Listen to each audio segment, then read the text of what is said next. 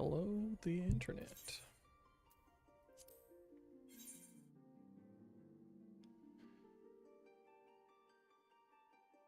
Bum, bum, bum, bum. Feels like this is louder than usual for me, but it's not really coming through very loud in the stream, so I don't know.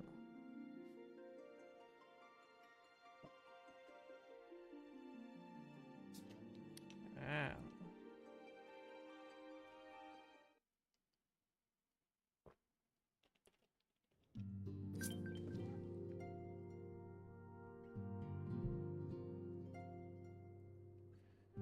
Bum, bum, bum, bum, bum.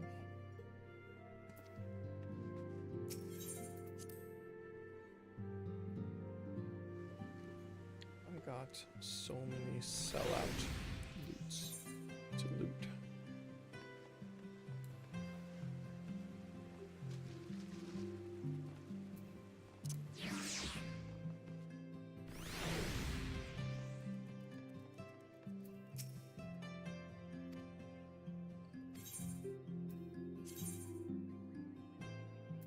Mountain Zoom.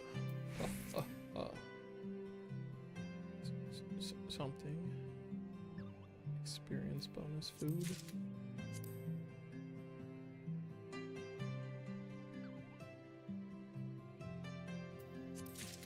Free teleports.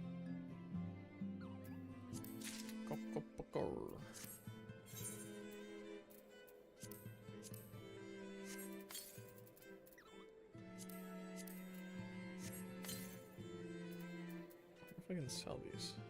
Unsellable. Great. Alright. I want to go here and figure out how to fly.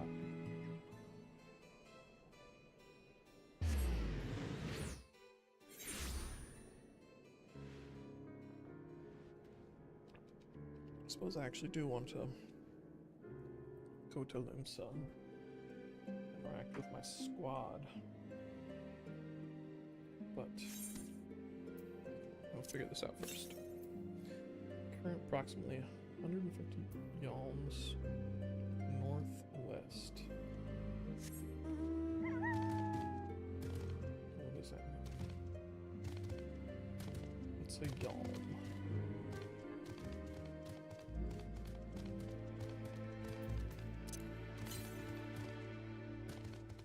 Yalms to the north. Oh. Hello.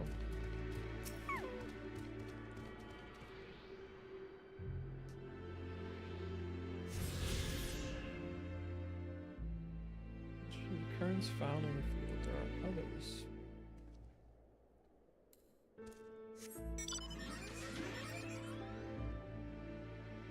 To remain in side quests.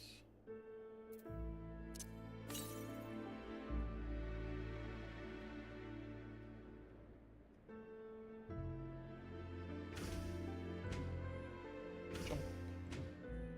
Jump.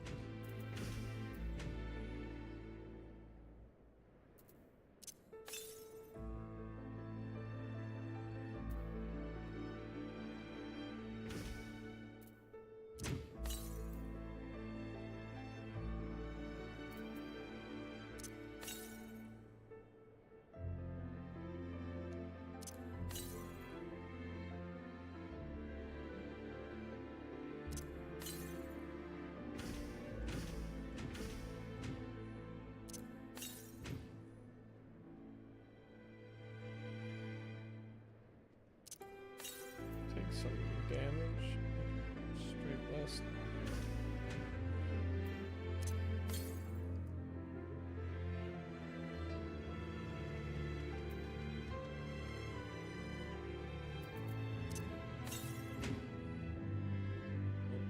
Northwest again.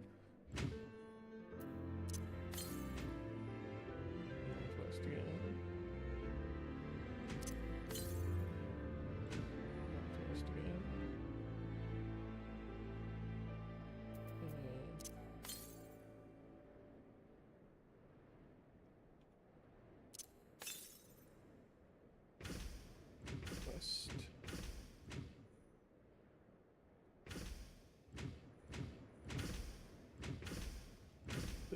I'll get up here. I don't know if it's in that cave or not, but by cave I mean canyon, maybe?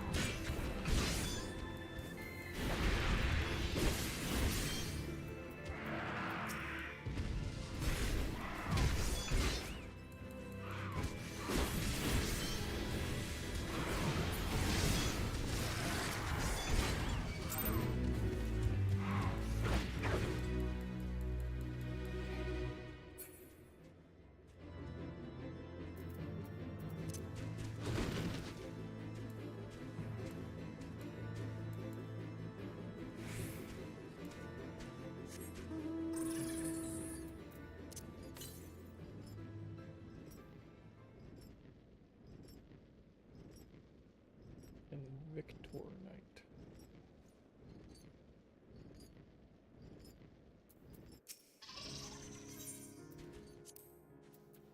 Chobabo.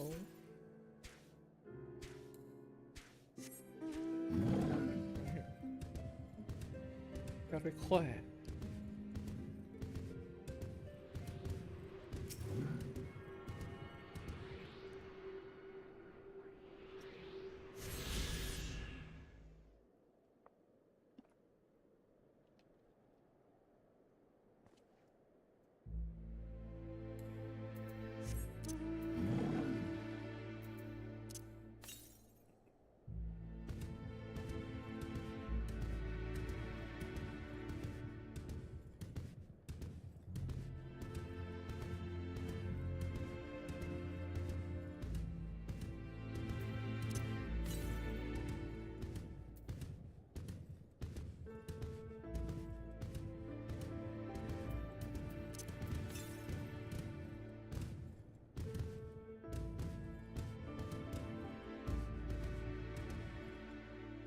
Gelato.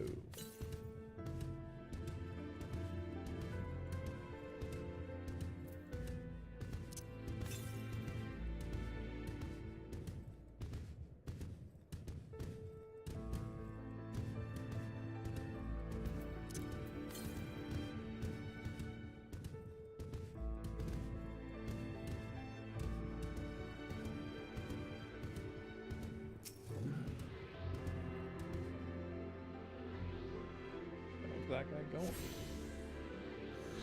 Just chilling.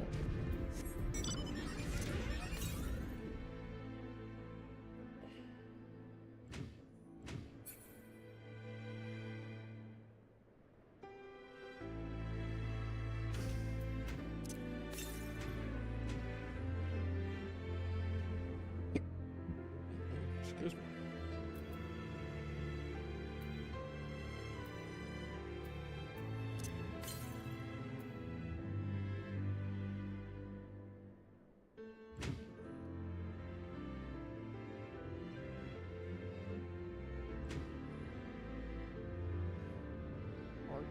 Yorns.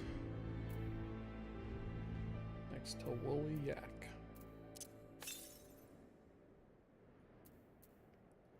And Ice Sprite.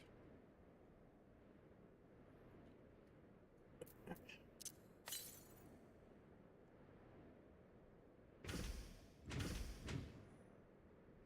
think if there was only goofy ass weird names in this game, it wouldn't feel so goofy. But that there's both normal Final Fantasy names and weird goofy ass names gives me whiplash all the time. Constant whiplash.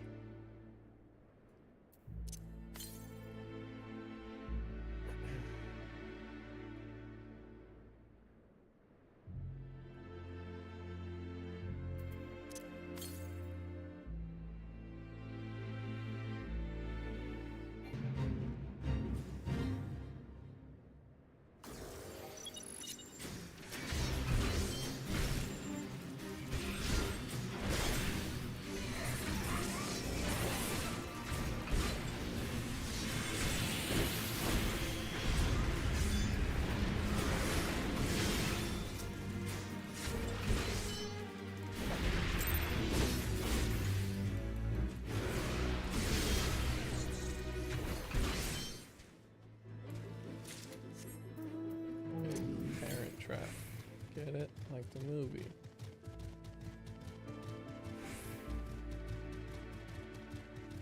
Turtle, turtle, turtle.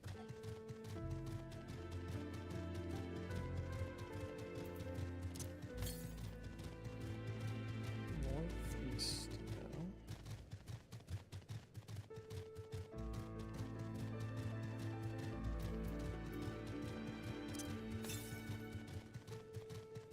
North.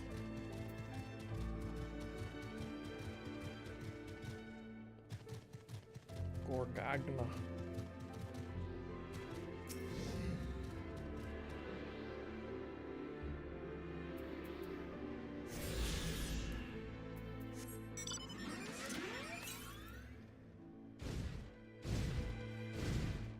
See nothing nearby.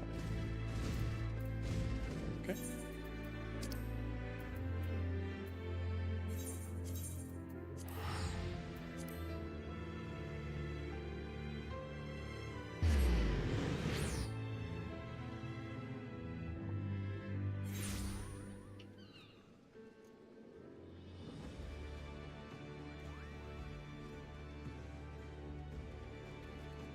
What's my squad up to?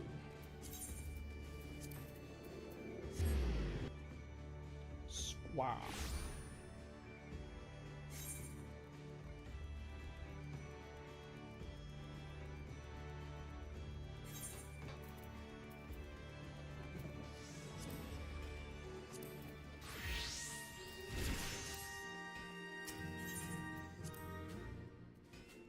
Otani Hanar attains level 98. What happened?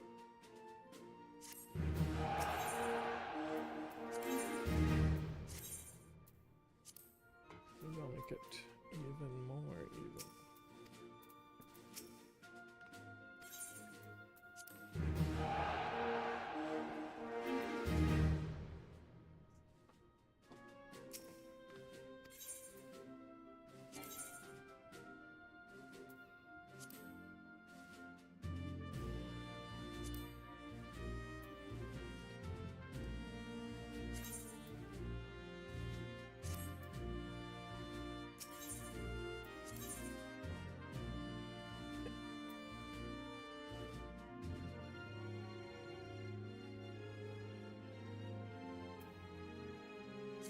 Just increases and it doesn't decrease?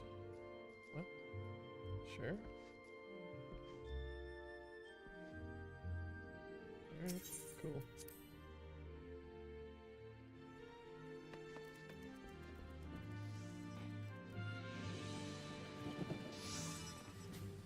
I have very little interest in transmogging them. I barely transmog myself.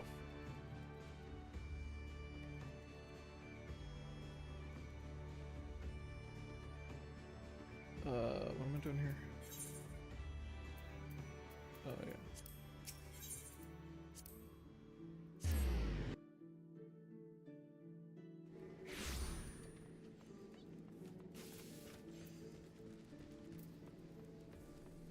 I mostly just want to get to the point where I'm allowed to buy stuff with my points.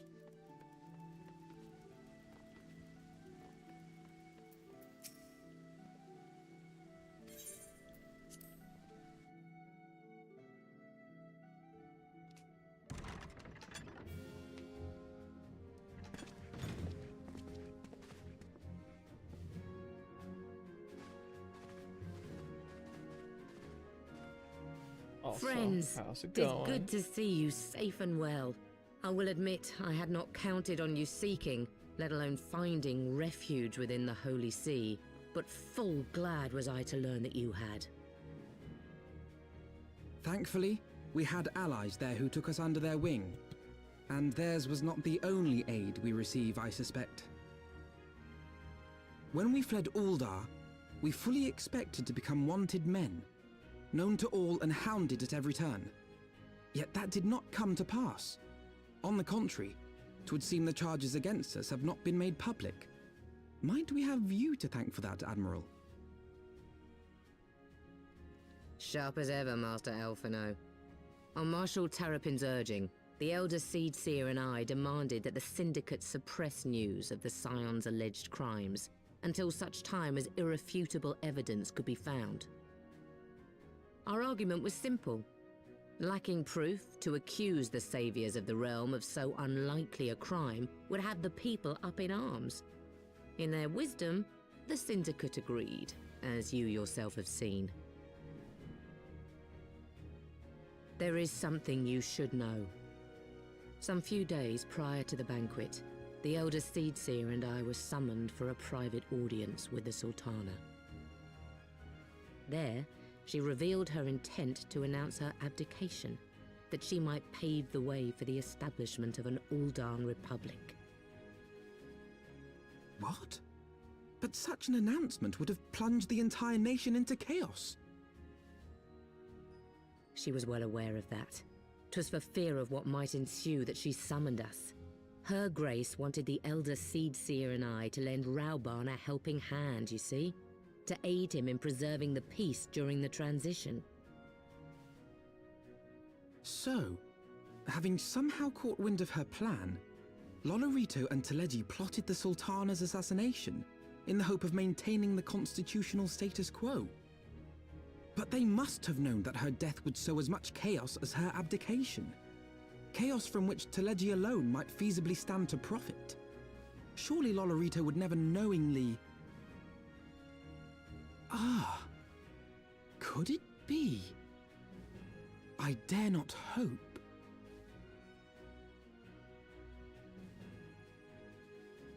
The Uldan authorities have yet to announce the Sultana's passing. To allay any suspicion that may arise from Her Grace's absence, they have issued a statement to the effect that she is presently convalescing from illness. Mayhap they're waiting for a fitting moment to break the news, or mayhap they know of some other reason to delay. Something else has been bothering me, Admiral. I was dismayed to learn that General Rauban is to be executed. Yet upon hearing the news, I could not help but wonder why he had been kept alive for so long. Pray mistake not my meaning. I am, of course, overjoyed that our friend still draws breath, and that he might yet be saved. But if his enemies truly wished to eliminate him, they could have done so immediately. I see no reason for this delay. Aye, you've struck upon an important point, Master Alphino. Following his capture, Rauban had been held in the Marasaja pit within Uldar. In recent days, however, he has reportedly been moved to an unknown location. Queerly, 'twas not the brass blades who spirited him away either, but a band of soldiers decked in blue. The Crystal Braves. Aye. If I read the winds aright, The arrangement between Lord Lolorito and the Braves has come under strain. At any rate, if we're to rescue Raobarn, we'll have to find him first. And you'll be glad to hear that I have already entrusted the task to those best able to see it done. Our friends of Doma.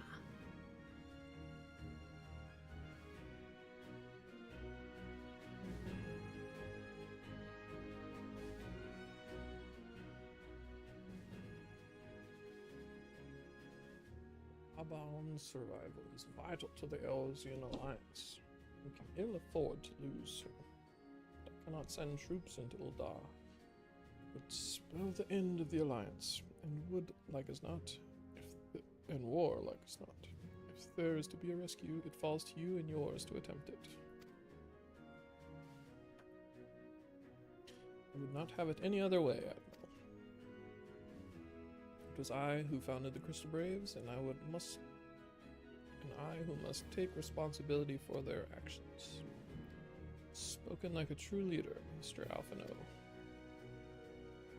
By way of a first step, you should seek out our Doman contract. You will find her among the frontier hands at Revenant's Toll, working in a kitchen.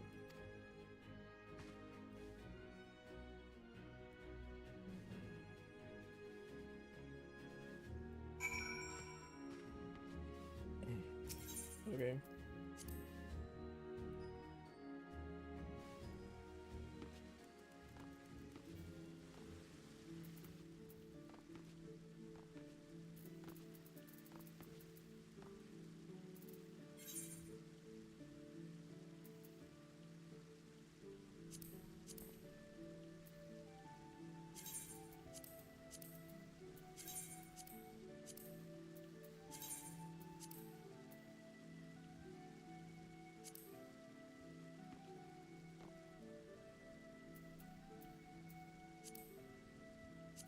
Go do some gambling real quick.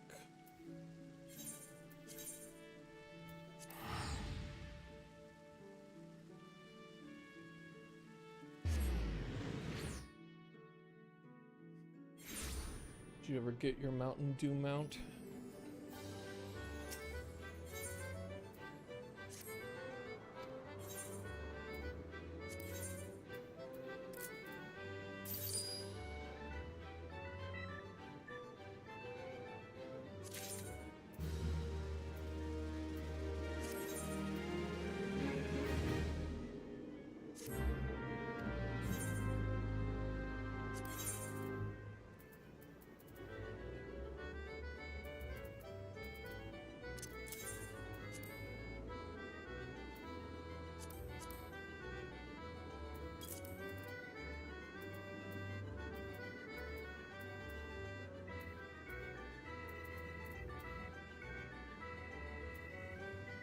Just got some fire shards, I thought. Where did those go?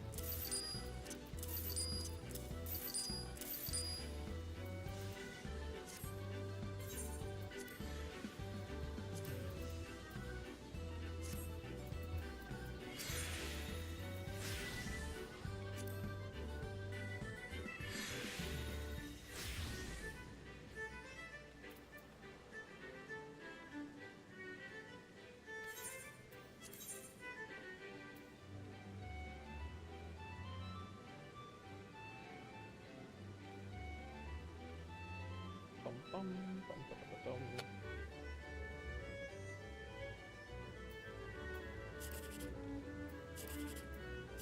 Dang. Hate to see it. I guess this could be okay. 60 that one. This could theoretically be 1800.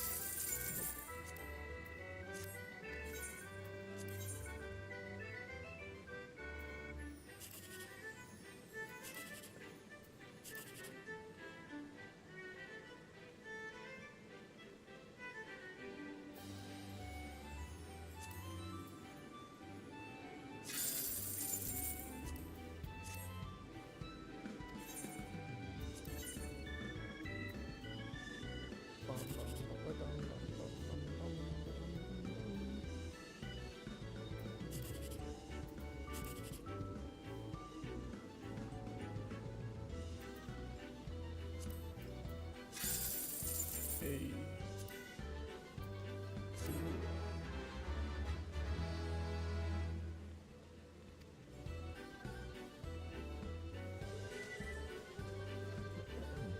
Okay.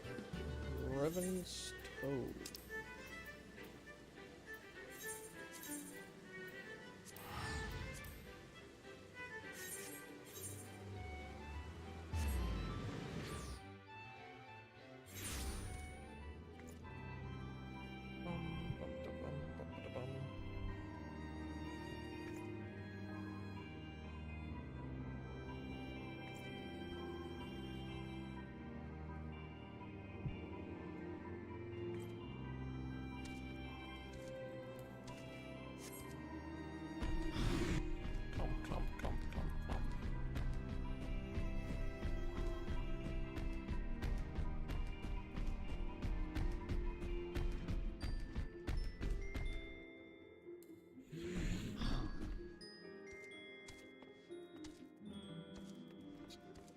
Upstairs.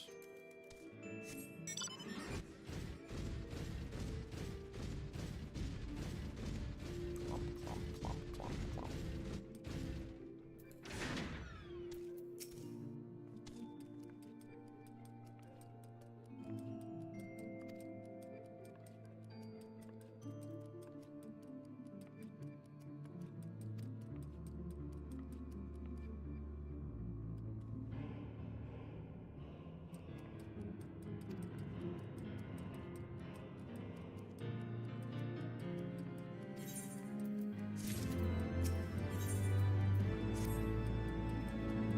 Shortly before you arrived, I received word from Limsa Laminsa that you were searching for General Raban. The Admiral will have informed you. He was recently moved from his cell in the Flame Junction. Yu Hase and the 3rd Unit were observed leaving the Rising Stones. This can be no simple coincidence. Their purpose, we believe, is to escort the Flame General to the scene of his execution. Suffice it to say, we have people shadowing the 3rd. If you would join the hunt, pray seek out Doware at Highbridge, where I too am bound.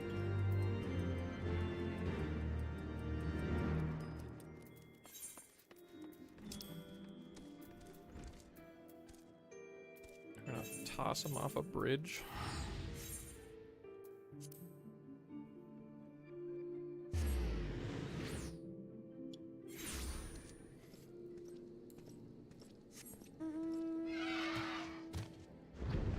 Here's my mountain zoo.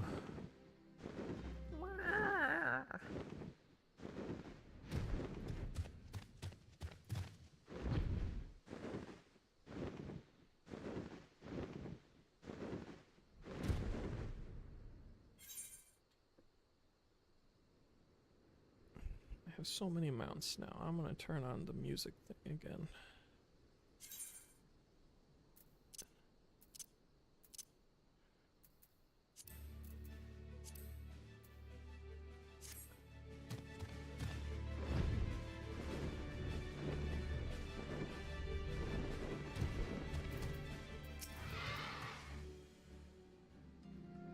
Time is of the essence, so I shall be direct. Yu Hase and his men are bound for Halatali. We believe that this is where they intend to carry out the execution. Hozan is presently keeping watch over the entrance. Let us make haste and join him.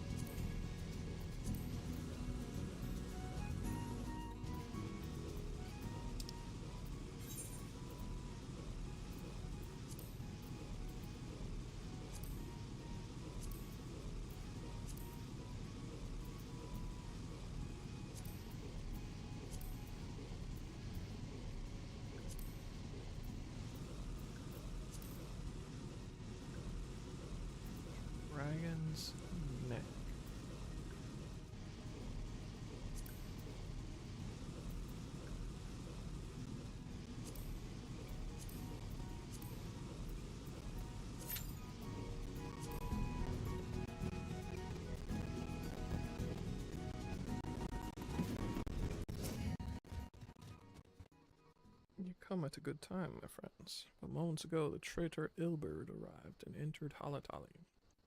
From this, we may be certain that General Raban is being held within.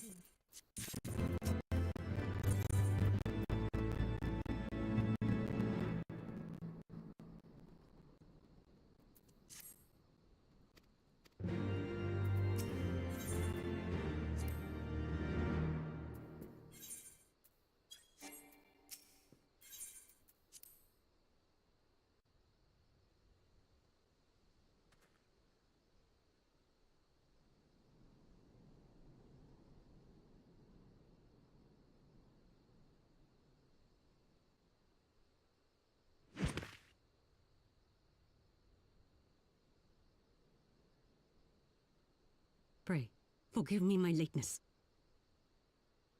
Lady Ugiri! Master Alphino, I am pleased to see that the light of resolve shines in your eyes once more. Ah, yes. How pathetic I must have seemed to you when we last met. I am ashamed to recall it. For a time I was well and truly lost. But with the aid of my comrades, I have since refound my purpose, and I shall take care not to misplace it again. Since your escape from Ulda, my fellow shinobi and I have shadowed the Crystal Braves every step, in hopes of learning the Scion's whereabouts. Regrettably, our investigation has yet to yield any useful information. Pray, forgive us. You need not apologize, my lady. We are grateful for all that you have done on our behalf. Besides, Ralban is no less a friend, and we cannot well abandon him to his fate. Hozan, the three of us shall attend to the Flame General's rescue. Pray, draw away the guards by the entrance. Take Dowade and Higiri with you.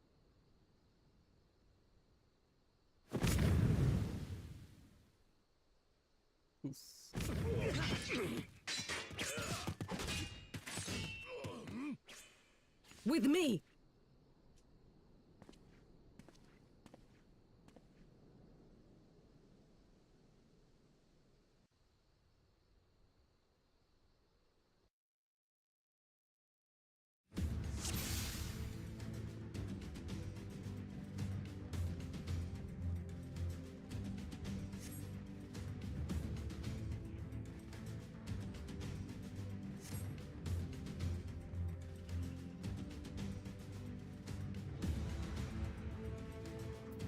I can finally kill these guys.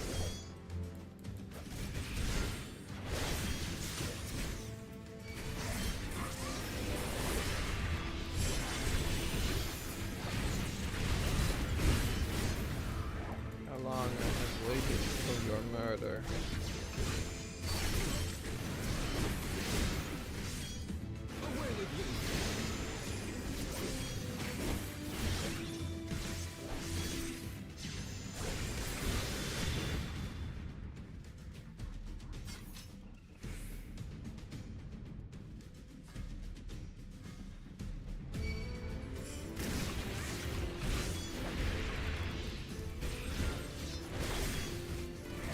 Leave this to me!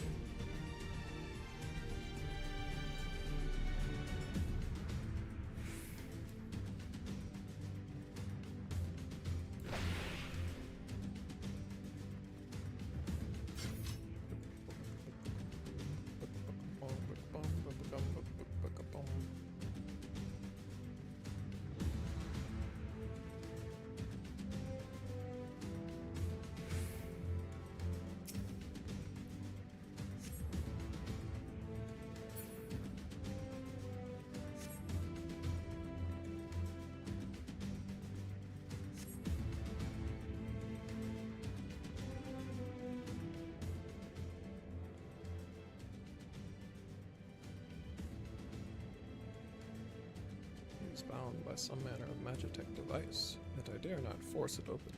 It may well be booby-trapped. are to such devices. The Crystal Braves will possess the key.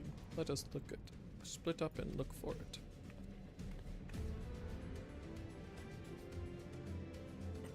That will not be necessary. Ray, do not take it personally, my friends. You are the victims of harsh economic conditions. Happily, you will not suffer for long. This poison will convey you swiftly into the bottom of Thou, where I hope to join you after the passing of many prosperous years.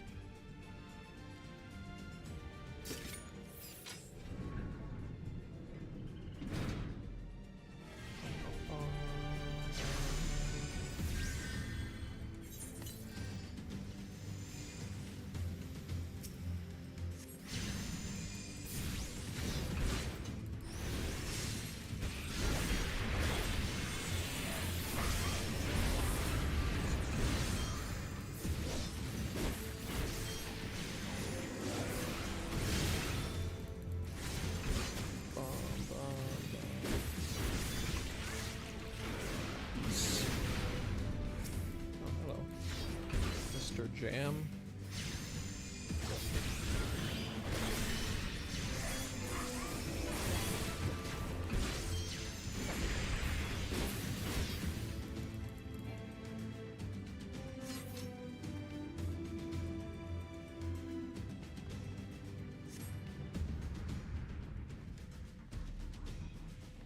Stinky air.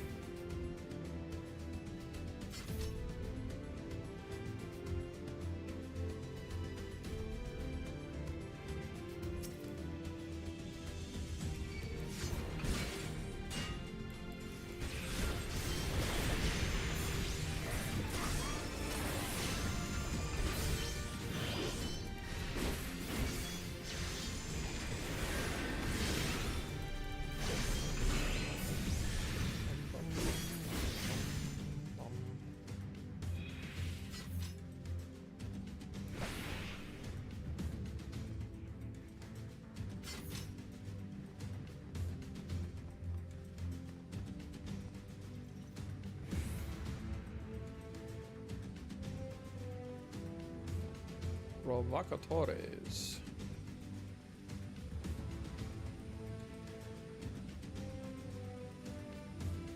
This appears to be the source.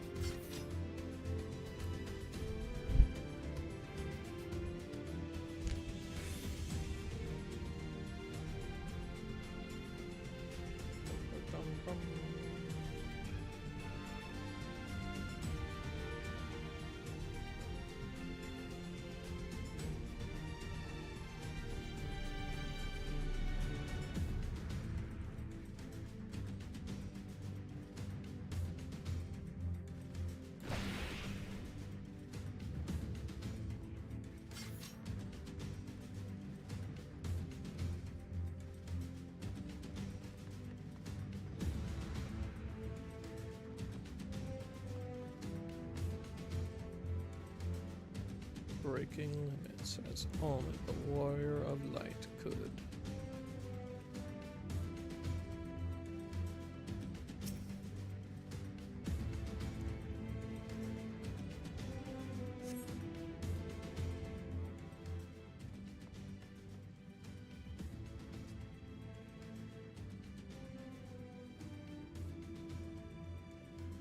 It's not my name.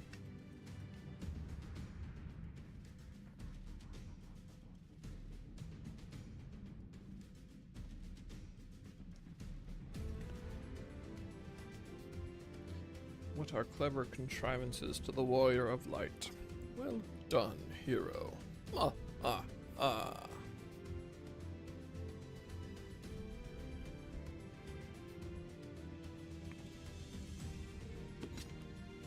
You bird. You mean to struggle on, then? Very well. If you would stand in my way, I will cut you down like all the rest.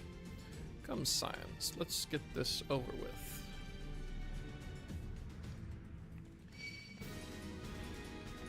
Bum, bum, bum, bum, bum.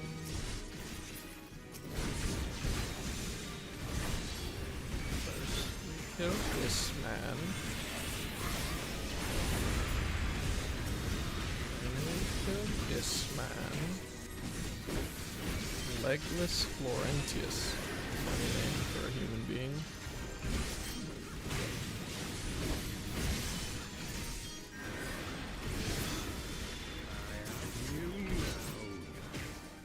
Gilbert has us now. Ouchies. It is nothing.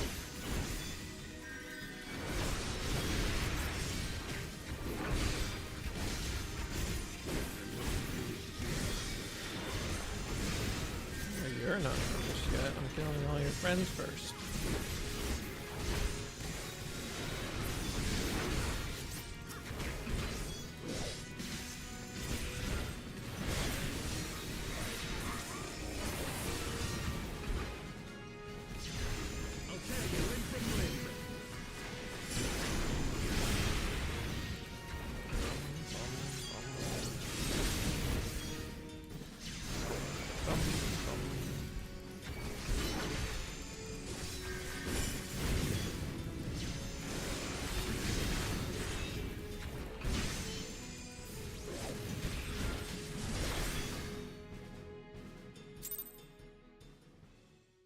That was so difficult. This changes nothing. It is over, Ilberd. Lay down your arms and surrender yourself to justice. Justice? Justice for what exactly? 'Twas not I who assassinated the Sultana, boy. Ere we debate who is responsible for the assassination, I would ask whether an assassination took place at all. Oh, clever little shite. But If you think you fight for justice, lad, you'd best wake up. The truth is, you fight for whoever bloody well tells you to. Can you not see you're being used? By the Scions, the City-States, even the Crystal Braves? They none of them care a whit what you want. Only what you can do for them. And how do I know this? Because I'm the same. A pawn to be used as my masters see fit. All I ever wanted was to liberate my homeland. And I ate dirt to make it happen. But what have I achieved after all these years in servitude? Nothing. Not a bloody thing! If we ourselves are not free, free to think and to act, how are we ever to reclaim our homeland? Know this. There is nothing I would not give to take back Alamigo. Nothing!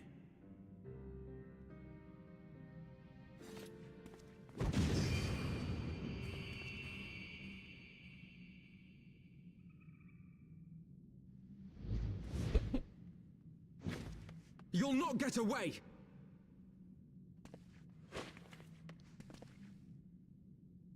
No, Master Alphino. Now is not the time.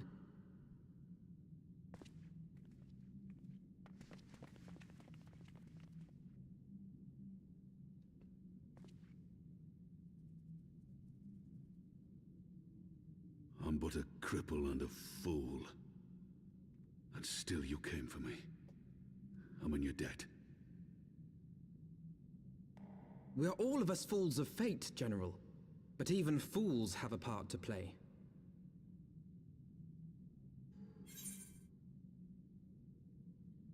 On your feet, gladiator.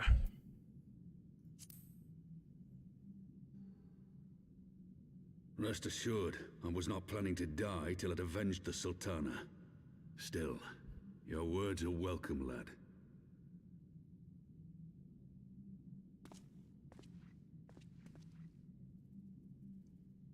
Know this, Ilberd. There is nothing I would not give to see you pay for what you've done. My wealth, my arm, my life. Nothing.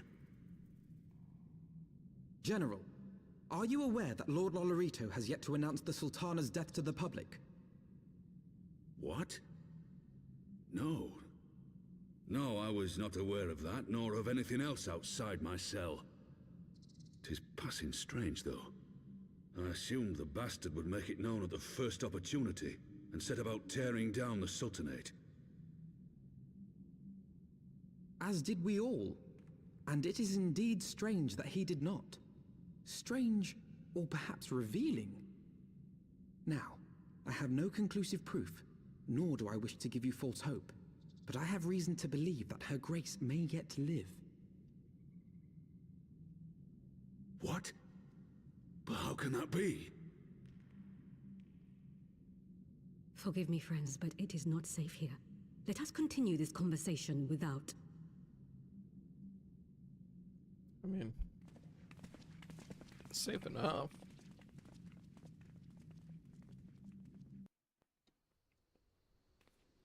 Really, as long as I'm in the room, what's the worst that could happen?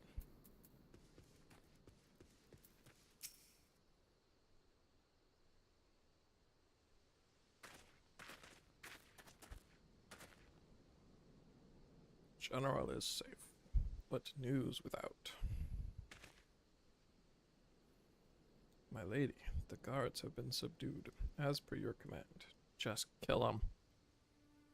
You have since kept watch over the entrance. There has been no further activity. Then Ilberd and his minions have fled via some other egress. Scour the perimeter for signs of their passing.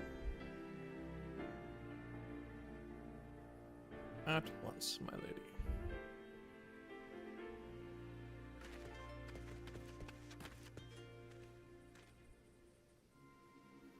General Alden, I presume, and the signs of the Seventh Dawn. Who are you? Identify yourself. Pray, do not be alarmed. My mistress is a friend, and I come bearing a message of goodwill. For your own safety, she bade me direct your steps to the Waking Sands. Know that Master Orianger awaits you there, along with others sympathetic to your cause. This is no ruse, I assure you. General Alden, you will come with me. I have prepared a carriage that you may travel in comfort, safe from prying eyes.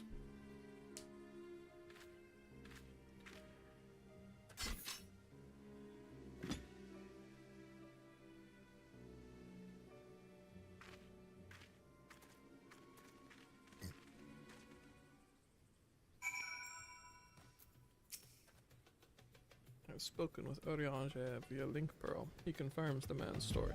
Raban is in safe hands. Let us make our way to Vesper Bay.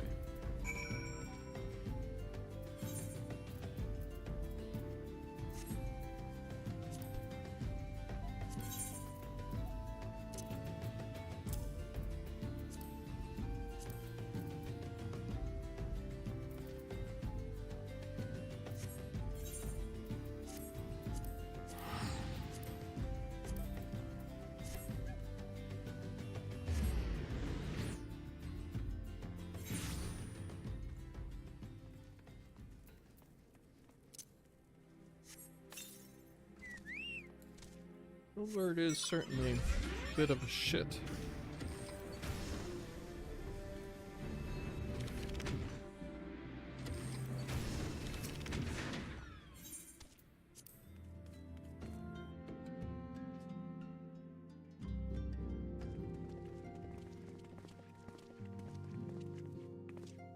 My dearest friends, praise be unto the 12 for delivering you from the clutches of treachery. Father! Pippin, my son, and Master Papashan besides. Forgive me, Father. I should have been at Her Grace's side. Save your tears. The Sultana yet lives. You. It was I who arranged this gathering. And judging by your perplexed expressions, it would seem introductions are in order. I am Dulala, head of the Order of Noldthor, and member of the Syndicate. What you said about the Sultana, is it true? Is she alive? Young man, I understand you were with the Sultana when she drank from the poisoned goblet and collapsed. Would I be correct in assuming that you did not personally verify Her Grace's vital signs? Why ask when 'tis plain you know the answer? Calm yourself, General, and let me finish. The truth is not as you imagine it. You are all victims of a most ingenious ruse. A ruse conceived to eliminate the threat posed by Teledji Adeledji. I guess technically It is morning. my belief that Teledji plotted the Sultana's assassination alone, but that Lolorito caught wind of his plot and exploited it to his own ends. He sought to manipulate you into eliminating Teledji for him, and you duly obliged. At one fell swoop, he removed his two foremost rivals, all the while remaining above suspicion. God strike me down for a fool. But the Sultana, how can it be that she lives? She lives because Lolorito willed it. Her own lady-in-waiting is but one of his many little birds. By her sleight of hand, the poison was switched for a less deadly draught before it could reach her mistress's lips. Some manner of sedative, perchance? Of a potency sufficient to induce a slumber like unto death. Okay. I mean, Were I honestly, to guess, I would say Her Grace is being held somewhere, Pretty dreaming baller dreams of a brighter Uldar, even as we speak. Oh, Nanamo. I will never forgive Lolorito for his part in this. I mean, it seems like he's kind of a bro. Though Lolorito's hands are far from clean, Yeah, that's what they I'm saying. did pluck Her Grace from the jaws of death. That must count for something. And though one may call the man's methods into question, it cannot be denied that he knows the value of stability, to the very gill, like as not. He craves power, 'tis true, but he has no desire to depose the Sultana. I had never taken sides in your feud with the monetarists, but it was not for want of concern for our nation's welfare. Indeed, 'twas out of the desire to see order restored that I furnished your Far Eastern friends with information, and arranged this gathering.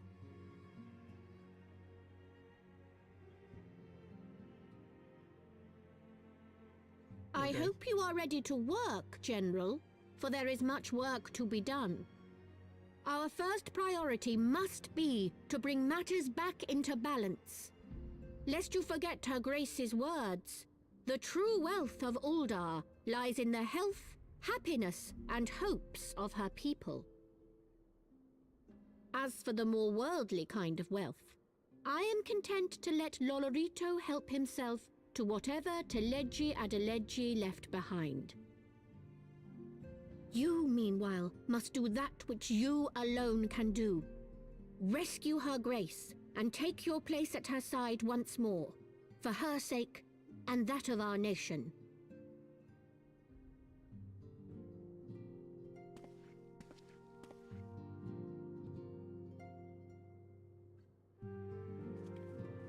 Honestly, Lolorito seems pretty chill. The only person he got killed was someone even scummier than himself.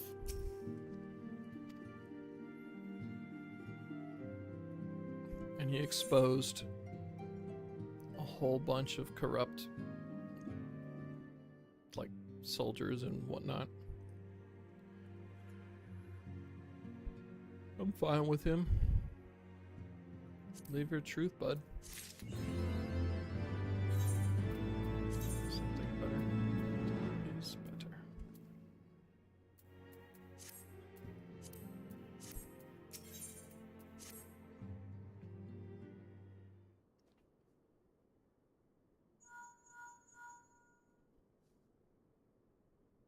Tataru. Yes, General Raban is now in safe hands. What? Another assault? Very well, we shall return at once. Pray notify the Count of our coming. The Dravanians are preparing to resume their siege of the Holy See. Though I am loath to abandon the Sultana to her fate, we lack the necessary evidence to act upon Dulala's claims. That being the case, I propose we leave Marshal Tarupin and the others to investigate, and return with all haste to Ishgard. Okay.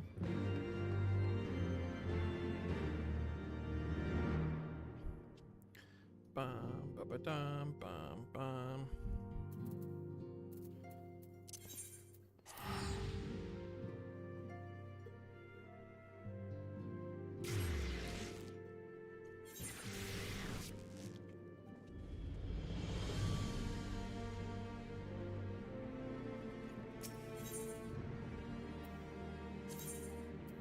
Portal.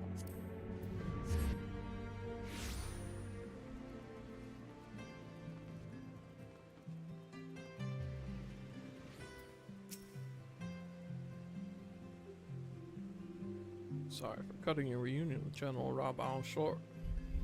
I wouldn't have bothered you, but the city's awash with rumors of another Dravanian attack, and Lord Hoshafan was desperate to get hold of you.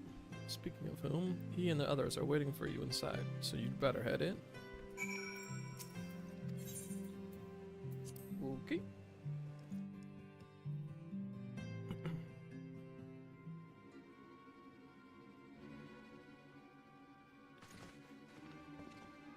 My friend, I thank you for answering our call with such alacrity. As I am sure you are now aware, the Dravanians are once more gathering for war. Master Orkson, Master Levelier, I must apologize for this abrupt summons, but we thought it best to have Mistress Tataru contact you by the most direct means available. When the Observatorium's bells toll, 'tis a warning that cannot be ignored. The Holy See has ordered that we make ready for battle. In case you haven't heard, a band of trappers returning from the west claim they saw a cloud of dragons big enough to dim the midday sky. Nidhogg's minions gather once more for war.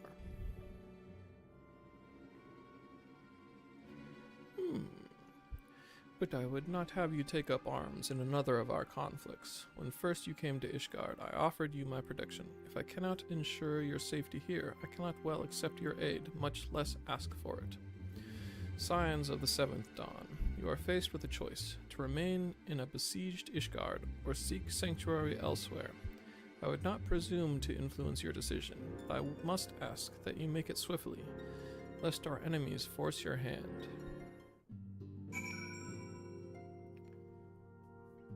Okay. Though we flee to the ends of the world, it would seem that no place in this troubled age is free of strife. Once more the horde descends upon Ishgard, and once more her wary defenders must take up spear and arrow. The Count would have us seek shelter from this storm, but I, for one, grow tired of running. If we are to shine the light of dawn, we must do so in the sight of our fellow man, not hunkered in a hole. What say you, Fluffy McGee? Humph. Yeah, let's fight. Fuck it. Let it never be said that we abandon our allies in their hour of need.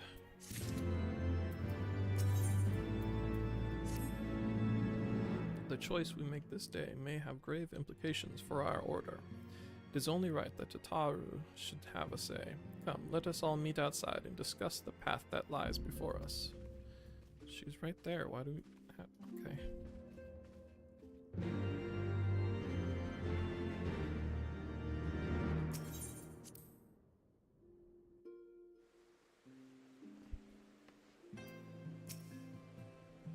Go out into the cold.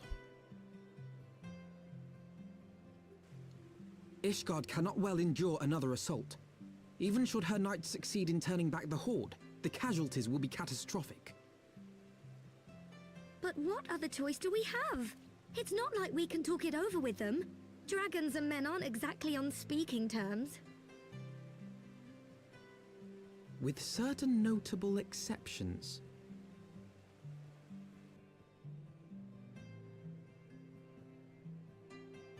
You don't mean Iceheart? Or me. When last you spoke with whatever. her, she lamented her crimes, did she not? Then there remains a sliver of hope. If we can persuade Iceheart to act as our intermediary, we may yet be able to convince Nidhogg to abandon his bloody course. If there is to be a meeting, I would accompany you. Estinian. Hello, Mr. Other Azure Man. Even with your intermediary, Nidhogg's blood rage may render him deaf to reason. However, the mere attempt may afford our forces precious time to prepare. Of course, you might also consider a more direct approach to ending this conflict. With the power of the Eye at my disposal, and the vaunted strength of the Warrior of Light, we could conceivably slay the beast outright. If we are to risk a face-to-face meeting with the Dread Worm, I for one would feel safer in the company of the Azure Dragoon. However, I should only turn to your lance if my words failed to find their mark. Is that clear? Perfectly. I shall assume that Iceheart enjoys similar diplomatic protection until instructed otherwise. A word of advice. Think carefully before divulging the particulars of this plan to Sir Emmerich. 'Twould not do to have the Lord Commander accused of consorting with heretics. Indeed.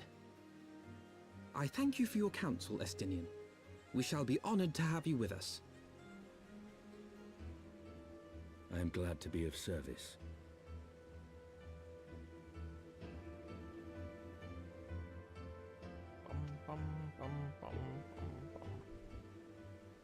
We have chosen a difficult road, yet even should we succeed in winning Iceheart to our cause, our plans for parley will swiftly come to naught should the Holy See decide to strike first against the Horde. We must petition the Lord Commander's aid ere we set forth. I only hope that Sir Emmerich will be willing to muzzle Ishgard's forces in the strength of our vague assurances. Tataru, I would ask that you remain at Fort Thames Manor and inform the Count of our decision. Tell him that the Scions of the Seventh Dawn mean to do all in their power to ensure that Ishgard and her people survive. Yes, sir.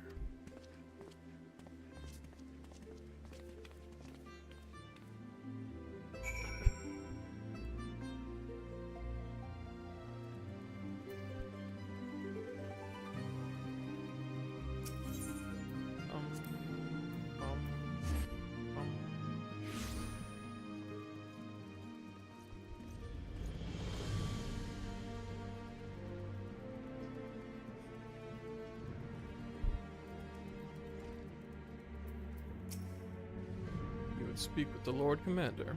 Pray make it quick.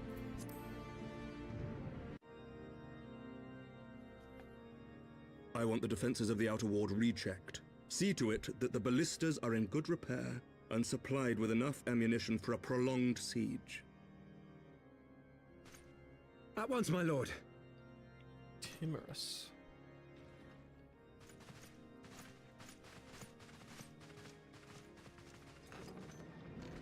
Ah, 'twould seem I have visitors, and unlike those messing beyond our walls, these ones are welcome. Pray forgive us for interrupting you in the midst of your preparations, Sir Emmerich, but our suit concerns the impending assault. To speak plain, we believe there is a chance the invasion might be halted before it even begins.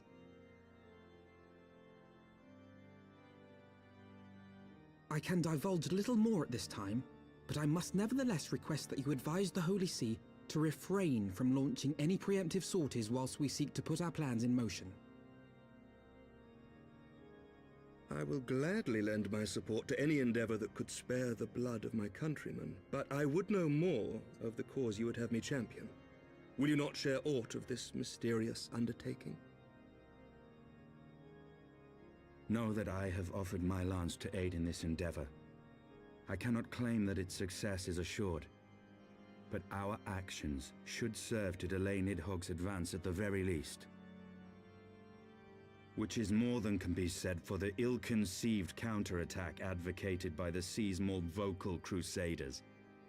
They offer glorious death, but little hope of victory. Aye, their proposal does not inspire confidence. Our resources should rightly be spent shoring up the city's defenses. The Azure Dragoon and the Warrior of Light sallying forth together to face the dread worm Nidhogg.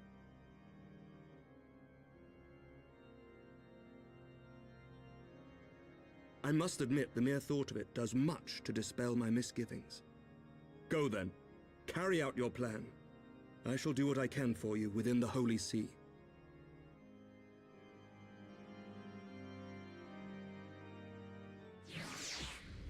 Okay.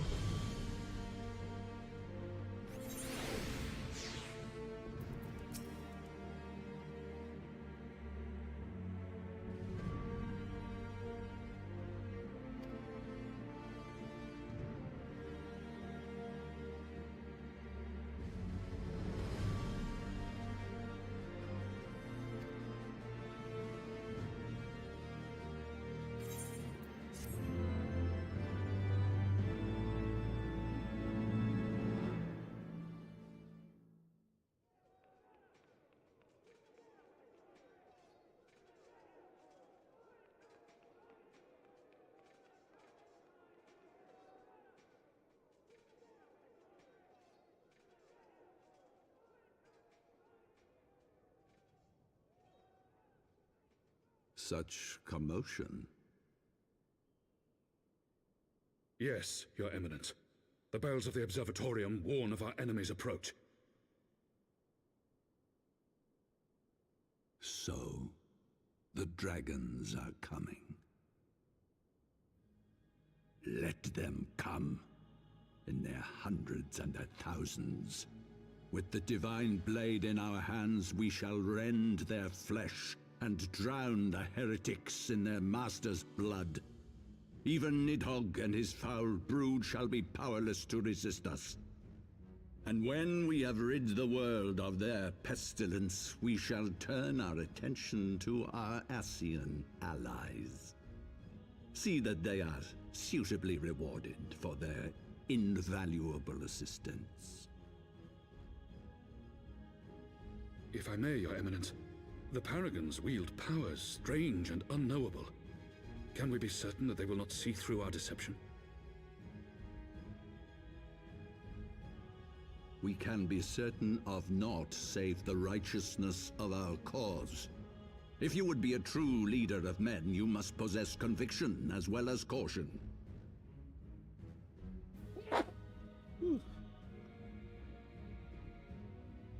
We seek to excise the root of an evil that has blighted us for 1,000 years.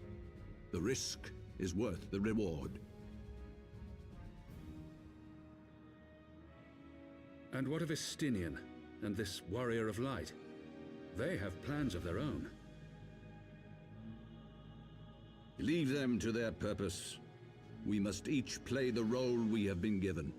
You and your chosen brothers most of all.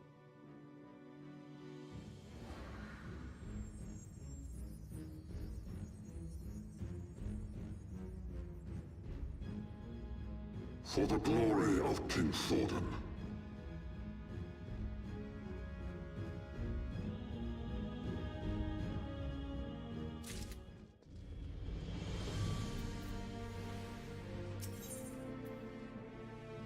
Wind up Alphina.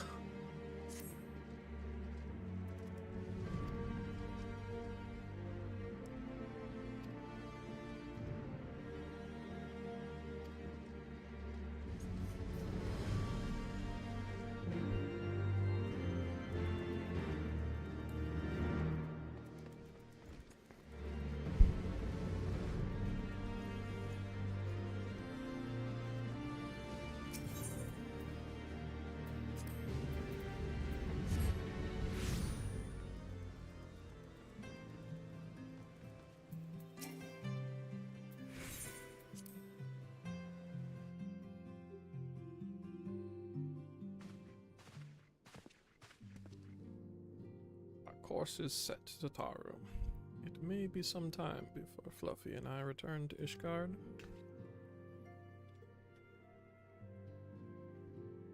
Well, just you be careful, alright? Oh, and don't worry about me. I'll be busy listening out for news of our lost friends. If anyone can find them, it is you, Tataru. Farewell for now. Oh, before you go, you must put this on, Alphino. I made it specially.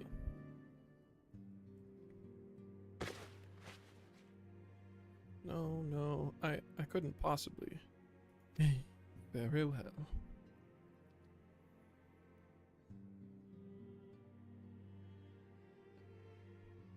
By the 12, it fits perfectly, and the quality is rather good. I'm glad you like it. I've been practicing my needlework while I listen to rumors and the like. Good receptionist is always learning new skills. My thanks, Tataru. Whatever else awaits me upon the road, I shall not fear the cold. 'Twas the least I could do. Now I must be getting back to the tavern, or I'll never catch up with all the gossip. Best of luck on your journey.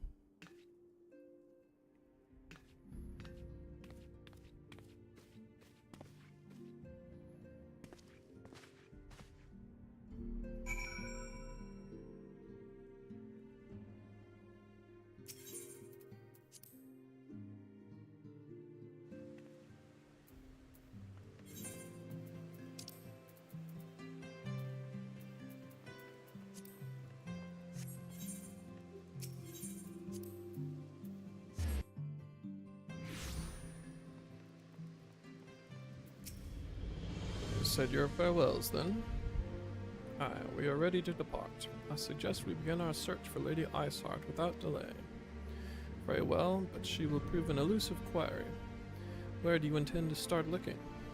In the absence of any fresh intelligence on Ysael's movements, I propose we pick up the trail where she was encountered last, the Korthus Western Highlands.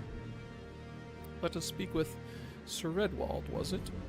As the commander of Falcon's Nest, it is like that he will know of if any heretic activity has been reported in the area.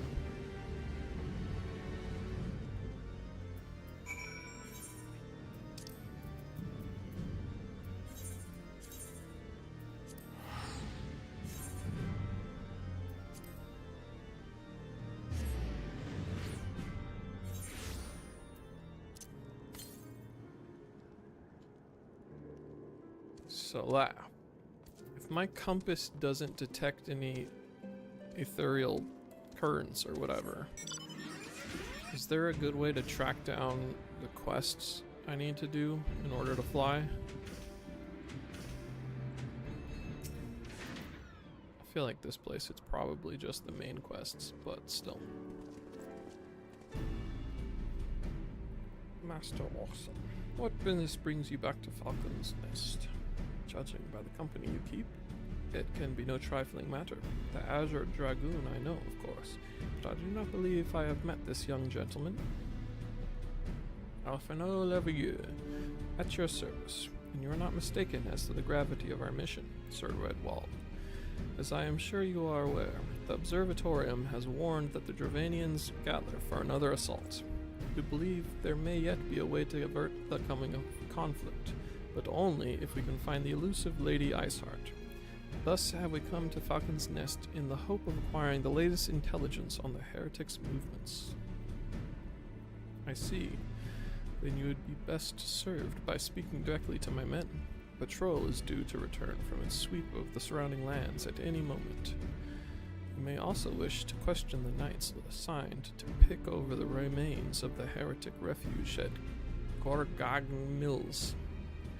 It is possible they have unearthed information that could be of use to you. Master Orkson knows well the place I speak of, for it was he who first discovered it.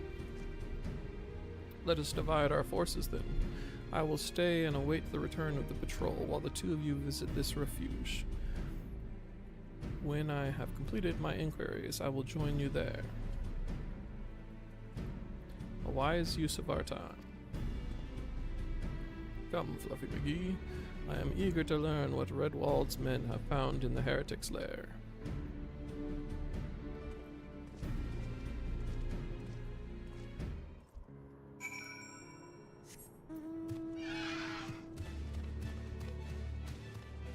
Bridge over frozen water.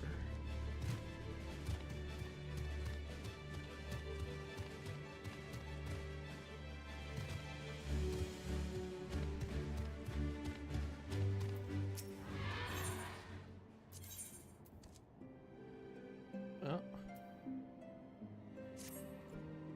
Speaking of looking for quests that do Aether stuff, you have a moment to talk?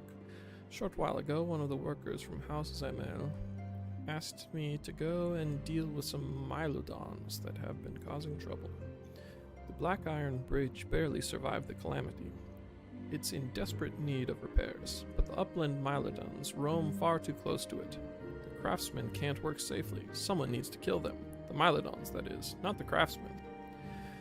I'd ask the Dragoons to do it, but they're so busy it'd be weeks before they found the time. I'd do it myself, but there are so many of the beasts that I fear I'd be swarmed and outnumbered. You're a capable man. Would you be so kind as to thin them out somewhat? If you were to kill, say, 3 of them, I think I'd be able to finish off the rest myself.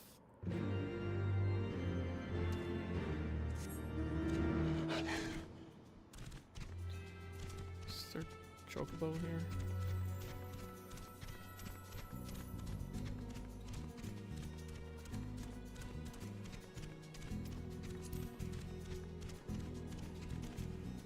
Chocobo, chocobo.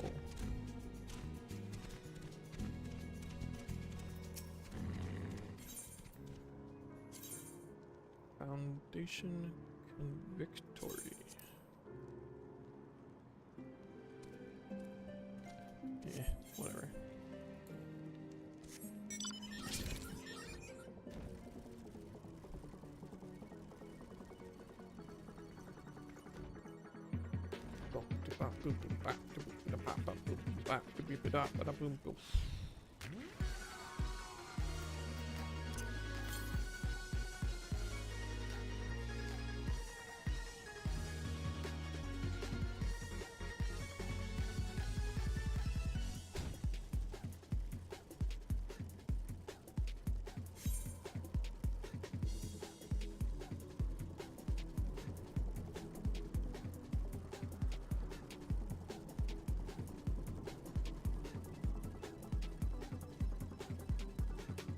It's a big little fluff ball. The beholder.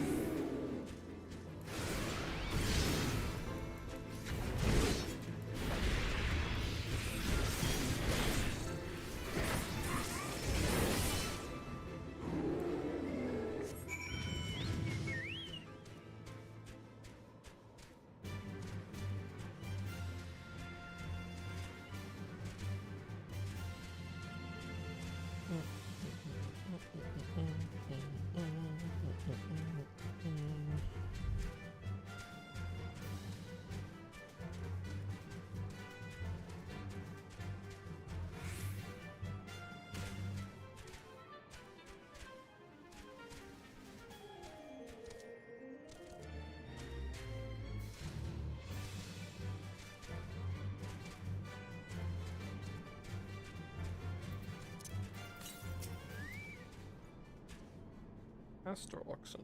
Our findings, you say? Well, there is something of a tale there. No sooner had we chanced upon a promising-looking sheaf of letters than we were ambushed from the shadows by great white beasts. 'Twould seem the heretics foresaw our coming and left behind their pets to discourage further investigation. Several of our number were badly wounded. You cannot carry out your duties until the creatures are slain. We have not the time to wait for reinforcements. Let us deal with these pets ourselves, Fluffy.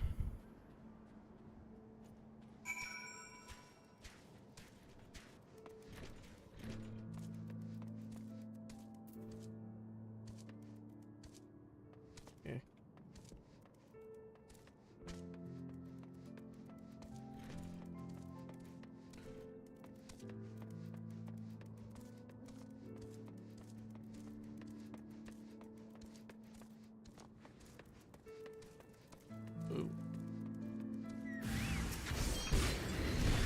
Some polar bears.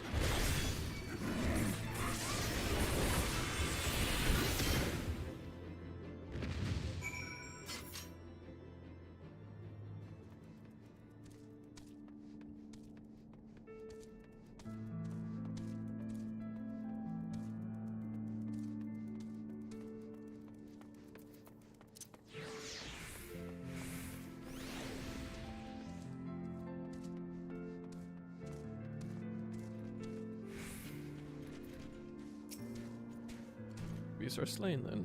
My thanks, Master Oxen. We may return to our duty without fear of a mauling.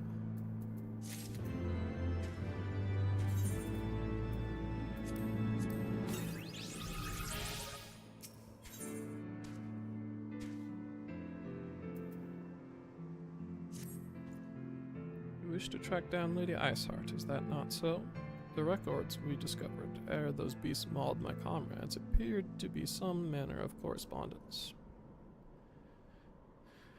We had not the luxury of perusing their contents more closely, intent as we were on surviving an onslaught of fang and claw, but I'd wager those epistles contain more than friendly salutations betwixt lonely heretics. My interrogation of the patrol proved fruitless. Either we divine some clue from these letters, or we wander the snowfields and pray that the gods lead us right to Iceheart's door. 'Twas hardly a choice at all.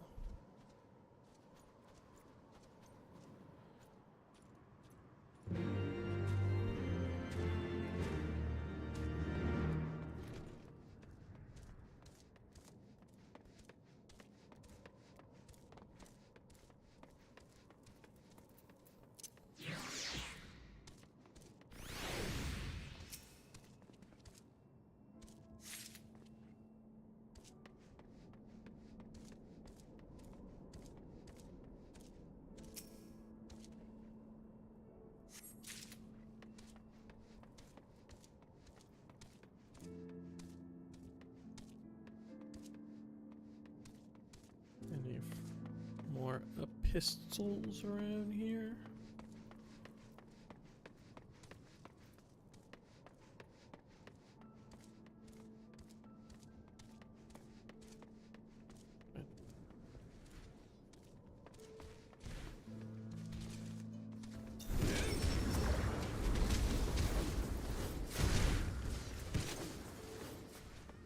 This level 94 quest happens here, apparently.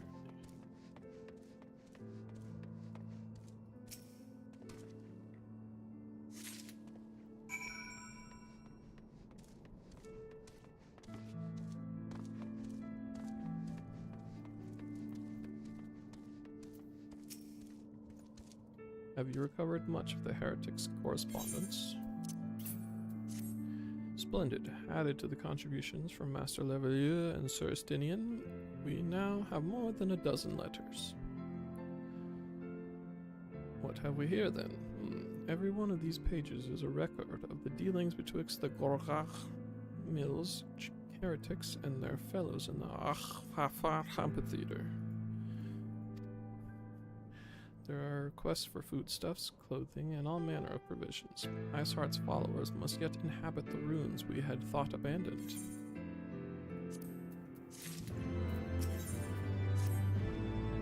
The Achafa Amphitheater. The very place where you witnessed the manifestation of the primal Shiva, was it not?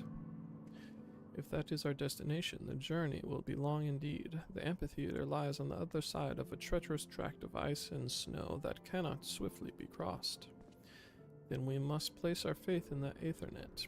As you may recall, our dear friend Moonbrita succeeded in recreating the Achafa beacon after it had been destroyed by Lady Iceheart. At the time, it was assumed that the resultant aetherite would only be temporarily viable. But given that the heretics of Gorgach Mill seem to have been in regular contact with their brethren at the amphitheater, I'll wager it still functions. I suggest we make for the aetherite within Snowcloak without delay. Correct me if I'm wrong, Estinian, but in the course of mapping the Snowcloak tunnel system, a passage was discovered leading out into the western highlands, was it not? Might it be possible for us to reach the aetherite from this side of the wall? It should. House Dorande posted soldiers at the western highlands entrance from the tunnels after the tunnels were cleared, but they will not deny us entry.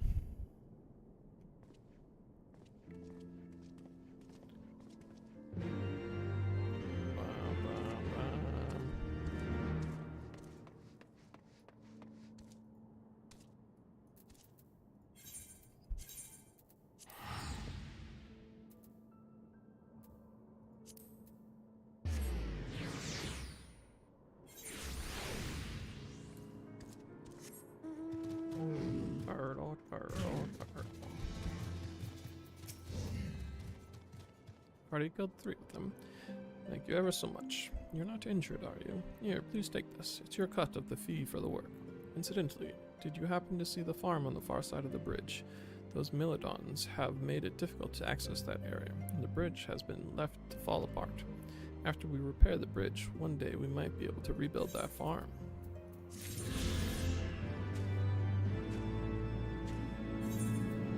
The movements of the winds.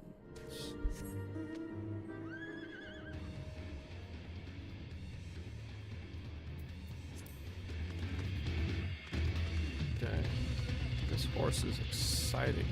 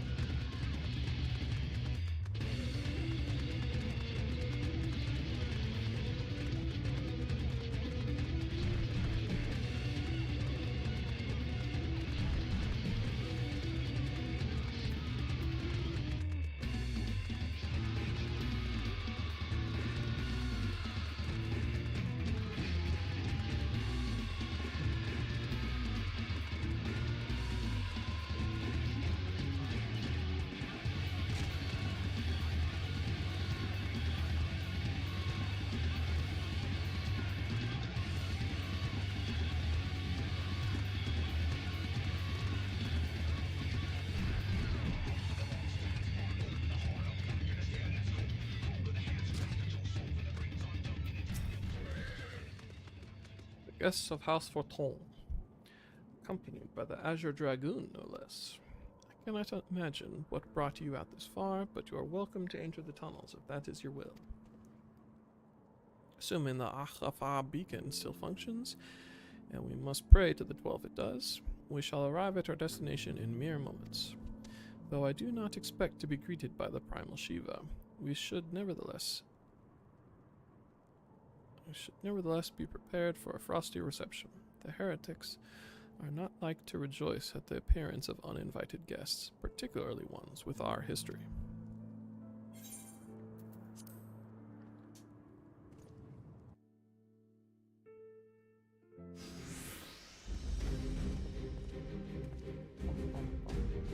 An impressive structure. I wonder how many ages it has endured.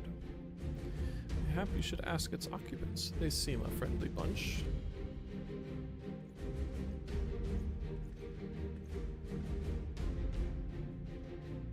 Dogs of Ishgard. Is it not enough that you banish our beloved saint? Will you not be satisfied until the ice is slick with the last drops of our blood?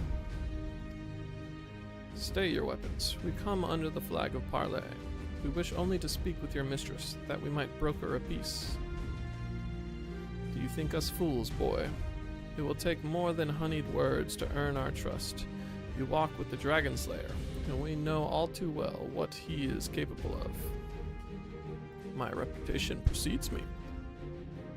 They give us little choice. Come, brothers, may dragon wings bear us to victory.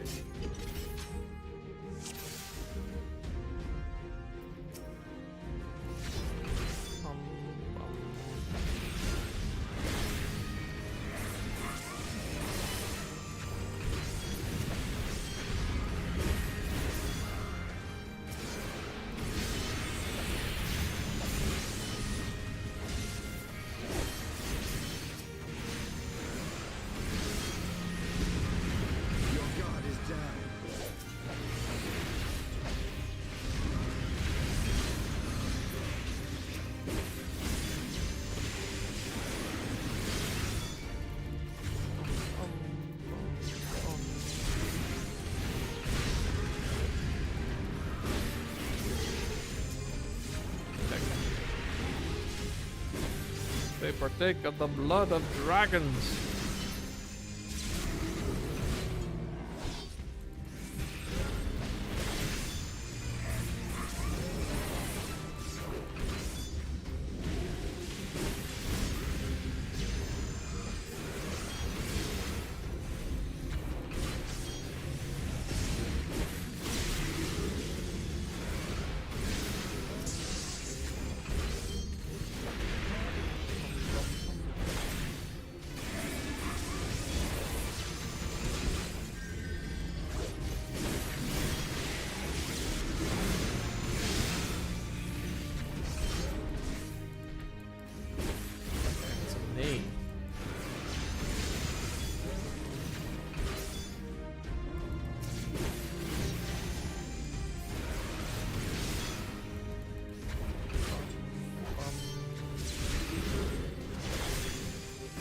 Whoa. He's so big.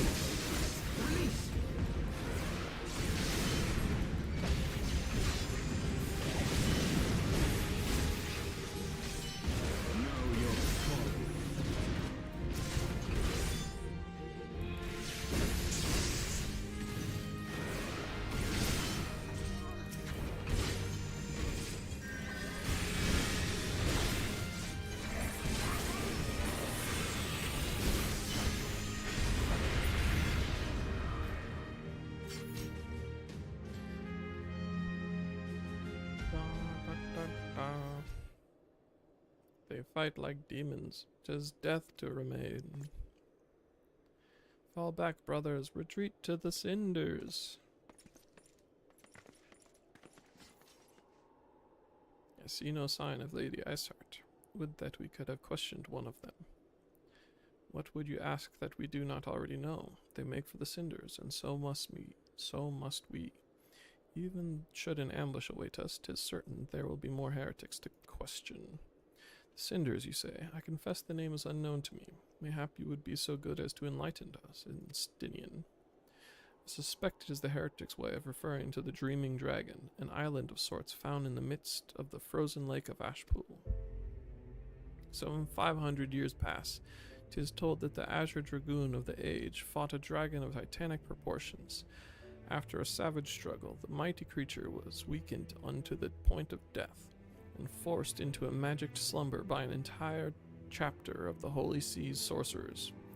Ere long, a rain of ash and cinders did begin to fall upon the sleeping serpent's motionless form, covering the creature at length in a shroud of grey. Of course, a thick layer of ice has since formed on top of it, but you may be sure I speak true. Fascinating tale. We should make haste to this Ashen Isle.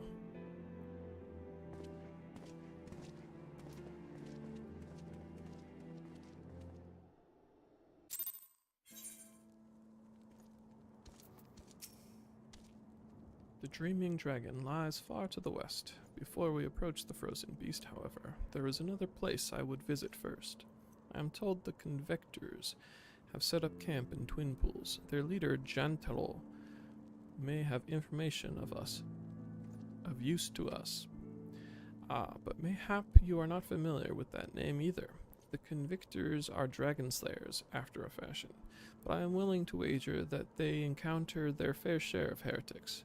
If we are indeed walking into a trap, I would learn of all there is to know of our foe. Sound suggestion. Let us speak with these Convictors, then, and temper our haste with a measure of caution.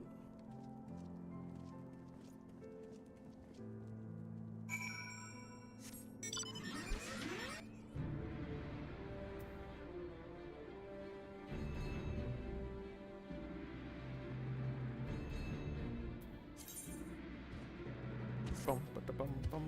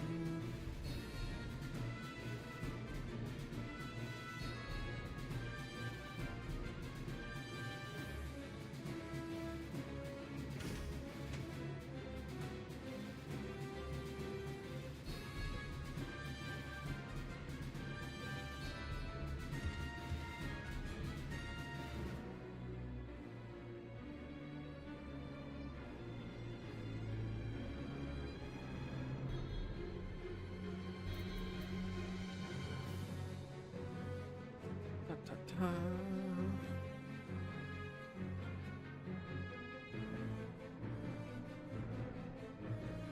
Crafting experience is increased. Neat.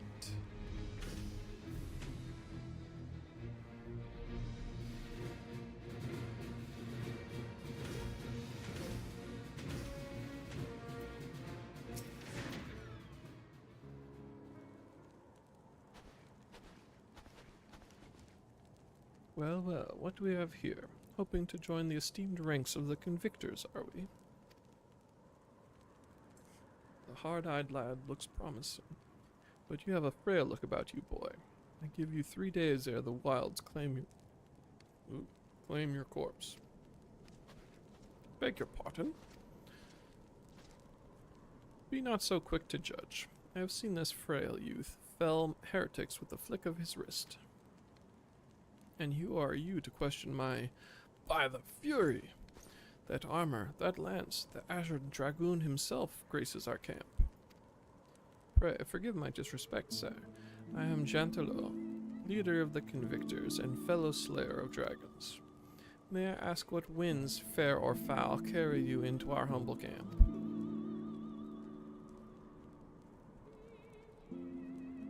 Ah, Lady Iceheart, is it? I know her by reputation, but I'm afraid I've seen naught of her or her people. That said, my own men can be somewhat lax when it comes to making reports. You may wish to question them yourselves. Thank you. We shall. Fluffy McGee, Estinian, let us make our way through the camp and see what information there is to be had.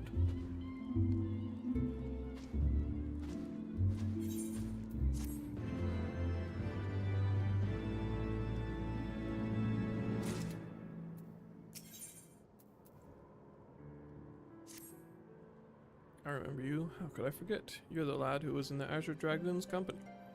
Since you are here anyways, perhaps you might like to try your hand at a spot of hunting before you depart.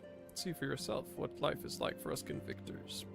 The Dravanian horde is stronger than you might expect. Unless you've been at it for years, like I have, I think it prudent to start with something simple, and then work your way up to the dragons. I suggest rooms. Slay 3 of those, then come back here. Consider it a warm-up.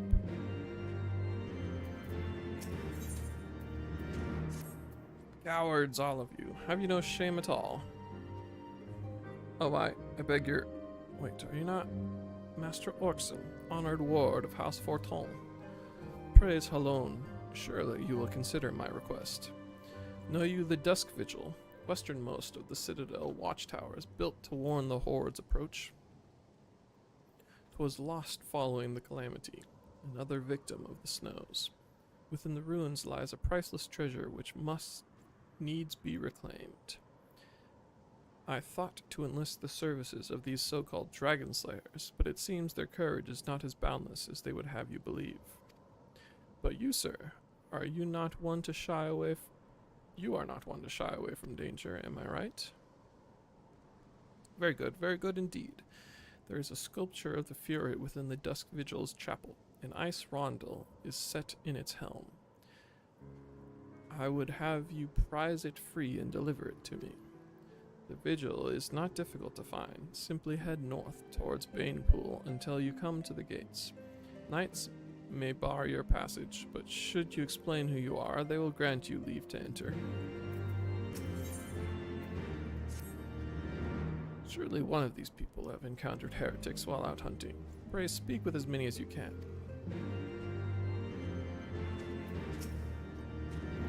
Nay, I know of no heretics. Do you honestly expect me to keep track of every Reitmau, Vermont, and Bertinant that wanders in and out of camp? Those are words. Are there any heretics in the area? I have not the faintest idea. Why a heretic could pass under my very nose, and I should be none the wiser. I hunt dragons, my dear fellow. The big ones. Forever do I scan the skies for signs of my prey. I care not for the miserable creatures that scurry upon the ground. Sick. Looking for heretics, you say? Why don't you go and bother Periquech or someone? I've enough trouble keeping these preening fops fed and clothed as it is. 'Tis no business of mine what folk do with themselves out there in the wilds.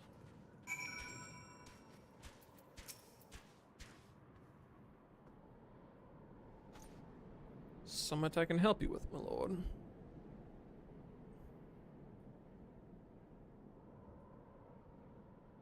Heretics, is it? Well, I've never seen one myself. That ain't to say I haven't heard a thing or two.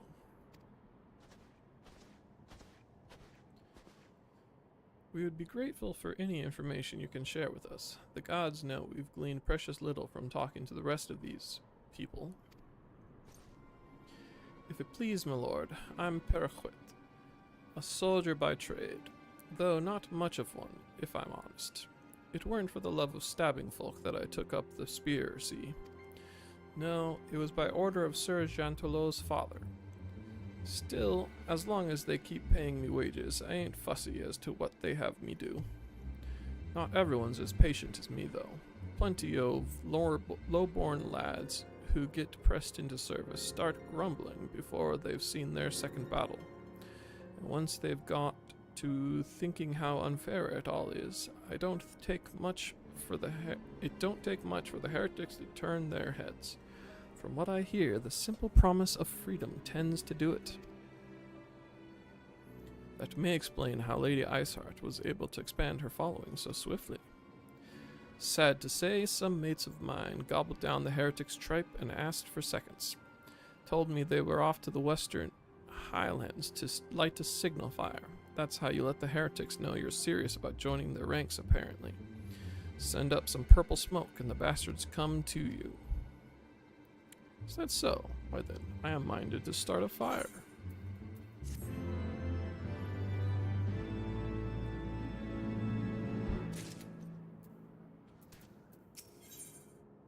Sidian wishes to prepare a signal file to lure in the heretics. If we are to lure our foes to our position, then we must find a means of producing a signal of purple hue. As it so happens, I once heard the tale of a trapper who dropped the hide of a woolly yak onto his campfire. Aside from the terrible stench, the story also described in detail how the smoke from the smothered flame was tinged a deep violet. You're a monster hunter of some note, are you not? It should prove a trifling task for you to procure a number of hides. We may need to burn more than one ere the heretic notice our beacon. Master Alphino, You and I shall gather wood for the fire. I will take the both of us to find enough dry fuel in this frozen wasteland. Let us meet again at the Dreaming Dragon with the fruits of our labor.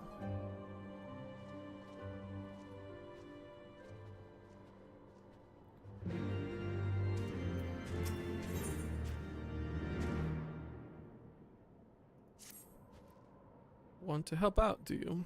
Well, there's plenty that needs doing, and killing besides. I'm sure you've noticed that dragons aren't the only thing we have to contend with out here. Take the polar bears, for example. They come here looking for an easy meal, drawn by the smell of our cookfires, and then raid our stores. Think you could thin their numbers a little. Killing 4 or so of them should suffice. You'll be compensated for your troubles, of course.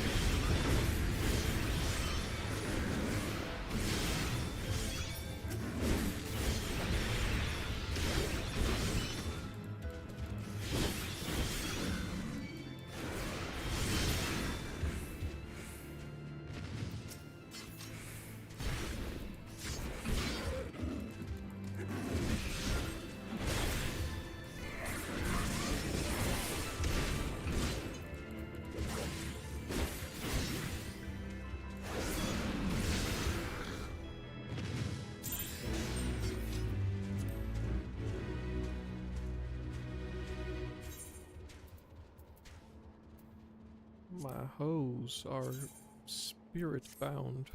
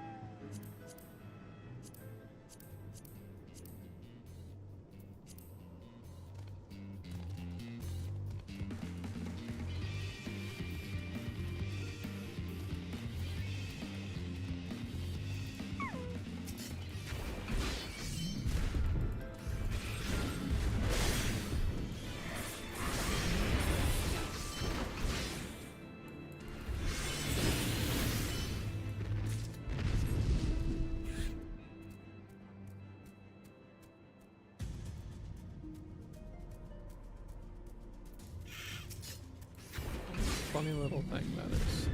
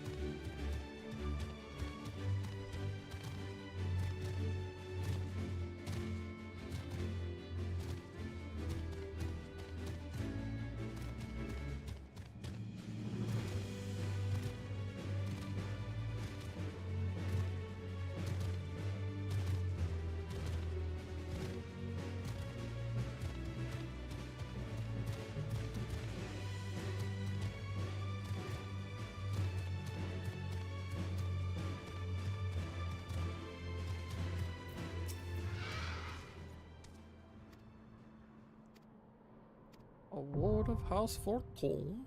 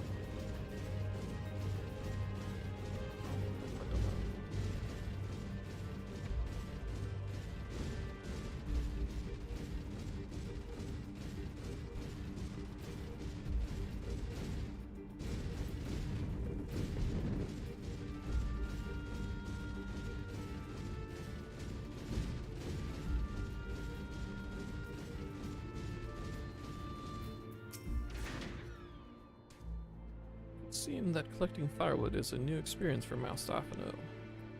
His must have been a privileged upbringing. Have you the hides we need?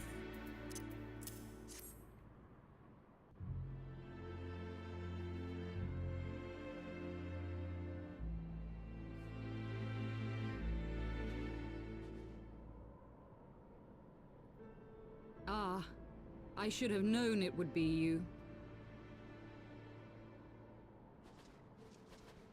Hello, Miss Iceheart. Word reached me of a struggle with a small but well-armed band of trespassers. Forgive my comrades their hostility. Few come here uninvited, and fewer still with good intent. Now, tell me why you are here.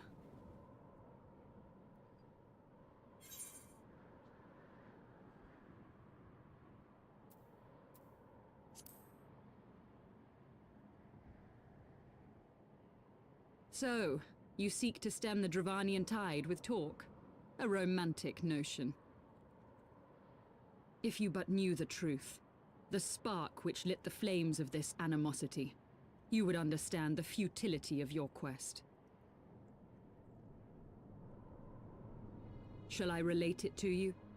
The sordid history my gift has shown me. That which the Holy See has taken such pains to suppress.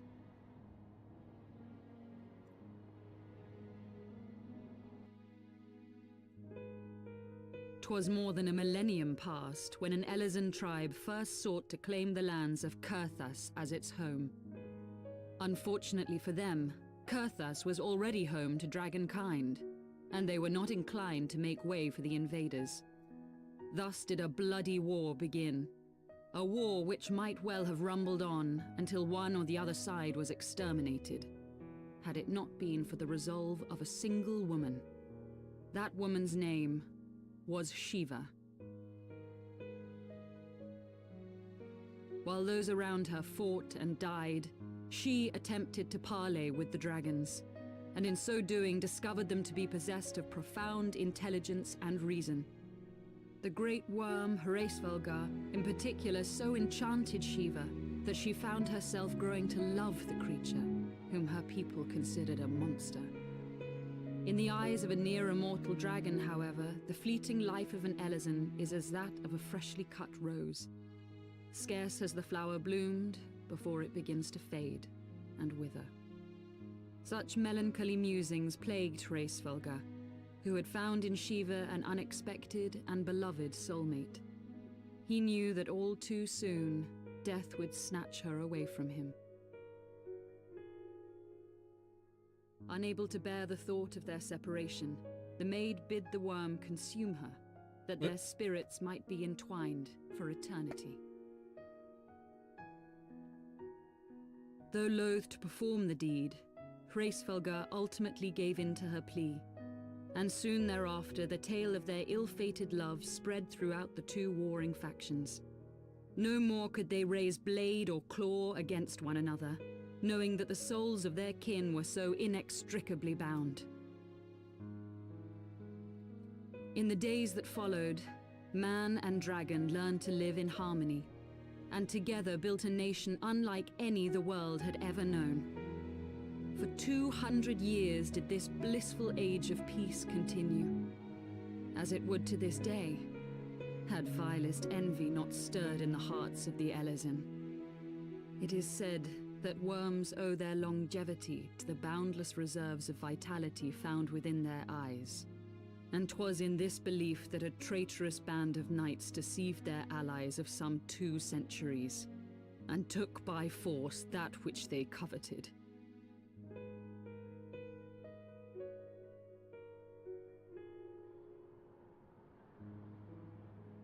Nidhogg, he who now stands poised to unleash his wormlings upon Ishgard, was the great dragon who lost an eye to Elezen treachery.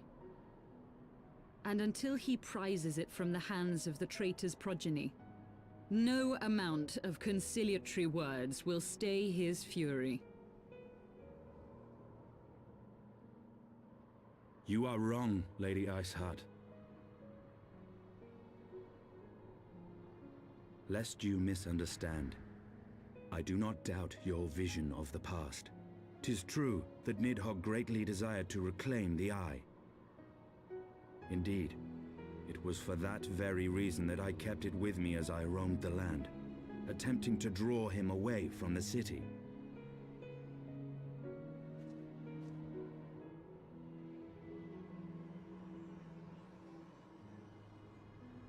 Kind of a small eyeball. Good gods! Until recently, Nidhogg seemed unable to resist its allure and pursued me relentlessly. Needless to say, that is no longer the case. Now, it would seem, he has fixed his attention on Ishgard itself, though he knows full well the Eye does not reside there.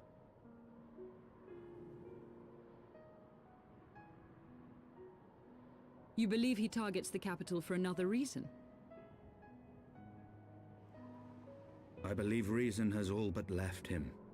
Through the Eye, I feel much of what Nidhogg feels, and the dragon's thirst for vengeance will not be quenched by aught less than a sea of blood.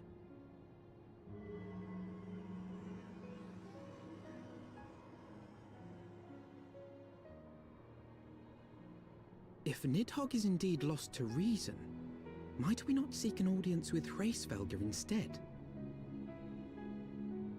He has thus far shown no inclination to aid in the invasion of Ishgard, and may yet welcome our efforts to broker a peace.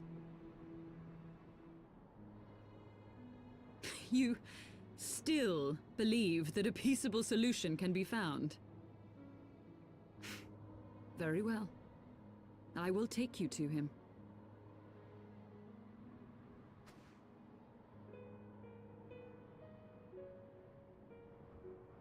Our road will lead us to Dravania, the homeland of dragonkind. There we shall ascend unto the clouds, where Hraesvelgr resides.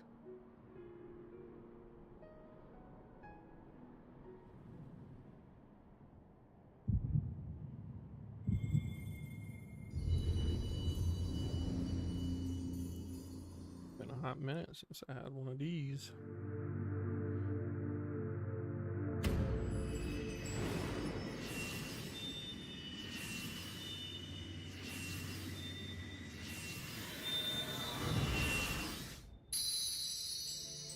What?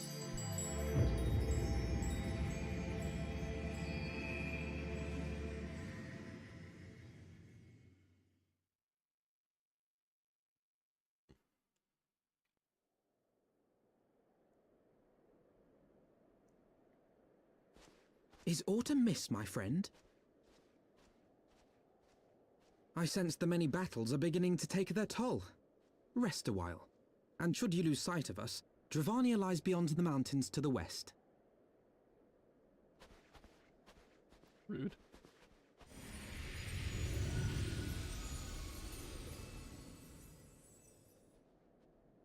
Curious. The vestiges of thy mistress's blessing are not as faint as once they were. Curious. Thy will to succeed grants thee unusual fortitude. But will it be enough? Nope.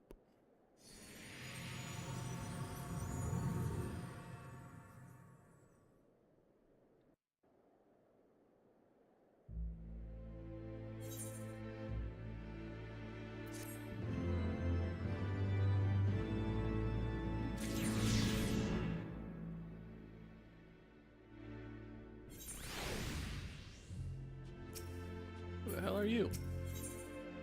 Oh, Iceheart? Okay.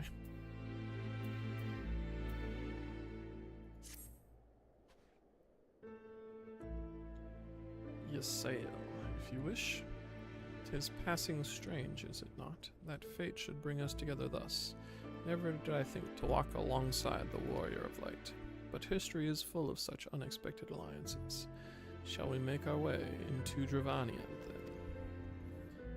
The chill of the western highlands is unrelenting, and I should sooner be under the sheltering canopy of the Chocobo forest. Oh, Chocobo!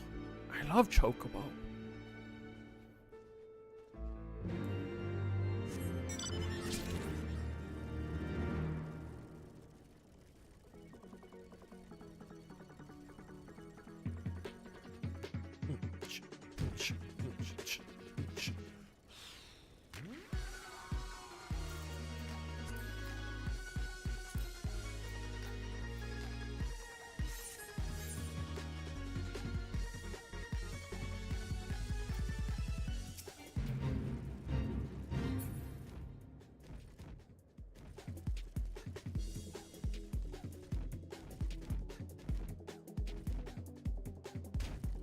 Oh yeah, there's a dragon.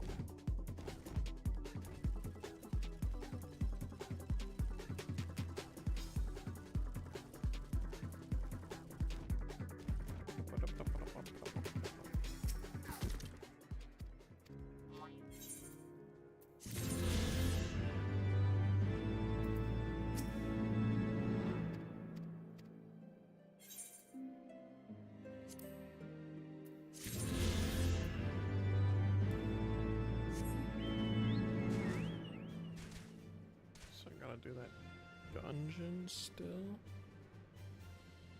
Is that the only thing left?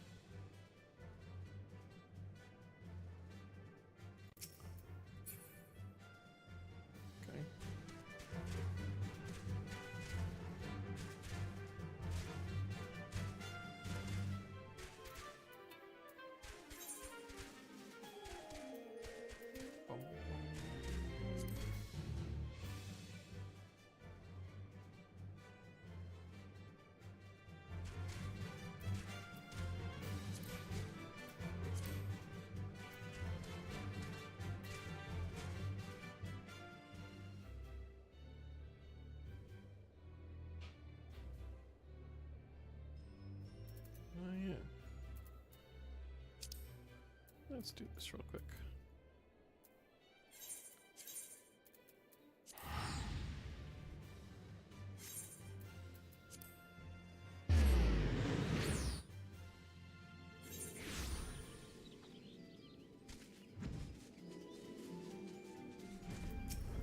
Brain. Party of queerly dressed outsiders passed through not but a bell ago. It should not prove overly difficult to find them now, but before we begin, might I ask a moment of your time? I would not dare utter aught ill of my master, but his recent fixation with finding a protege, I believe it ill considered. This passion, however pure, has left him with more than one enemy within the astrological community. Lord Forlamort has seen to this. I fear not only for how his name might be sullied, but for his life. I beg of you, pray, do not drag him any further down into this quagmire. Let him quietly dabble in his dream, but let it remain at that, a dream. No good will come of encouraging him. It will only hurt the Viscount, and his family. You must remember that while I serve Lord Janaquadard, it is his uncle, the Count, who employs me. Now, as for the task at hand, I suggest we find the wayward travelers and hurry back to our respective hearths. I shall lead. Might I ask you to take the rear and see that none might take us unawares? Oh.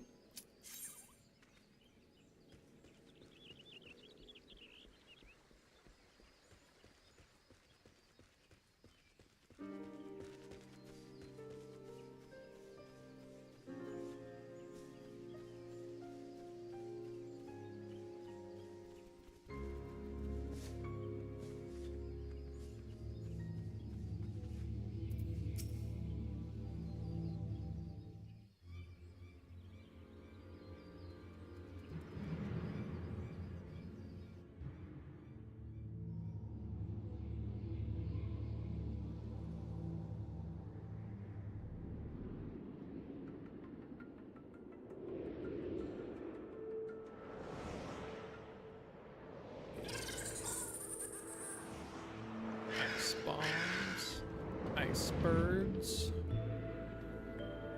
and ice walls.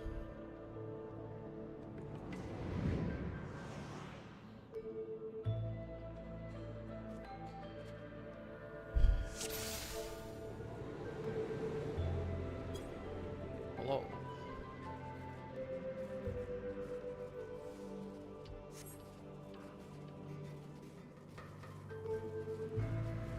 The key.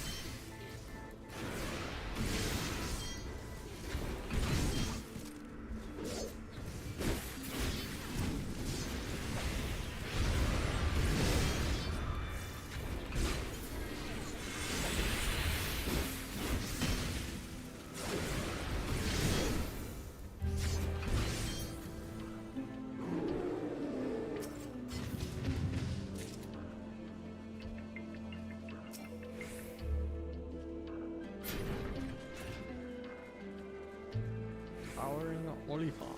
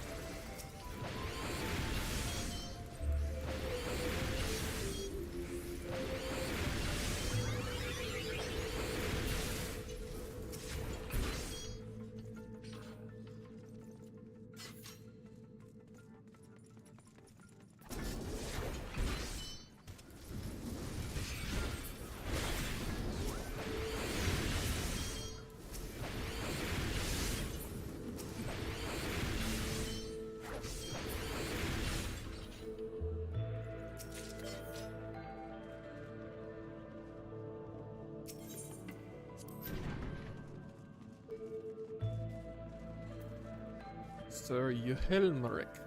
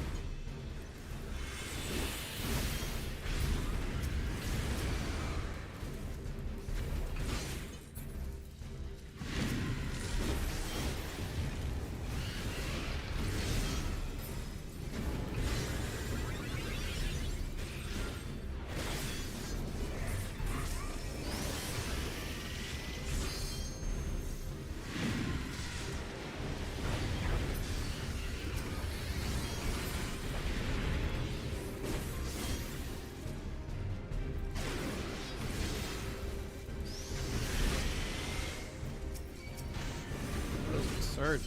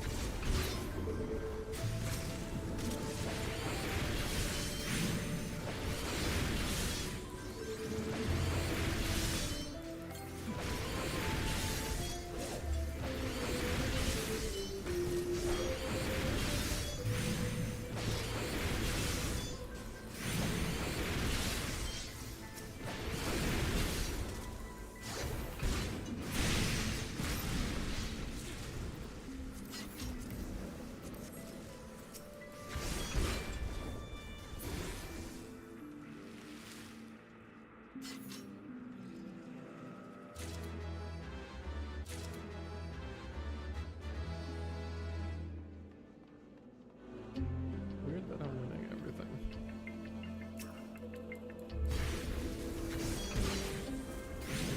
Just passing.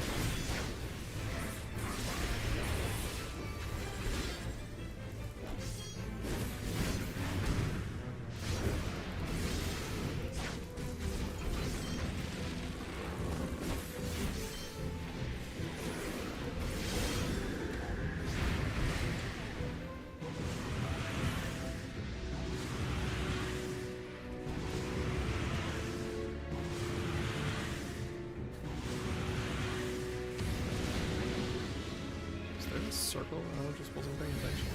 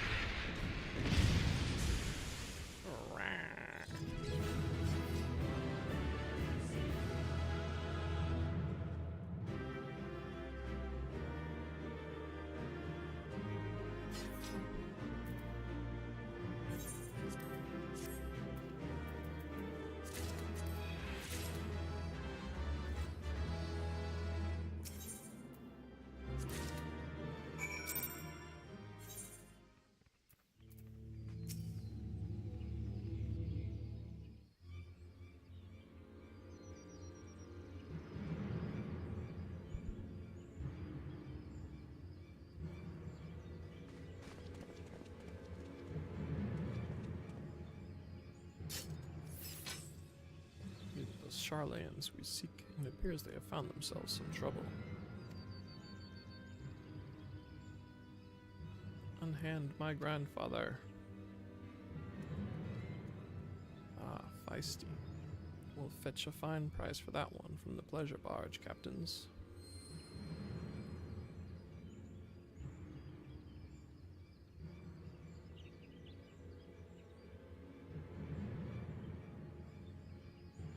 The soul has spoken.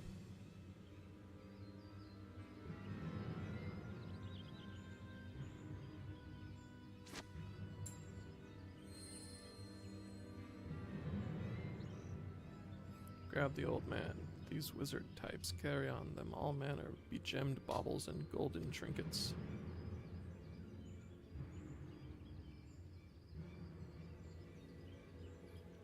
Up, or I'll toss you to the snakes. You want to see the old man again? You leave us the girl. Try anything, and he's dead.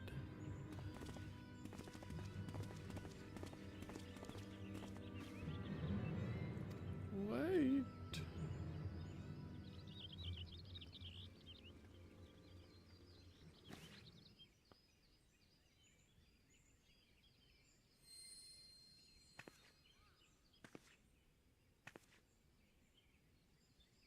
Grandfather's soul crystal.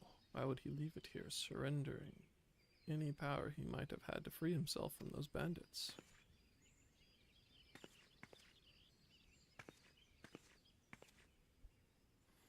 Unless you were the one he saw in his reading before we left the old world. But that was more than a moon ago. My grandfather scried from the cards that he would serve as the bridge for countless souls to be passed to another. Might you be that other? These men of the forest are careless. Tracking them will be no difficult feat. I shall follow and strike before they have time to regroup in numbers. No. Stars have spoken and laid their path not before you, but before the adventurer here.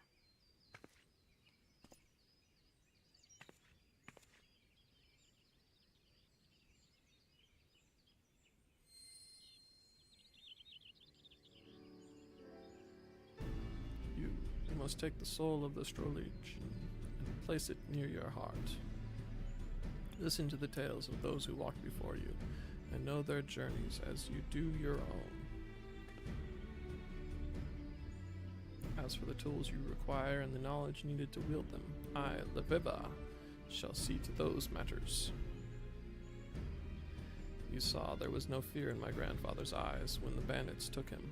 This is because he has seen you come to his rescue. Our lives were written in the stars long before we trod upon this land.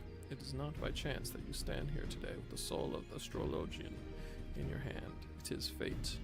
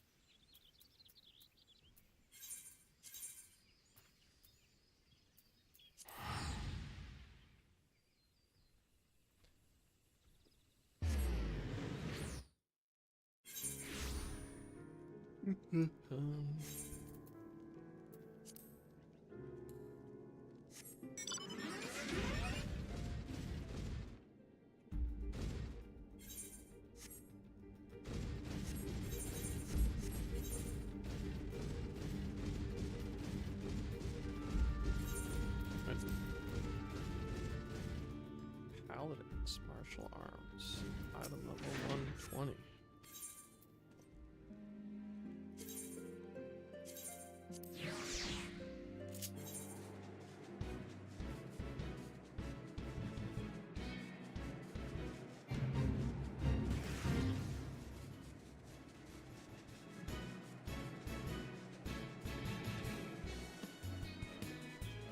How does the one meant to fly have smaller wings?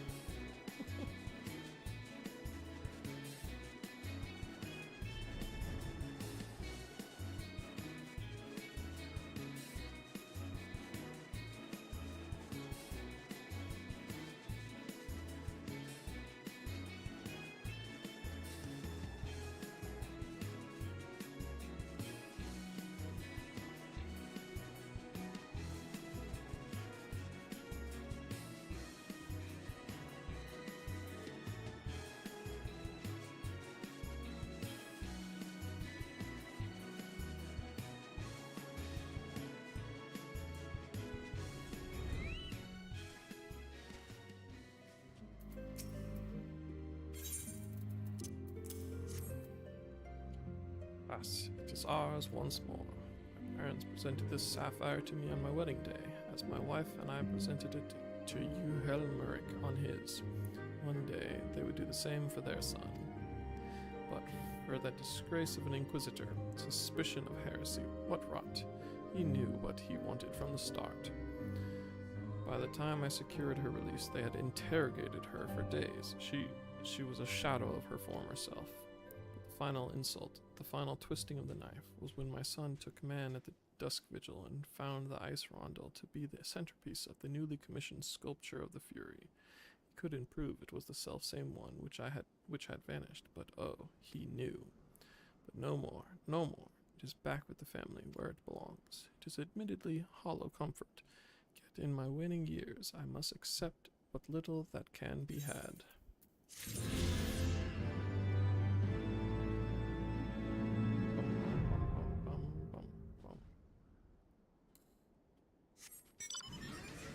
I can fly. Wow. Wow.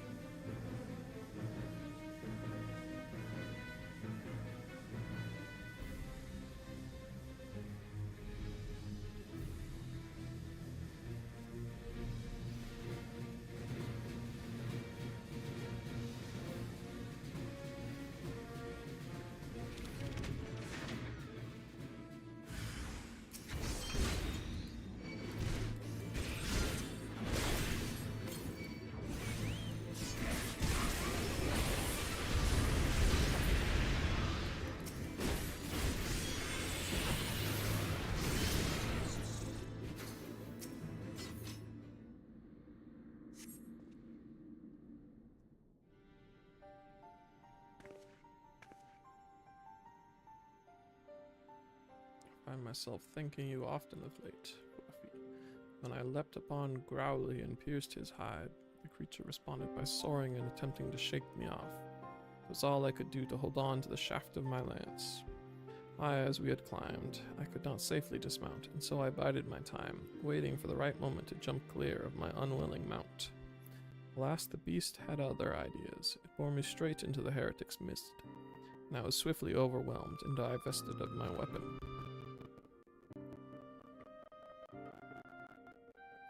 What? It was the sighting of Peregrine that led you here? It would seem my forefathers watch over me. Hear me, Fluffy. The man who took my lance is the leader of this band of heretics. I overheard the guards say that he had departed to meet with the leader of yet another group. In all likelihood, they are plotting a large-scale assault on the Holy See. The temple knights must be warned. You must bear word to the congregation that we might bolster our defenses. No, I cannot return with you. There is a task I must needs attend to. Should someone ask whence this information came, tell them that you wrung it out of a heretic, and tell them that I fell in battle. I know full well I ask much of you, and it pains me to deceive my father, but I have no other choice. Whatever you might think of my request, believe me when I say that I remain firm in my purpose. 'Tis nothing. I but took a glancing blow to the chest. I must go now, as must you. When you return to the congregation, deliver my message to Sir Handleloop. Please take care of my comrades and my father.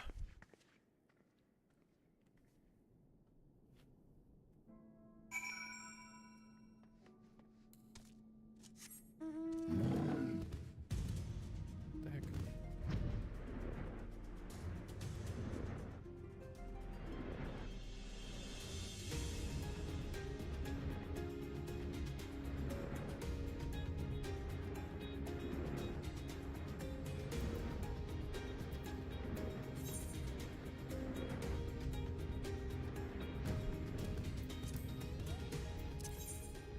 I can land up here. It's fun.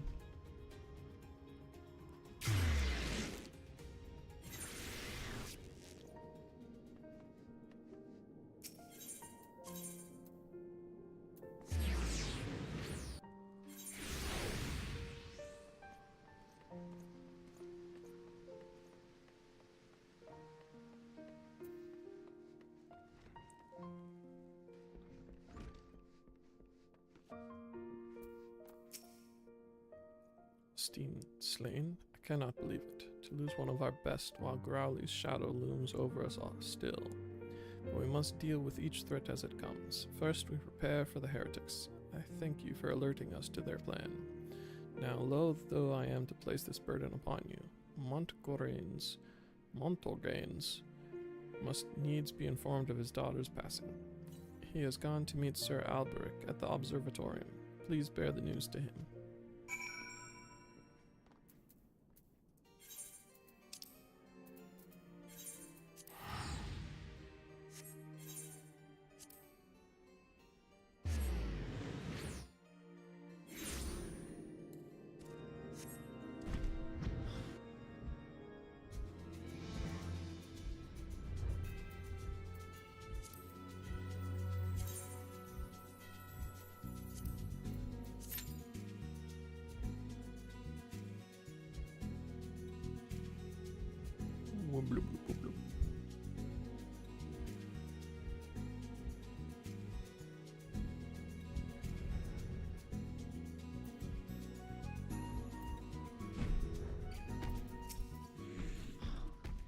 Master Fluffy McGee, have you learned aught of my daughter's whereabouts?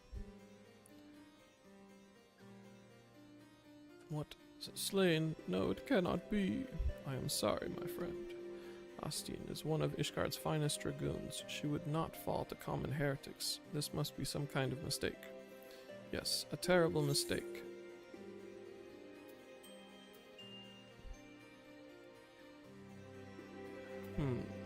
Do I trust what's her face?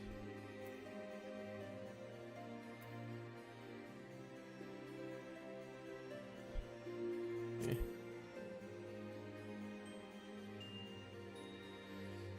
Chose not to return? I know not what compelled her to act as she did, but it is enough for me that she lets live still.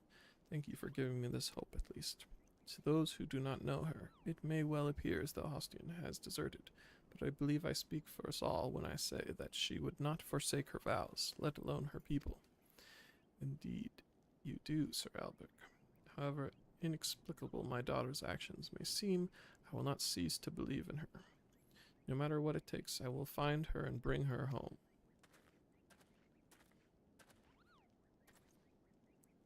Puts on a brave front, but I fear the weight of worry may prove too much for him to bear. Yet another reason to find Hostine, with all haste. Now it seems plain she means to go after Growly and to recover Peregrine. And while these objectives alone do not explain her decision to leave, they reveal to us where she is like to be. I shall track down the leader of the heretics, the man who has Peregrine. You, meanwhile, must continue at dedicating yourself to your lance work. The trials of recent days have made you stronger, but I sense that the greatest tests are yet to come. See to it that you are full ready to face them. Yay! New combo.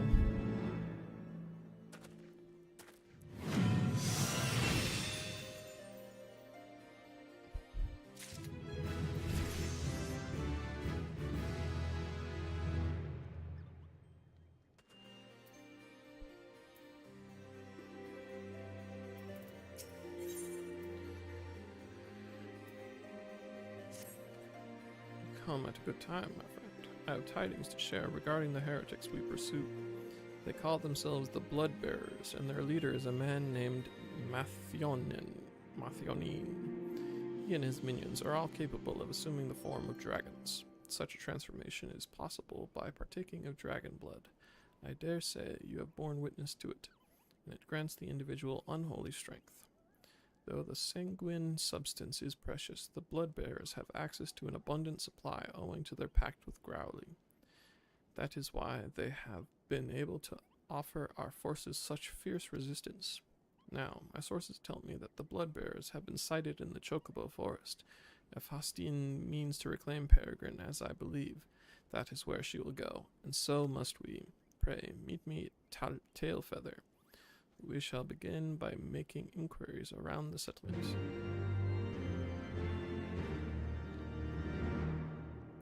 Okie dokie.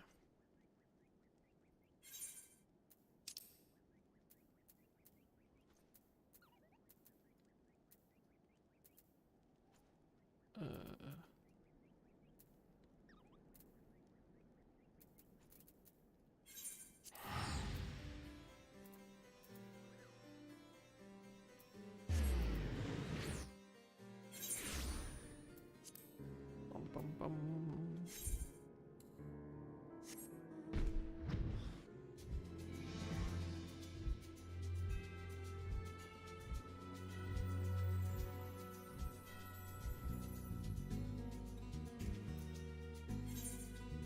Bum bum.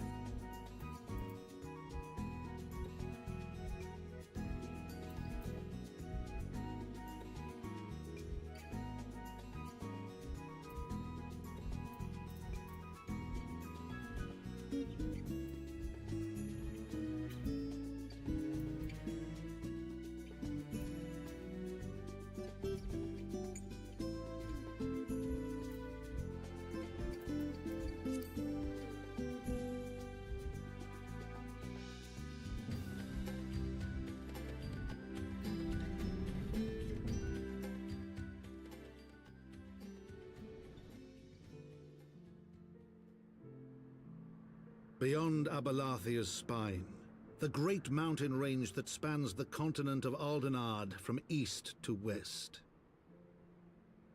Into the deepening shadows of Som-Al, where lies the ancient home of dragonkind.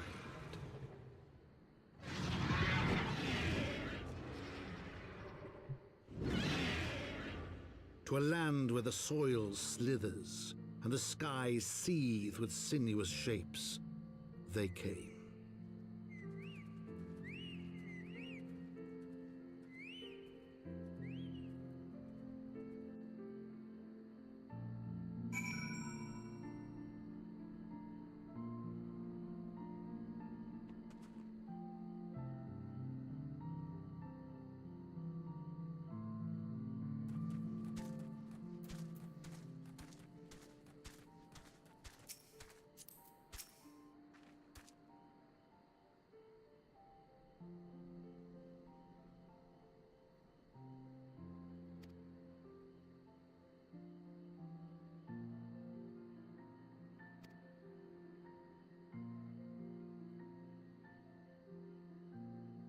Why would anyone choose to live in so perilous a place? The wild chocobos. Tailfeather was built by hunters who make their living capturing and selling the beasts. It's my twin, but smaller. Their leader, Champ, is an acquaintance of mine. Being a gregarious sort, he will no doubt welcome our arrival, and he will also possess more recent knowledge of the road we seek to travel. I trust there are no objections. Only to this ceaseless chatter. We are to meet this acquaintance of yours. Let us do it before Ishgard burns.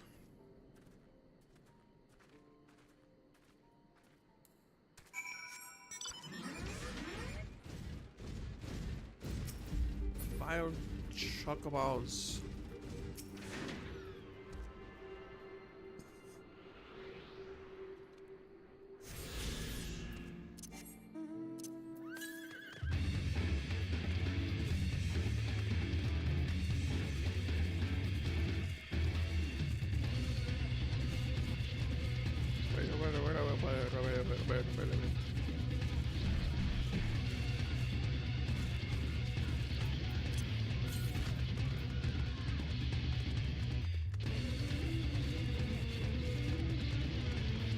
Chocobos?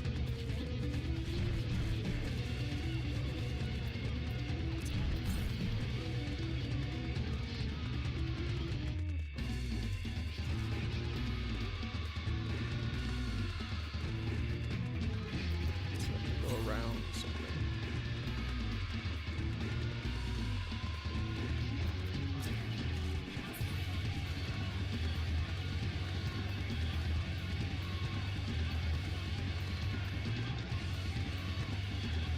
Gotta say,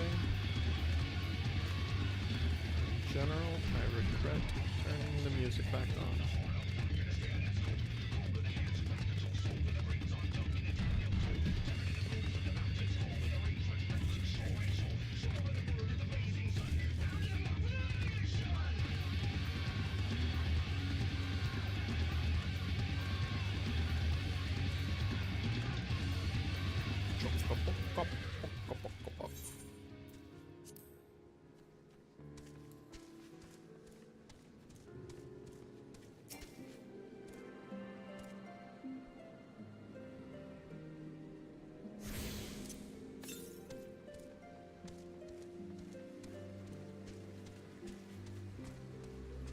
Bit north is another one.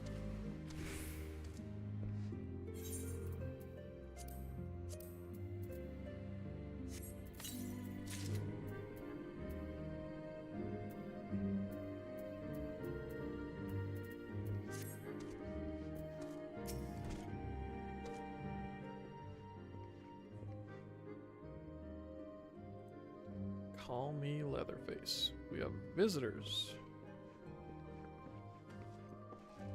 Oh, and if it ain't the lovely Ysael. It's been too long, girl.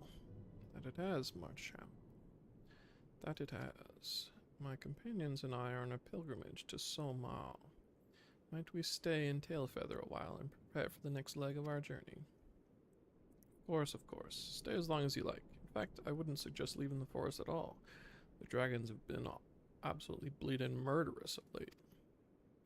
Forgive me, sir, but I am not sure I understand. Do the dragons not bother you here in the forest?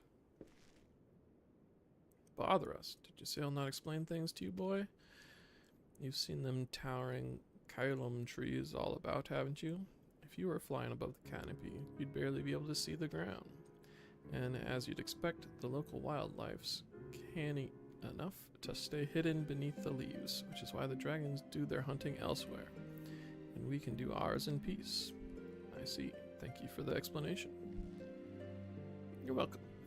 Now, I know it won't stop your sail here, but dragons ain't the only thing you'll need to keep an eye out for, especially if you're set on heading west.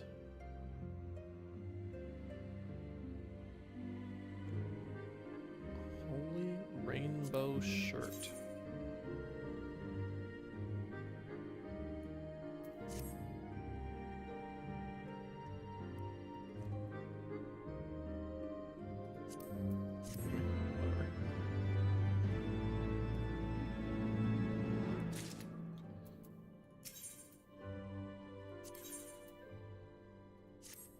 I dare say you're wondering what could possibly be worse than dragons, eh? Well, I'll tell you. The bloody Gnath. They're what you might get if you crossed an antling with a megalocrab. and taught the thing how to walk on two legs. They never used to stray far from their hives out of fear of the dragons, but they've gotten a lot more aggressive of late, sending out war parties for moms in all directions. They've even taken to harassing the Dravanians in their own lairs, if you can believe it. And when they venture into the forest, which is more and more, by the way, they certainly ain't afraid to come after my lot. I can only imagine how much worse it'd be closer to the Gnath's home territory.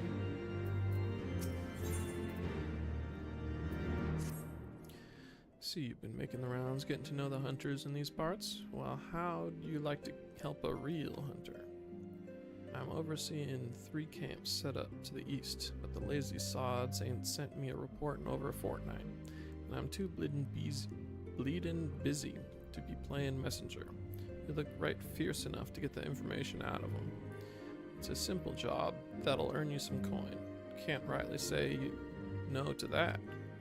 If that tickles your fancy, then you'll need to talk to the leaders of each camp, Leonulf, Gunnarit, and Aimbert. Hear what they have to say, and get back to me when you're done.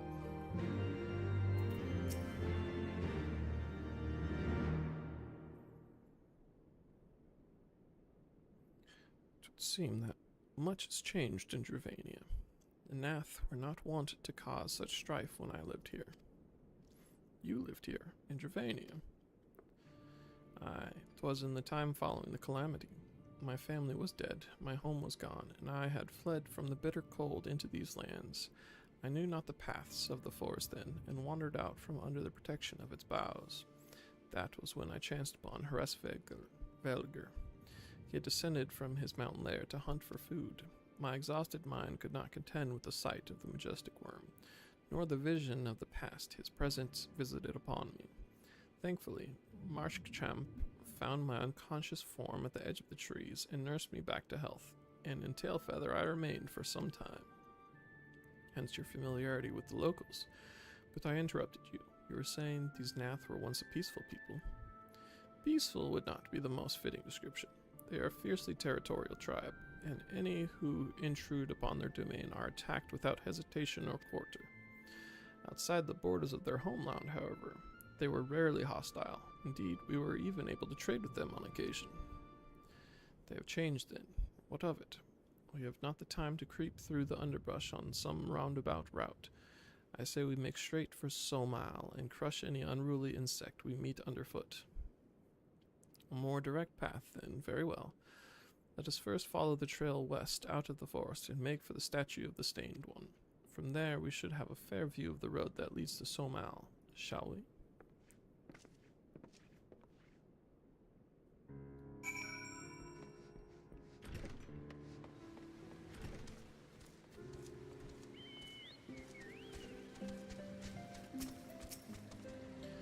Oh, paint me yellow and call me a chocobo. That's Milith's sightseeing log you've got there. Forgive me, I got carried away for a moment. I am Kester Ironheart, cousin to Milith and an explorer of sorts, like most of my extended family. When I last spoke with Milith, she told me of an adventurer with a keen case of wanderlust, an adventurer that I know now to be you. What say you lend me your log for a moment? Don't worry, I won't eat it or anything. There, and yes, there. That should do it, I reckon. It's no secret that Ishgard is home to some of the most remarkable sights in our realm. Mind you, I've not seen them all myself, but I certainly know where they might be found. And now, so do you, thanks to the notes and rumors I've seen fit to jot down in your sightseeing log. Yes, scores of stunning vistas are just waiting to be discovered. Your legs will not carry you to all of them, though. Should you find a particular spot out of reach, you might consider taking to the skies atop a black-feathered bird. Oh ho, but if I were to say more, I would be robbing you of the joy of discovering these spectacular views for yourself.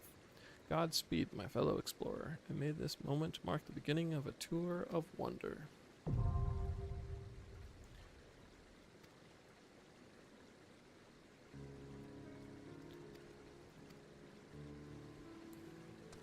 Okay.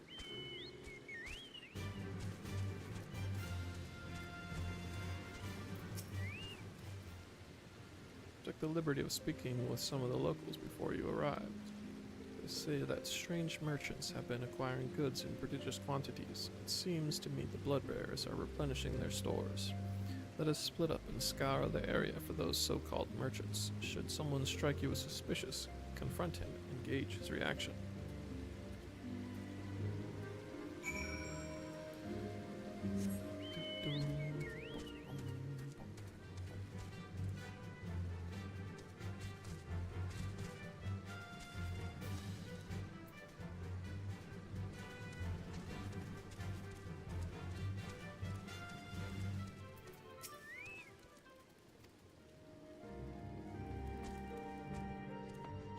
Strange merchants, huh?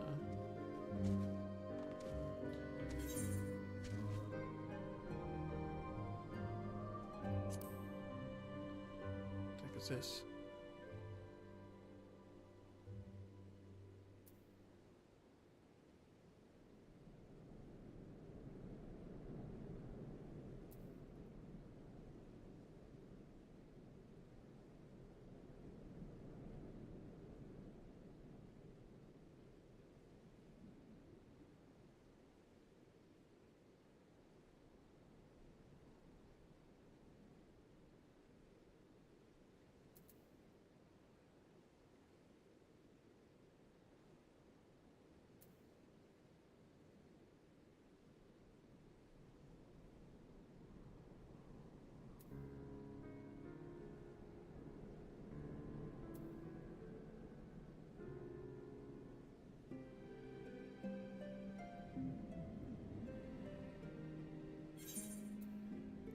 I don't know.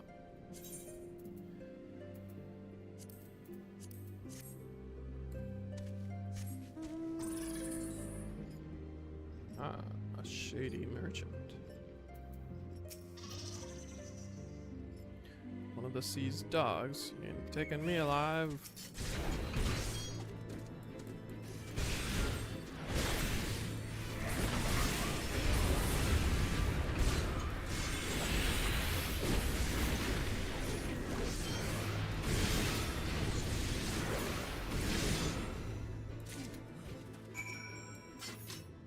Start using control to... So cumbersome.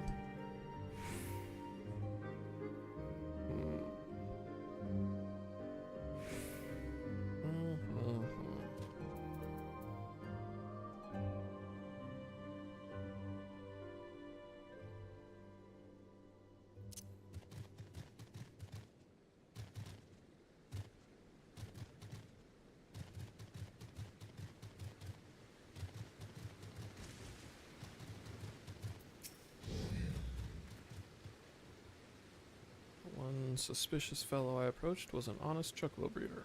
How fared your search? Backed by a false merchant, and you say you found this sliver of parchment upon the man. There is a message ciphered in a manner favored by heretics. Thankfully, I am versed in it.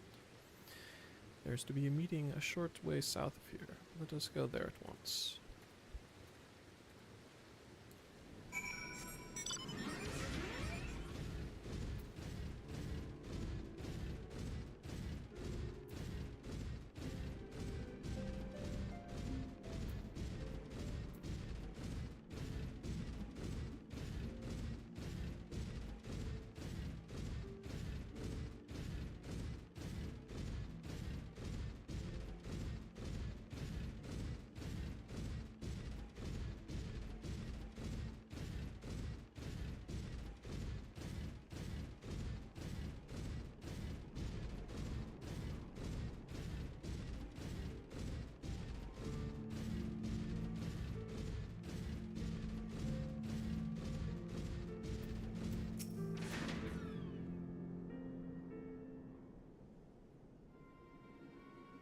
Hello, Husty.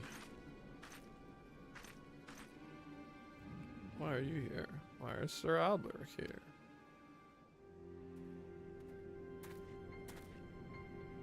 Rest assured, your secret is safe with us. Your father is the only other soul that knows. Fluffy could not bear to see him suffer so. What ails you? fine. It will pass. Now I suspect it was Mathionian that led you here. As you can see, he and his blood-bearers shall trouble the Holy See no more. Even in self-imposed exile you think of duty. But now that you have reclaimed Peregrine, there is no need for further deception. Come with us back to Ishgard. Your family and your comrades have need of you. I am sorry, but I cannot. I cannot return to Ishgard ever again. Why? What has happened to you? The Stian I know would never forsake her people. She would never turn her back on her nation. Please understand, I wish with all my heart to return home, but I have no choice. I have partaken of dragon blood. When the heretics held me captive, they forced the vile substance down my throat. Alone have mercy.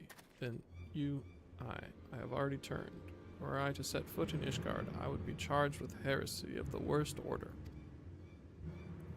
If I alone must suffer, then so be it. But you know as well as I how the Inquisition works. Should I be declared a heretic, suspicion is like to fall upon my parents as well. I will not allow that to happen. Full well do I understand your plight, but what do you intend to do? You cannot mean to throw your life away. Perish the thought.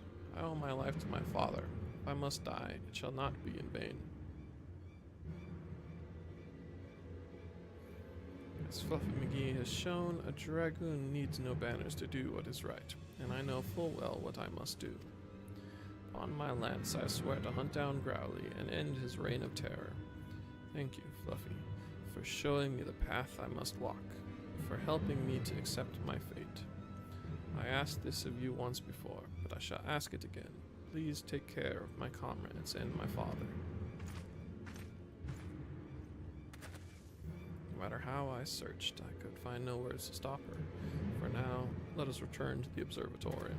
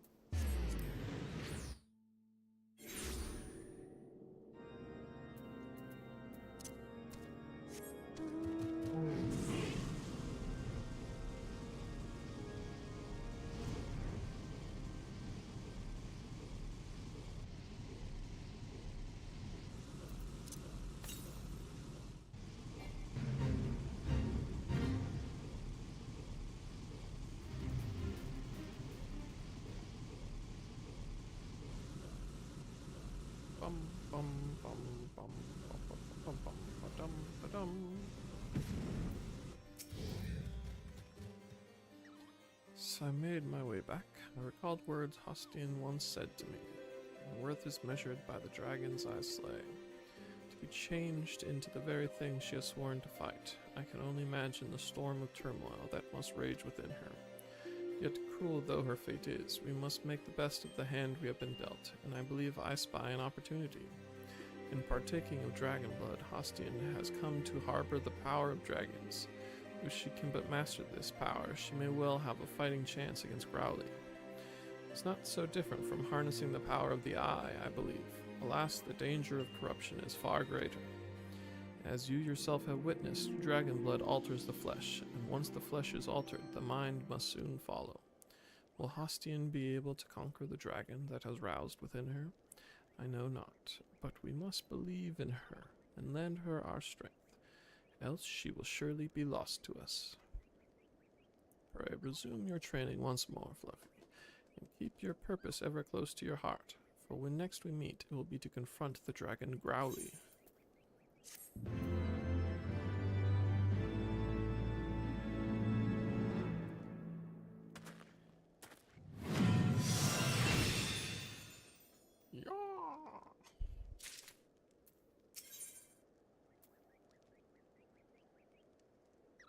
Gerskogul.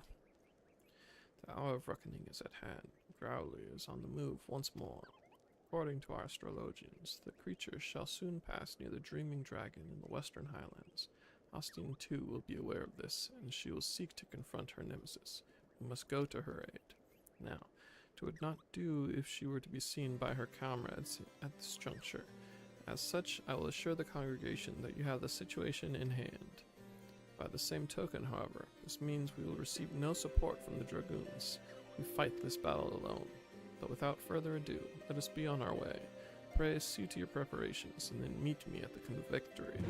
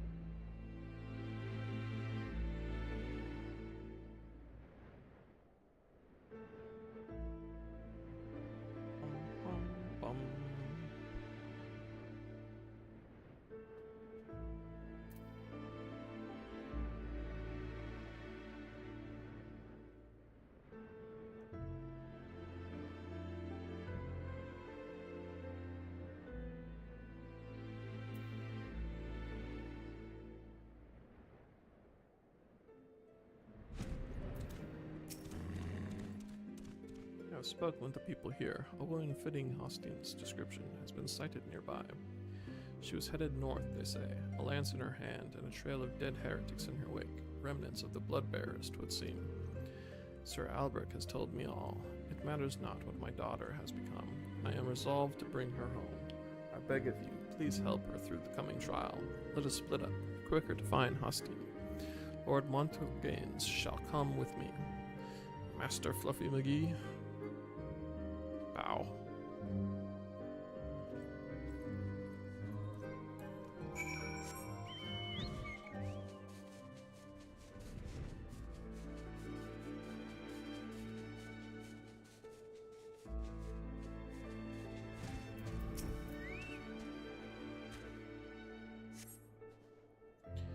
Solitary set of footsteps leads to the north.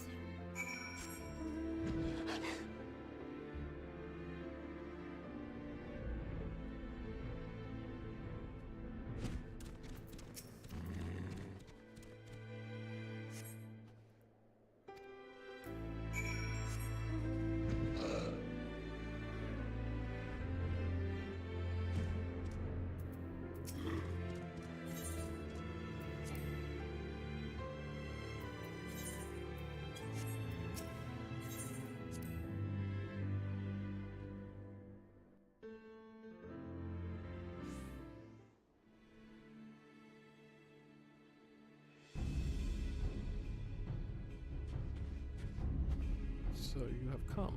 Behold then, the malign face of my torment, Growly. Gives me heart to know that the Azure Dragoon stands with me against my nemesis. The craving grows stronger by the day, but I shall not succumb to it. Nay, I shall be no dragon's thrall.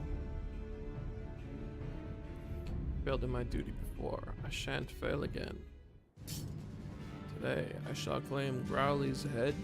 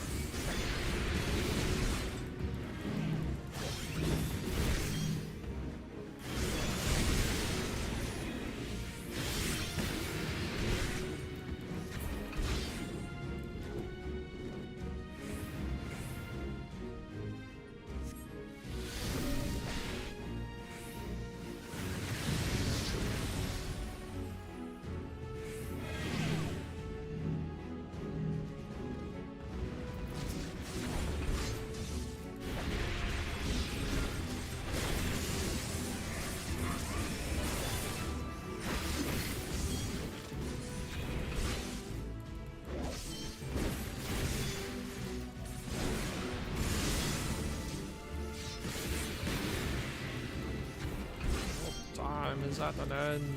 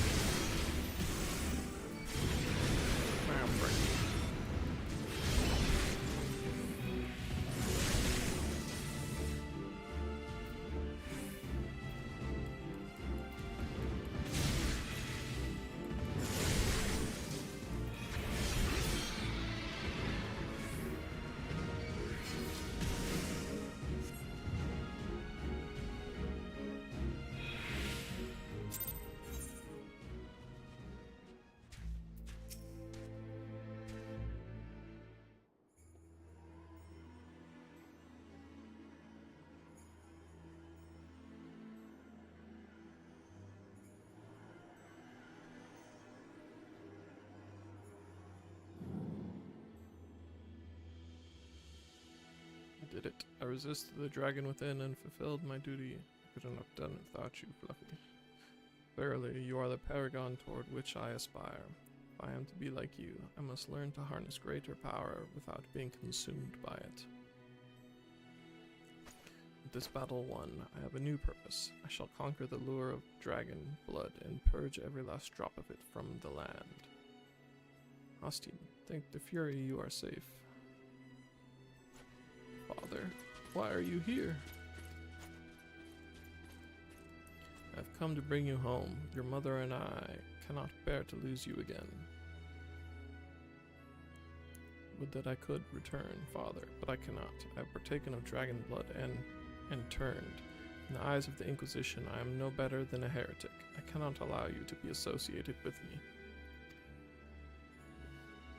You didn't worry. This shall remain a secret between the four of us. No, the risk is too great. Even now, 'tis all I can do to suppress my thirst for dragon blood. Since the day I said my vows, I strove to become the Azure Dragoon. Failing that, I strove to be as near to it as I could. Finally, I have the power I longed for, but it renders me an enemy to mine own kind. Cursed dragons. how many of ours have you claimed with your foul blood? Hear me, Hastin. Not once have you yielded to fate, and you mustn't yield to it now. The road ahead will be fraught with hardships, this I do not doubt, but I have faith that you will overcome them all and return to us.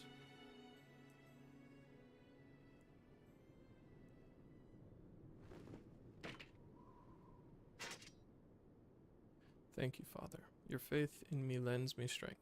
However long it takes, I shall conquer the lure of dragon blood to stand before you once more. Till that day, I shall roam the land and smite our foes with their own power. This I swear upon my forefathers' lance.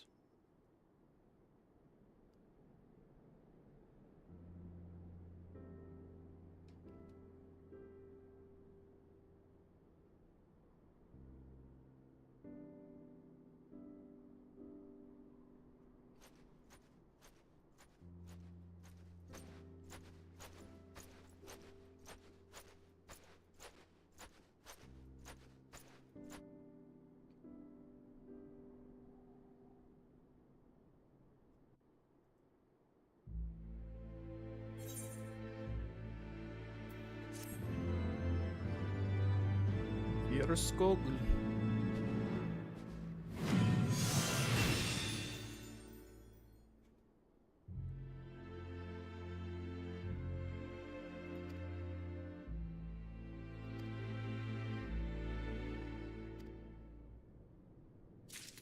Some fate.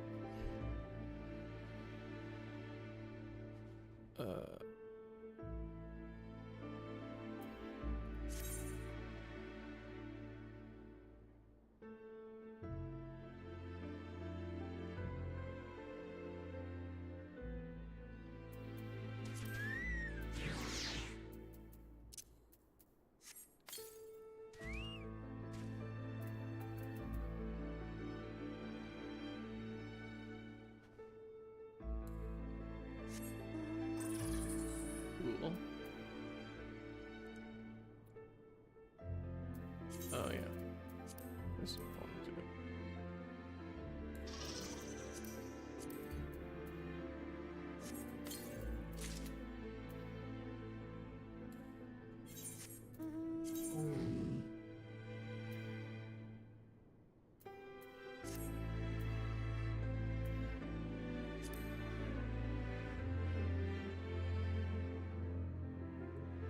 Very dark and spooky now.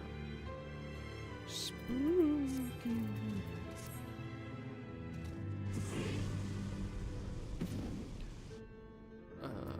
Cool. Well.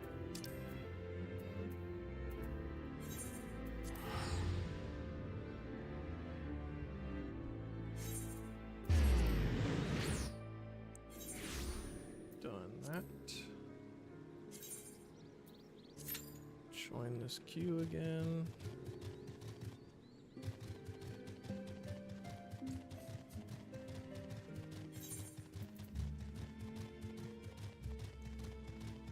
Now the question is, do I want to be spooky with this helmet?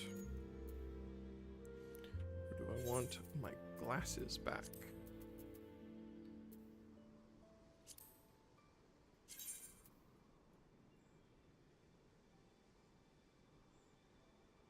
Just like the glasses. I think it's so fun. Such a goofy little... What is this?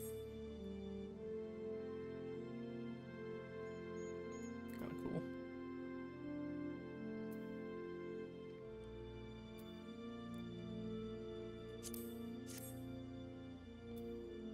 I have so many of those. I do not know.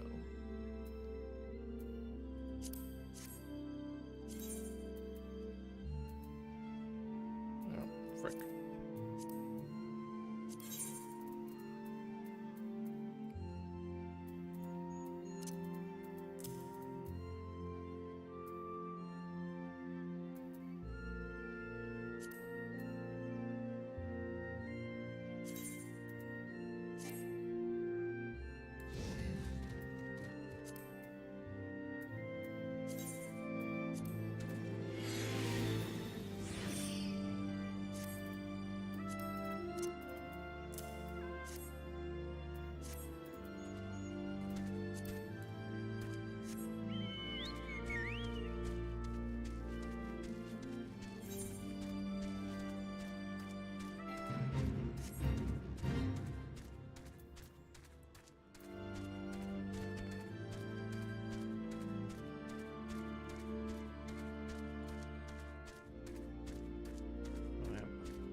fancy graphic on my screen.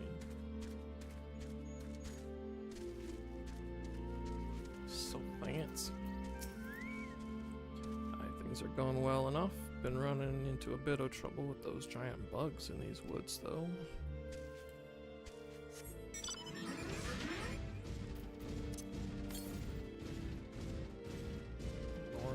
Northwest.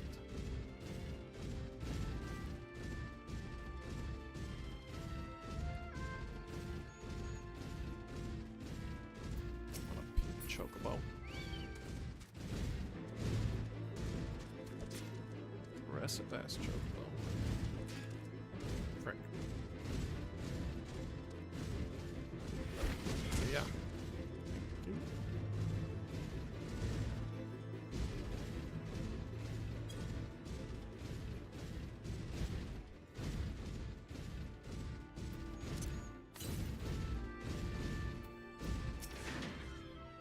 Nothing out of the ordinary here.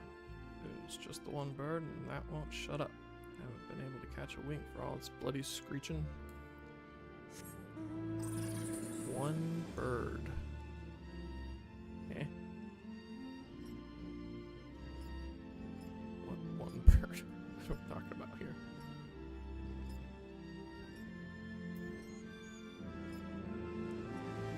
Bugs. You? Are you the one bird?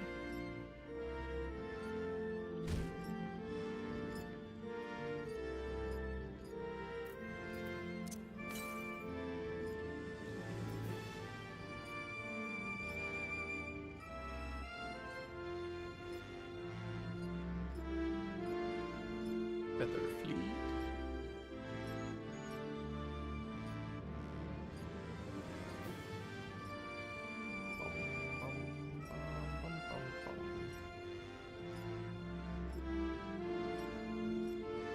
Some kind of a trap.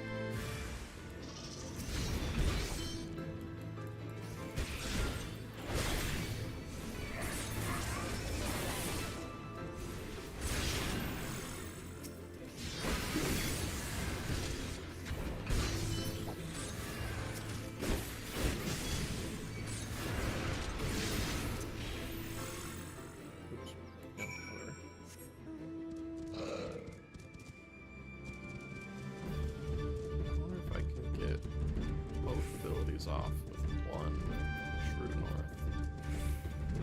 And snatch.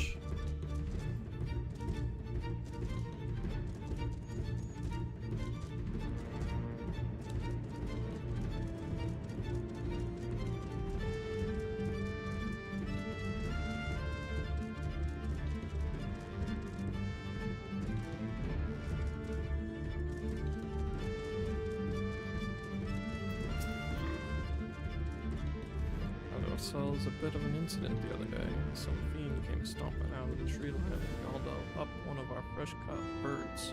Wasn't a damn thing we could do about it. If we're going to keep on in this area, we'll need some extra hands. You tell the chief that.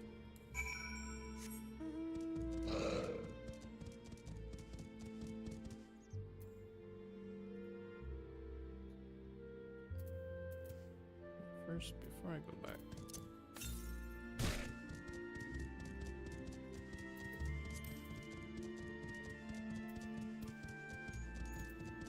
What was this? Worse than dragons.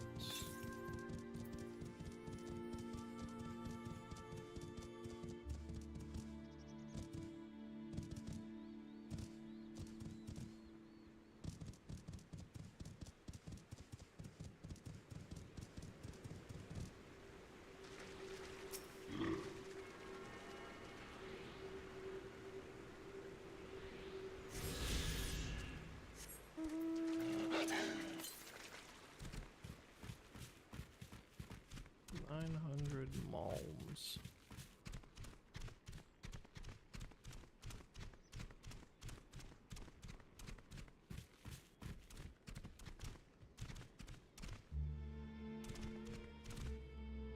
I wonder if they just made up distances so people can't translate to real world measurements.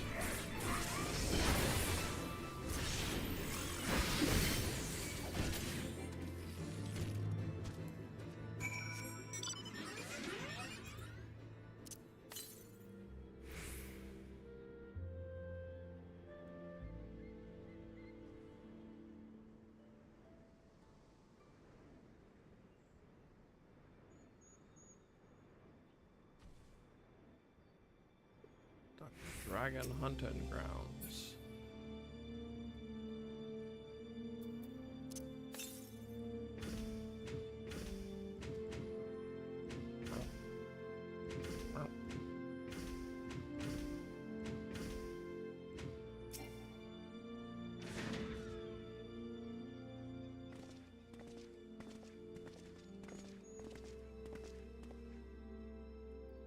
We chance to meet Marchamp again. Remind me to thank him. Had he not warned us to expect the Nath, I doubt I would be standing here. Amid ruins that I would tentatively describe as Ishgardian, the style, if not quite identical, betrays a definite resemblance. You have a scholar's eye, Master Alphino. The structure is, in fact, over 1,000 years old. It is a remnant of the age when our ancestors and dragonkind lived together in peace. You claim this is evidence of our harmonious past. I was taught that these buildings were constructed by heretics in honor of your Dravanian masters. This rubble inspires no such awe in me. Stubborn fool, how desperately you cling to the false teachings of your beloved Holy See. Enough, both of you. You threaten the success of our mission with this incessant squabbling. Fluffy, pray reason with these two.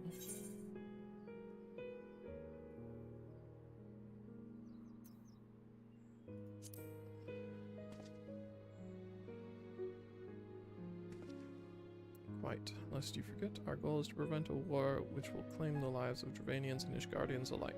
If we are to accomplish this, you must learn to tolerate each other's presence. Trust in Fluffy's gift. In time, the secrets of history will be brought to light. Let that be enough, Stinian. You would have me keep my counsel until Fluffy McGee's visions confirm the truth. Very well, but bait me not. Our meeting with Hresvelger will likely provide the catalyst Fluffy McGee's gift requires, as it did mine. Let us press on.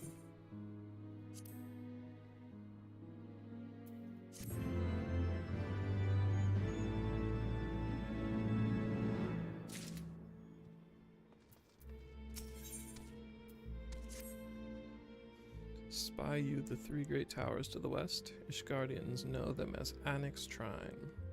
Place serves as a roost for Hresvelger's lesser kindred. If we are to reach the peak of Solnal, then we must first beseech these dragons to open the way. But do not be disheartened. The one who leads them is a friend. Of rather more concern is the disposition of the Nath. Let us survey the approach to the towers and see if the path is clear.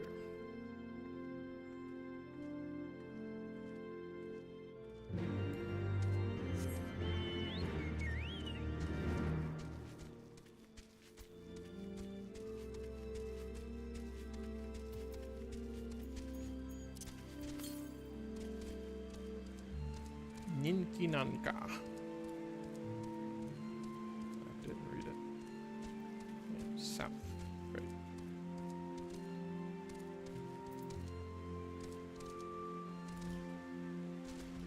Stinky pot.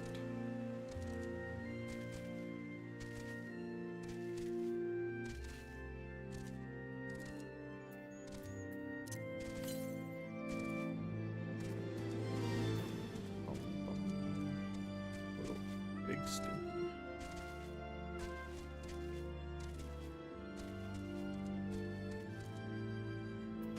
Dinosaur. Tile raster.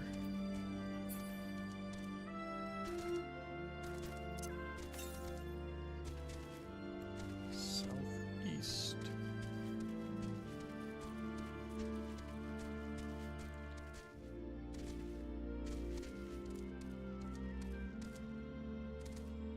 It's probably up there, huh?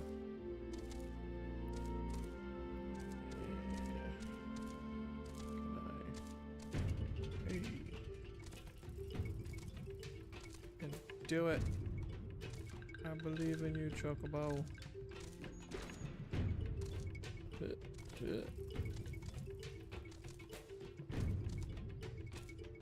Thwarted.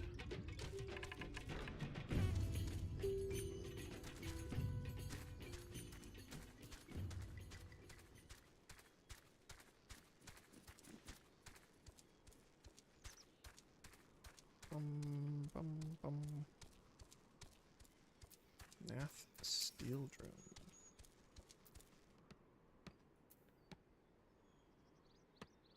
Got some crab in them. What was the other thing that he said that they were like?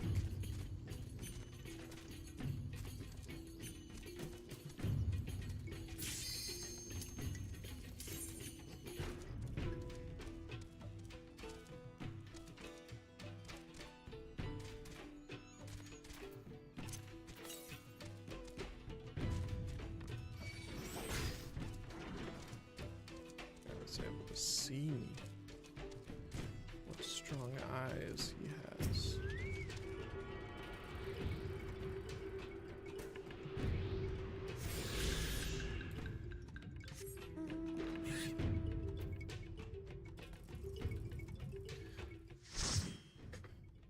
Okay.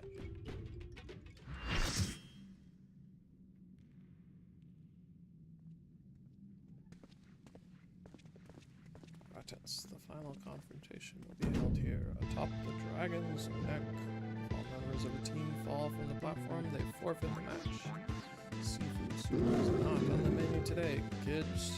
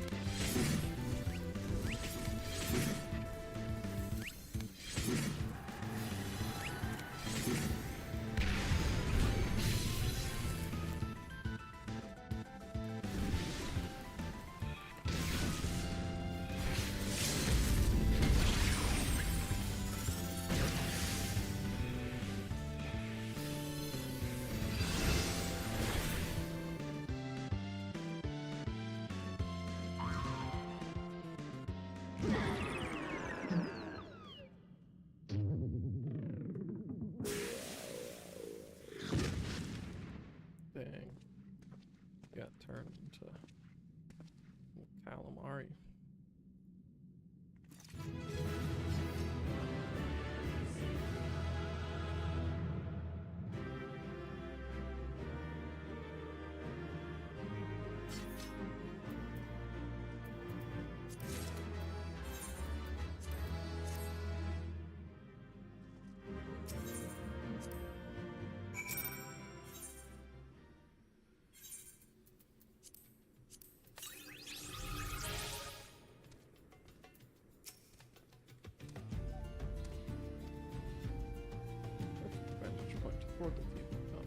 Return to the Colosseum.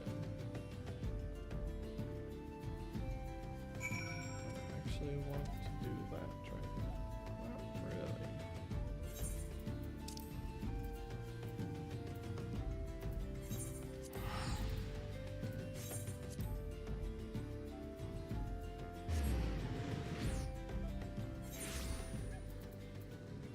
Chances are there's not going to be a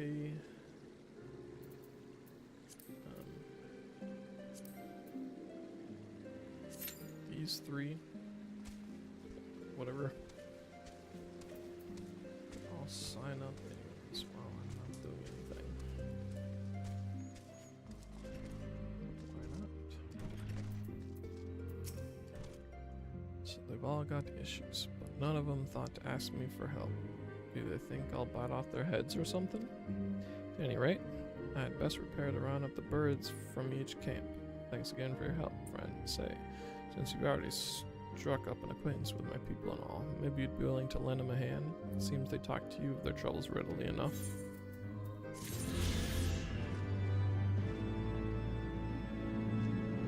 None of them appeared to get me Aether, so no, I won't do that then.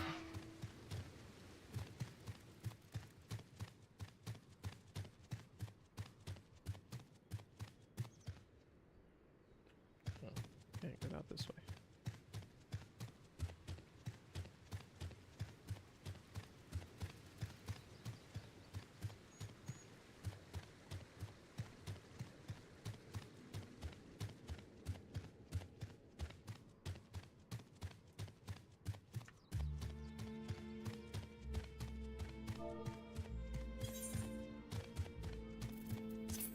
Is part of this, right? No, it's not.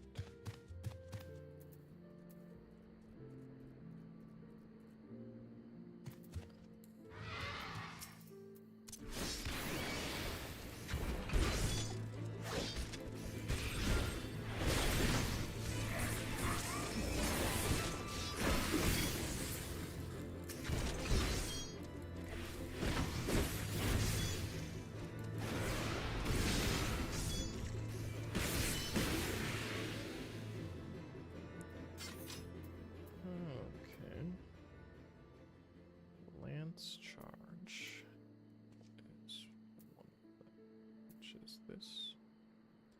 Battle Litany. Mirage Dive, which I don't have yet. Whirlwind Thrust. The frick is that?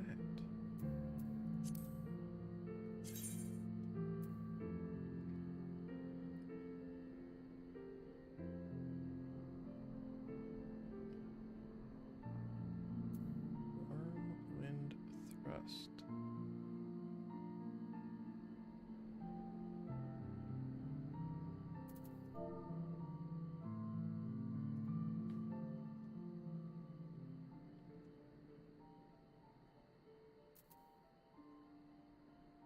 Here's go and go here.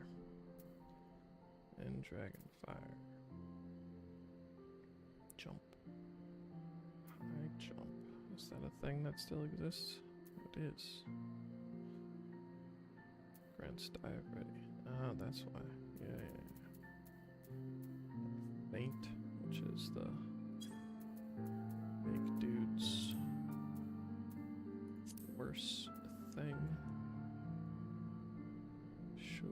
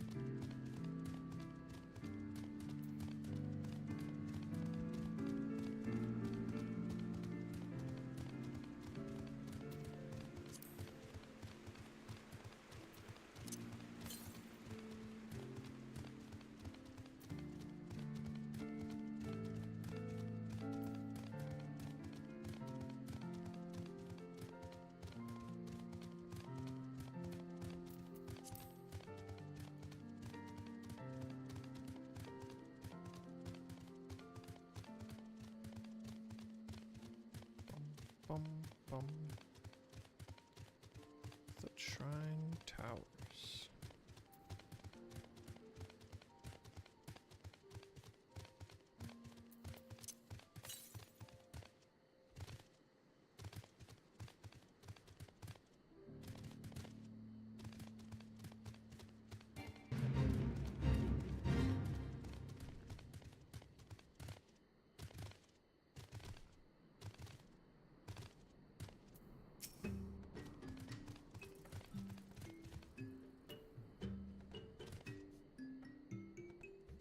Is this new dailies?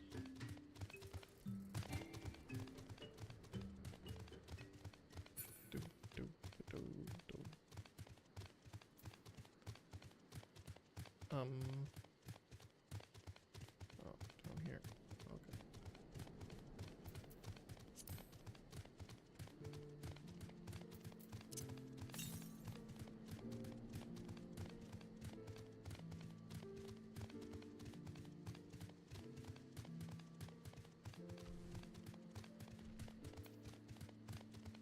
Melia.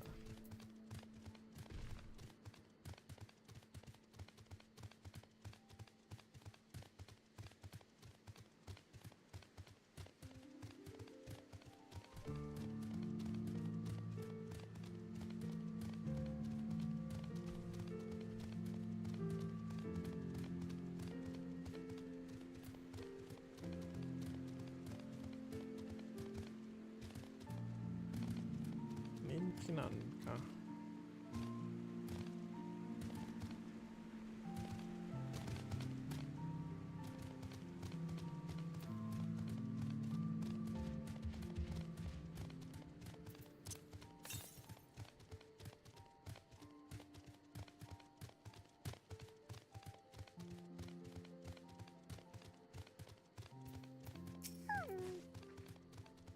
Tis as I feared, the road ahead is teeming with Nath's soldiers. Champ did not exaggerate then. These beastmen have grown brazen indeed if they would threaten the dragon so openly. Do they intend to assault the lair itself? I pray they do not. Mighty though my Dravanian friends are, they are yet vulnerable to the Nath's muskets. There is no route save the one before us. Should the beastmen offer battle, we have no choice but to accept.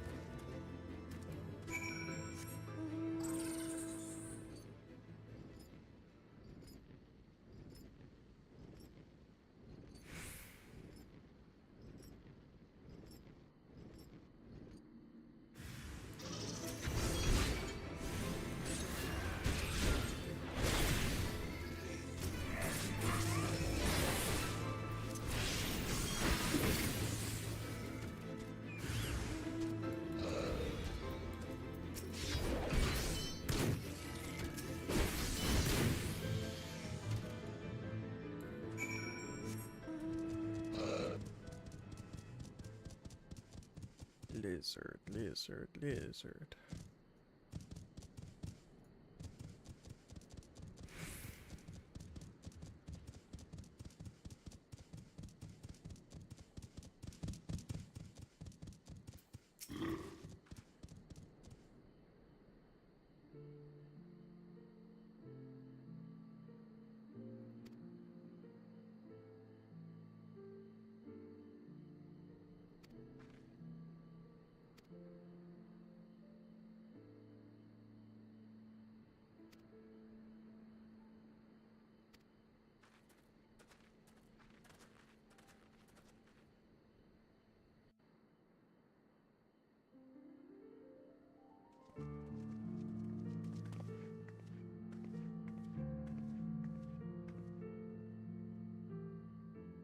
Vidofnir!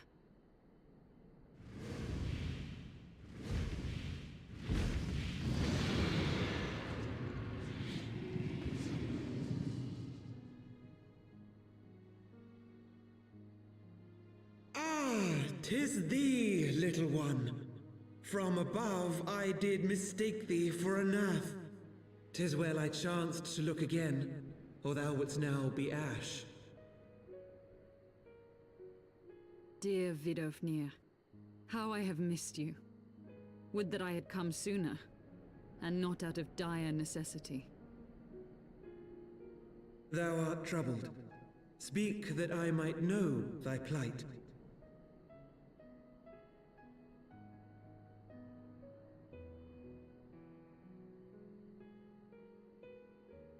Thou wouldst have father admonish his brood brother. I would end this war without further bloodshed. How am I to believe thee, little one, when thine own companion beareth Nidhogg's stolen eye?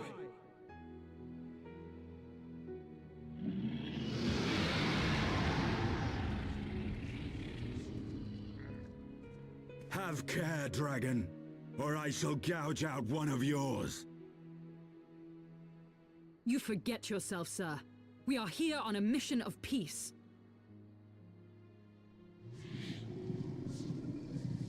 My sires will forbiddeth me from inviting discord to our home. 'Tis for this reason and no other that thou still drawest breath, knight. Vidofnir, please.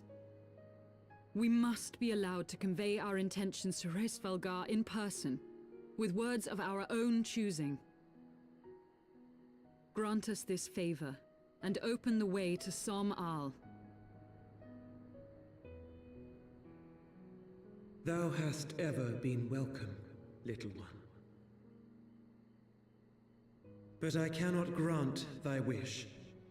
I am bound to remain here and protect my kin from the Nath's god. The Nath have summoned a primal.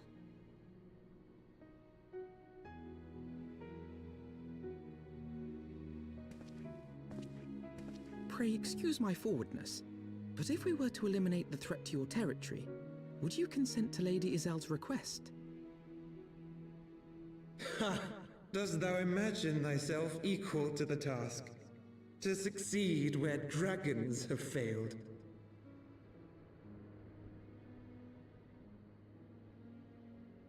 'Tis beyond thee, mortal. But thou art welcome to try, nonetheless. Only know that idle promises shall avail thee naught.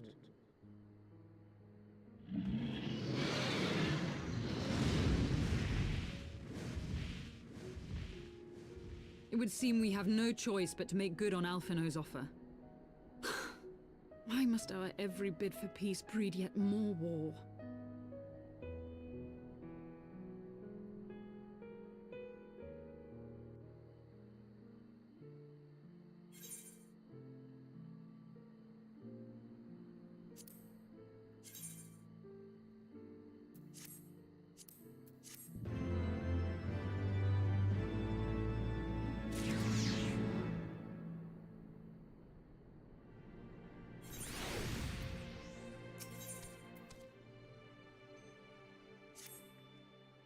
So the Nath have summoned their god, and thus is the mystery of their newfound belligerence laid to rest. Are you not glad, Lady Iceheart? I thought you would applaud them for summoning a primal to further their own ends. After all, you did. I did not reach out to Saint Shiva to further mine own ends. I desired her strength only to forge anew the peace between man and dragon. But what a fool I am to speak of peace to you, a bloodthirsty savage who murders without thought or compunction.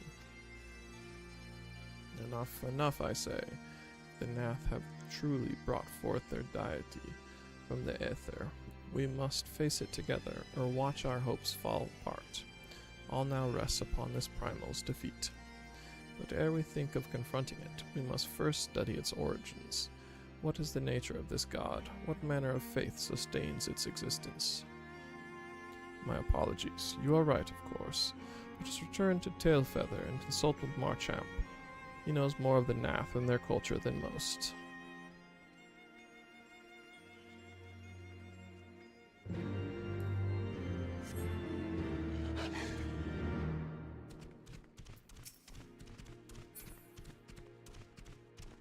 The wagons.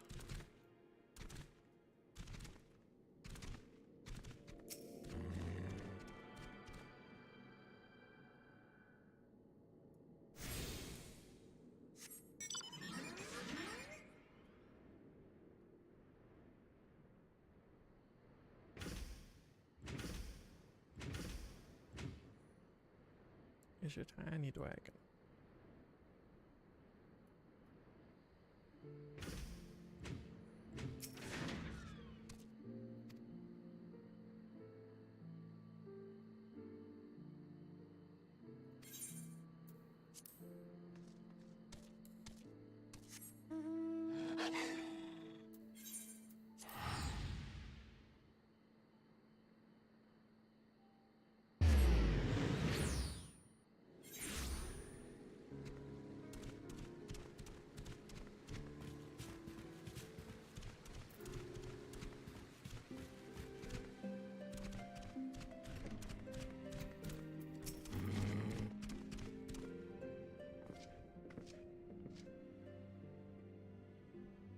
Ooh, back already, are we?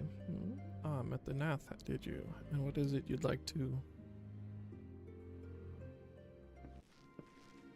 Summon a primal, you say? 7 hells. Well, I don't know bugger all about Nath religion, if I'm honest.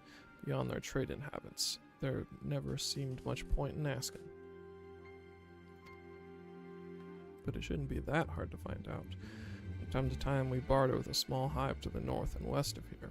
Outcasts from the main tribe, from what I understand. I reckon they'd be willing to tell you a bit about themselves, if you give them the right incentives.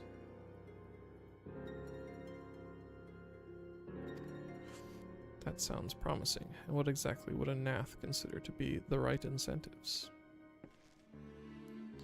Oh, nothing your average hunter couldn't scrounge up in a day or two. But seeing as you're in a hurry, you might want to divide the chores amongst yourselves. You want a good-sized jar of land trap nectar, a basket of Calum tree fruit, and, always a Nath favorite, a generous portion of young Nanka flesh. I shall gather the fruit. Leaping to the lower branches of these forest giants should present little challenge to me. And I shall collect the nectar, with Master Alphanod's arcane assistance. That leaves you to bring home the meat. You'll need to carve it from the smaller Nankas that live in the rivers. 3 big hunks should be enough, I reckon. Once you've got everything together, you'll need to set it down at what we call the trading post. Here, I'll mark the spot on your map for you. You've been most kind, Master Marchamp. Well then, let us attend to our respective tasks and reconvene at the trading post. I need hardly add that the last one there is a rotten Nenka egg. Zing.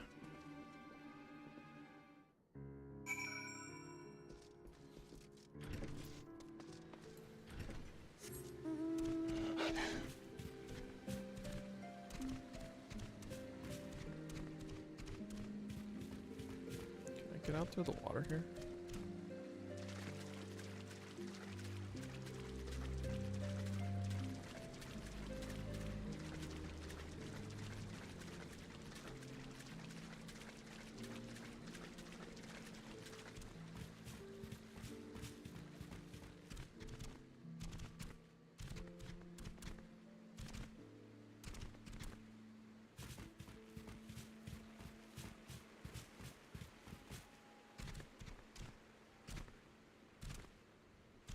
Smoldering wastes.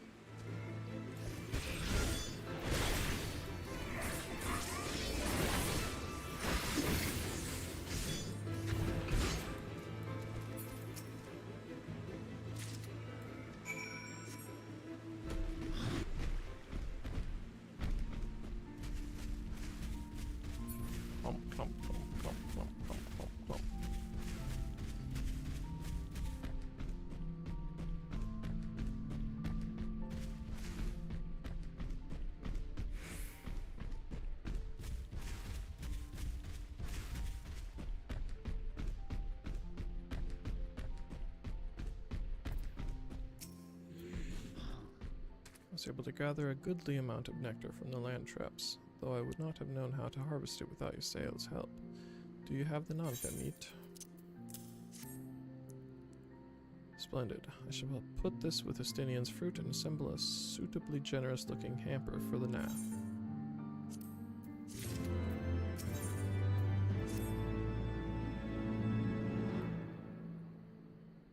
Well, everything appears to be in order. Assuming no one has any objections to my choice of presentation, I shall place our offerings at the trading post as instructed. Were I of the Nath, I think I would be suitably impressed.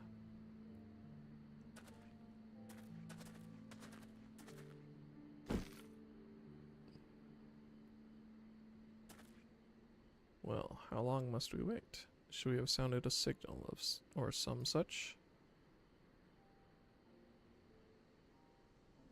Calm yourself, Master Alphino. Our offering has not gone unnoticed.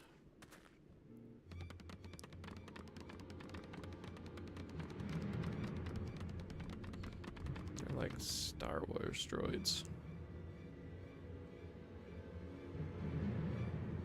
How long has it been since hunters last came to trade, bearing gifts that filled the air with such delightful scents? Land trap nectar, Kaldum tree fruit, and Nanga flesh. What delectable foods you have brought for us. Our meager existence is much enriched by your bounty.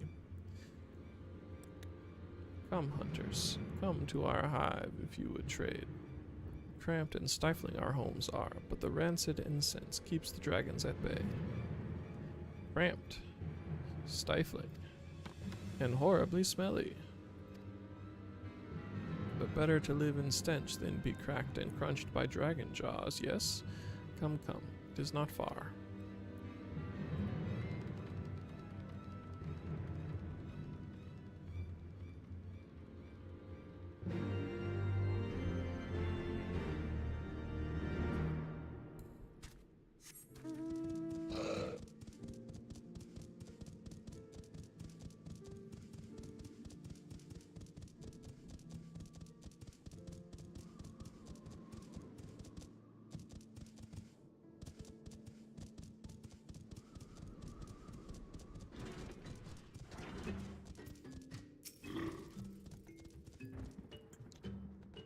Presence has been announced to the storyteller.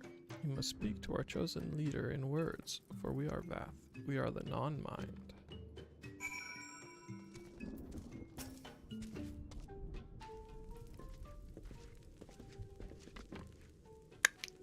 Welcome to our hive, hunters. You have brought delicacies much sought after by our people. We are much pleased. What would you have in return?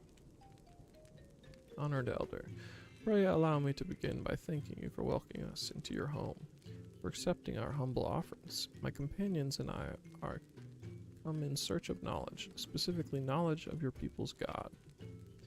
Knowledge alone. What strange hunters you are. But if it is words you desire, then words you shall have. We are the Vath, the non-mind, and to speak is our fate. You will hear the tale of the Nath's God, of the God the One Mind summoned into our midst. The One Mind. These are the Nath who reside in the main colony? Yes, they are one, connected. Let us begin the story at its beginning. Some moons ago, a single dragon flew in from the east, bleeding and weak. It fell from the sky and into the hive, where it was swarmed by my brethren, and with spear and spell and musket the dragon was slain.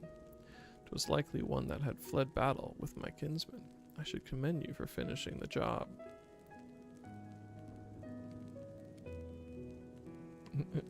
Dragons are fierce and terrible adversaries. The One Mind would always cower when their winged shadows passed over the ground, but no longer. They had learned that a battle-weary Dravanian was easy prey. Thus did the Overmind decide to heed the words of the Black-robed man. The One Mind would call forth our God and unleash his blades upon the dragons. Dravanian lands would become Nath lands, and ever larger would grow our domain. But our God ever hungers. The price he demands is crystals far exceeds the rewards for this war. We of the Vath despise and revile his insatiable existence.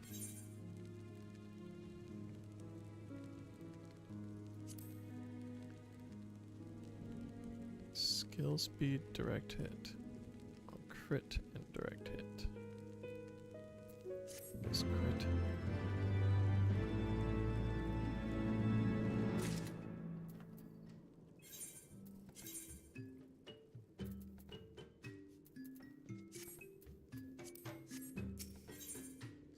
Bath Fleetfoot is examining the weapon stores with a concerned expression.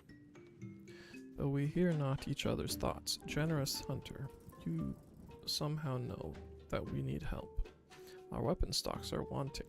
We need more. I would make a request of you. Please bring us muskets with which to defend ourselves. You can take them from the Nath nearby. 2 would be sufficient.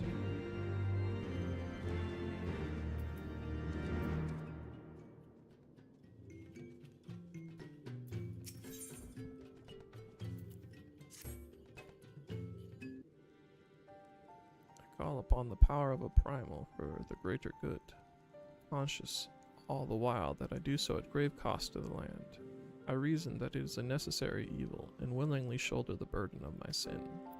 In suggesting that such crimes can be justified, you may argue that I presume too much, but you must surely see that I am aware of the magnitude of my transgressions. Not so the Nath.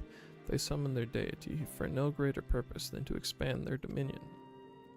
To a scion of the Seventh Dawn, one sworn to eliminate the primal threat, the distinction you draw seems questionable at best, but the fact remains that my own grandfather risked unleashing the power of the 12 in an attempt to prevent the calamity. Thus, while I may not condone your actions, I at least understand them. Not so the Nath, as you so rightly put it. They truly seek naught but territorial gain. I can only conclude that they are ignorant of the ruinous consequences of their god's insatiable appetite. The longer this primal is suffered to exist, the greater the suffering it will cause. It must be destroyed. How lightly you propose the destruction of this god, Master Alphino, a being of whom we know not. Has it occurred to you that you may be sending the Warrior of Light to his death? No, You have the right of it, Estinian. It would seem it is I who am guilty of presuming too much. Pray forgive me, Fluffy. I do not fear my duty.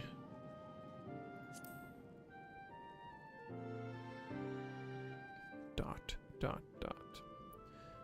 Wait, Fluffy need not face this foe alone. Like him, I am blessed with the Echo's protection, and may do battle without fear of primal influence. Let me bear this burden. Do you truly imagine yourself a second Warrior of Light? Remind me, how many primals have you faced, my lady? Not that it matters. We know not where this god resides, or how to challenge it, unless you mean to pray until it appears. Estinian makes a valid point. Let us speak with the Vath and learn how best to secure an audience with their deity. In this, at least, I may be of assistance.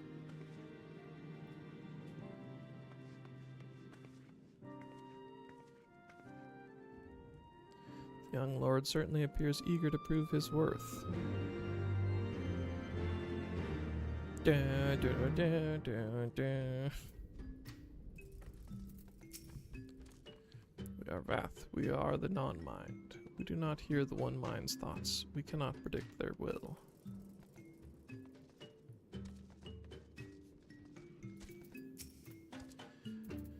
You wish to meet our god? Offer yourself as a sacrifice, and you'll soon be brought before him. We would mourn the loss of such generous hunters, however. Put this idea from your minds, generous hunters. If you meet with our god, then he will have your souls. Surely you are not so generous as that.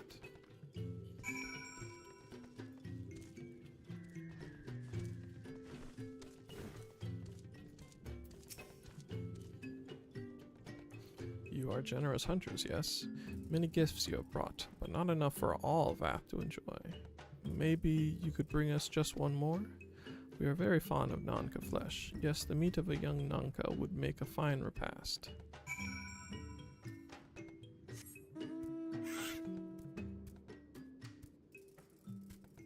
Funny little chocolate man.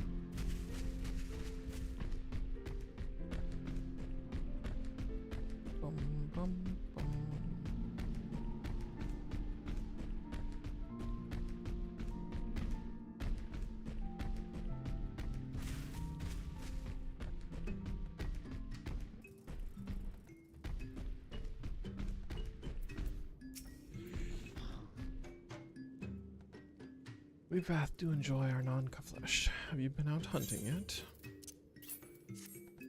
Another gift for the Vath, so unexpected. Yes, you have more of the words you strange hunters hunger for. Listen now. The senses of the one mind are enmeshed by the overmind. What one sees, all see. What one feels, all feel. Alert a single nap, and the whole hive is alerted. To reach our god undetected is all but impossible.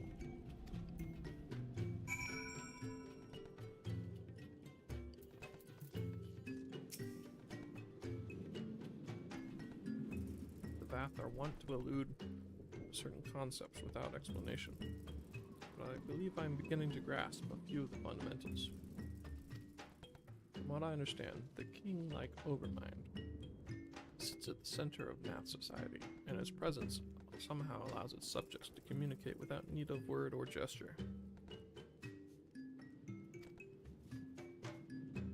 These Nath, the ones who inhabit the larger hive, are known as the One Mind, and it was by their combined will that the primal was summoned. Those who reside in this smaller hive, however, are the Vath, or the non-mind, who, for reasons that yet escape me, seem to have been excluded from the telepathic bond which connects their Nath counterparts. Thus are the Vath ignorant of the One Mind's thoughts and intentions, and of the nature of their own god. In summary, we have wasted our time. Not so. Perilous though it may be, the Vath did furnish us with one certain method of approaching the primal, as sacrifices. Should we allow ourselves to be captured in the environments of the current colony, the Nath will bring us before their deity to make an offering of our souls.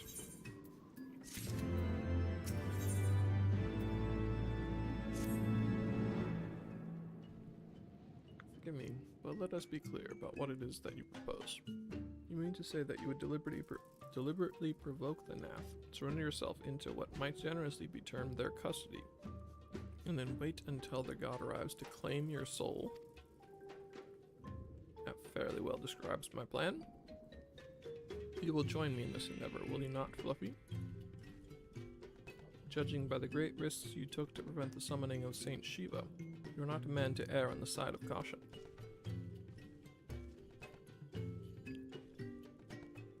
Would that I could fight at your side, warrior of light. But the power of the dragon is no protection against primal influence. Forgive me, but I must remain here with Master Alphino. Then it is settled, Fluffy.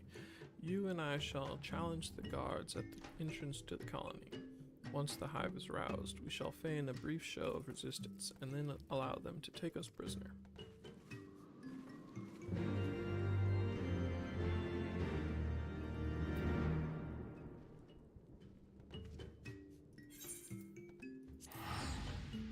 The hunter becomes the Quay.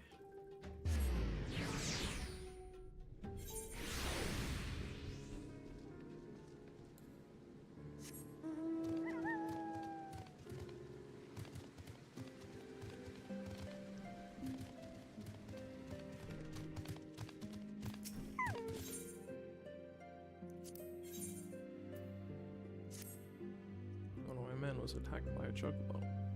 You might think that's a common story, but with all the hunting we do. But I'm told this one was unnaturally big. Of course, in the end, size don't matter. You can't be having our quarry stalking us. That's why I'm planning to capture the beast before it harms any more of my men. I already know you as a reliable handler of the birds. That's why I need your help tracking it down. Think you can lend old Marchamp a hand one more time? The prospect piques your interest. It would be best to start off by asking the leaders of my camps what they know of the monster. Come back and share your findings with me when you're done.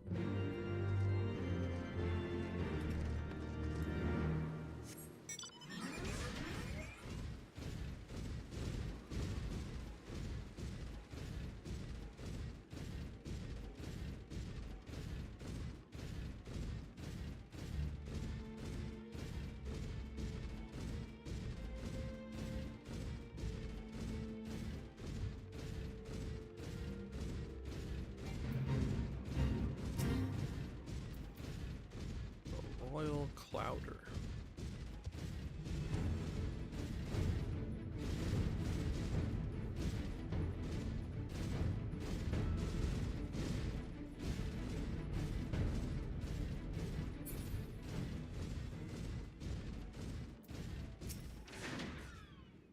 The way I heard it, one of the hunters was attacked unprovoked and got knocked unconscious by a single kick. Ain't never heard of a chocobo doing that.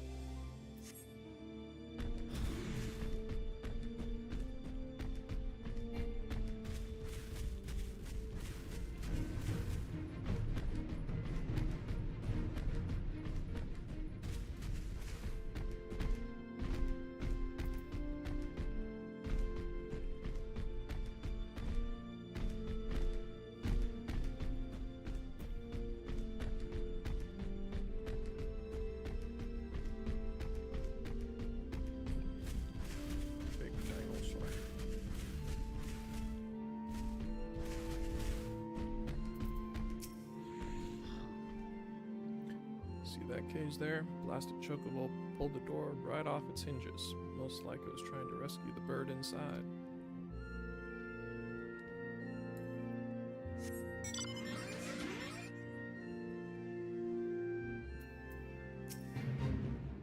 Yowie!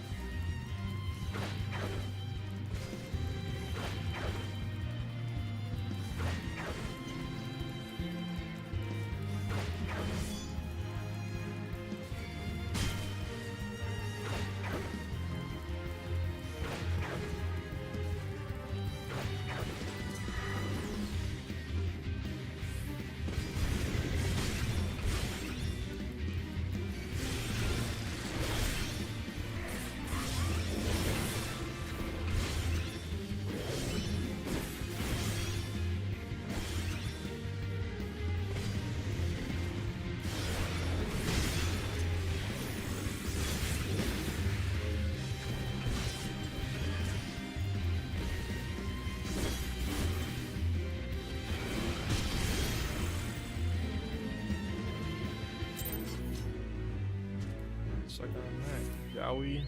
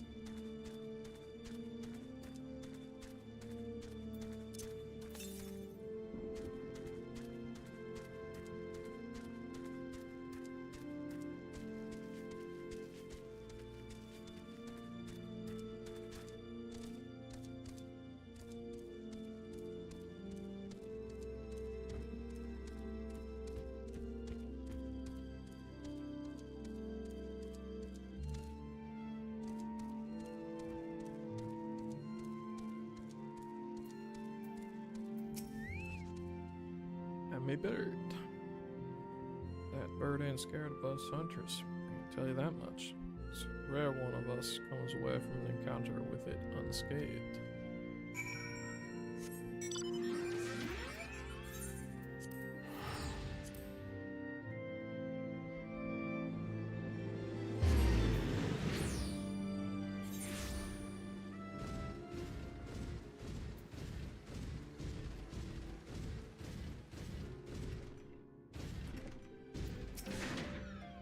Seems that Chocobo's been stirring up trouble all around the forest.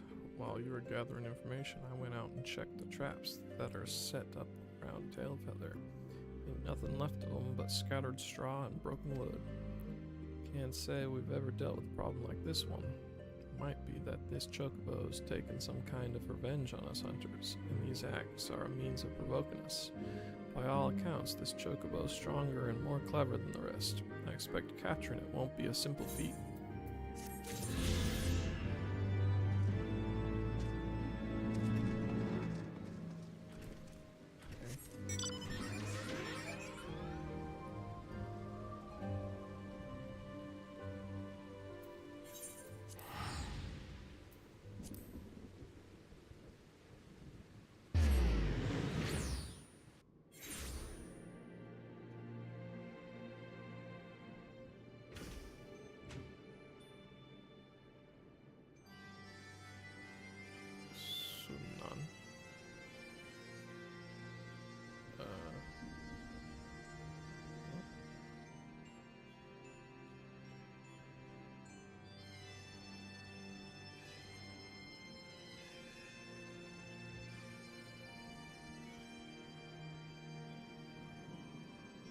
Little bit of bagpipe.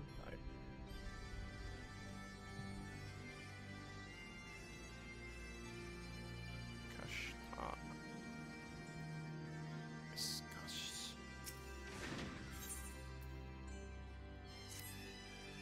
Sense grant power within you. Yes, you will make a suitable adversary. Our younglings must learn the hardships of battle. You will find them just beyond the tower. Go and hold nothing back. Okay.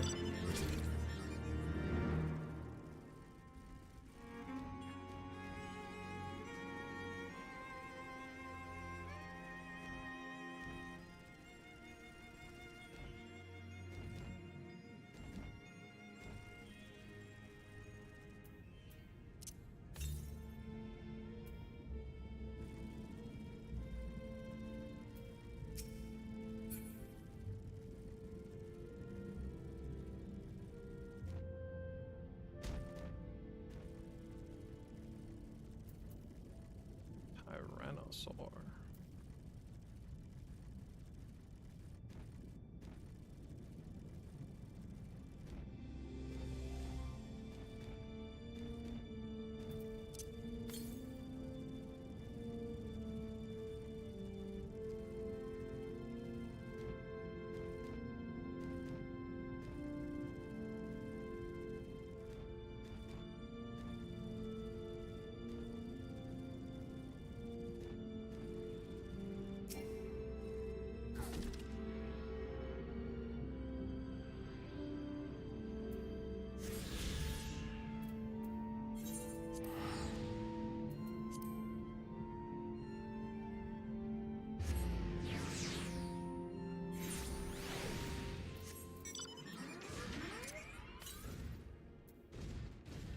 That's all the ones sitting around.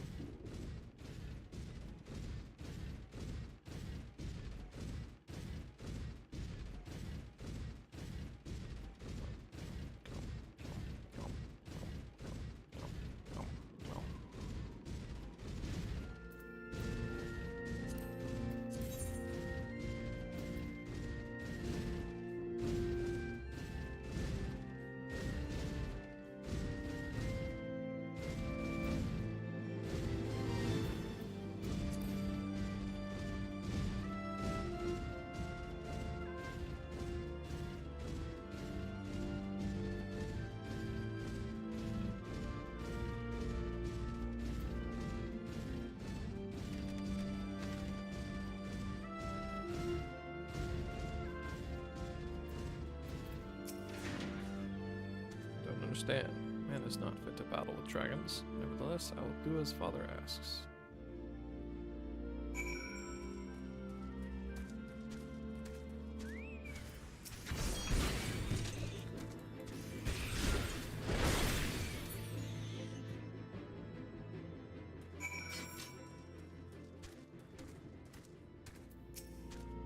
How dare you do such a thing to Kongan? You may have beaten him, but your games end here.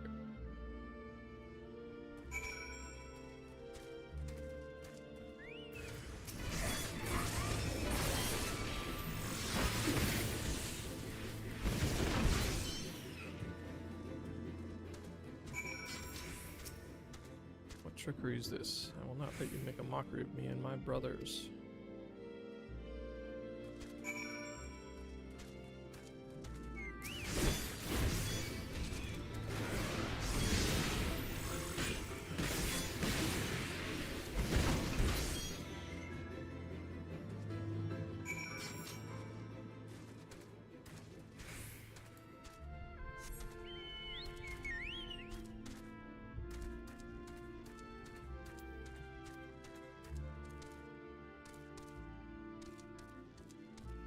It's interesting that it's weaker than full thrust.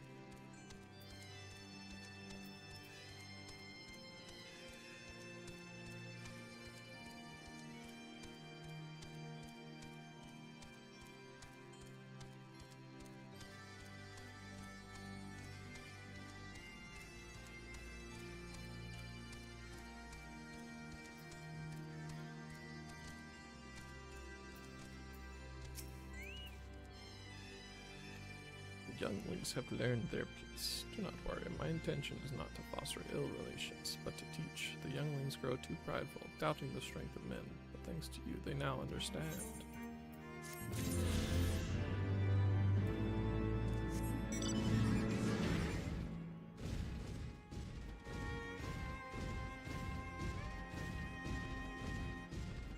Probably some quest up there or something.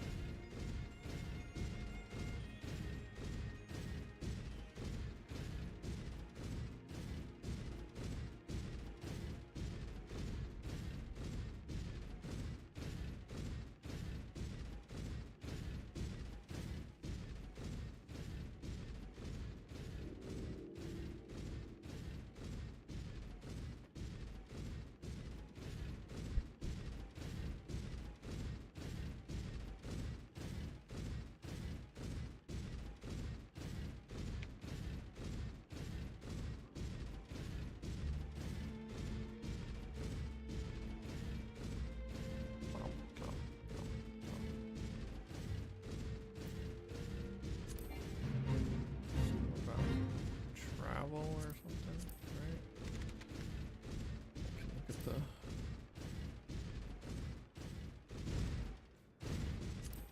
there we go.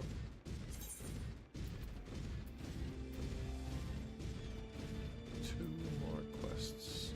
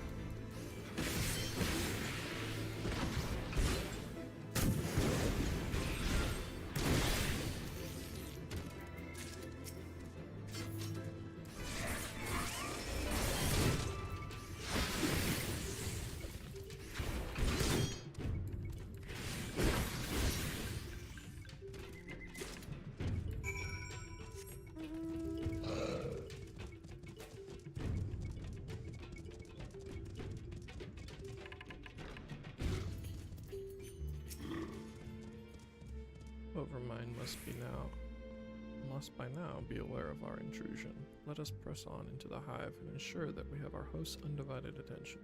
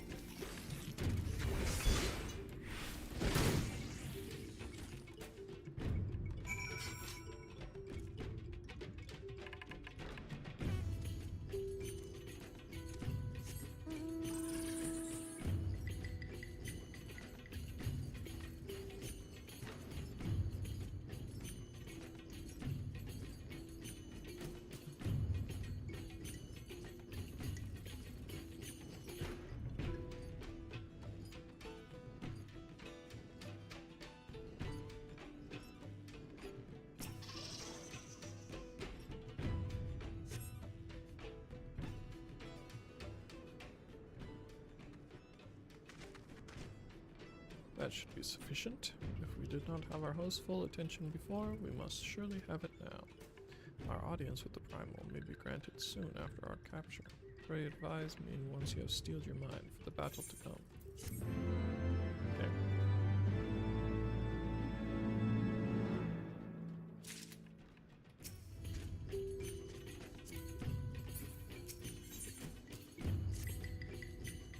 Alright then.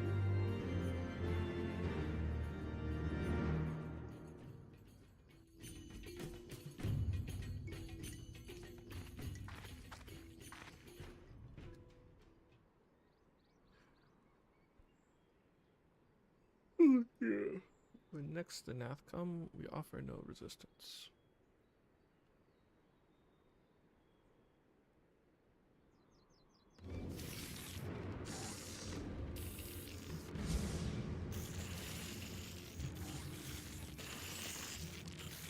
Surrender intruders, there is no escape.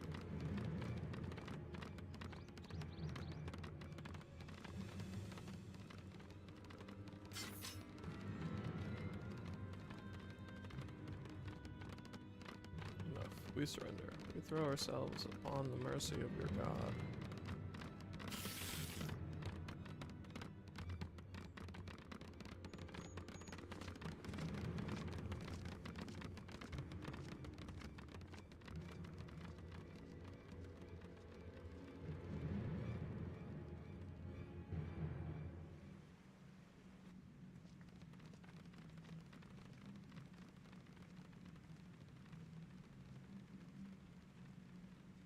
Click, click, click, click, click. They seem eager to proceed. Good. When they take us before their lord, pray leave matters to me. If what I know of summoning rituals holds true, I shall be well placed to act. Like the sound of the river rushing through the ravine behind us. Passing loud, is it not? I imagine the noise would serve to mask our escape should we need to withdraw temporarily. But you are prepared, are you not? I do hope so. If I were to be dragged away for sacrifice while you are haggling over the price of potions, I should not be amused.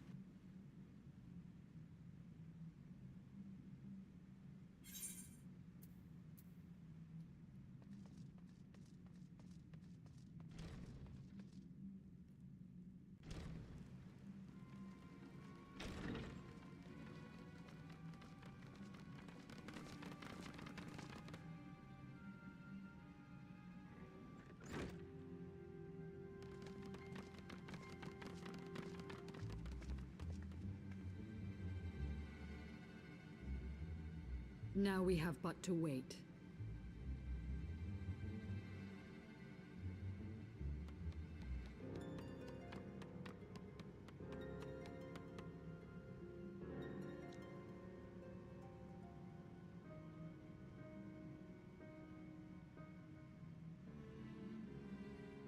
O Lord Ravana, master of the sacred blades, wrath of the colony, conqueror of the world, hear our prayer.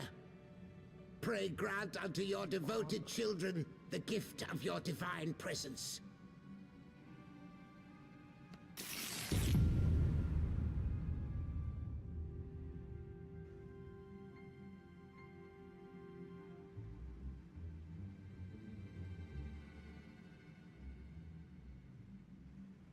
He comes.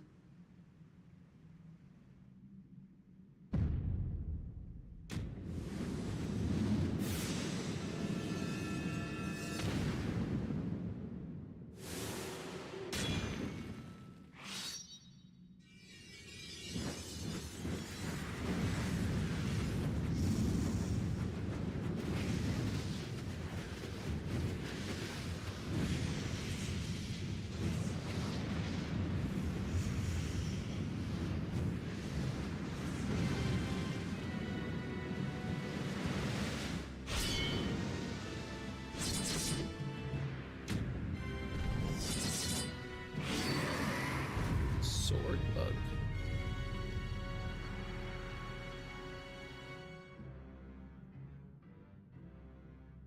All strength to the colony. Speak and I shall listen.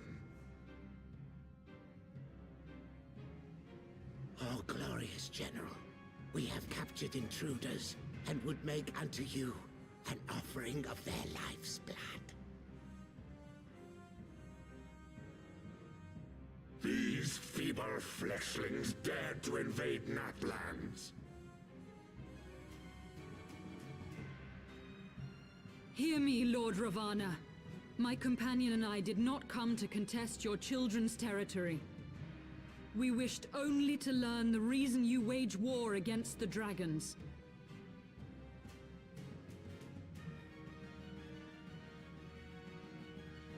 Thou wouldst flirt with death merely to satisfy thy curiosity. Wherefore should the glorious conquests of the Nath concern thee so, Elezen? Ah, mayhap thine own kind struggle against the worms fareth poorly, and thou art desirous of a pact.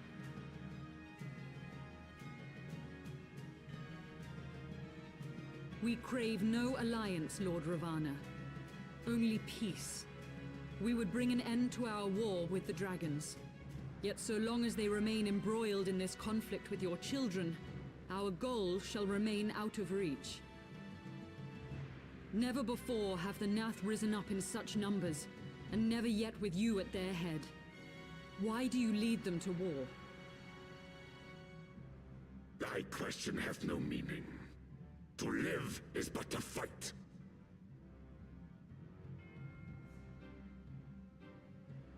Long have my children waited, gathering their strength in the shadow of thy ceaseless conflict.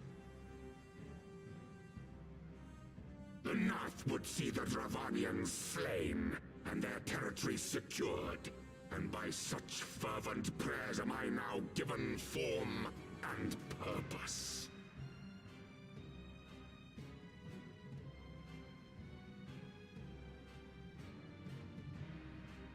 As I feared, your very existence is an obstacle to our goal. Since you are so fond of fighting, we challenge you, Lord of the Nath.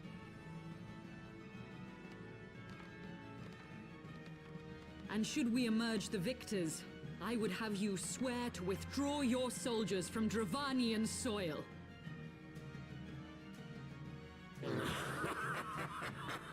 Thou art bold indeed to risk thy fleshy hide so readily. Very well. I, Ravana, fourfold master of the blade, do accept thy challenge.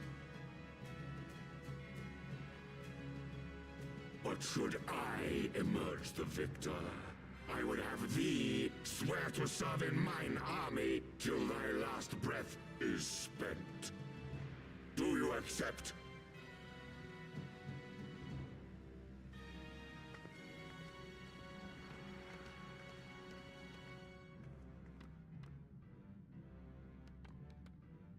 I do. And I believe the first bout is mine.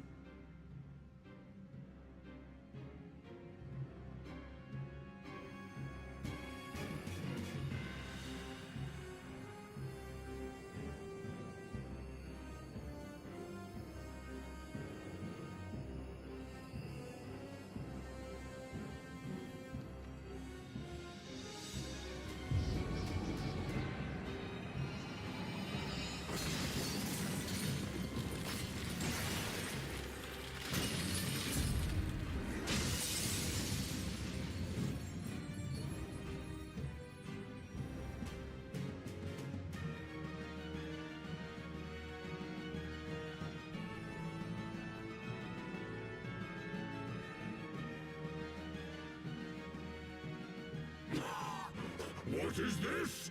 A god clad in flesh? Is aught amiss, my lord? Thou wilt not break thy word, I trust.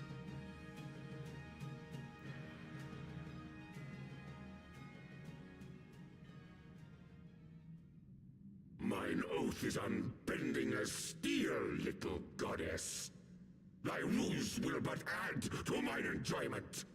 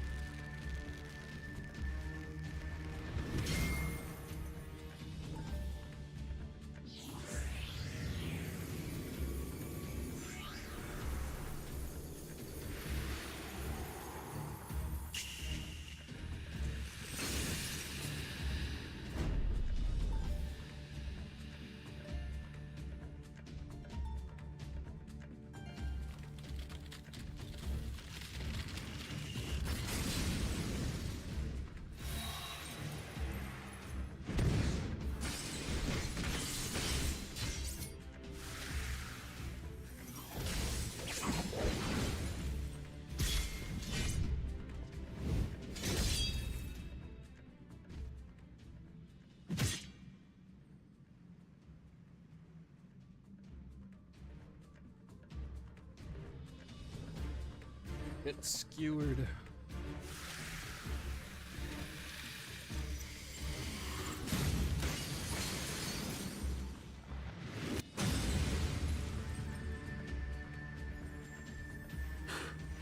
I thought myself stronger. Mayhap with more crystals?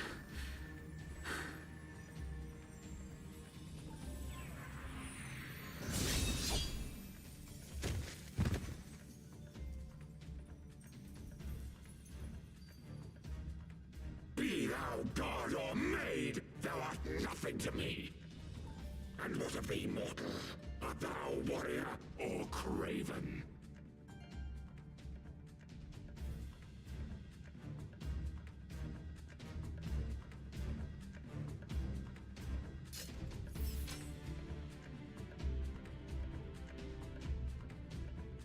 A warrior, then? Good!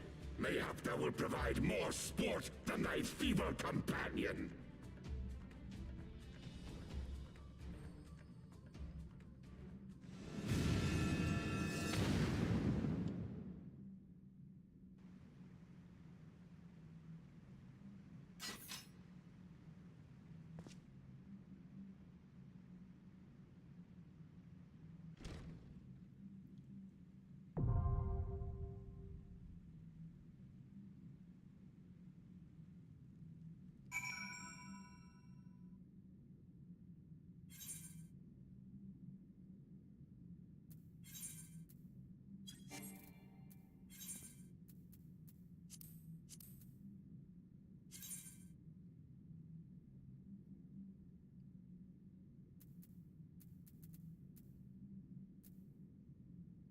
Lock.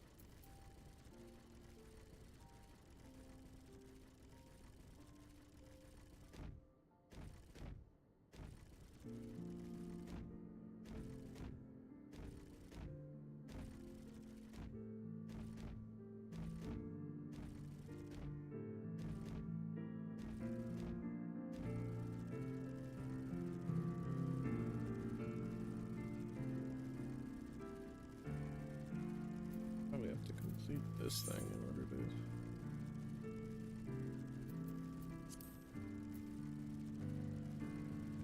unlock whatever the heck it is that I'm trying to unlock.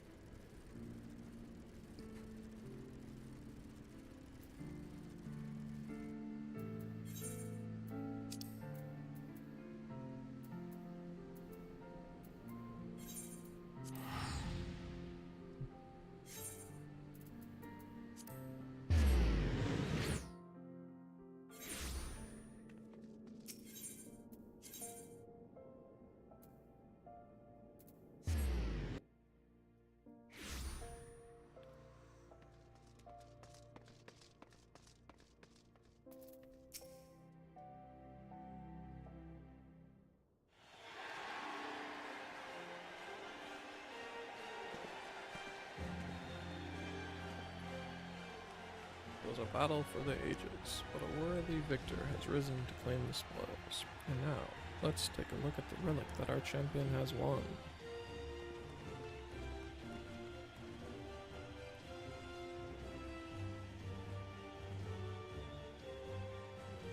Behold, from the personal vaults of Master Fergus himself, the Warden's Grace, a timeless treasure the likes of which our realm has never seen. One that's earned the attention of Eris's most prominent pilferer, gar har har.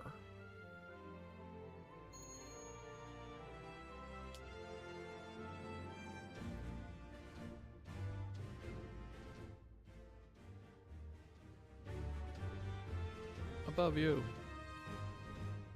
Ladies and gentlemen, inspectors and invertebrates. The opening act dragged on over long, but worry not. The main event is about to begin.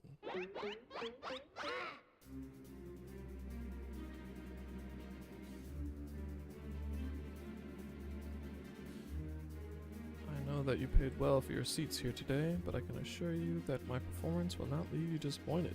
Now I invite one and all to sit back and enjoy the show.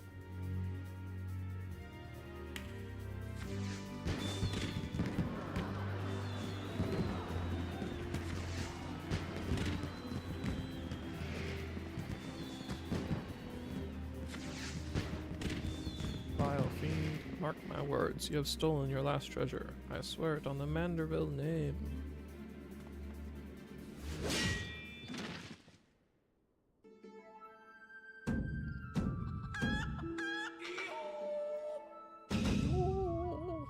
I think not, Hildegard. Greg? 'Tis always a pleasure to reunite with old friends, but your timing truly leaves something to be desired.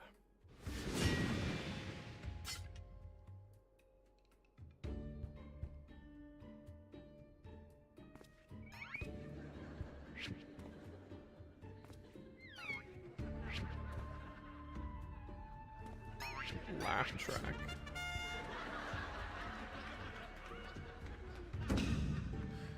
Ave. You bested me once, but not today. I shall have my revenge when I pierce your chest with my spear. Do you mean your skewer?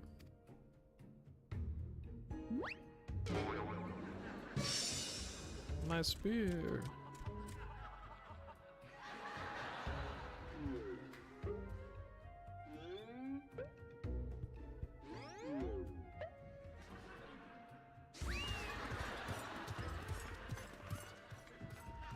Vile thief, is there not a shred of honor in you?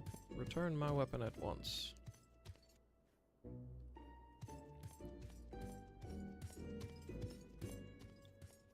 Oh, it seems we have an unexpected guest. I appreciate your enthusiasm, but I fear attendance at today's performance is by invitation only.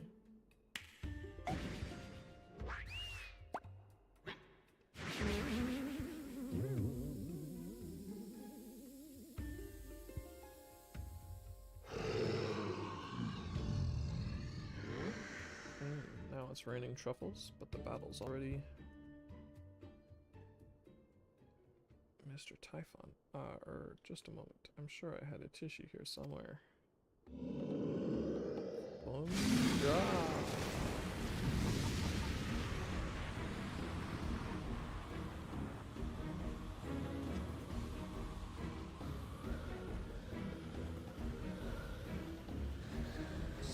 that nobody thought to grab the ring.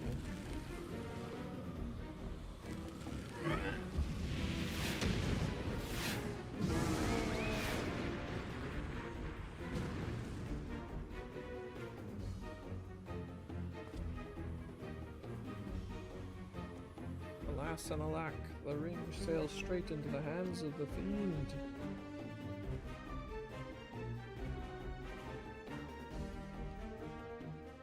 Giving up so soon, are we? Those don't sound like the words of a Manderville man.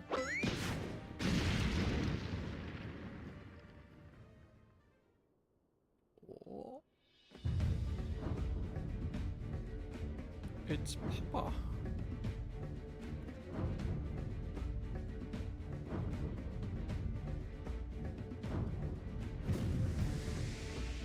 Yo.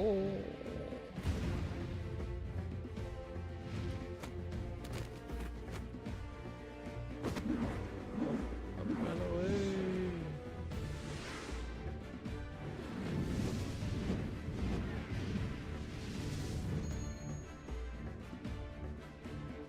But of course, brilliant father. If the ring won't come to me, I shall go to the ring. Why, it'll be just like Dalamud.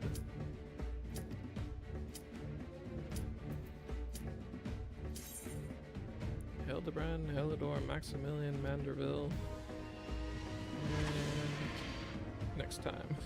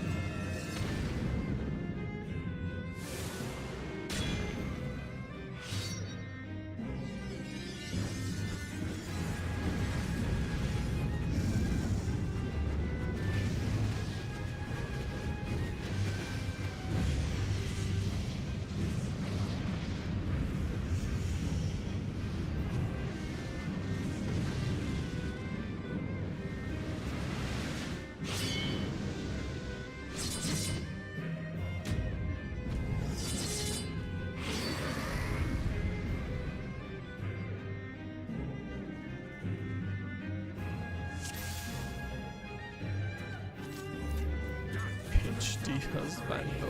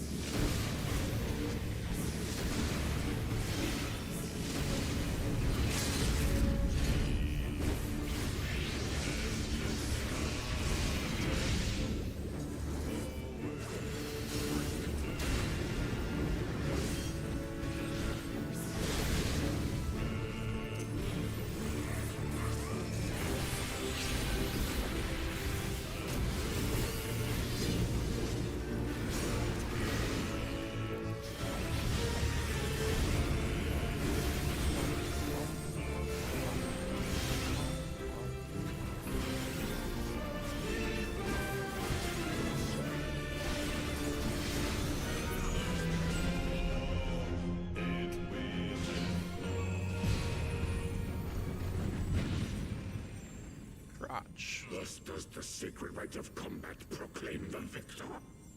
I lay my blades at thy feet, child of man.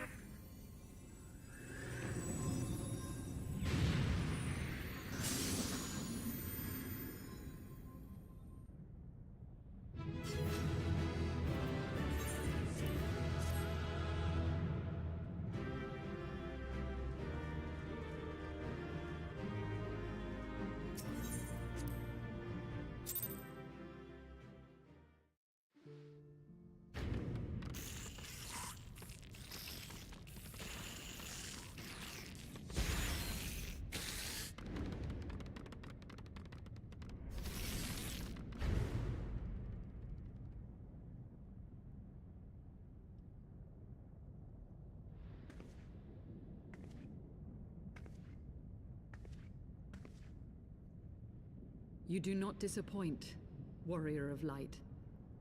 Would that I had your skill in battle. I do begin to see why so many place their faith in you.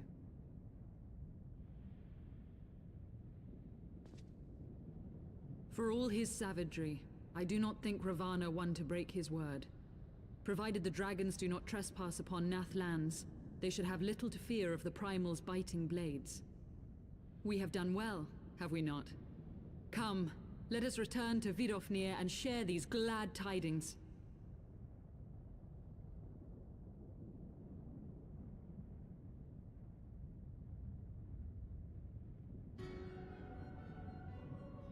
Once more you achieve the impossible, bringer of light.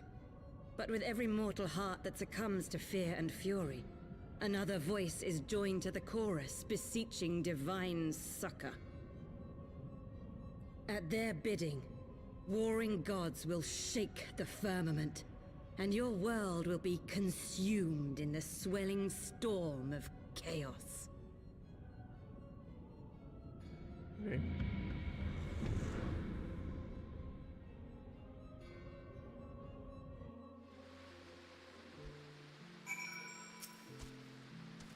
Never since we first fought have I seen you draw upon the full extent of your power, and never from afar till this day. You're a marvel to behold, Fluffy. Well, 'tis time we rejoined our companions. They will be eager to hear the tale, and to continue our journey.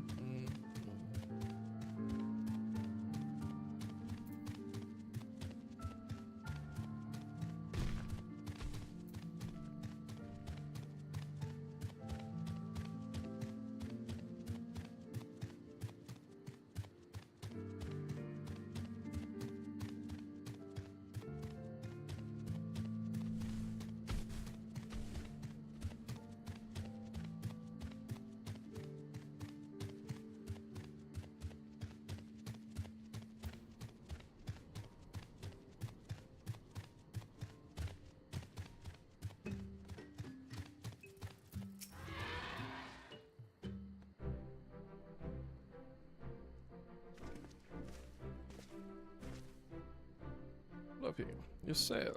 Thank the 12.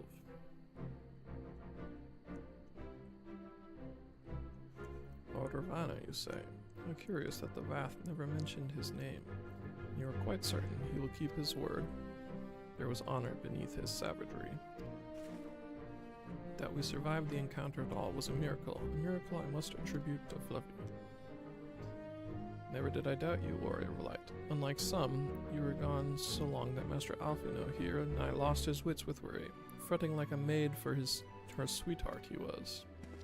Stinian, was that truly necessary? Not truly necessary, but true, certainly true.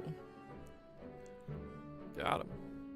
What matters is that the primal is banished, and our promise fulfilled. We should return to Vidofnir without delay. Lest you forget, this was but a means to secure an audience with the worm Kresvelger. Nidhogg's minions will not be halted by idle chatter. Come now, we must make every moment count. You are unkind, Estinian. For all his experience and intellect, Alphonse is still but a boy.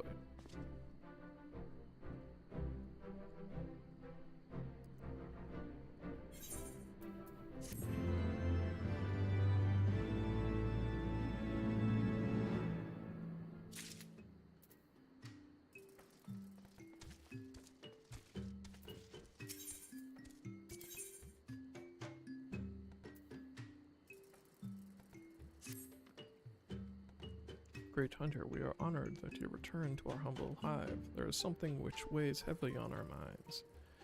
Very heavy. We have a newcomer to Loth, Vath. He has not yet proved himself useful, and so he has no name. So determined is he to find his place that he left the sanctuary to forage in the forests of the east. He has not returned. It has been difficult as of late, very difficult. We have grown hungry, and the foods remain scarce. The one mine has seen to that. This nameless one means well, but is highly curious with his newfound senses. This makes him vulnerable. The forest is the domain of the hunters, and his intentions may be misunderstood, for men have not the means to tell Vath from Nath at a glance. Will you not lend us your assistance in finding him? Will you travel to the hunters of the east and ask if they have seen him? Kind hunter, generous hunter, you have our gratitude. Please make haste, so that the weight on our mind can be lifted.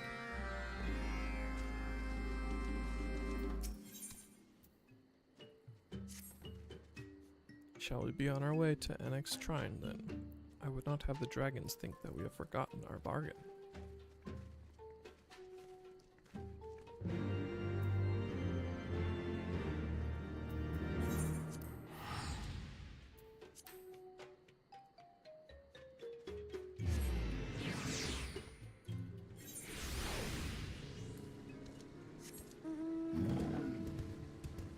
Monkey, monkey. By our fate.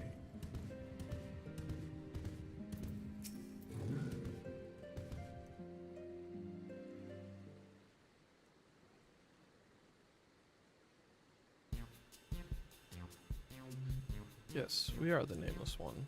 Have you been sent by the storyteller? Tell your hunter friend to release me at once. We are not of the one mind. We are Vath. I don't care if he's a two-headed bandersnatch. He isn't going anywhere. I'm detaining him for stealing our resources. Normally, I'd say we're more lenient than the Nath in terms of territory, so long as they don't hunt in excess or attack us. But then this overgrown vilekin comes and gobbles up all the gassel greens we laid in our traps. Enough bait to keep a drove of chocobos sated for days. Gone, with nothing to show for it.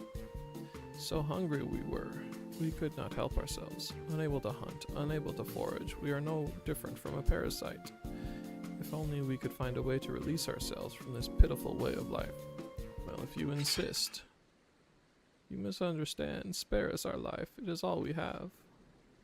Aye, spare it he will. Stop tormenting the poor creature, Grimold. He doesn't know any better.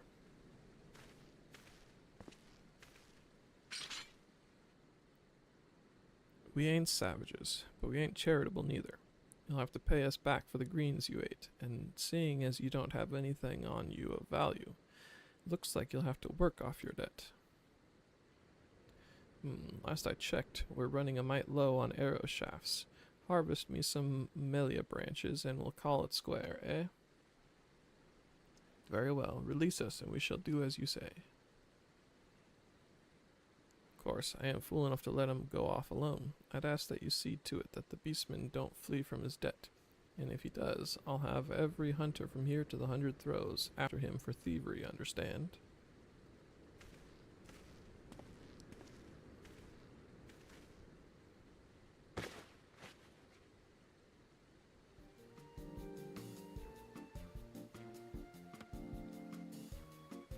Ah, we are free. Much appreciated, hunter. Now then, to the smoldering wastes.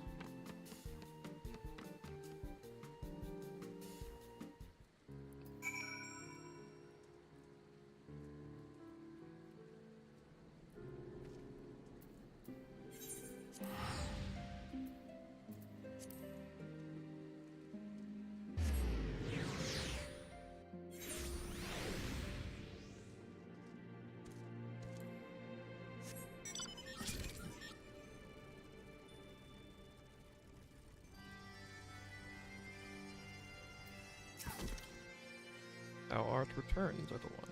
Hast thou abandoned thine ill-conceived contest with the Nath? Nay, my friend, we return in triumph.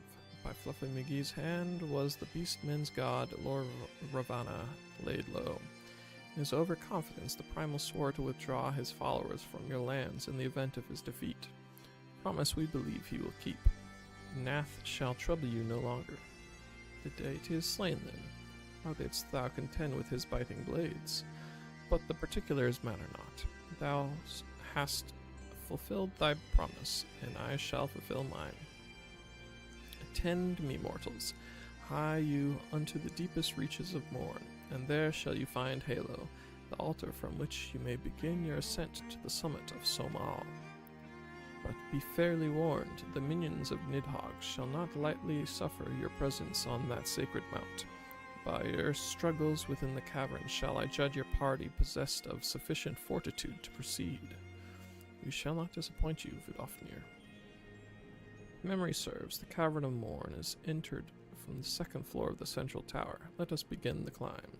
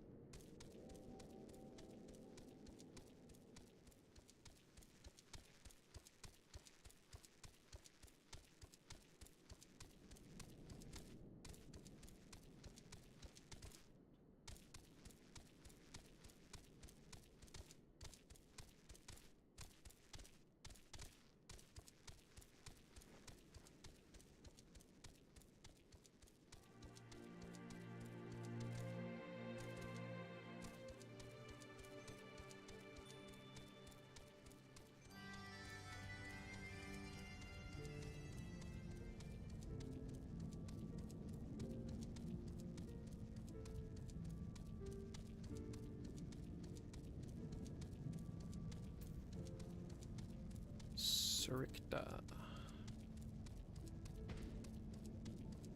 Tyrannosaur.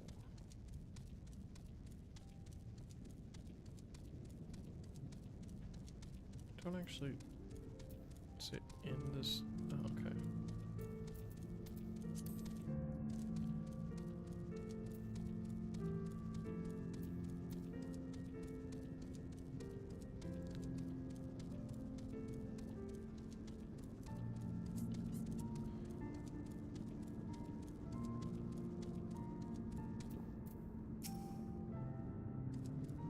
Sleepy dragon?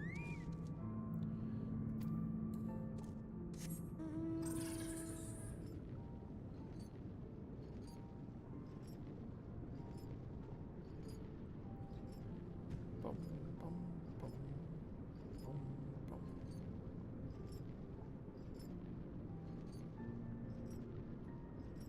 Hello.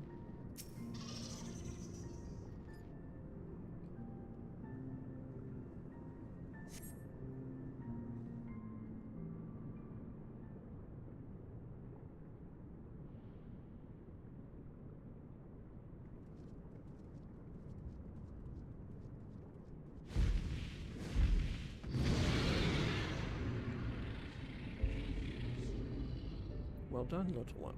As promised, I shall open the way to Somal's summit, for thee and thy companions.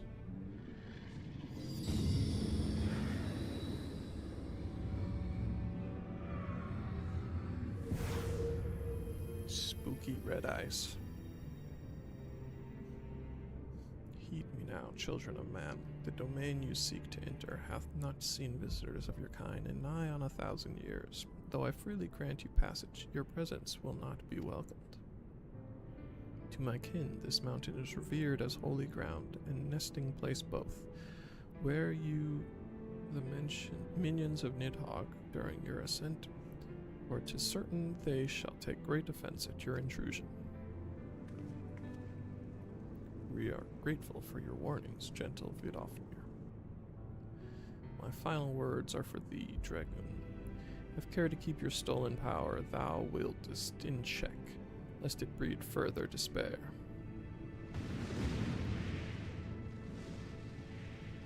Stinian. The way is open. Let us not tarry here. A moment. Shall we blindly forge on, knowing the dangers that await us? Tioman herself is said to guard this peak. I do not fear Nidhogg's concert. Any dragon foolish enough to bar our path shall feel the sting of my lance.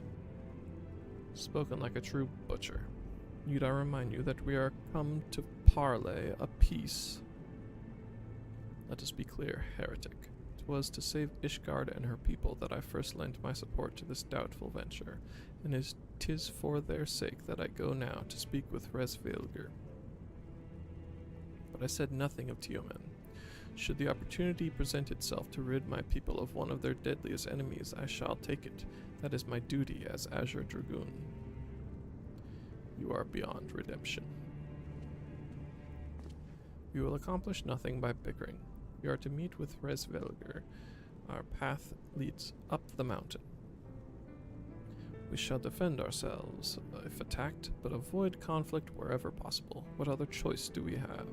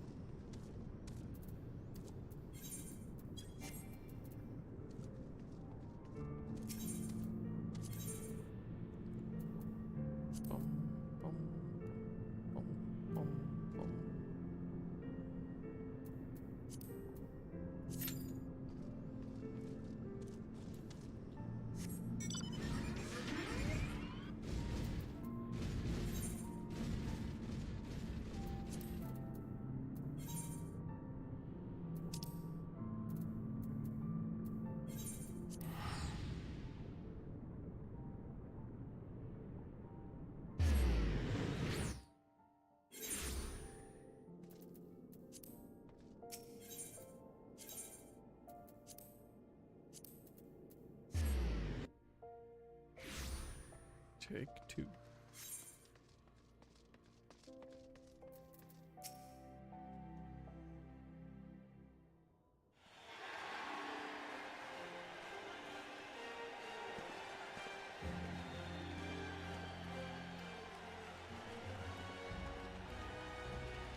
Clap, clap, clap, clap.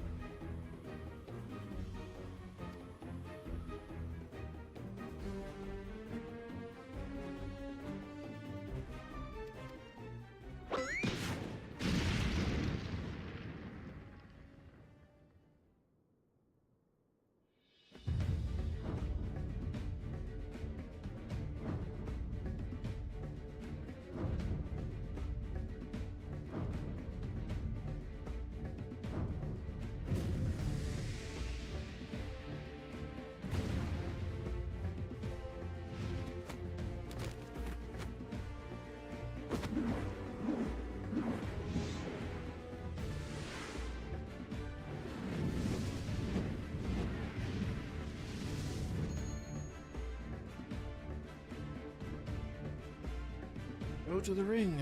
Oh, just like Dalamud.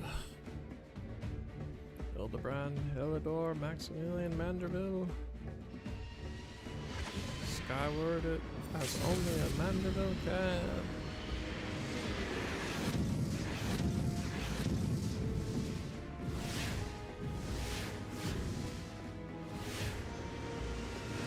Father, you know not your own strength.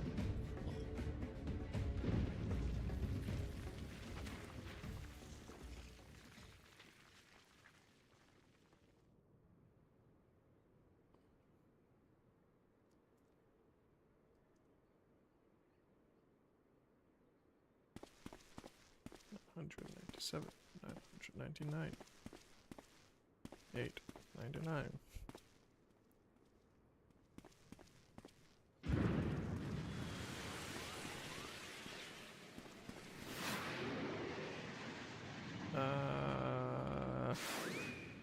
Oof.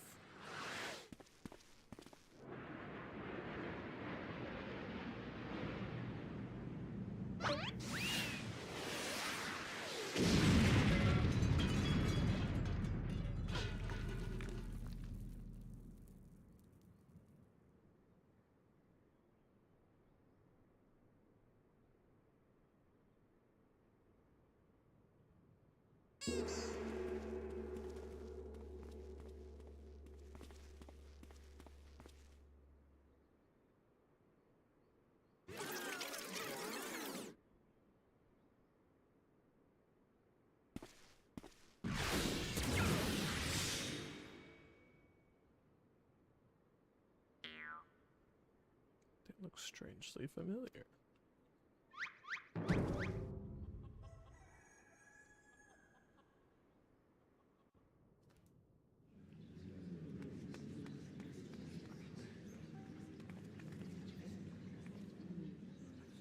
A little too much spin on that one, it seems.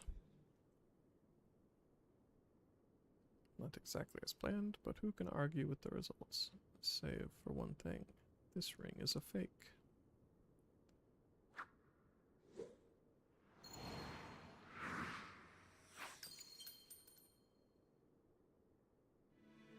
But no matter, I have a feeling this will lead me to the true treasure. Till next time, friends, we have been a most attentive audience. That key, bloody hells.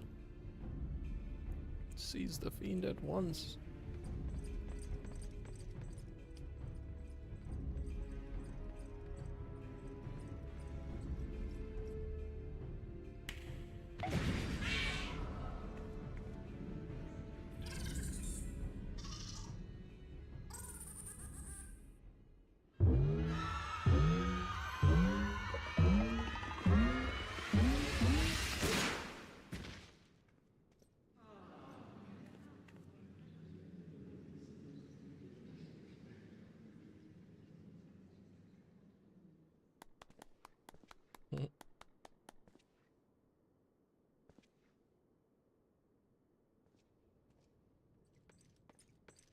It's too late, sir. The second prize, the Ring of Inquiry, is gone. Second prize? What is the meaning of this?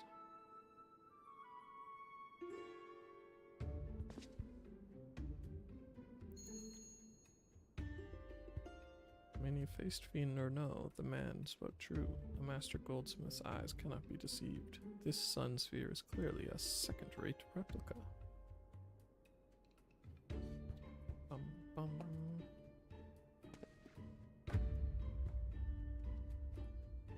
Preposterous. It's just the dim lighting. Yes, if you'll just step over here.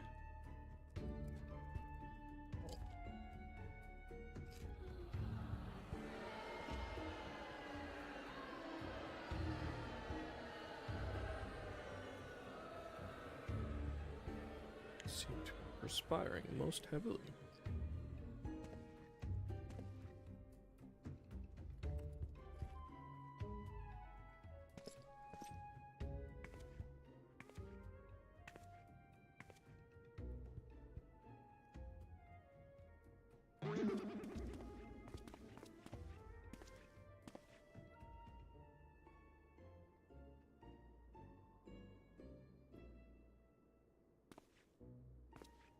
Sold out my honor, joined forces with that odious octopus, all for a false treasure. What a fool I have been. Whatever was I thinking?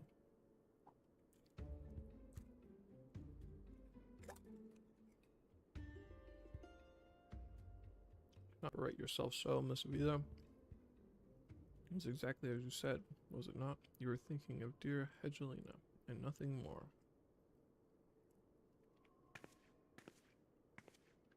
So as it was at that. Hmm? How do you know my sister's name?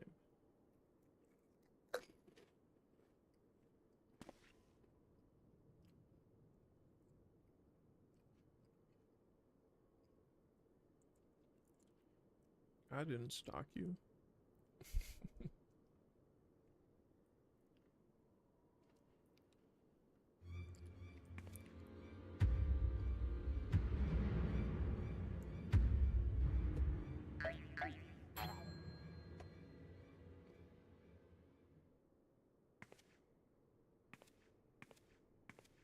You sigh.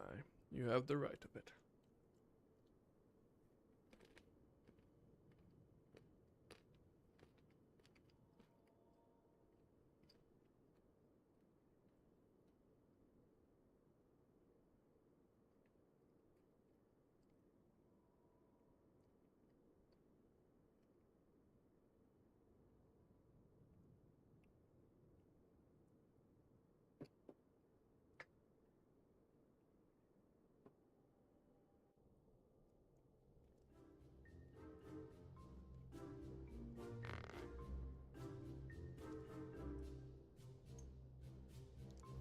One mystery still remains.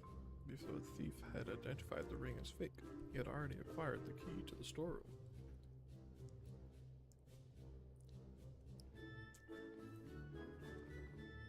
Clearly, the second prize, this ring of inquiry, was his target from the start. But why? There must be some pattern to the items the fiend has stolen. A pattern that betrays his true intentions.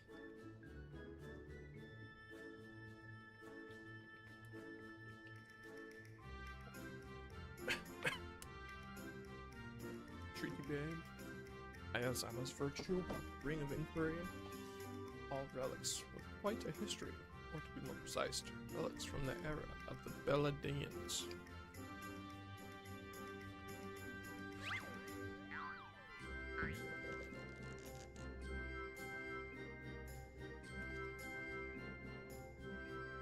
If that is so, the answer is clear as day. Fiend means to found Eorzeal's greatest museum of Belladian history, pushing up the prices and gouging honest men out of their hard-earned coin. Doubtless, another one of his cards will appear on the scene to tell us just as much.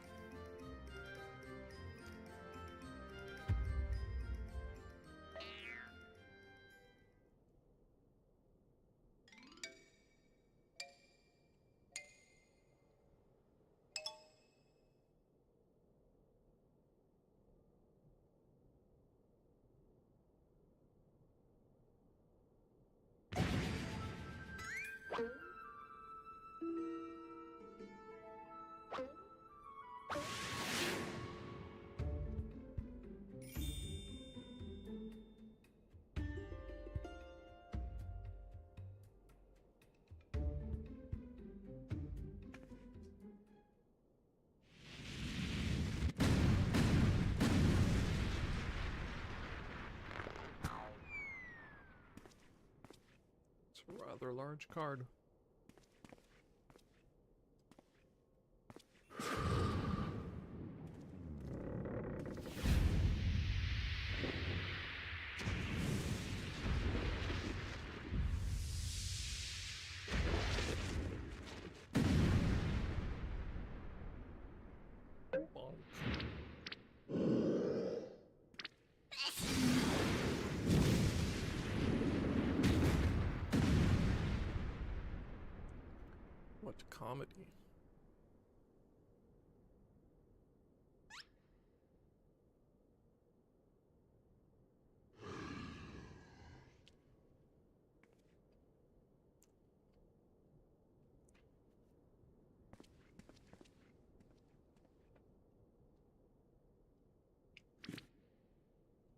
I've enjoyed our little game, but all good things must come to an end. I shall claim the 4 sacred treasures, and justice shall be served.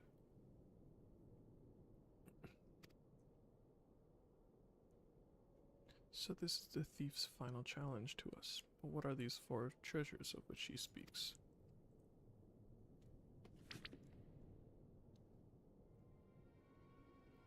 Where the 4 treasures of Belladia become one, the wicked shall be judged in the blazing light of sun.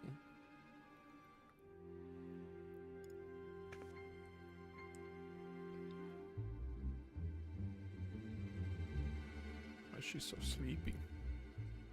An old legend, little more than a fairy tale, at that, and yet it seems the Phantom believes there is some truth in these words.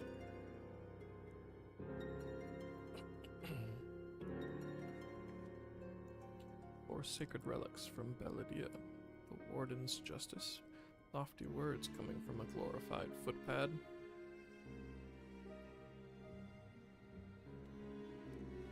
One who's winning over the common folk by the day.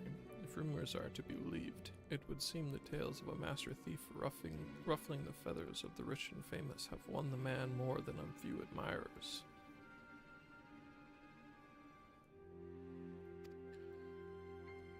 Consider his targets thus far, an Uldan collector and her hired thugs, a trading mogul and the brass blades, and now a mining magnate and the stone torches.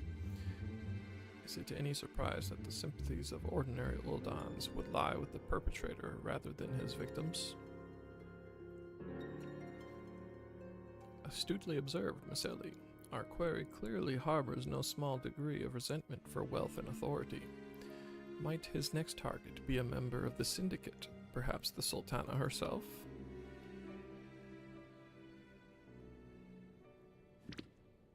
Aha, then it will be to his downfall.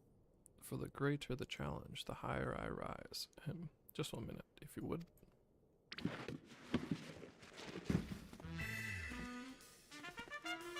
Mark my words, ye of many faces, there is but one man who shall lay claim to the 4 lost relics of Belladia, and it shall be Hildebrand, agent of inquiry, inspector extraordinaire.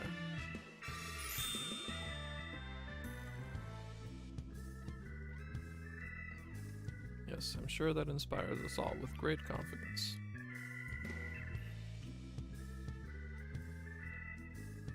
Dun dun dun. Was that? No, it couldn't be. Huh. He thinks Godbert may need a new pair of spectacles.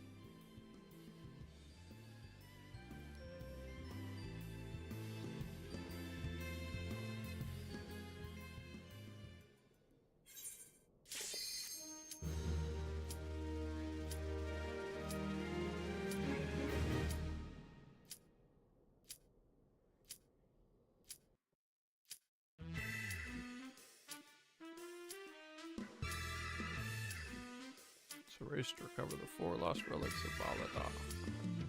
As the fiend's true identity and aspirations are revealed. Will Aesir fall prey to the forces of evil?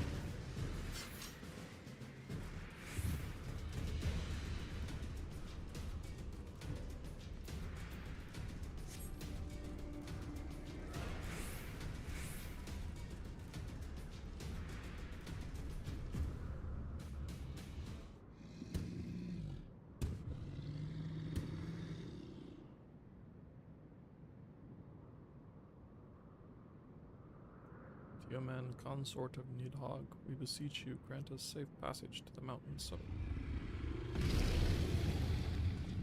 As I thought, blind to reason like all the rest. If you'd see our mission to its conclusion, you know what must be done. Such rage and rancor, is there truly no other way?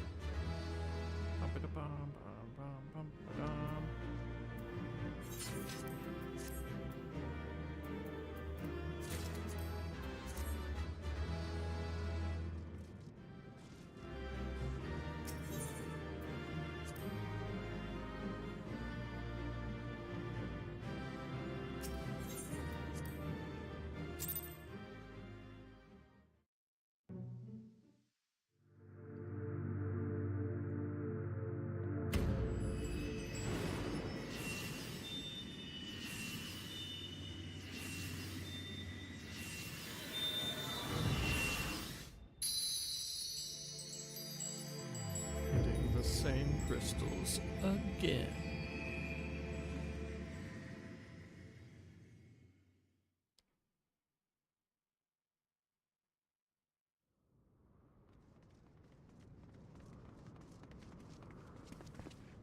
Fluffy.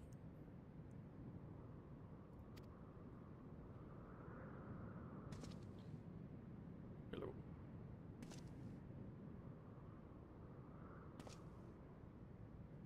Would seem Tioman was the last. I sense no other dragons nearby.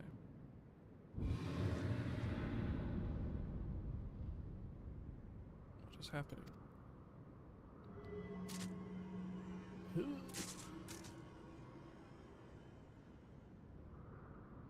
Nidhogg, he roars. He knows we are here then. His fury, it bleeds through the eye.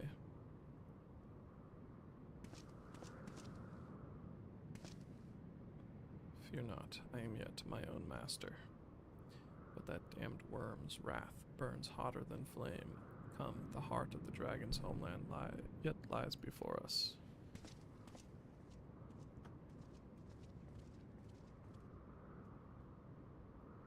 Thus do we add another link to the chain of vengeance.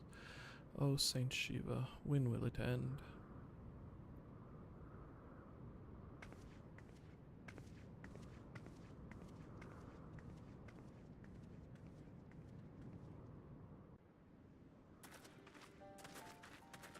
To the peak of Som Al, at the end of a perilous mountain path, whence could be seen a string of pearl-like islands floating impossibly atop a sea of clouds. To a domain where dragons and men had once lived in harmony, whose majesty no mortal eye had glimpsed for nigh on 1,000 years, they came.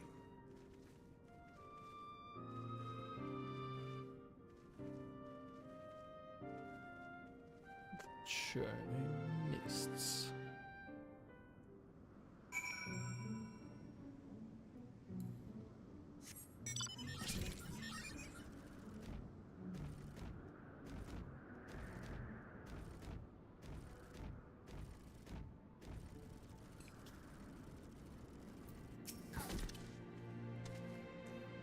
Peak of Som Al. 'Tis said to be the highest mountain on all of Eorzea. You know, I thought it cold in Quarthus, but the air here carries the chill of a dozen winters.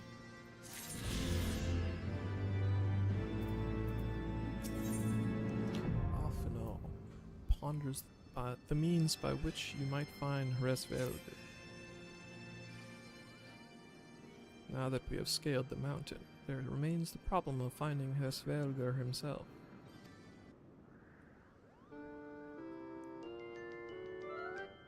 Hello, Mugos.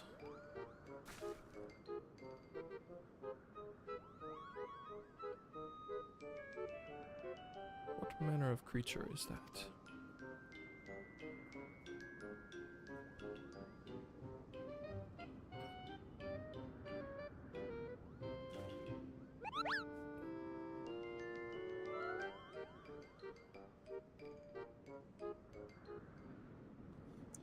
My eyes deceive me, or was that a Moogle?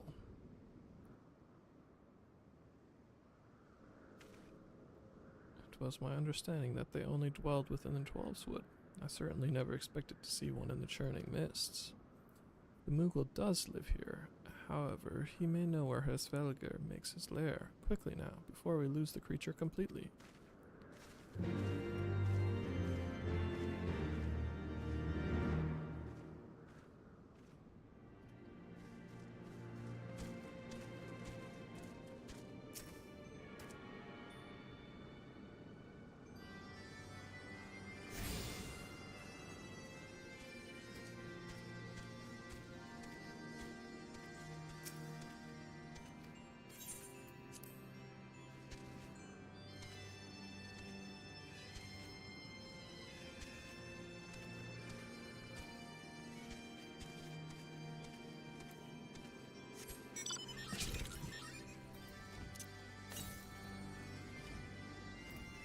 East. So in here, someone. The fuck is? Grab this guy. Ah, he's gone. We must widen our search. He's got a spider monster pulling him around.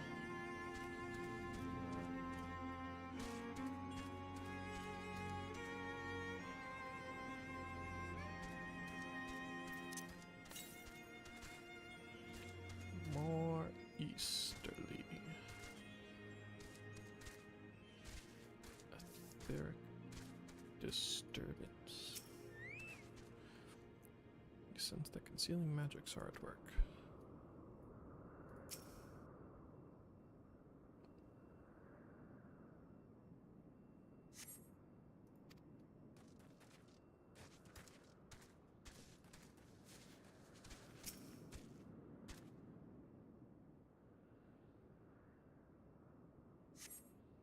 See no evidence of this move of yours. Are you certain it wasn't a trick of the light? Mayhaps 'twas simply one of these strange plants shifting in a breeze.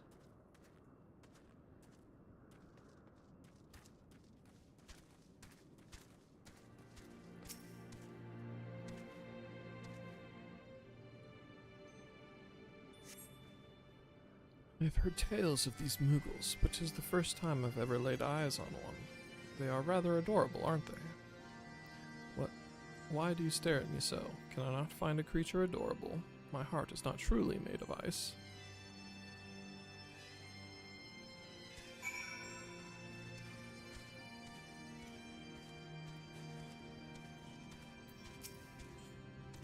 I'm sure I glimpsed the Mughal fleeing in this direction. Could he be concealing himself with magic?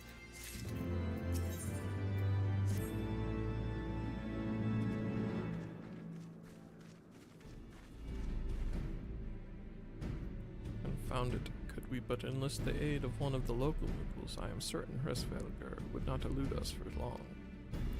Though the eye enables me to sense the presence of dragons, I can only identify nidhogs with any certainty.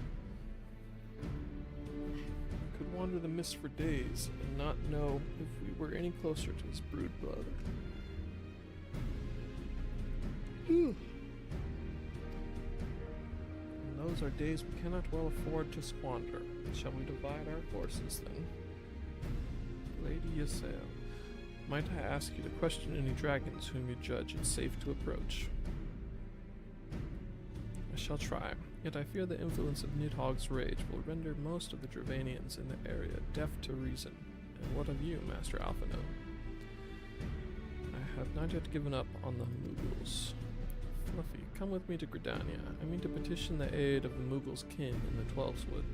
After that business with Mogomog, I dare say they will be glad to help us. Assuming you have no need of me, I shall remain here. Nidhogg senses both the loss of his consort and the coming of the Eye, and his attention is firmly fixed in this direction. I mean to do what I can to hold his gaze, in the hope that it may delay any action against Ishgard. Thank you, Ustini. Come then, Fluffy.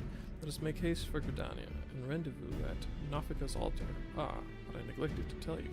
There is an aetherite of ancient construction here, which should make the return journey rather less arduous. Pray do not forget to use it.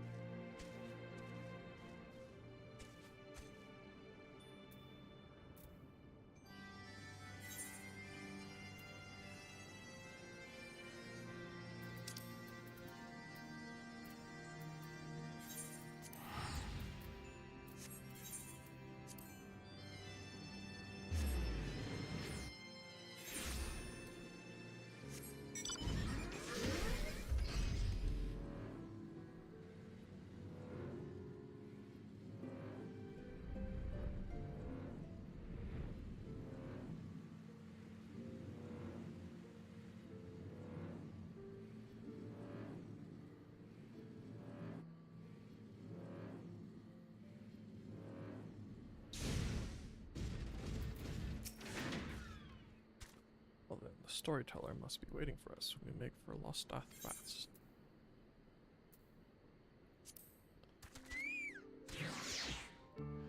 Yes, we know. If we flee, we will never again be able to move freely. To the non-mind, independence is all. If we take too long, the hunters will surely come after us. Kind hunter, will you help us?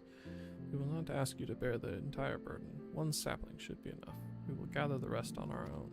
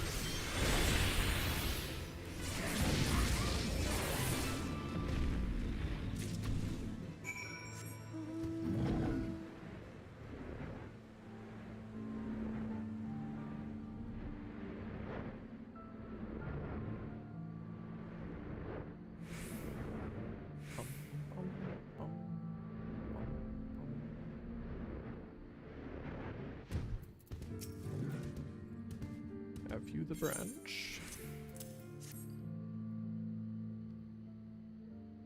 Many thanks for this. Now let us return to the hunter's camp and be done with it.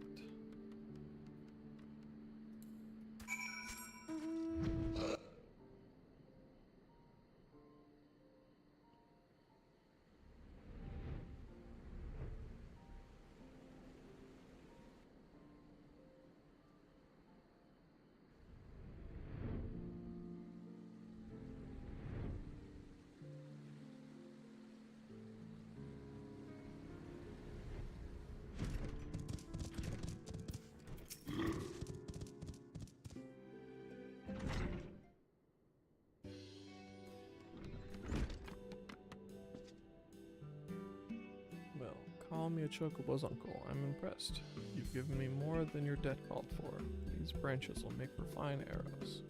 We usually got to send a whole party of hunters to gather this much. What with the Malays thrashing about the Nath lurking in the brush. Even with those scrawny arms and legs, you proved more useful than I thought. We were useful? I would say so. To be honest, I didn't expect you to come back with so much, or to come back at all for that matter. We too will be honest. We thought to flee, but this hunter persuaded us to stay. But we were useful?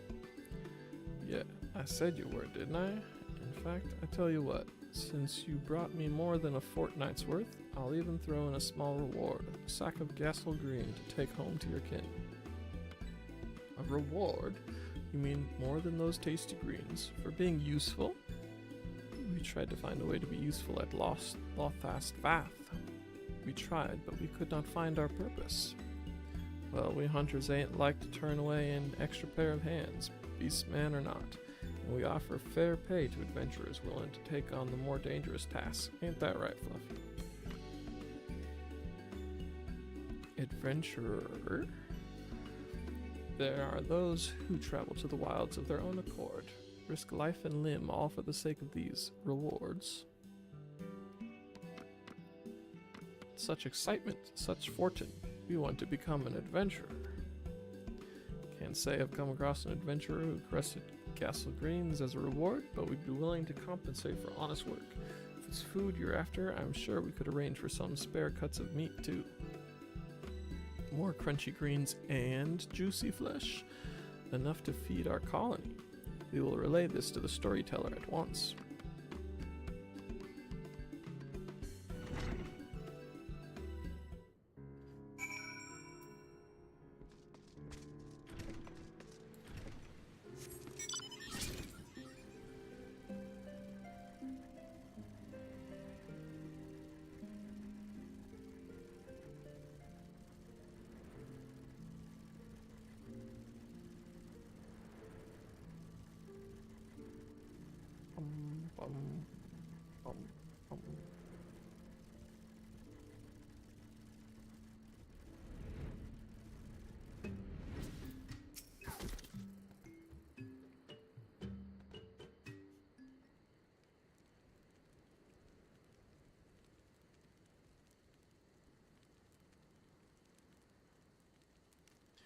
Thank you, Hunter, for bringing our nameless brother back. We hope he was not a burden on you. He is no hunter, storyteller. He is an adventurer, and we are a burden no more. Look at what we have brought you. What strange-looking plants, yet they have such a delightfully bitter taste. We have other good news. We have found our purpose. We will become an adventurer too. If we work hard, the hunters promise to reward us with food. Food for the colony. I mean the hunters of the East. We thought it safer to limit contact with them, but they gave you such delicious rewards. You have done well, nameless one. With your newfound purpose, we are sure you will ease the hunger of your brothers and sisters. But trading with the hunters will not solve all our woes. Much more is required for our survival. Yes, much more. Our colony is falling into disrepair. We need metals for our defenses. We need clay for our walls. The One Mind knows this. They seek to impoverish us. Few of our non-mind brothers tried to steal such things from Lothast Nash. They never returned. The Overmind rages at what he sees as boldness, even though we are mere leeches, partaking of tiny drops of their blood. Tiny drops. Even leeches do not loathe their own host as much as we. It is shameful that we must still rely on the one mind to survive. You can rely on us, storyteller. We shall travel the realm and offer our services in exchange for resources. We will bring back precious rewards from the beyond. Travel the realm? You mean to cross the hunter's borders to lands beyond? Nameless one, it is too dangerous. Fear not, it is what adventurers do. To explore unknown lands, meet their peoples, obtain greater rewards, strengthen the colony. You speak strongly of your purpose. Very well. Should you succeed, we can sever ourselves from the one mind completely. We can truly become our own masters. But do not become a pest, seeking work where there is none. The hunters may take offense at your eagerness to obtain rewards. How will you know when your services are required? An adventurer's guild, a place to exchange information and gather requests from the others. Nameless one, no such place exists here. If this is your solution, you must start your own. But I am certain you will not be alone. Some of your brothers and sisters still want for purpose. Seek them out. An adventurer's guild. There is much to do, but first, we will introduce you to our brothers. Come, come.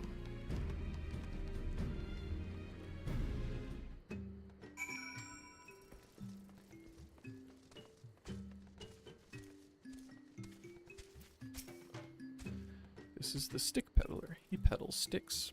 He lost his connection with the Overmind near the same time as we did. There was one other, but we do not see him. You mean the Kenai? He saw shadows fly across the colony. He was hungry and said he would hunt the shadows east toward the river. He could not have gone far, for he fears the water, fears it much. He would not cross the river unless it was near the bridge. Wise Vath know to avoid the bridge, for ferocious dragons often lurk near it. Could it be they were the shadows that the Kenai saw? Brave adventurer, could you check the bridge while we search the area for Kenai? He could be in trouble. But do not slay dragons if you see them. Dead dragons will invite reprisals. We will lend you one of our kongamatao. We have fitted it with a contraption which sprays a putrid smoke, which irritates, but does not wound. Yes, irritates. We got too close to it once. Most irritating. The kongamatao are unaccustomed to fleshling riders. If you fall off, talk to the stick peddler. He will help you get back on. Now let us find the Kenai.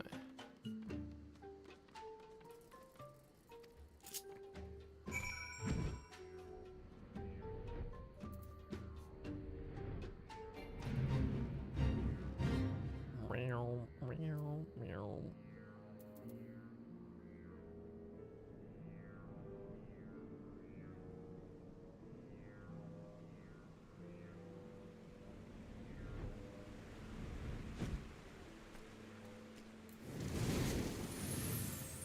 Get stinkied.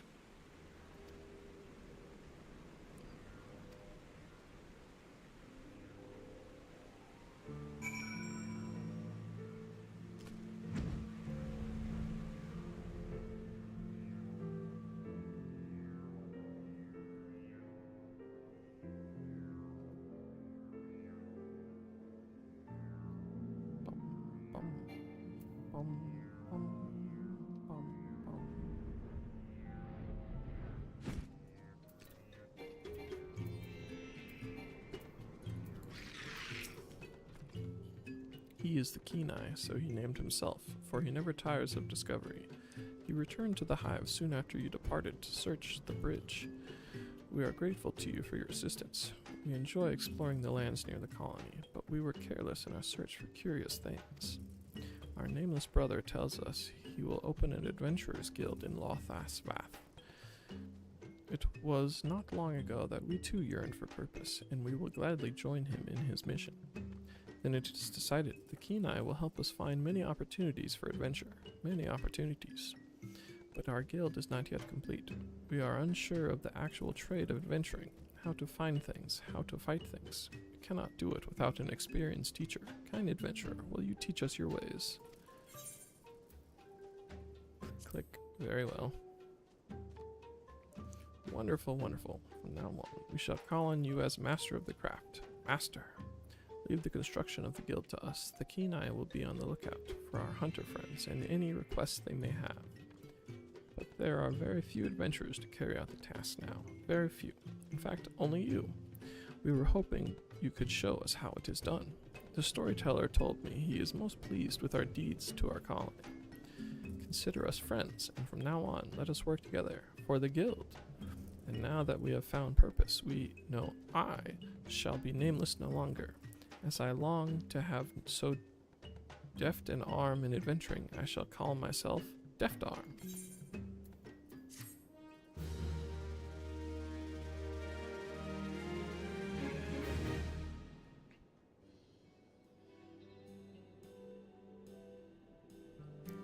Chocobo.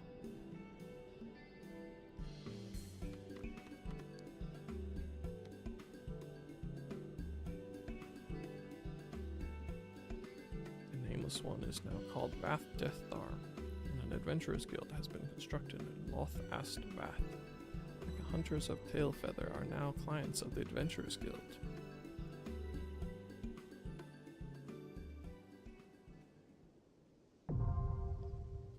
Society quests.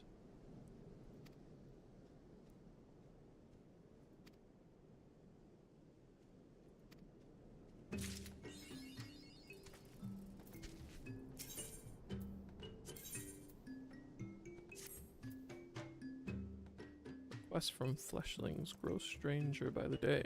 Tailfeather hunters ask us for herbs, but not for eating or salve making. Fleshlings want to make smoke for recreation. They say inhaling smoke has a pleasing effect, but we do not understand. Smoke is for driving away dragons or vermin. This use of smoke seems very strange. Yes, much too strange. We do not understand, but you are a fleshling too. You understand this practice of smoke breathing, yes? This is why we ask that you gather the hunter's herbs. You can find herb sprouts in the smoldering waste, but we do not need many. 3 herb sprouts will do nicely. Yes, very nicely.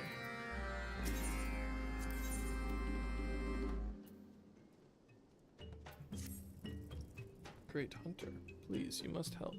We received terrible news from Tailfeather. The hunters suffer from a vermin infestation. They say the crops of tasty greens are in danger. The tasty greens are precious to the Bath. Yes, very precious. Our brothers and sisters will starve without them. The kin tamer has fitted our Kongamato with canisters of repellent to drive off the pests. Go quickly, great hunter.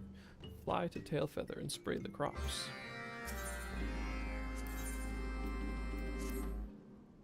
Ah, great hunter, the perfect fleshling for the task at hand. Since we began helping the hunters at Tailfeather, there has been much coming and going between our 2 settlements. Yes, much coming and going. But this draws unwanted attention from the forest. Wild animals are drawn to the road, attacking our brothers and the fleshlings. The road is no longer safe for traveling. There are 3 places where most attacks occur. I will mark them on your map. Yes, 3 places that must be checked. Please look carefully and slay any beasts you find.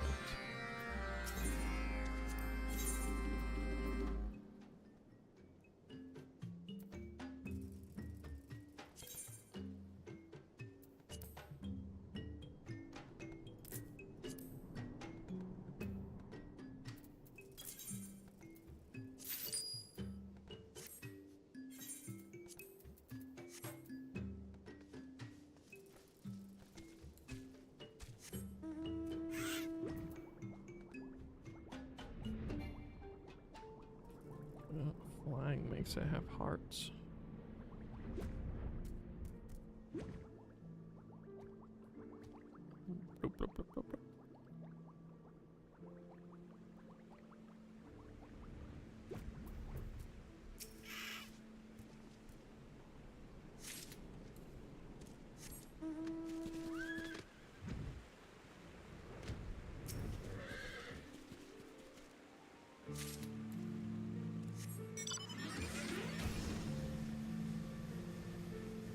Oops.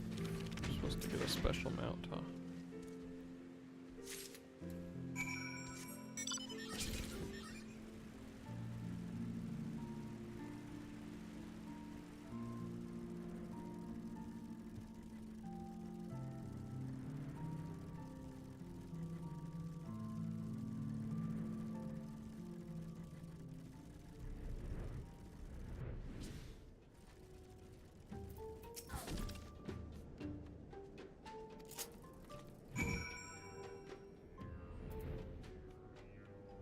Tasty greens.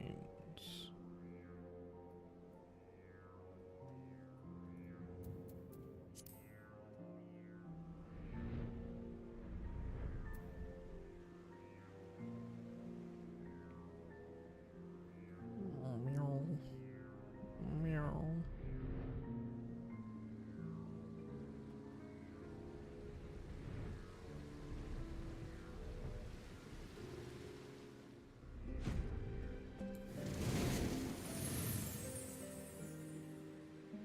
By the gods, it's everywhere. My eyes are burning. I take it this was meant for the crops.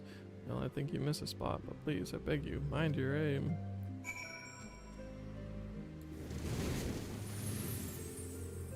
Oh gods, why? I think I'm going to be ill. At least the bugs are gone now. Before you go, mind making a trip into the Chocobo Forest. Those bugs have been eating up our greens every chance they get, and we have 2 traps out there, using them as bait. The last thing we need is our traps to be empty before the Chocobos find them.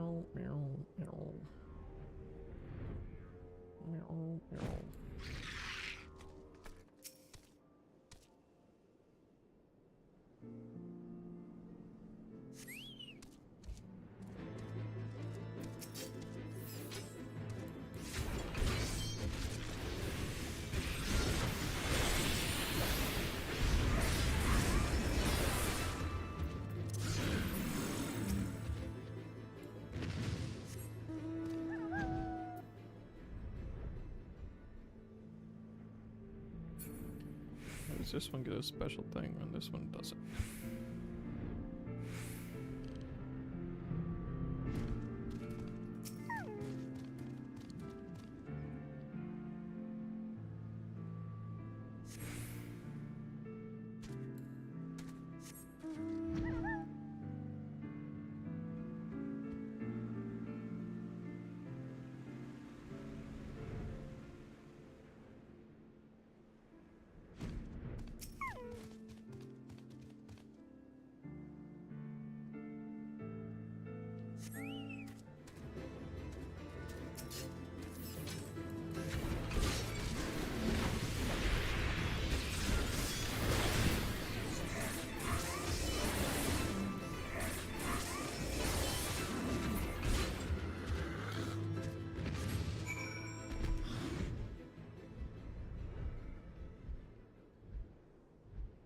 Bum, bum, bum, bum, bum, bum, bum, bum, bum.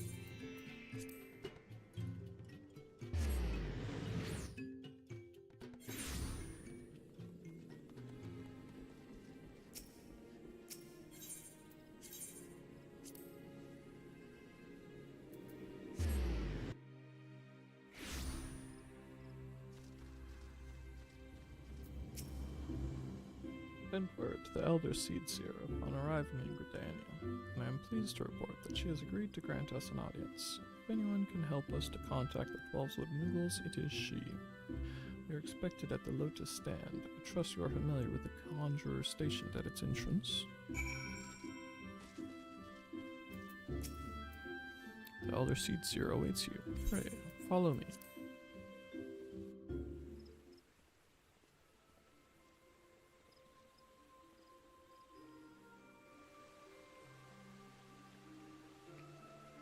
I bid you welcome, friends. The Admiral spoke of having met with you. It is no less of a relief to see you safe and hail with my own eyes. We humbly thank you for agreeing to receive us upon such short notice, my lady, and for all you have done for us in our absence. Would that it were solely to express our gratitude that we came to you this day. Alas, the tides of battle yet dictate our comings and goings. Elder Seedseer, we would beg your wisdom in a matter that may finally bring an end to the Dragon Song War. Speak on, friend.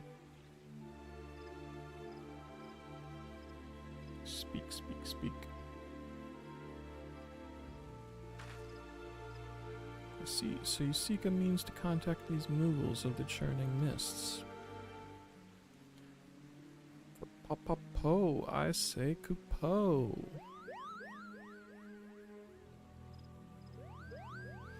Greetings, Kuplokop. To what do we owe the pleasure of your company? I was struck by the sudden urge to bring you some fruit, Kani. I'm jolly glad I did. Tell me more about these Moogles in the sky, Kupo. I will gladly tell you all I know, though it amounts to precious little. We encountered a Moogle high in the clouds of Dravania, and had hoped that you and your kin in the 12wood might agree to facilitate a meeting. Pray correct me if I am mistaken, Kuplo. There are legends, are there not, which speak of Moogles who dwelled beyond the clouds? Indeed there are, Kupo. Long, long ago, back when the world was still young, they say my ancestors served the gods up in the heavens. Of course, that was before their masters took to bickering like spoiled children. Ah yes, the tale of good King Moggle Mog the 12th. He is revered for holding fast to a rope of miraculous length, that his subjects might climb down from the sky and escape to the world below. Ignoring the more fanciful aspects of the tale, it may well be that the Kuplo's ancestors hailed from the Churning Mists. Given how long his kin have resided in the 12wood, it is perfectly possible that the details of their history have faded into myth. Indeed, Master Alphino, such stories oft contain a measure of truth. It is like that the Moogles of Churning Mists tell similar tales of the world below. I can well imagine why the one you encountered fled at your approach. Oh, fleeing's second nature to us. We often hide when the larger races come tramping through the forest. Of course, where there's one Moogle, there's bound to be more.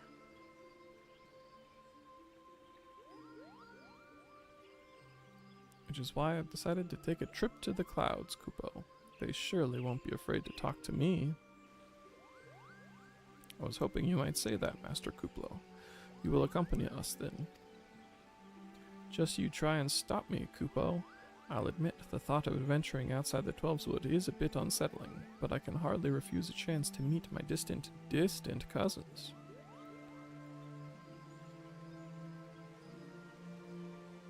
If you will have me, I too will accompany you on this venture and lend my voice to your cause as an ambassador of Gridania. Not really sure. What? What? Sure? How oft has our nation turned to the scions of the Seventh Dawn in its hour of need? How oft have we asked the Warrior of Light to risk his life to save our own? Full many times, I say to you, and never have they refused us. Thus do I choose this day to offer mine aid to our allies for the good of the realm. Is this not just? I don't really know what you're hoping to do, but okay. Most unexpected and most welcome offer, Elder Seedseer. We would be honored by your presence.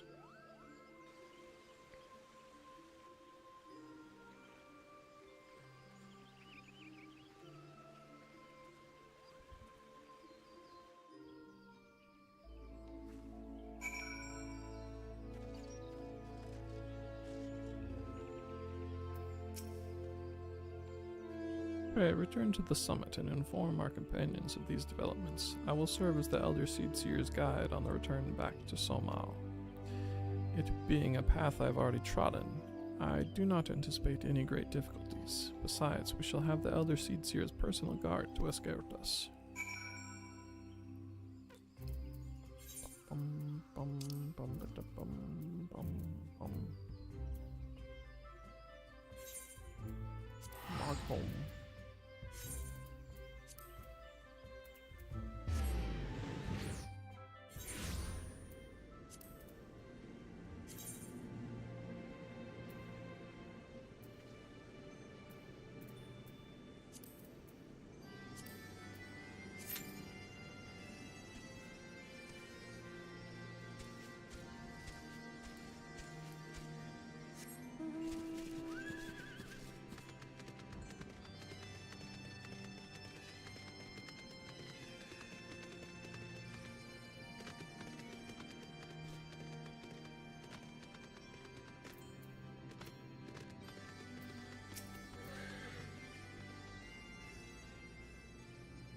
Well met, warrior of light. Nidhogg has not stirred, but he watches us, unblinking.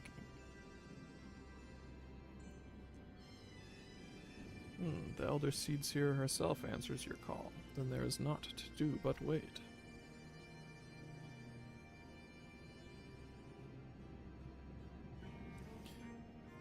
They are here, Fluffy.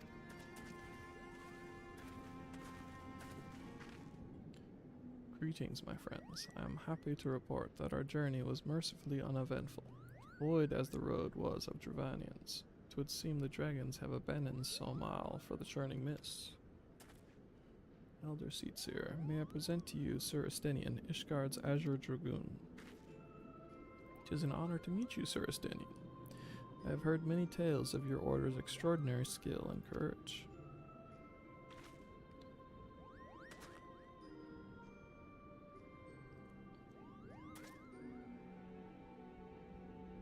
Friends, I feel it only right to inform you that we are not alone. The Mughals are all around us even as we speak, and I should imagine they are more than a little concerned by the horde of strangers that have descended upon their home. Mayhap now would be an opportune moment to introduce ourselves.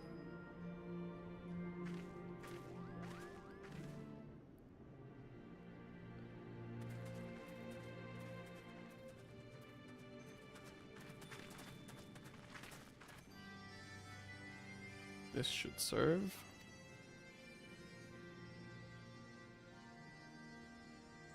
They're hiding, of course, but there are so many of them, Kupo.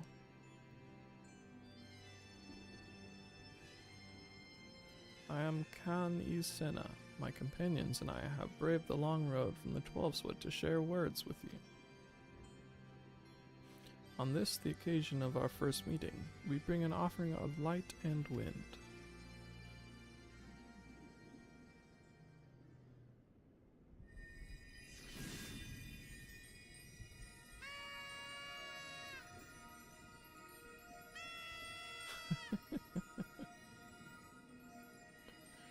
Such a gentle and pleasing glow, Kupo.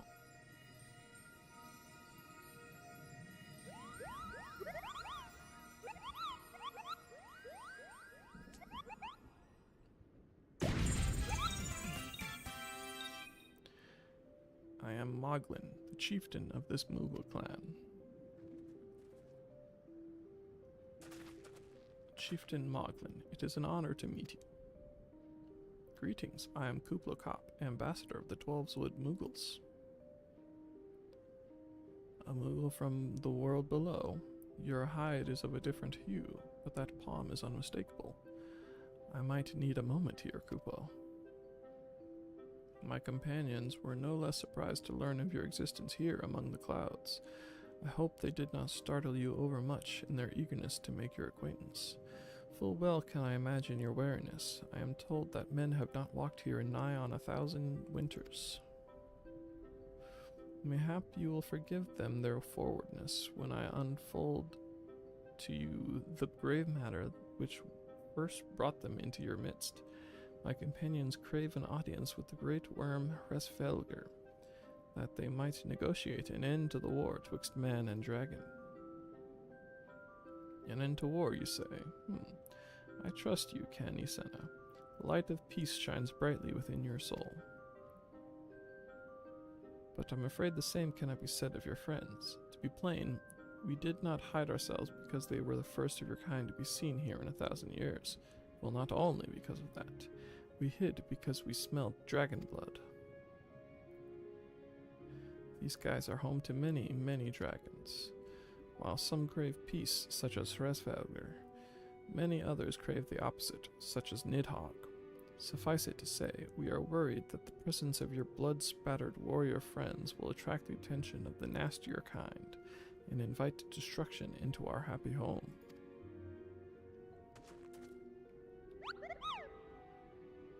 Now just a moment, Chieftain. Fluffy here may be doled out the odd thrashing or two, but it's always been for a really good reason. He is a champion of the 12 Muggles, and I'll not hear his good name slandered. Now, Ambassador, let's not ruffle each other's fur. I shall, of course, take your testimony into consideration. If I may, Chieftain, there is little room for trust twixt strangers. Might we not take this opportunity to learn more of each other?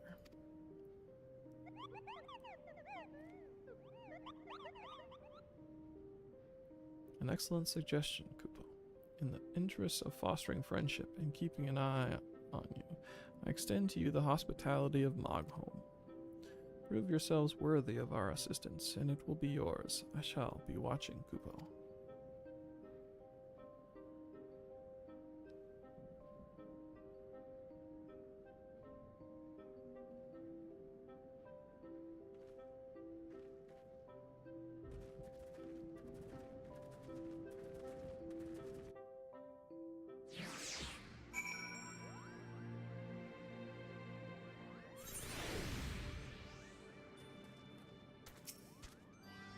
Tell me, in the world below, do all of your kind look so different from one another? It must be terribly disconcerting.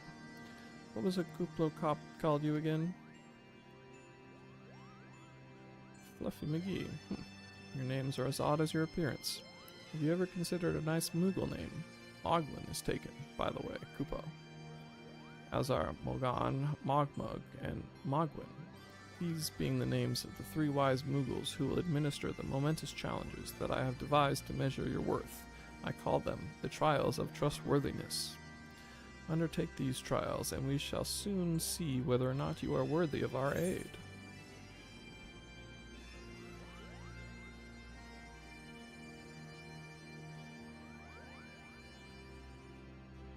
Gladiator, Paladin, Marauder or something. I think I'm most likely to play Dark Knight. Grab that sword just for the who's-its and the what's-its. And there's supposed to be a thing in here. Northeast.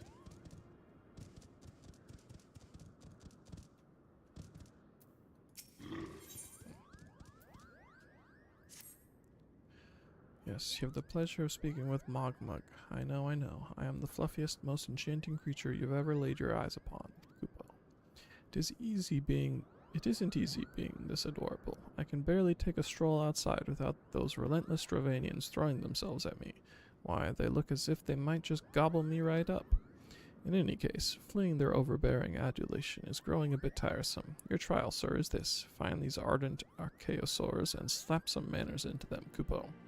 Perhaps a firm smack on the snout will teach them to appreciate my charm from afar.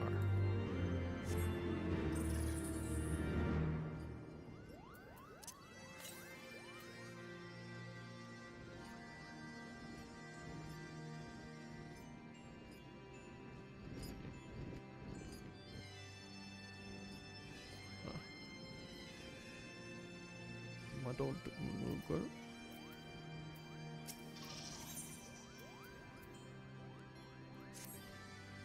Hello, yes, I am Mogan, the foremost alchemist in Mogholm. If you must know.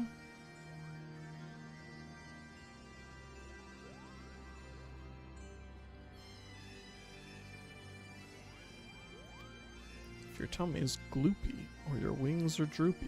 I have a potion to fix that. Or I would if I didn't keep running out of ingredients. Luckily, you're here to do my chore, trial. Yes, go forth, mighty adventurer, and mightily pluck 3 sprigs of cloud's breath for me. You'll find it blooming near the entrance to Ale Tom. It's not the safest of places, so don't let yourself be too distracted by the pretty flowers, Kupo.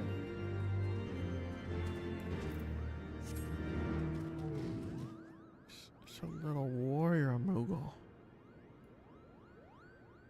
He's perfect.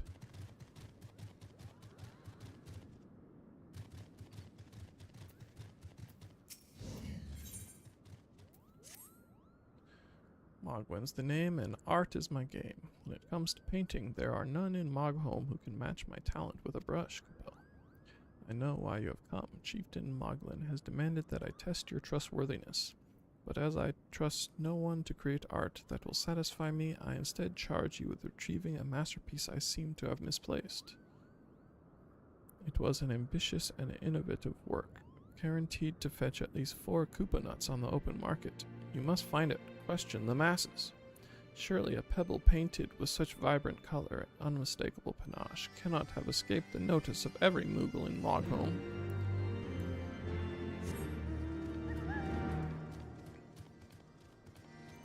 Mogamo.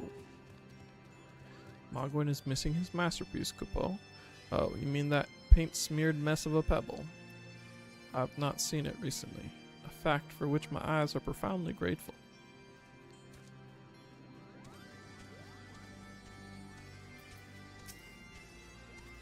Maestro Moglin has misplaced his masterpiece, Kupo. Oh, happy day. If I am the swifter in finding it, I will soon have a genuine Mogwin for the price of a little perspiration. Honestly, who has 4 Koopa nuts just lying about to spend on such luxuries? True.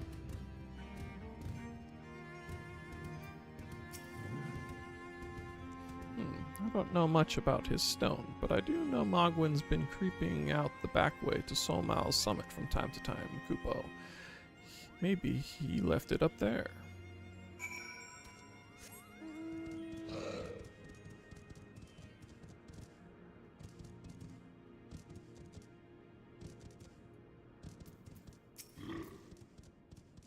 Well, what did you find out, Kupo? Yes. Now that you mention it, I do seem to recall leaving my pebble out in the sun to dry. The second part of your trial commences. Go, adventurer, and retrieve my masterpiece before some art-starved admirer swipes the stone for himself.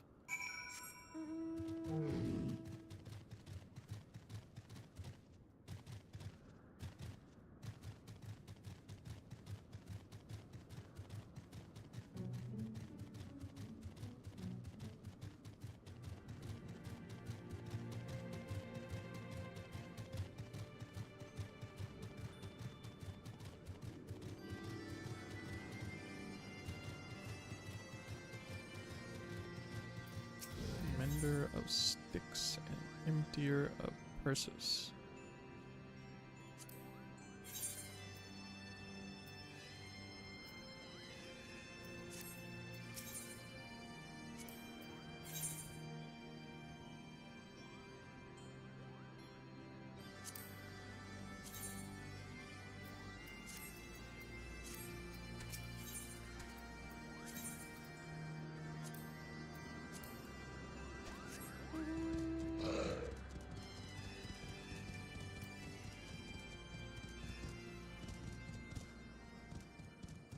What am I doing here?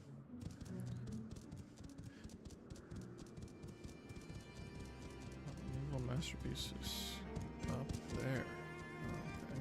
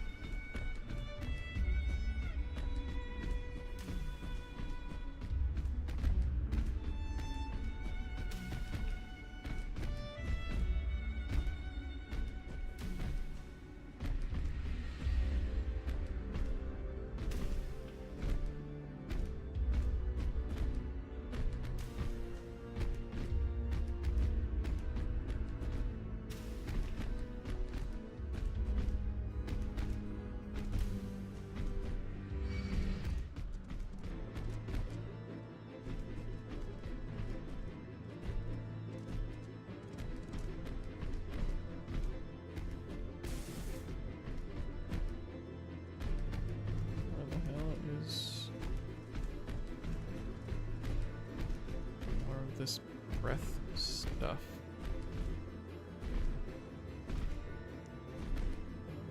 Oh, there it is.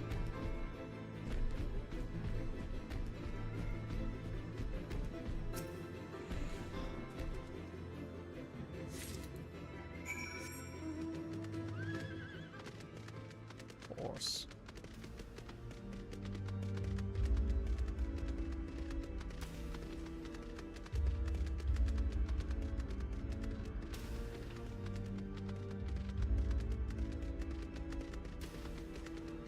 Jump across those rocks? How do I get up there? I'll probably have to backline. Ah, butts.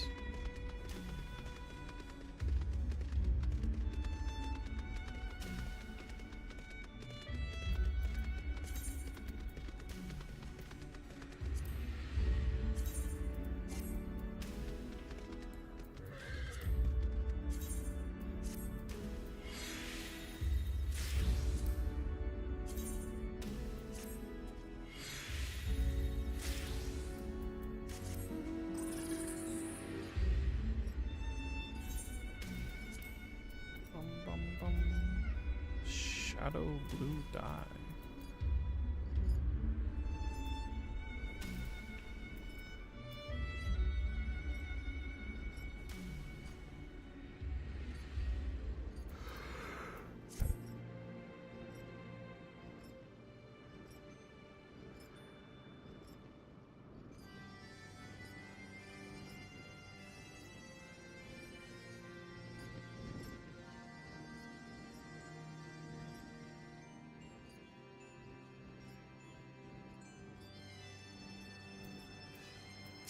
Morgan.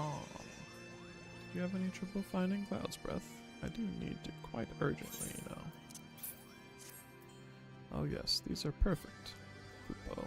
Now I have the main ingredient for my palm tonic. Speaking of which, how are you feeling, sir? Should you ever feel your palm losing its bounce, then I'm your Moogle, Kupo.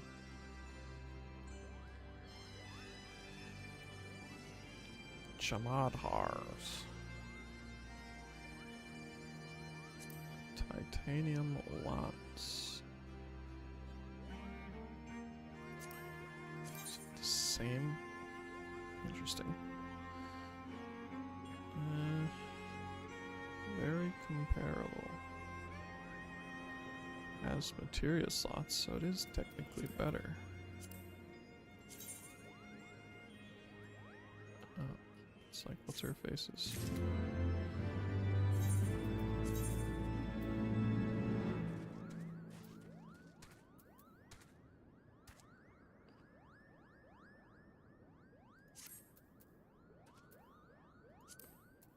It's kind of boring.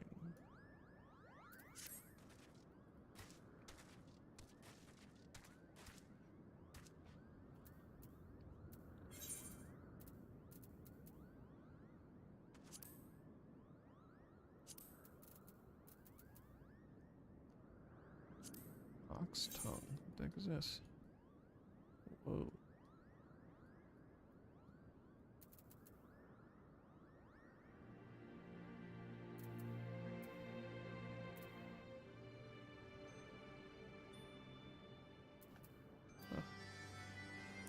It's my color palette, so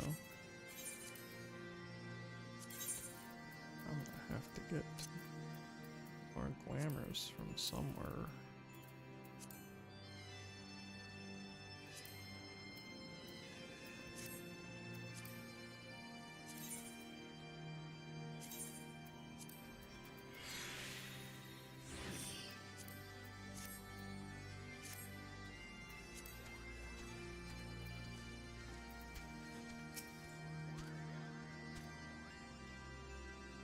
Wonderful.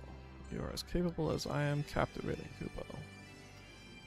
Still, my precious perfection does not excuse those louts from pursuing me so mercilessly, their tongues lolling and bellies rumbling. Drovanians and their ilk have much to learn about acceptable acts of admiration.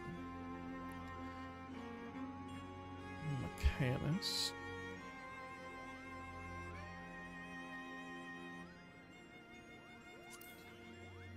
What kind of healer I would want to.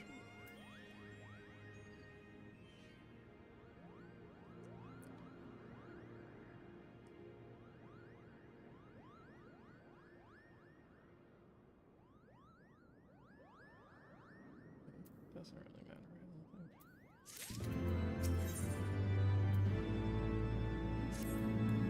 Frantically looking for someone to do his bidding.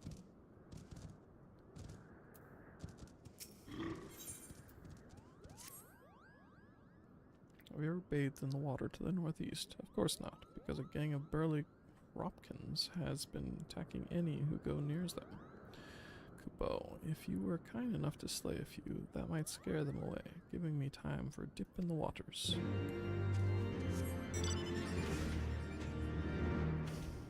I can't take a bath. Please go do some murder.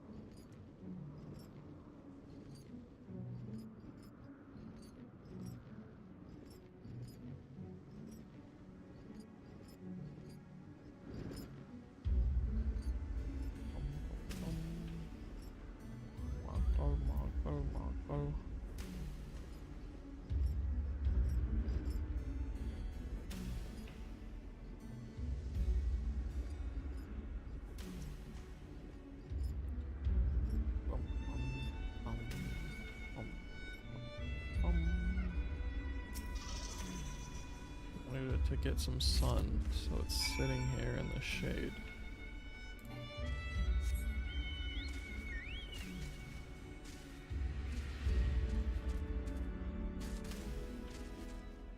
Monks, yeah.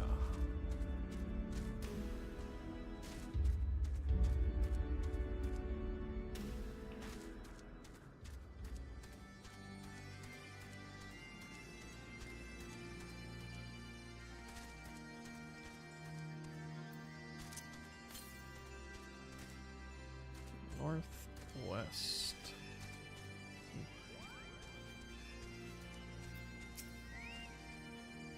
Do you have it, Kupo? Is my masterpiece safe? Yes, this is my work. Is it not exquisite? I call it Contemplations of Zenith. Thank you, sir. At last I can exchange my art for those delectable Kupo notes. Chieftain Moglin will hear of this valorous deed. Conjurer or something. Scholar, maybe. Astrologer. Red Mage. I do like Red Mage.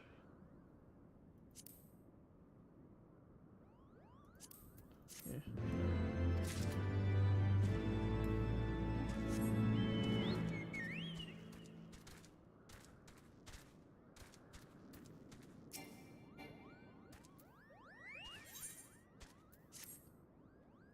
Fluffy. If that is what you insist on calling yourself, you have completed the trials of trustworthiness administered by the taskmasters Mokan Mogwin. During these grueling tests of character, I closely observed your conduct, as well as that of your companions, and I am decided, you Kupo. Gather your friends before me now, so that I need not repeat myself needlessly.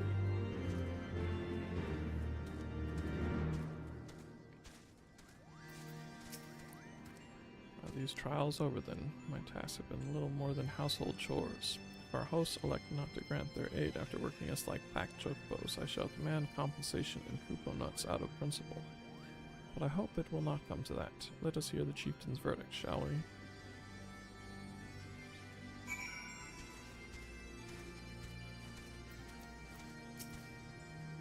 How go your trials, Warrior of Light? I myself have been sent on a number of expeditions to chastise the local dragon population.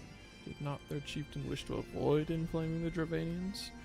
Such contradictions aside, our hosts seemed entranced by the height of my leap. They compared me to Mog, a lance-wielding Moogle warrior of Eld, who also favored such attacks. It was meant as a compliment, I expect, but I doubt these furry lumps could outleap a caracal lamb, much less a dragoon. conclude your business here swiftly. I like not this place. Whoa.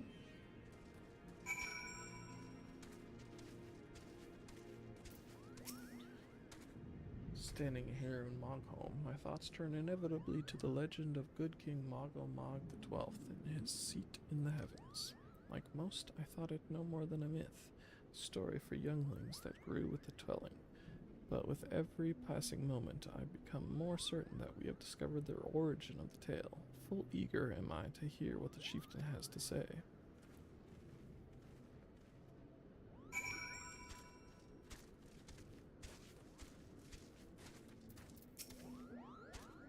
What sorcery is this, that my heart should stir at mere fluffiness? Fluffy, I was... no matter. What is it? Chieftain Moglin has made his decision. Well, let us not keep him waiting then.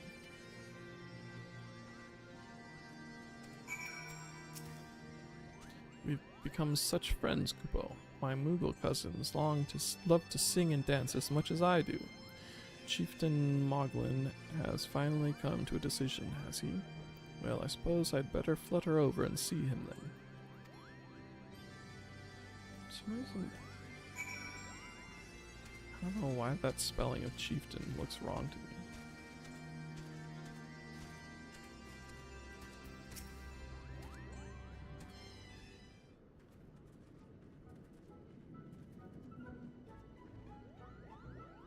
Never have I seen such determined workers, Kupo. It would have taken us moons to complete all those dreary chores and niggling errands.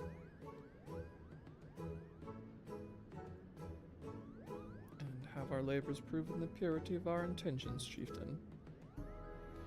Without a doubt. In fact, there was never really all that much doubt to begin with. You were, after all, already friends with a fellow Moogle. But you see, before any meeting with Resvelger could take place, certain preparations needed to be made, and what better way to help you pass the time than by having you perform all the tiresome tasks that no one ever wants to do, Kupo. Grrr.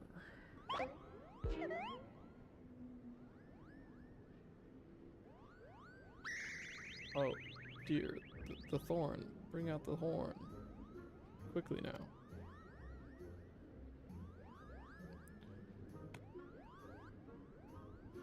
We blow on this wondrous instrument whenever we wish to speak with the great worm Kupo. We haven't perhaps been treating it with the care it deserves of late, and I think Mogan may have sat on it, so we needed some time for cleaning and polishing, and straightening. No lasting harm done, though. Now, you need simply head to Zenith, the worm's dwelling to the west, and give the horn a good toot. We are in your debt, chieftain. Thanks to your noble gift, we shall finally have a chance to plead our case to Resvelger. Very possibly, yes, but I wouldn't get my hopes up too high, Kupo. The old worm isn't terribly fond of, Your concern is appreciated, but I'm quite certain that Resvelger will welcome our overtures. Should we ever arrive at his lair, come. We have squandered enough time already.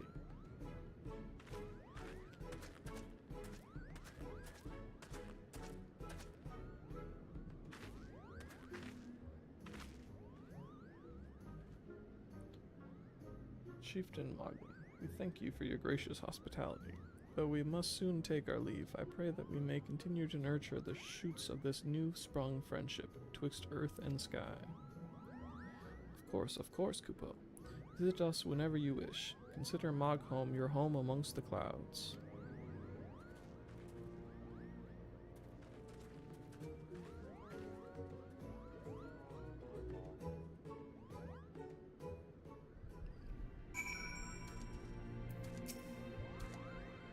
Thanks for the help, Kupo. I doubt I would ever have found time for all these rotten chores. Hey, it wasn't my idea. If the chieftain had spent a little less time sitting about and a little more time chieftaining, things would never have gotten so messy in the first place.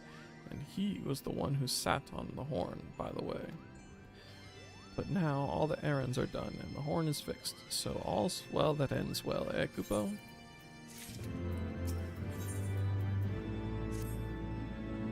Well, I expect you're eager to be on your way. Did I mention your friend was looking for you, Kupo? If not, Alphino is looking for you. I'll be waiting just outside, stretching my wings. Let me know when you're ready to depart.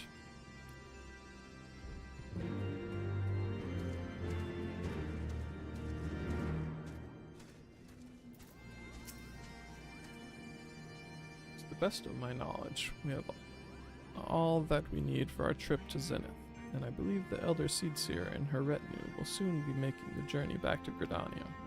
It would be remiss of us, I think, not to convey our gratitude to them prior to going our separate ways, shall we?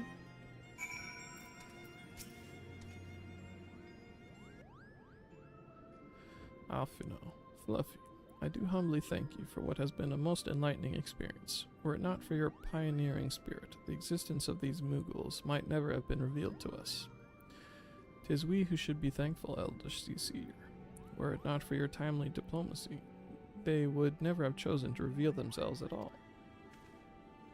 And 'twas your presence, Kuplokop, that ultimately won us their trust. It must have taken great courage to leave the sanctuary of the Twelves Wood, and we are exceedingly glad that you did. It was my pleasure, Kupo. I've made so many new friends, and have so many fantastic tales to tell my kinsmuggles back home. And it is our home that we must now return. May you ever walk in the light of the crystal, my friends.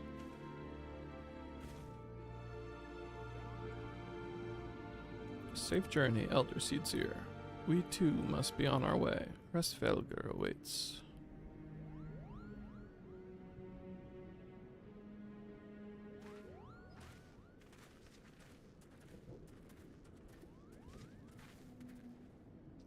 Warrior of Light, pray attend closely to your companion, Sir Estinian. Beneath that stoical facade, a storm of anguish seethes unseen.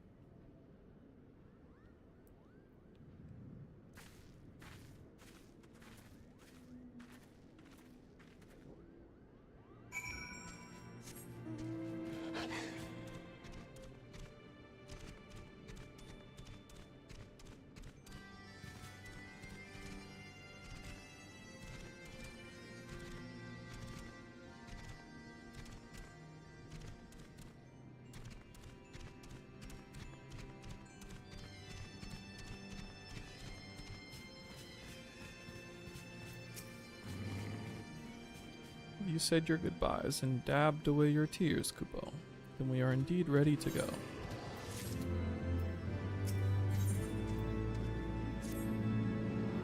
As Chieftain Moglin already explained, the shiny instrument we gave you is the best means of grabbing Hresvelger's attention. I'll come along and show you the way to Zenith. That's the big palace where you need to blow the horn. First things first, though, we need to make for Asa. Oh, and watch out for rampaging dragons. Maybe that should have been the first thing, Kupo.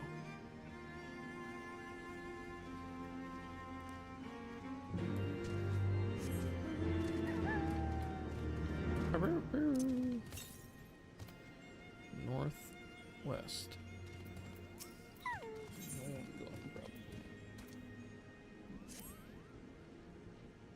You aren't thinking of heading towards Asa, are you?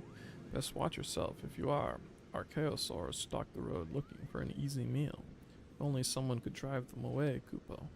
Oh, you seem the type for dragon hunting. Why don't you slay 3 of the Archaeosaurs and open the road back up for Moogle traffic? Once the deed is done, let Mogmont and Asa know.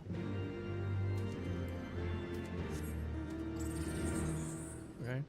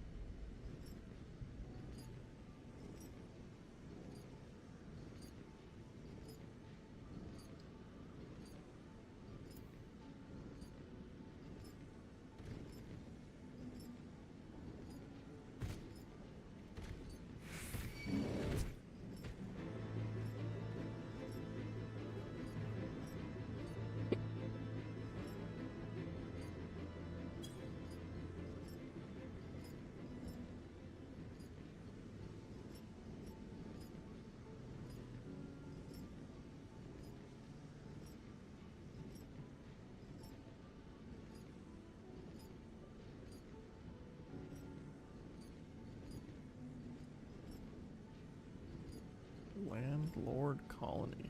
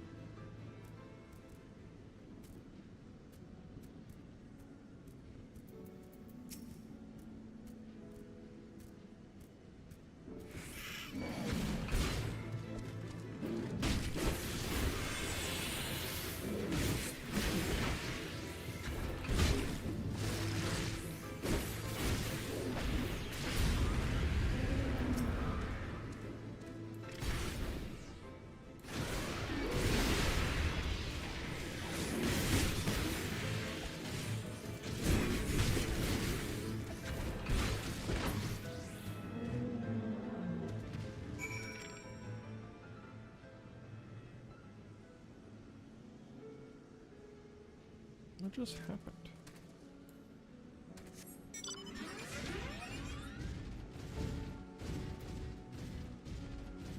Is that just a UI bug?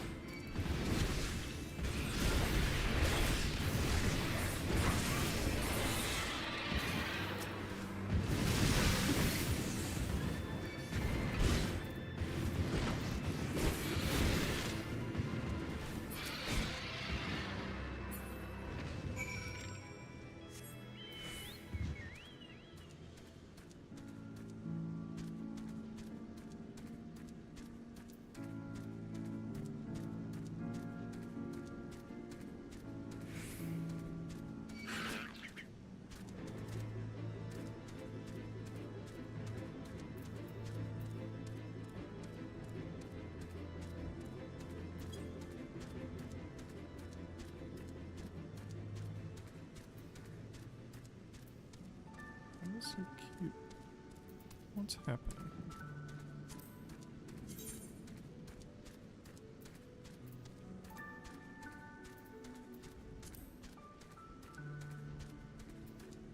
I don't know why I would hope to get more information on this screen.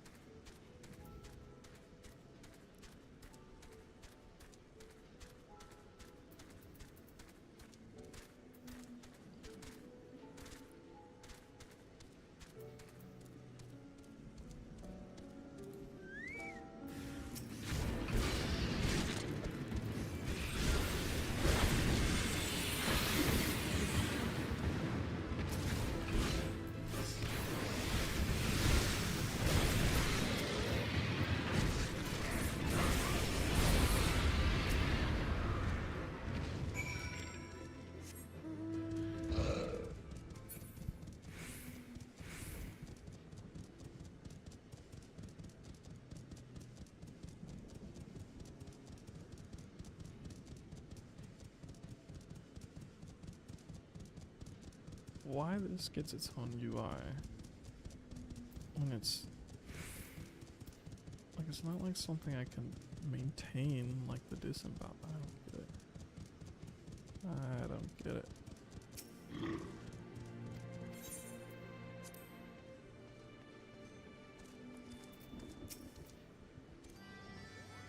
Is that someone from below? How did you get past the archaeosaurs infesting the road? What?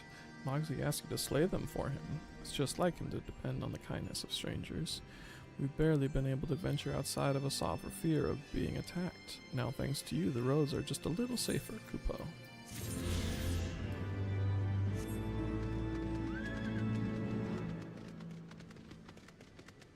Oh my god.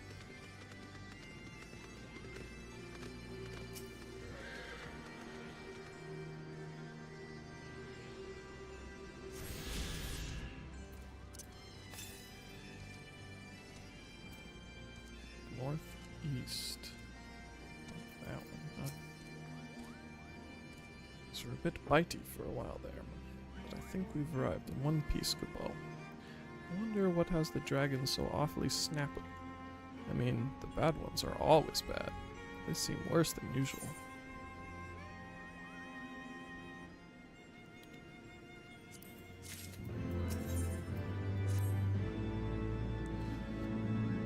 We may have a small problem, Kupo. When the winds are high like this, Resvelger invariably abandons his lofty perch and heads to the lands below to hunt. If you tried blowing the horn now, I doubt he'd hear it. I suggest we stop at the clearing up ahead and rest until the wind dies down.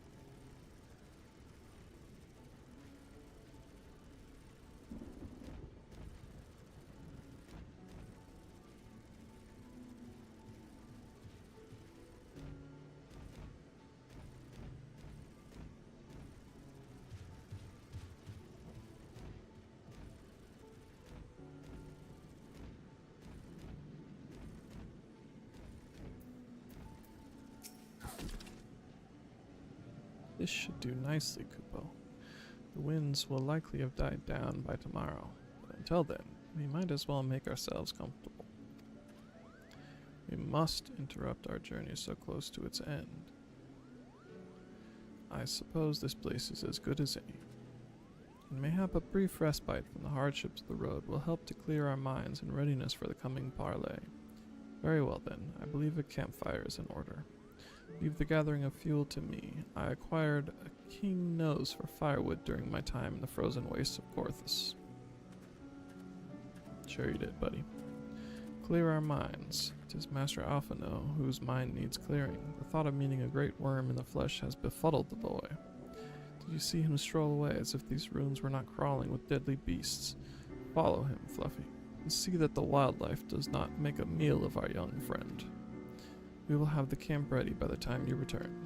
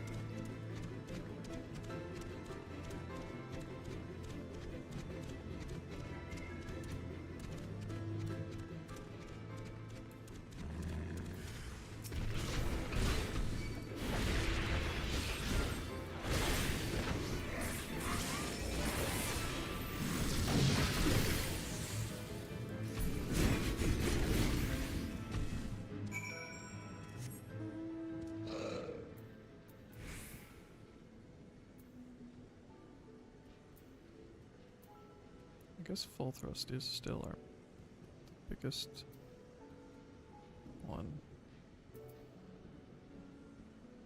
Okay. Trying to remember that.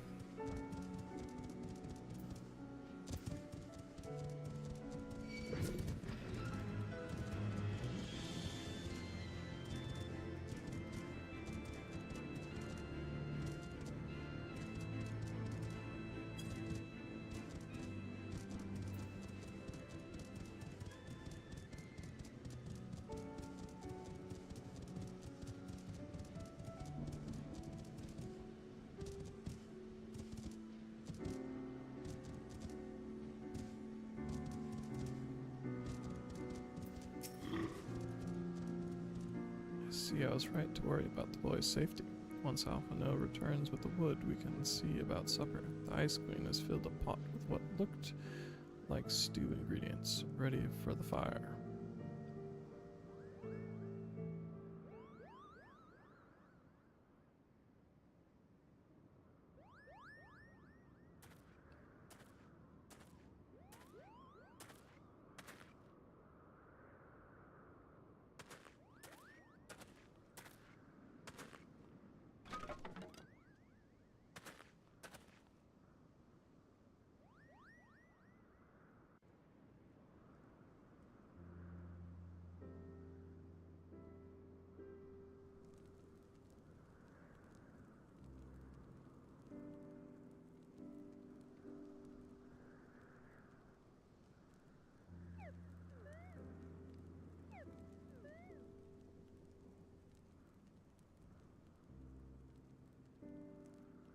Few things compared to the simple pleasure of sitting beside a crackling campfire of one's own making.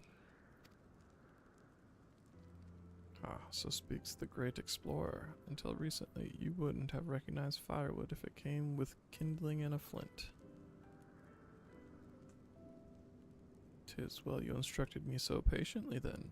But yes, left to my own devices, I would have been compelled to signal to your sail with a pile of damp leaves.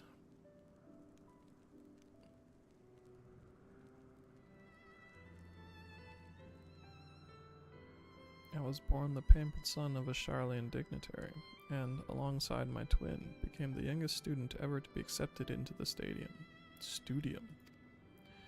How proud I was to match wits with scholars and philosophers, how ignorant of mine own shortcomings. That hubris invited manipulation and betrayal, and led to the downfall of the science. We all of us are guilty of similar ignorance. How many men lay down their lives never knowing what it is that they fight for, never questioning that which they have been taught to believe.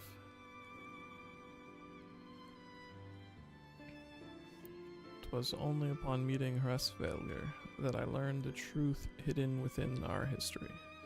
Were it not for that chance encounter, I would never have vowed to tear down the Holy See and expunge the falsehoods with which it fans the flames of conflict. I would have lived and died in ignorance. That is the truth.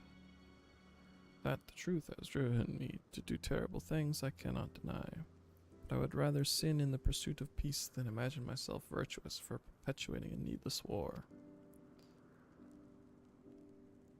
If this journey has taught me anything, it is the importance and difficulty of holding to one's convictions in the face of failure, of striving always to replace one's ignorance with knowledge. You are well on your way, Master Alphino. At your age, I was but a fool swinging a spear with scarcely a thought in my head.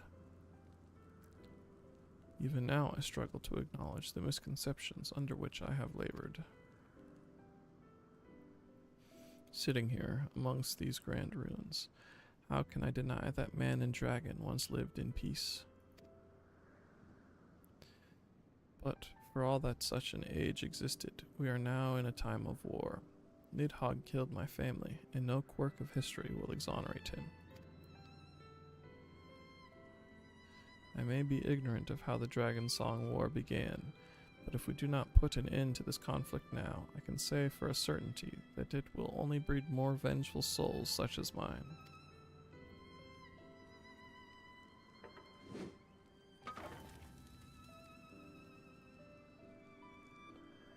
In my hands resides the power to vanquish a great worm. If Ishgard's survival rests on me wielding that power, I will slay Nidhogg myself, orders or no. Stina, you gave your word. My word is contingent upon the success of our parley. Show me the strength of your convictions, Lady Iceheart. Convince Hresvelgr of the righteousness of your cause.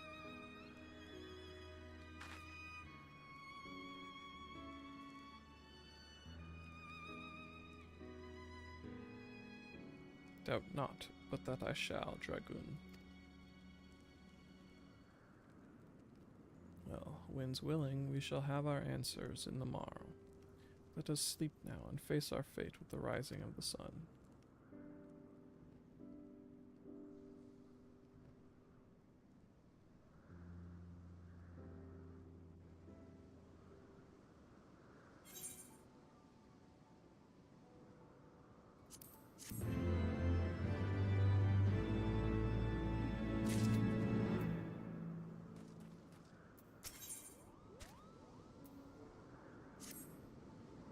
Campfire was so cozy, I must have fallen asleep, Kupo. But do you feel how the winds have shifted? They will have borne Hresvelgr back to the skies above Zenith, I'm sure of it. This is your chance to climb to the highest floor of the palace and summon him with a toot on that shiny horn. So, I'll be heading back now. If it's all the same to you, good luck, Kupo. It was nice knowing you.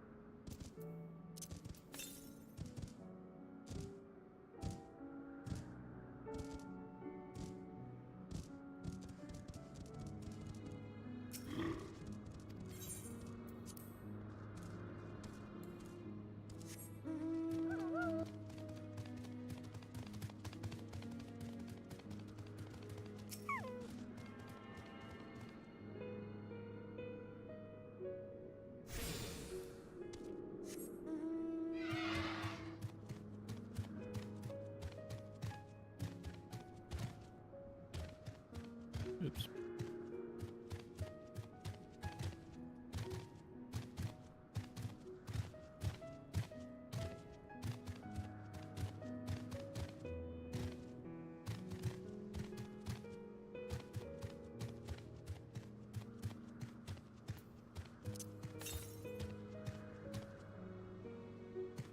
A little bit west. Probably it's up on this tower. Check over here real quick.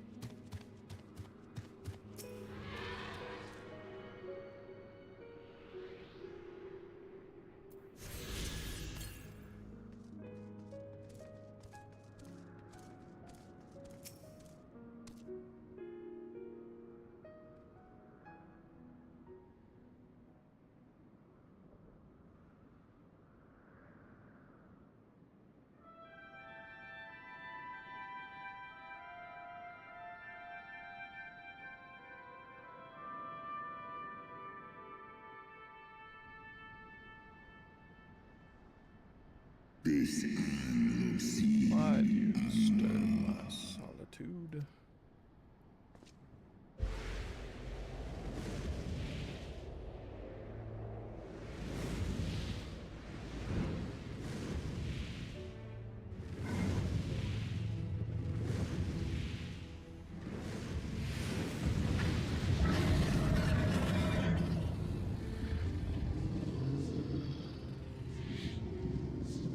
Hresvelgr. S in M Waymorn M Scorn. By the 12. Mine ears hear the tongue of dragons, yet the meaning rings clear within my mind. How can that be?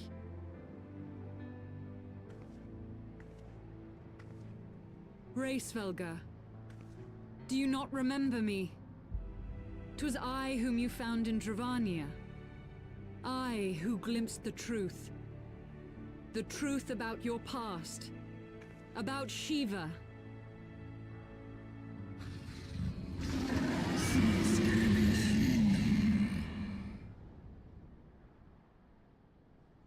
But speak it I must. I have summoned Shiva's soul from the beyond and offered myself as her vessel. She has made her heart known to me.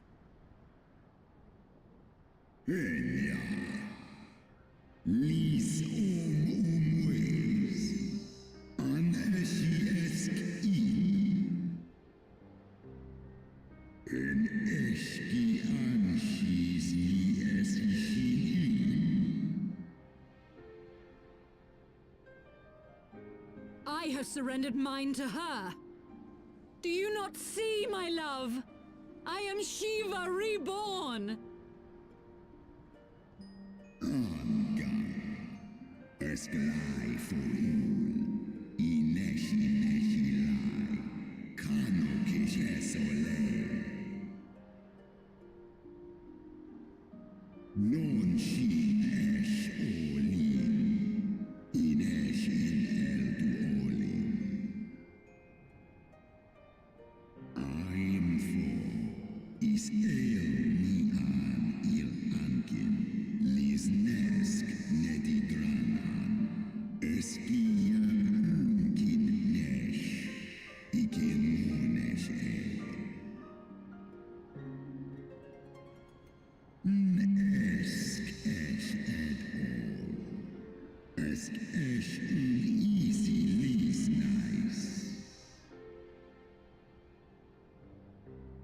Then the spirit that answered me.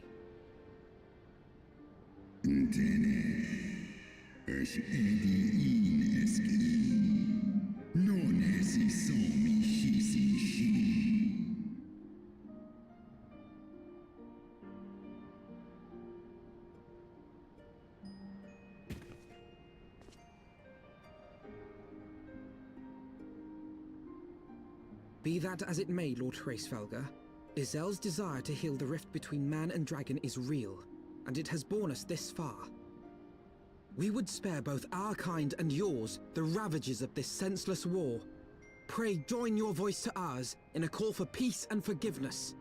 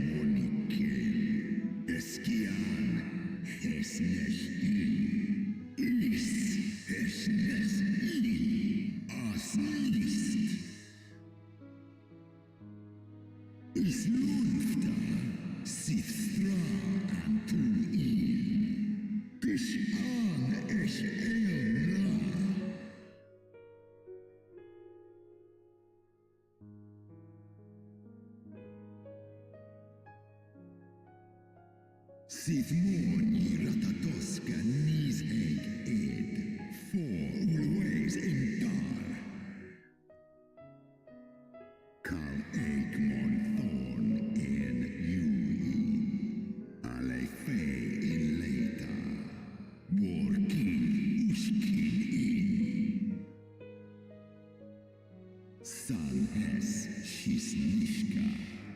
Stadrana mori. Snodoanki. Ulteda maas mornish.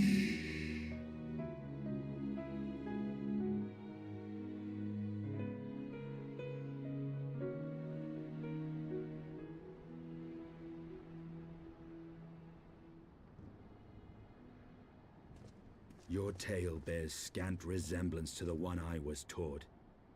How convenient that it should absolve your kind of all responsibility. But tell me, dragon, why should I believe your version of events? Mixai eski listain, non miki hisikin, kua ala aim el.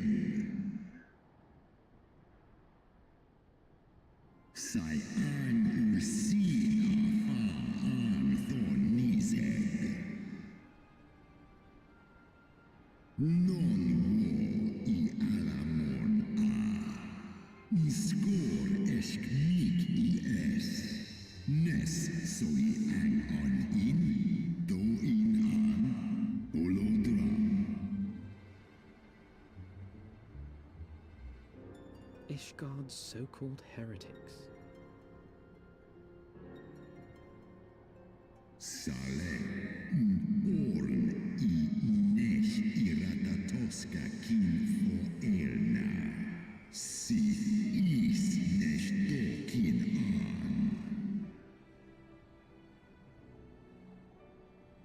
Then, the seed lies within us. Is ros esh idran. Oloson inizeg. Non nish I esk diedran en. Wa ulwa. Skola es. Alakin el andranken. Mondo. Ye gods! I have borne witness to such a transformation. Looked on as a heretic assumed the shape of a dragon. I imagined it some manner of Dravanian enchantment. But if any Ishgardian, regardless of allegiance, has such potential within them, 12 forgive us. To think of all the dragons we've slain!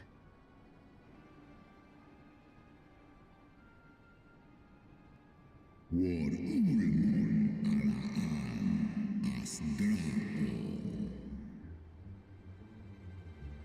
Kawol smain kol su thrahal seskmoni se an in kinizeg. Oft have I wondered why Nidhogg did not simply raze Ishgard to the ground. Now I have my answer. He has no intention of winning the Dragonsong War, for it is no war at all, but vengeance, an eternal requiem sung for his murdered sister. Ice in drao, ale inia in. I have not come this far only to admit defeat. We can still return the eye to Nidhogg and beg forgiveness for our ancestors' crimes. Mayhap our words will sway him. Ja an, lis as an in la tu ole ul in an hes isu. Mik du set in sohi, nosta no lis ais dui for fa in.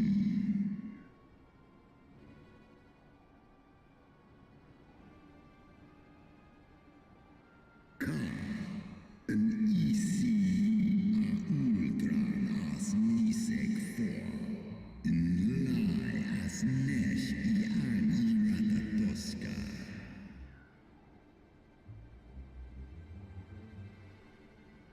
An sith son ishi.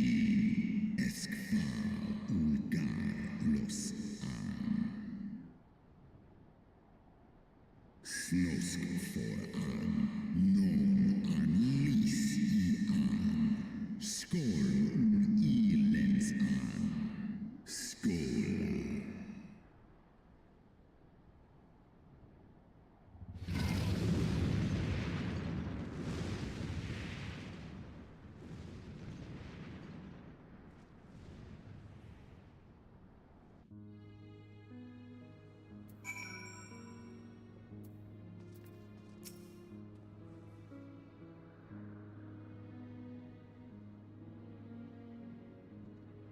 This word so undeniable that it transcended my ignorance of the dragon's tongue.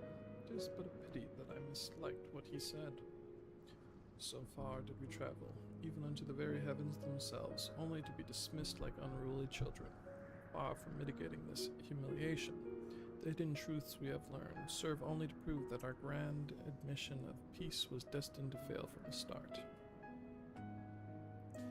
Nothing will deter Nidhogg from his course.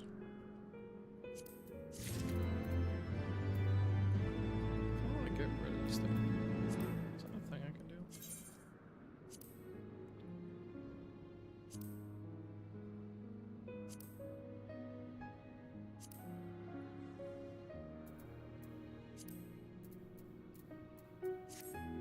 Nice.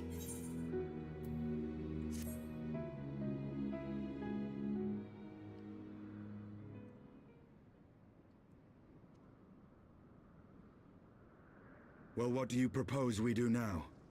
I, for one, am intent on continuing to the east. What is there to be found in the east?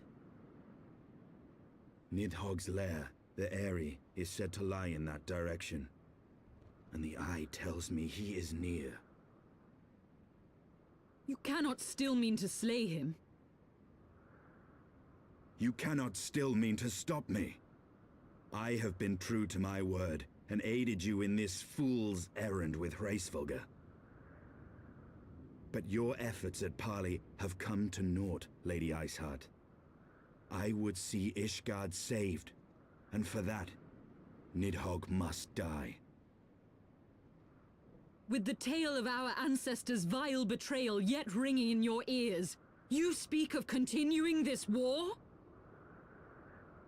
Nay, lady. I would but pierce its vengeful heart. When Nidhogg dies, this war shall die with him. A moment, Estinian. You yourself spoke of the Great Worm's strength, that you believed him powerful enough to raise your city to the ground. How then are we few to challenge him? Even behind the stout walls of Ishgard, with an army of knights manning the defenses, our victory would be hard won. Yet you propose to contend with the beast in his own lair. In close combat, this will afford us an advantage. And with two Azure Dragoons working in unison, who can say what might be possible? But such speculation is meaningless if we cannot even find the worm. Our first task must be to seek out Nidhogg's lair. The story of this nation grows bloodier by the moment. Must death always be answered with more of the same? Such is the way of things, I fear. I shall consider it a miracle if mine armor is not stained crimson ere this conflict is ended.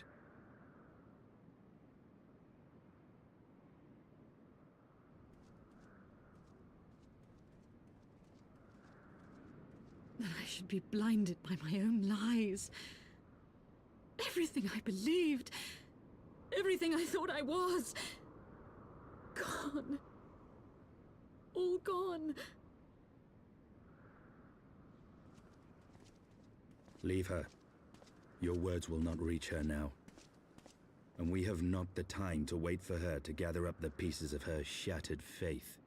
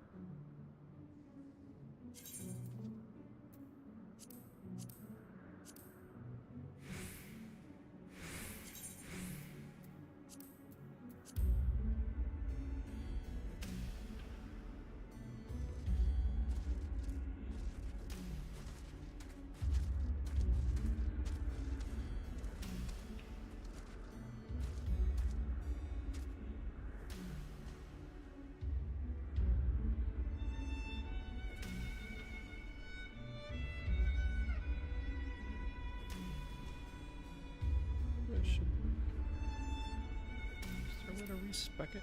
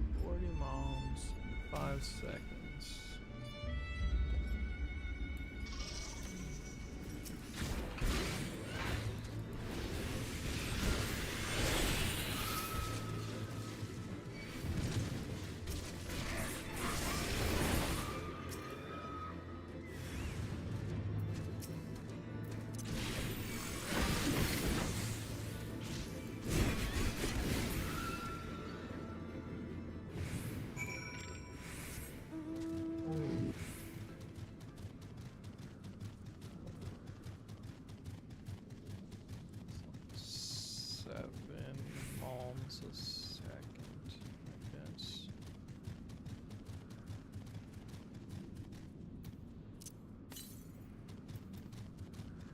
Southwest. That's it.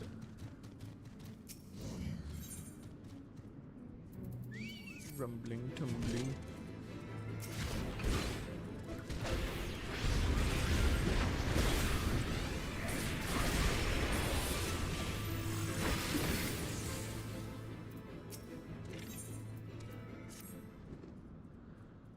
Whatever can be taking her so long.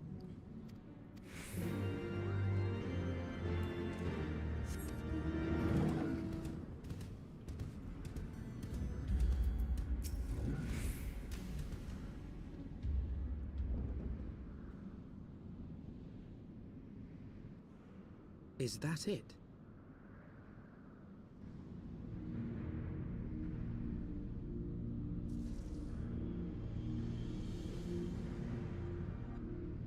Aye, that would be the Eyrie. I feel Nidhogg's presence through the eye, his caustic hatred gnawing at my soul. 'Twould seem the death of his consort has put him on guard. Mark how he wards his lair with tempestuous winds.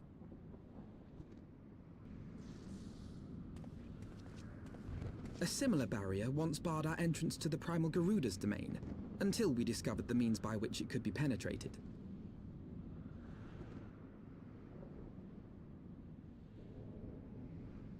Mayhap it is time we called upon Master Garland. It will be just like the good old days, no?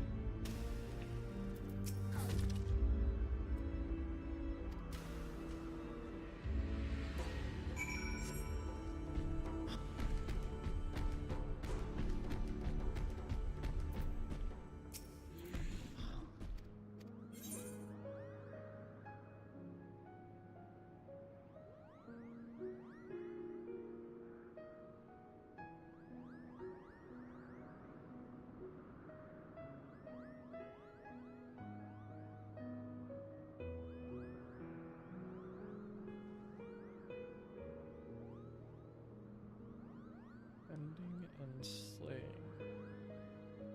But they're exactly the same.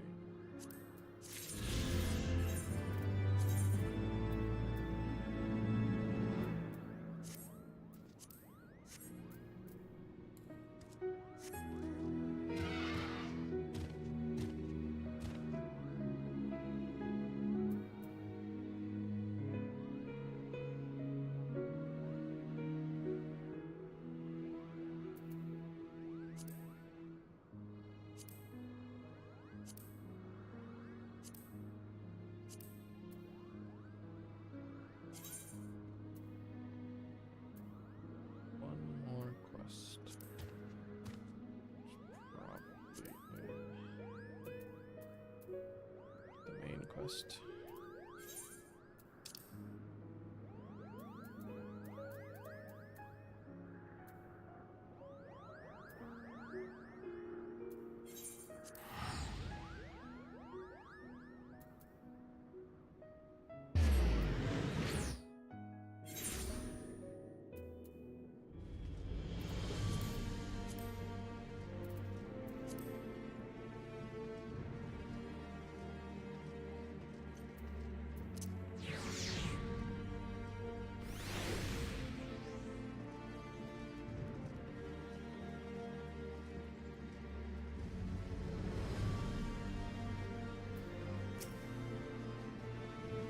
Last you saw Master Gotland, he was advising the Ishgardians on their ailing airship equipment.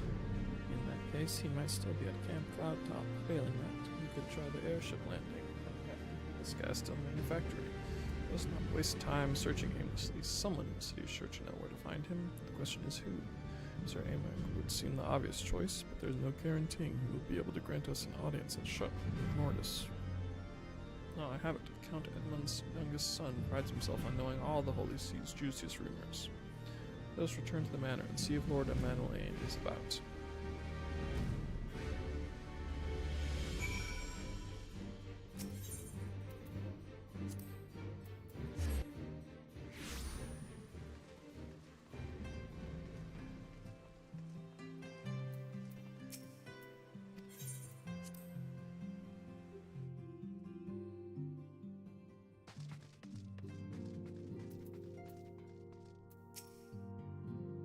Ah, the hero returns. How goes the fight, old boy?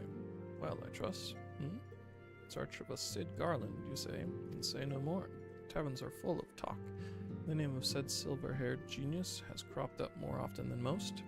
I hear he has been tasked with getting that monstrous airship the Holy See commissioned to actually fly. It would seem the project has been plagued with mishaps from the first. In any case, Garland Ironworks employees are known to frequent the airship landing, and I'll wager their master does too. The airship landing, yes, I thought as much. Come, we must find Sid and trouble him for his expert opinion.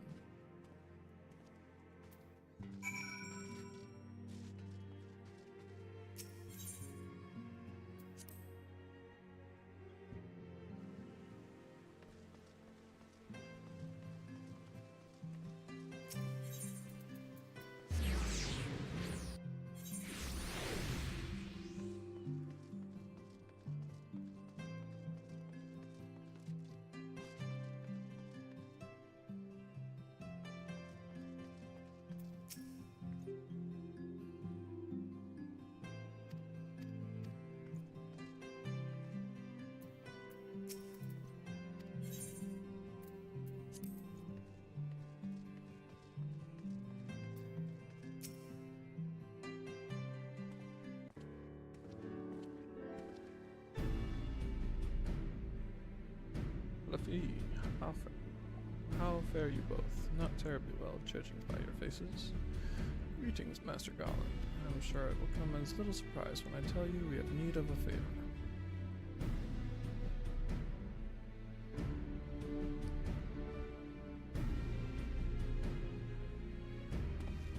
Another wind barrier. Say it was conjured by Nidhogg. Enterprise could certainly take you where you need to go, but she would not fare well against dragons. She's agile for a ship her size, but not that agile. Javanians would fly rings around her. If they took it into their heads to incinerate the rigging, there would be precious little we could do to avoid them. There must be something we can do. Some manner of weapon we could employ. Stian stands vigil at the edge of the churning mist, but we do not know how much longer. Alright, alright. I didn't say it was impossible. I said it was impossible for the Enterprise. We need a smaller boat. Big switch. It's time we gave that new toy of yours a proper field test.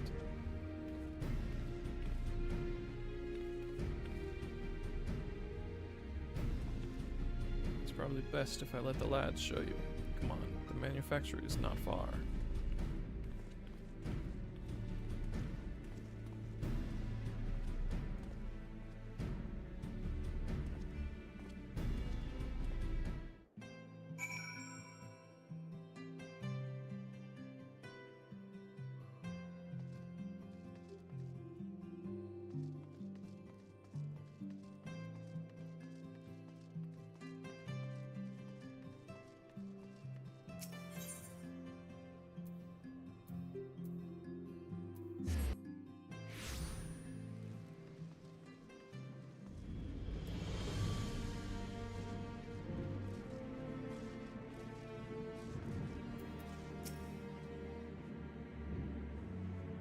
Projects just inside.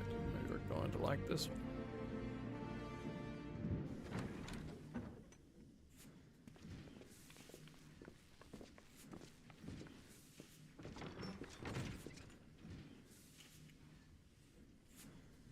Feast your eyes upon our latest and greatest feat of engineering.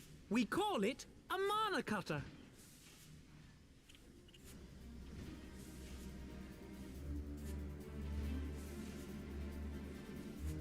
After you put down Gaius, Wedge and me struck out on our own for a bit, and started work on the successor to the tiny Bronco. Impressive little thing, isn't she? My talent for ship design has plainly rubbed off on them.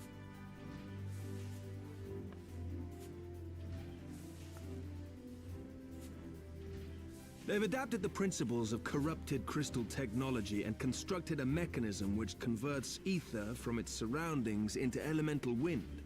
Said wind is then harnessed by the specially engineered sails, providing the craft with propulsion and lift.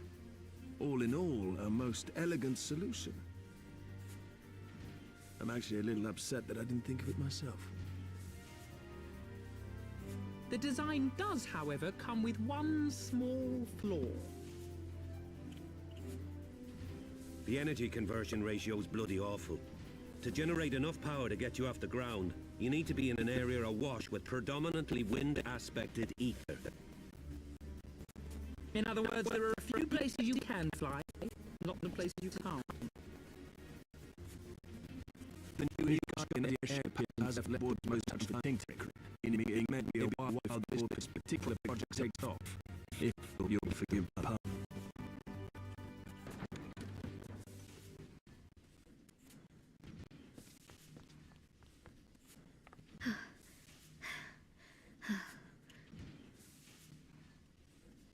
Tataru, what's happened? I've been looking all over for you. There's been word from Aldar. It's about Her Grace the Sultana.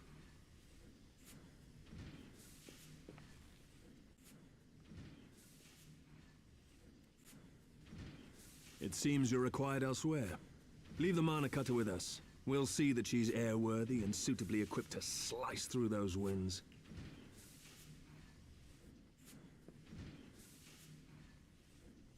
You, meanwhile, should concentrate on providing Raoban and the Sultana whatever help they need.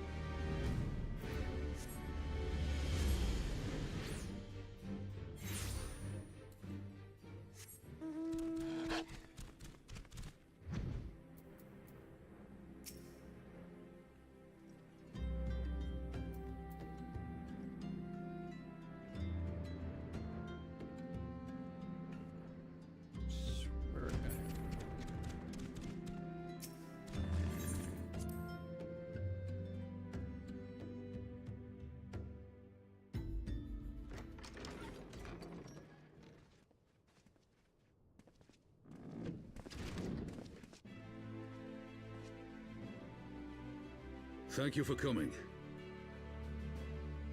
No thanks are necessary, General. I trust your recuperation continues apace. I cannot complain. Thanks to Higiri and her ministrations, I've regained much of the strength I lost during my imprisonment.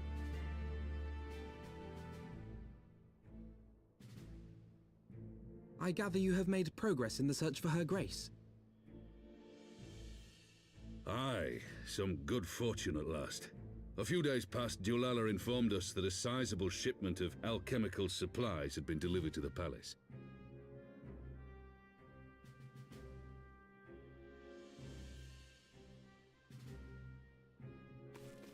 With Papa Shan's assistance, I set out to ascertain the source and nature of the shipment. My inquiries led me to Frondale's frontistery. There, I learned that an order had been placed for a curious substance designed to sustain patients trapped in death-like slumber.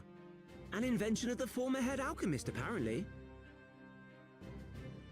A death-like slumber? This cannot be a coincidence. It lends some weight to Dulala's claims, aye.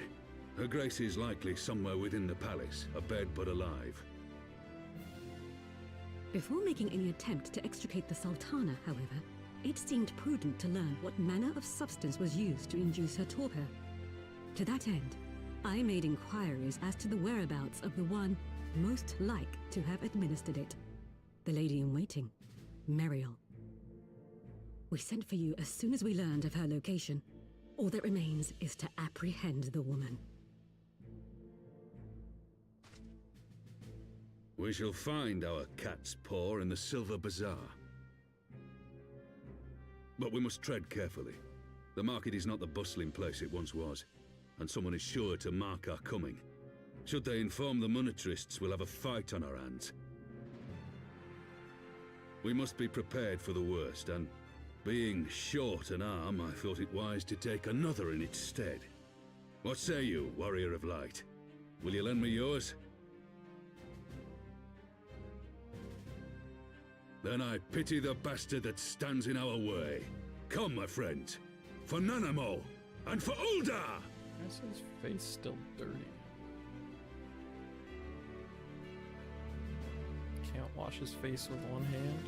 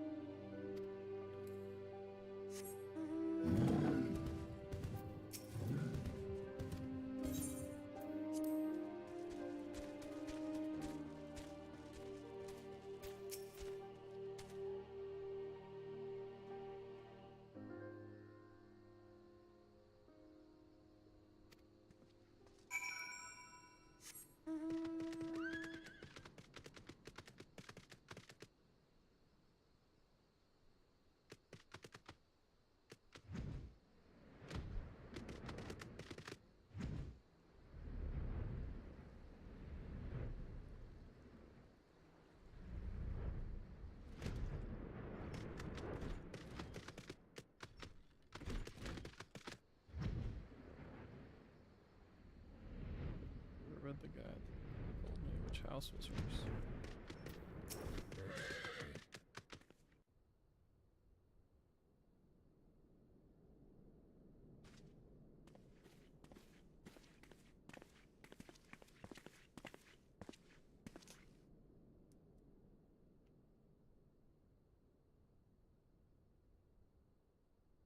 You are Meriel, the Sultana's former lady-in-waiting?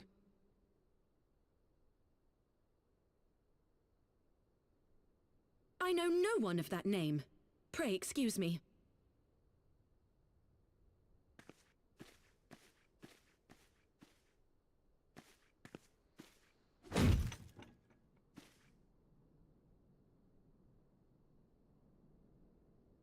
General Alden!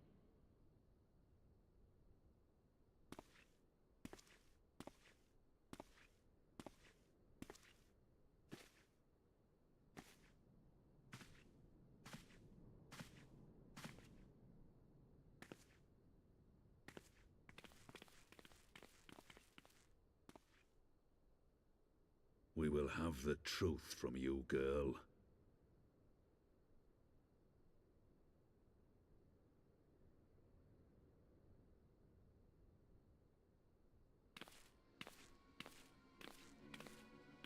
Mayhap 'twould be better coming from me.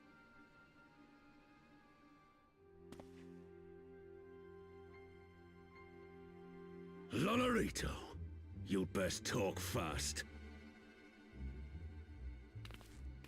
As you know, Teleji Adeleji's Cartano reclamation bill was no more than a facade, a means to get his grubby little hands on that Allagan monstrosity Omega. When he learned of Nanamo's intention to abdicate, however, he was forced to amend his plans. Suddenly, assassination seemed the most promising way to further his ambitions.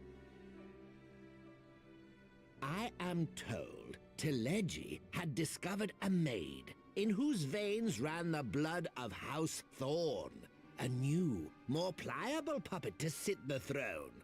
'Twould have caused an uproar, of course, but few could have contested her claim.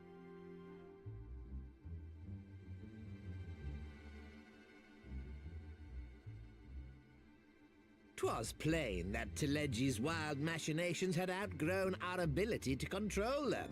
So I decided to usurp his scheme and left the fool to seal his own demise.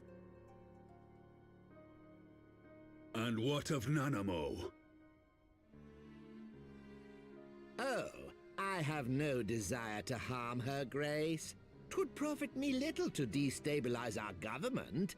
Thus did I employ young Meriel here to administer a potent sleeping potion in place of a poison.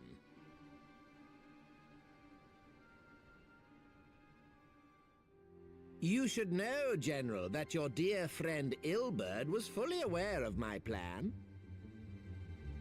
I had him lie about the assassination as a means to prime your rage against Teleji.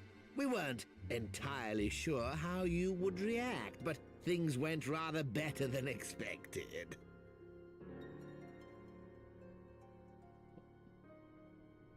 You conniving little worm! You had your claws in the Crystal Braves before their first recruit had sworn to serve! But of course, when a new game begins, 'tis only prudent to have a piece on the board. Ilberd was mine. Truth be told, a significant proportion of the Braves' initial endowment was also mine. With such large sums moving about, 'twas a rather trifling matter to disguise my own contribution.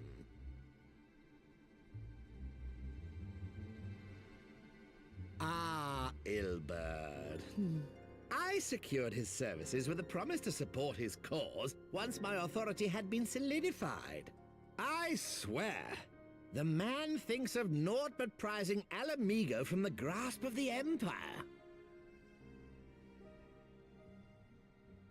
Unlike you, General, the poor fellow seems quite unable to forsake the land of his forefathers. Mayhap that's why he called you a traitor to your people and a disgrace to your homeland, amongst other things. What was it he always compared you to? Oh, yes, an overgrown lapdog begging for scraps at the Sultana's table. Oh, how we laughed. Alas, Ilbird's entertaining little outbursts eventually gave way to wearisome tirades, and the zealous brute became rather unruly. I had no wish to see you executed, you understand, but he would not take no for an answer. Rest assured, his employment with me has long since ended. Which brings us neatly to the present. What say you, General? Both you and the Sultana are alive. We have one corpse and one fugitive, and preparations have been made to restore your good name. Shall we cry quits and start again with a blank ledger? The hells we will! Do you honestly expect me to forgive and forget? After all you've done? You're guilty of high treason! Stay your blade, Master Alden. You yourself are not innocent. Or have you forgotten your own crime in executing Teleji Adeleji without trial? Though you acted out of loyalty to the Sultana, such deeds are in violation of both the word and spirit of the law.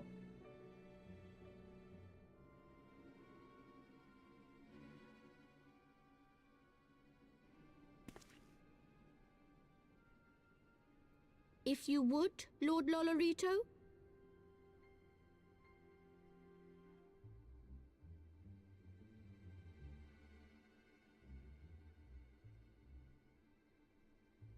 This potion will wake the Sultana from her slumber. Consider it a gesture of conciliation. You will find her grace resting comfortably within her private chambers. Should you doubt my word, I shall willingly accompany you to the palace as your hostage.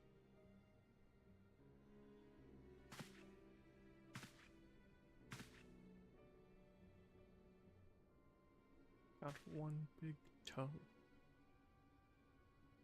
with 5 toenails.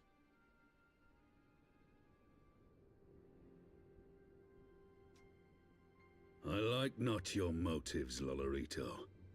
But you saved the Sultana's life, and for that, you have my gratitude.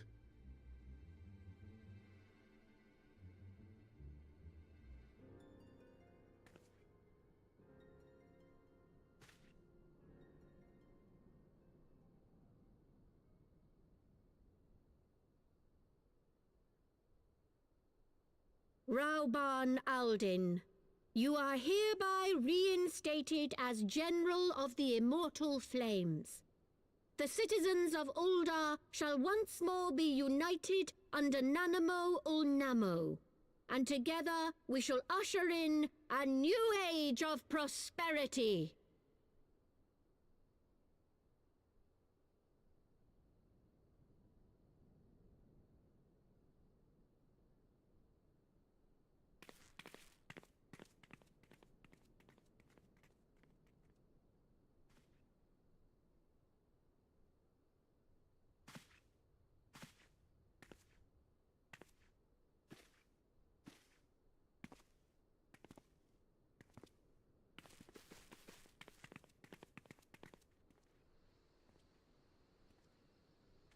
Why is she going with him?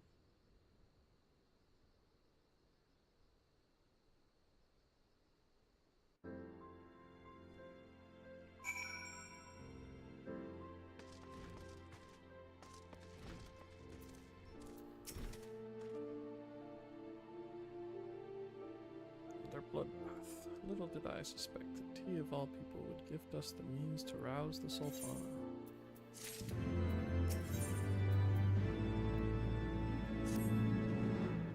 Shall we also make our way to Ul'dah? I should imagine Bartholomew has been instructed to admit us.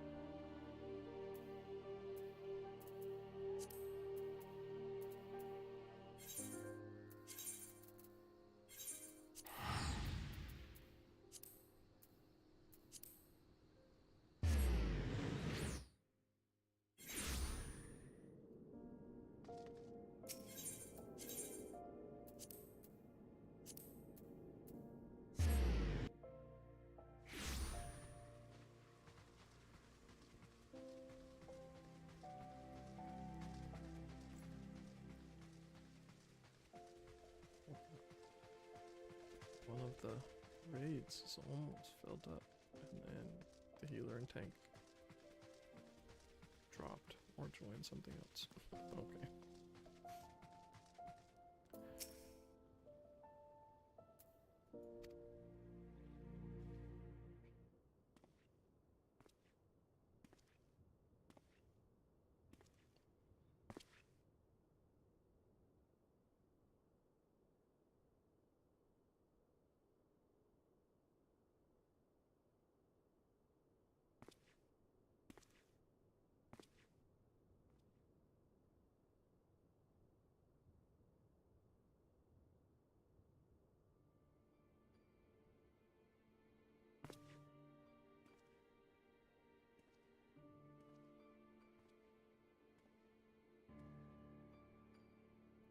Free.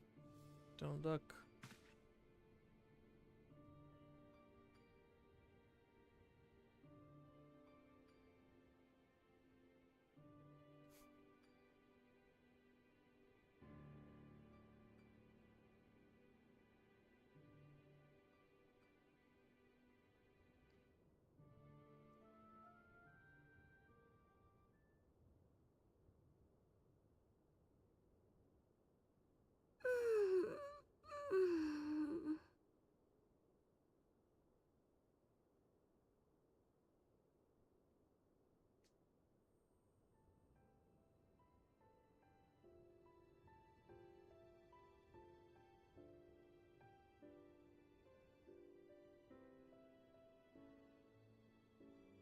I was having the longest dream.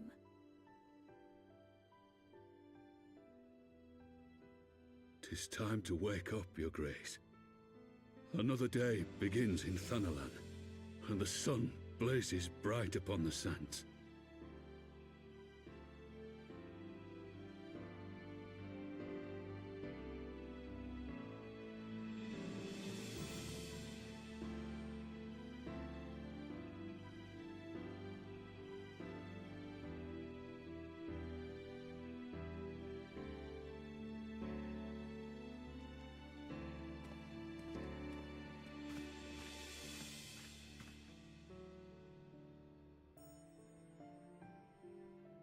Her Grace is awoken. The palace physician assures me she is none the worse for her slumber.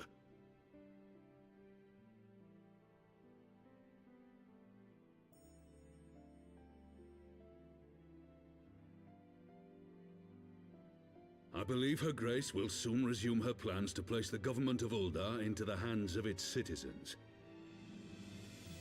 Whatever path she chooses to take, I shall walk it with her. And we shall tread slowly, lest the nation be unsettled in our wake.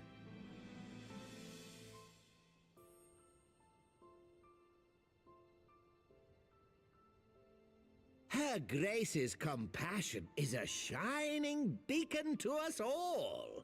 But what our city truly thrives upon is competition. 'Tis in the struggle against our rivals that opportunities are seized and fortunes made.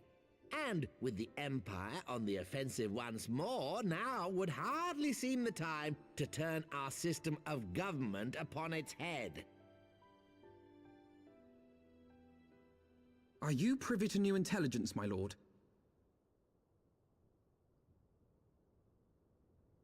I would hardly call it new. Remind me, what was the name of that enormous Imperial warship which met its end in Mordona? Wait, I have it. The Agrius. Yes, well, 'twould appear that the Garleans have been hard at work on another such vessel.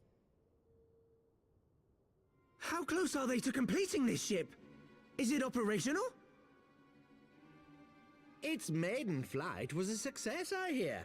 I should imagine Emperor Varys is eager to see how it performs in battle. My lords and lady, I move that it is time to repair the damage caused by Teleji Adeleji and prepare our great nation to repel the Empire once more.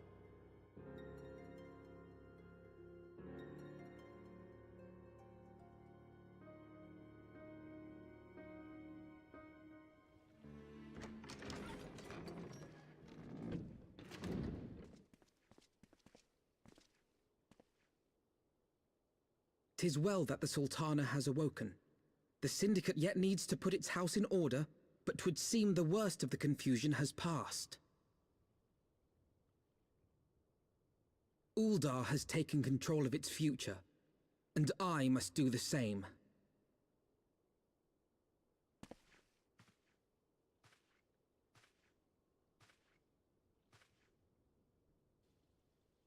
I have decided to disband the Crystal Braves. Among the recruits, there were those who supported our Order's goals and convictions with all sincerity. 'Tis my hope that these loyal men and women will choose to remain our allies in the battles to come. As for those who sided with the traitor, Ilberd, they shall be hunted down and held to account for their crimes. It is my earnest hope that they will surrender themselves peaceably when the time comes, though I think it unlikely. Ah, my all-conquering crystal. I need not tell you how deeply the betrayal stung me. Yet I see now that it was mine own naivety and pride which allowed the Braves to fall prey to corruption. As ever, it is to your own shining example that I turn for inspiration. Like you, I mean to stand firm in the face of hardship, and give mine all for the cause. Let us resume the search for our missing comrades, that we might come together to shine the light of dawn across the realm once more. The role of Crystal Brave Commander suited me ill, and I shall play it no longer. Henceforth, I shall be no more or less than Alphino, proud member of the Scions.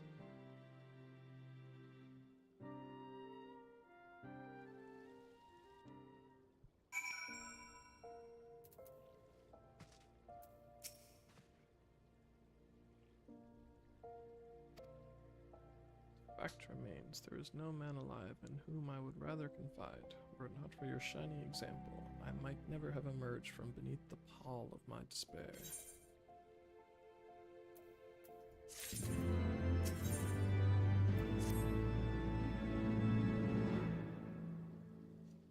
Still no word from Master Gallant. I hope this mana cutter of theirs is nearing completion.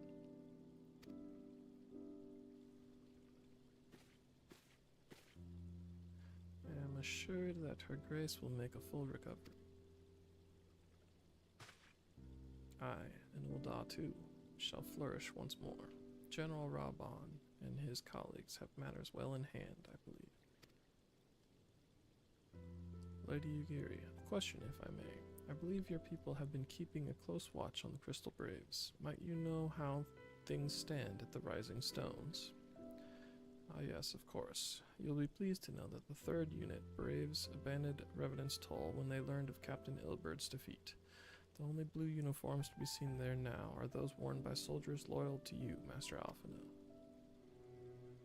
To me, I see. I'm grateful to hear that at least some of our members were true to their oaths. Ere we return to Ishgard, I must go to the Rising Stones and thank these stalwarts for their service. It shall be my final act as Crystal Brave Commander. Will you join me, Fluff? You were there at the company's inception. 'Tis only fitting that you be present at its end. And I would appreciate the support.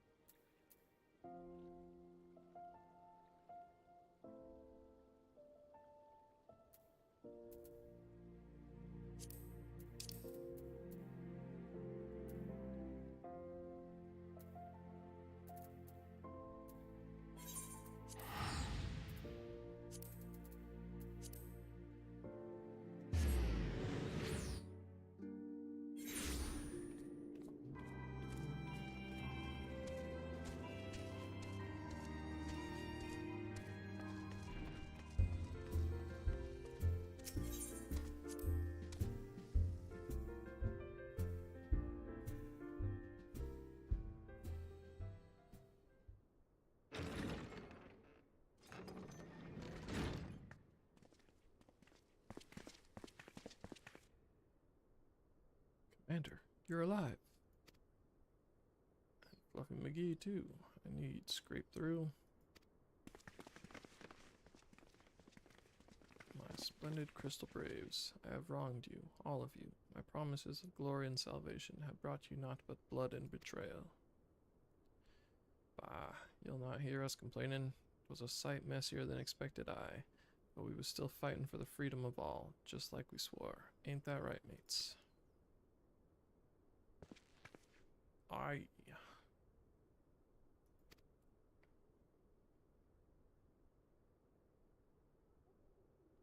You humble me.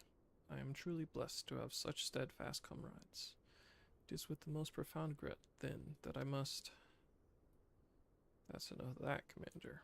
We know what you've a mind to say, and we ain't having none of it. We've talked it over, see, and we're all agreed. You can take our uniforms and strip us of our ranks, but we won't be no less of a company. But the Crystal Braves may be finished, but the ideals upon which the company was founded live on. They bind us to each other, and to you. Commander, Alpha no, our minds are made up, so you may as well get used to it. Let us help the science. Let us help you find Minfilia and the others.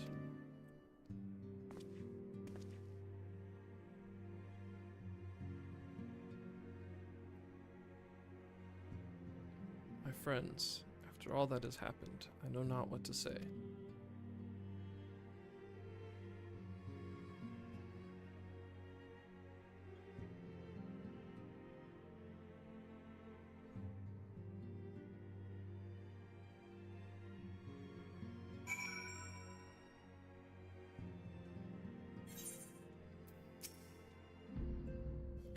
Excuse me, I had thought my tears spent. My grandfather used to say that one could measure a man by the constancy of his comrades. Mayhap I am the exception which proves the rule. Nay, do not protest. I know that I am not worthy of their loyalty, Fluffy. But as Thaliak is my witness, I shall do everything in my power to earn it.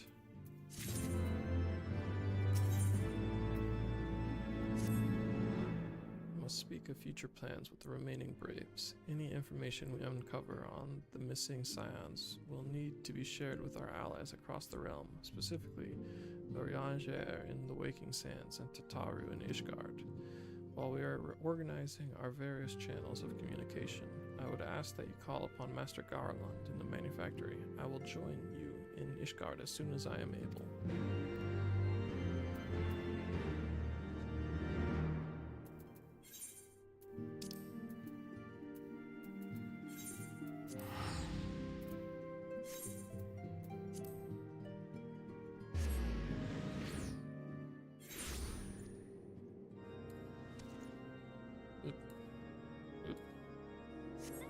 Missed my ship twice in a row.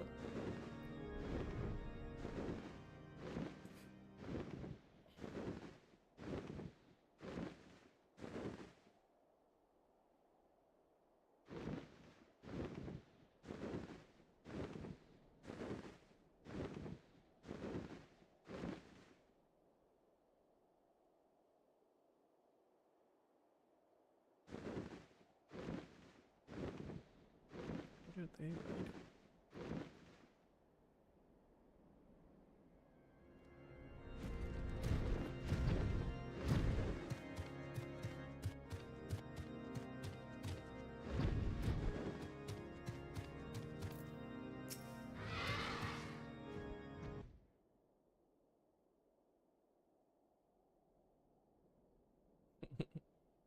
Oops.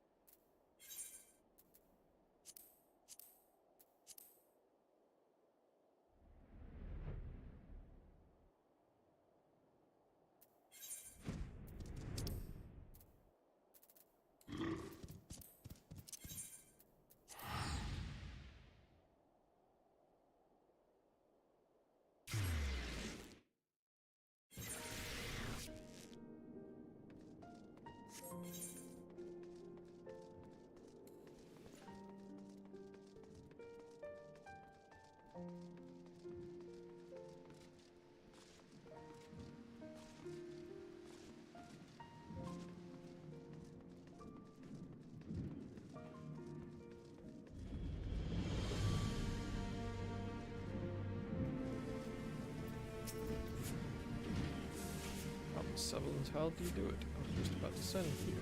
We have but this moment completed the Mana Cutter's first successful test flight. A few minor adjustments, and she'll be ready to go. While we see to the finishing touches, we might want to pay a bit of 4 tall mana. A dragoon by the name of Justinian was looking for you.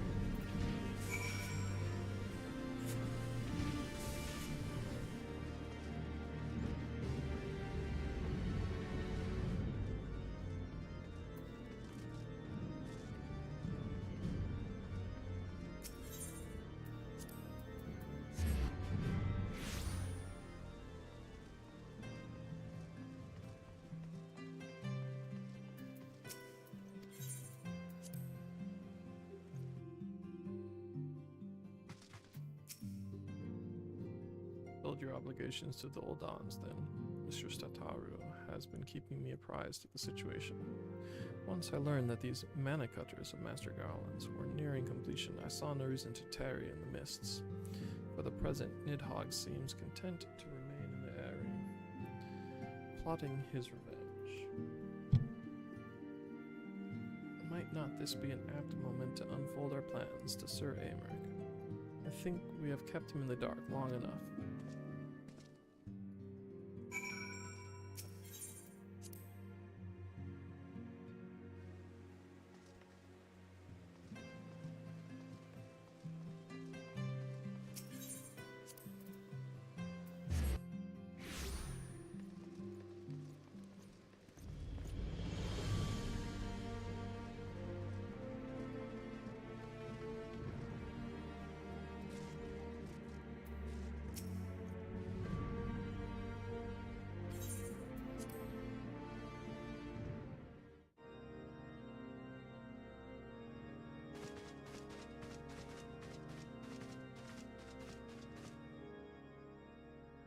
All stands ready, Lord Commander. Ah, the moment has come then.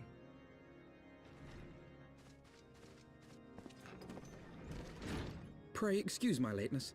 I paid a brief visit to the workshop to inquire about the Mana Cutters. The engineers assure me that they're ready.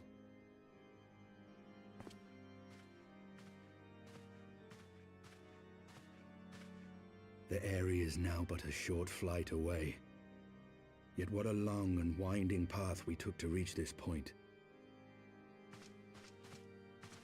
Were it not for Master Alphino's proposal, we never would have attempted to parley with the dragons.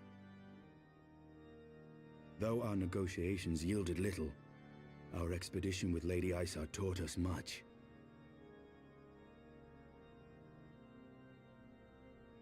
You took an unimaginable risk. I could scarce believe the tale Estinian told. Aye, 'tis true that many of our countrymen would sooner die than join hands with the heretic's mistress.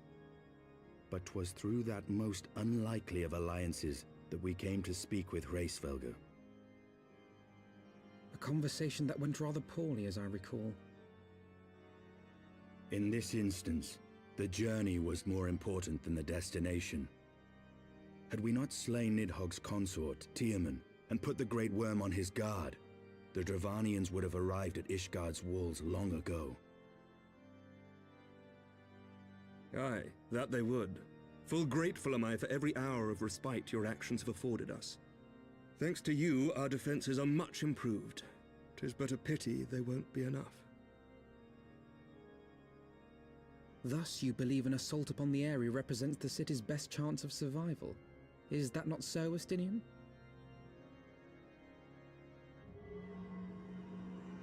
I am under no illusions. Nidhogg's might is legendary. But with his eye in my possession, I can stifle his strength at the source. Victory will be hard won, even so. And I shall be glad indeed to have the Warrior of Light at my side. You shall have my blade as well. There are more of these mana cutters to be had, yes? Lord Commander, no! How can I, a proud knight of Ishgard, stand by and do naught while an outsider risks life and limb for our homeland? I swore an oath to protect this city. Pray leave the slaying of dragons to dragoons, Sir Knight. Your duty to command the city's defense is no less vital. Should we fail, and Nidhogg slip through our grasp, who then will hold the walls against him? Will you leave Ishgard in the hands of the Holy Sea's zealots? There are others. Who but you has the authority and the standing to orchestrate a city-wide defense? I do not, and neither does the Warrior of Light. That is why it is our place to fight, and yours to remain here, Lord Commander. What? You too, Master Alphino? By the Fury! You have shown some promise, but this adversary is far beyond your skills.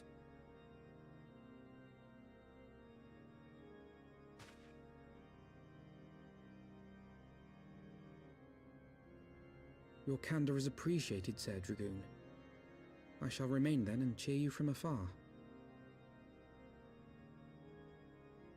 Well, my friend, it would seem I have discouraged the last of the volunteers, and claimed the task as ours alone.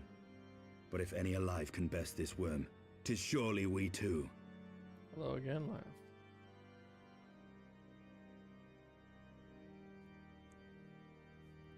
How's it going?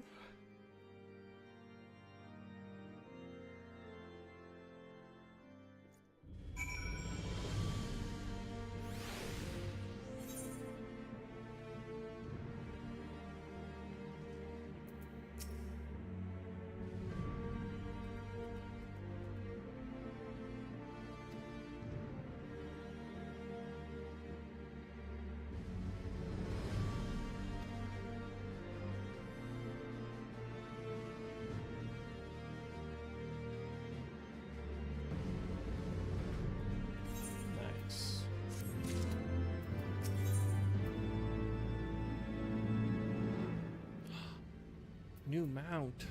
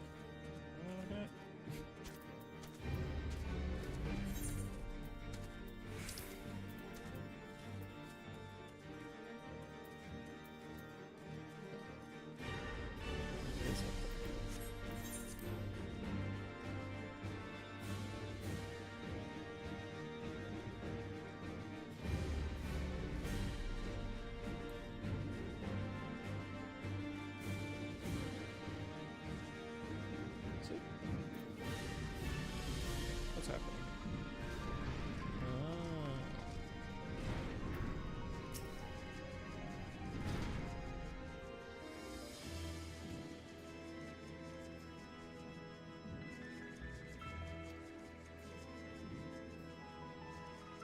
Get where you need to go. These little biggies will tear through that wind barrier like a cermet drill through cottage cheese. Yeah. That, my friends, is a Garland Ironworks guarantee. Never thinks. Come, Warrior of Light. The dread worm awaits. Yeah, did a pretty persistent push.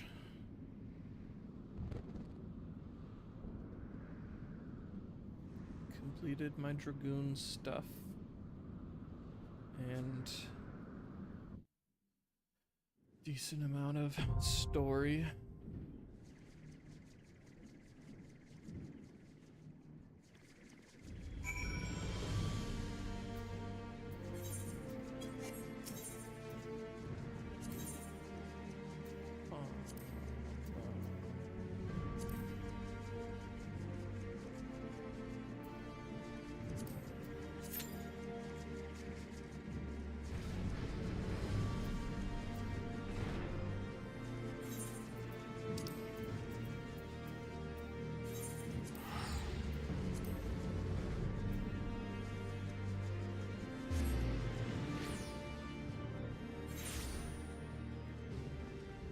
also watched this movie several times as I wait for a dungeon to pop.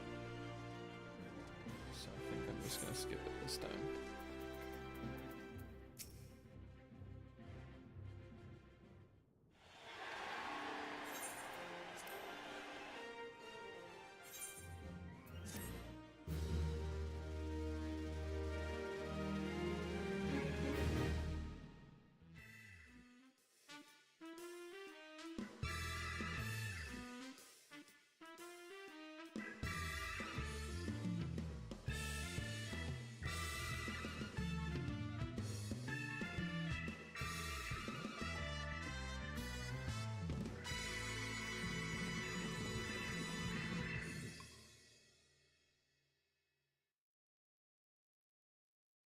Yeah. I don't actually expect that one to pop. I'm just adding it to the group.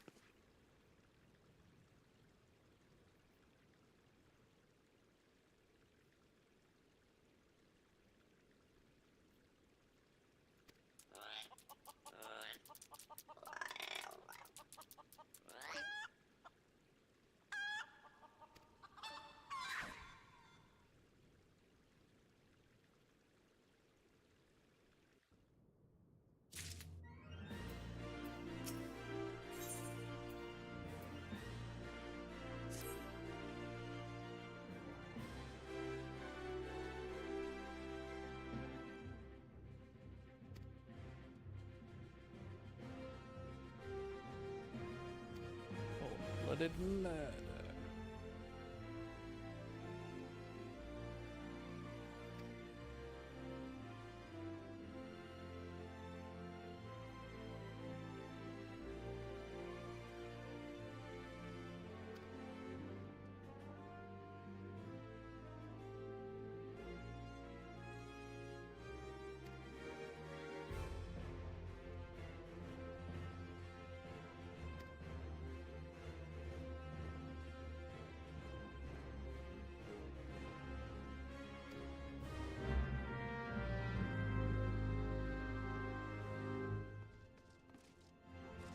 Nice, nice.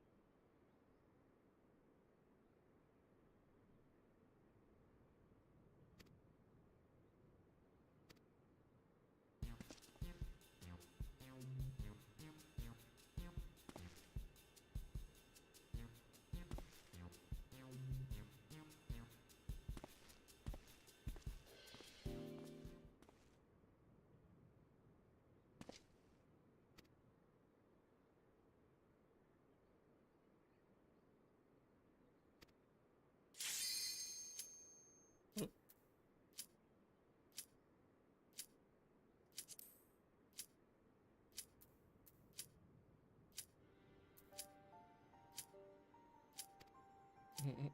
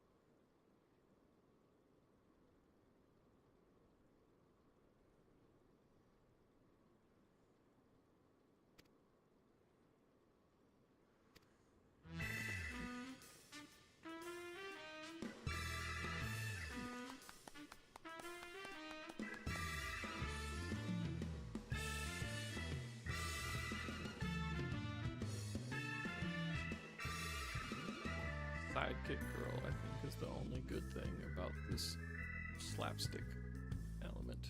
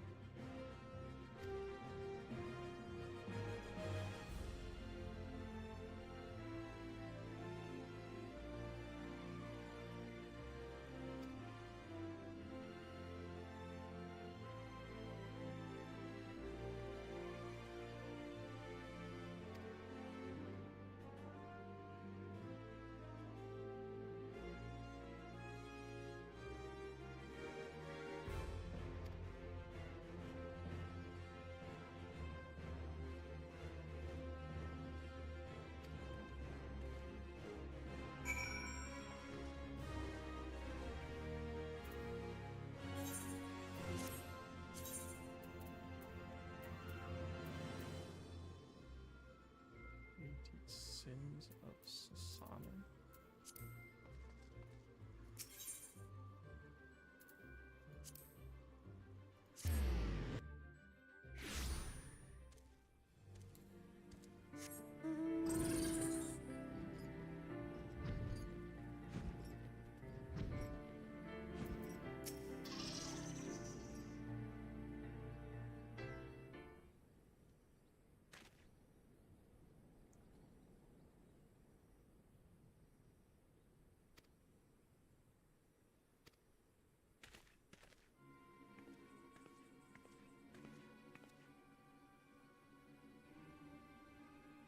Eh.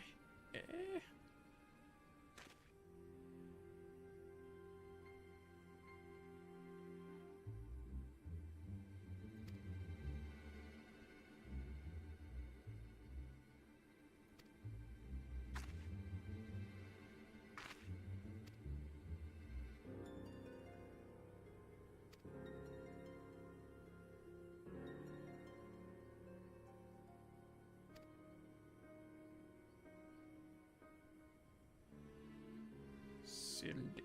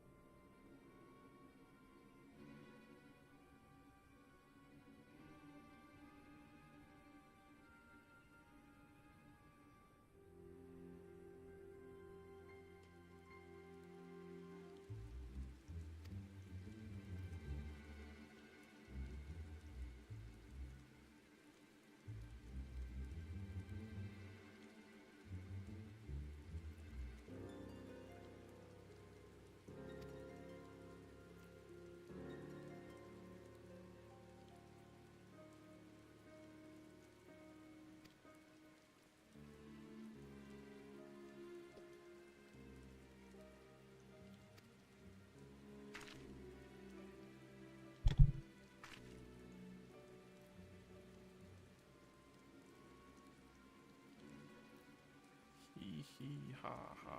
Yee ha.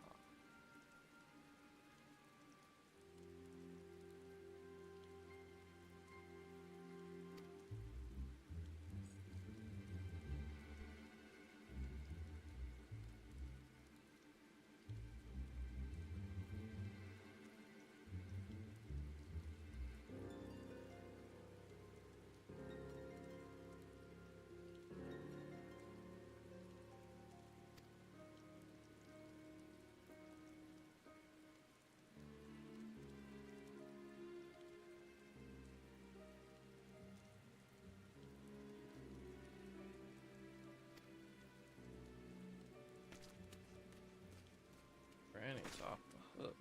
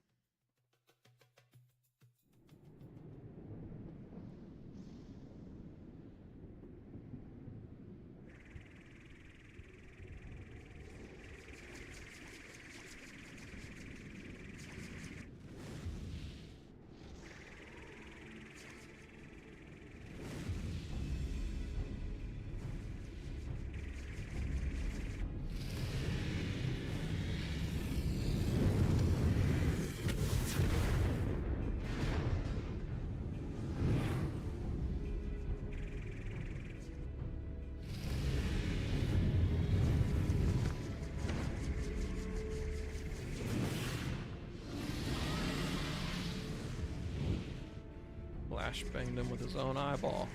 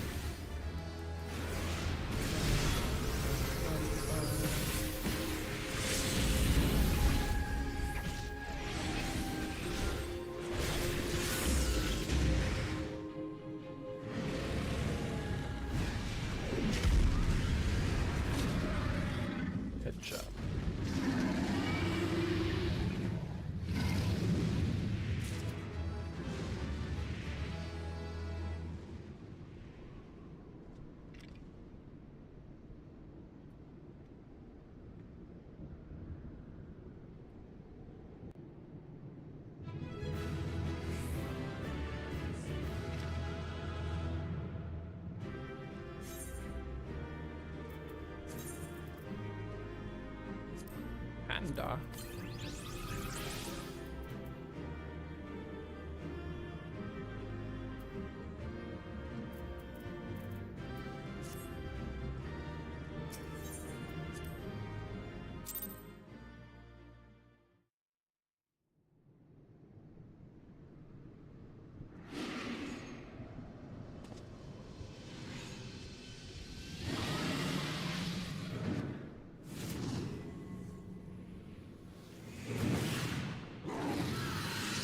Flashbang.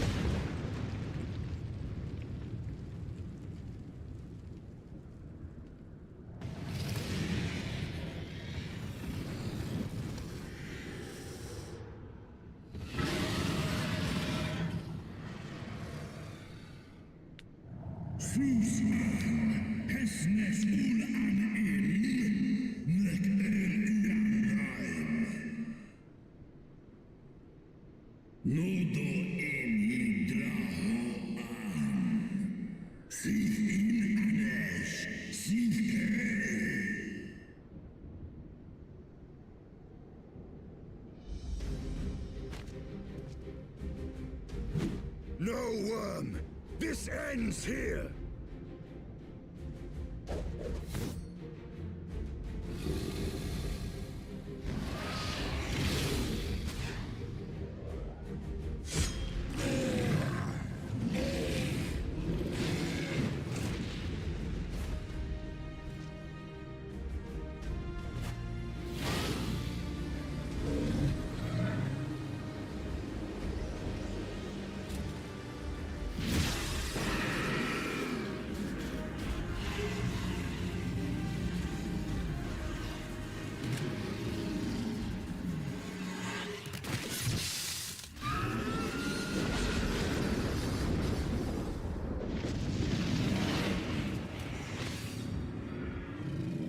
Actually did turn red.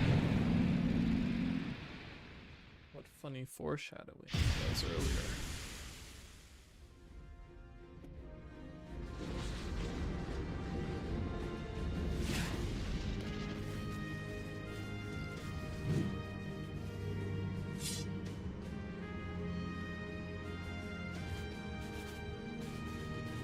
You gifted my people 1,000 years of suffering! Now I gift you an eternity in darkness.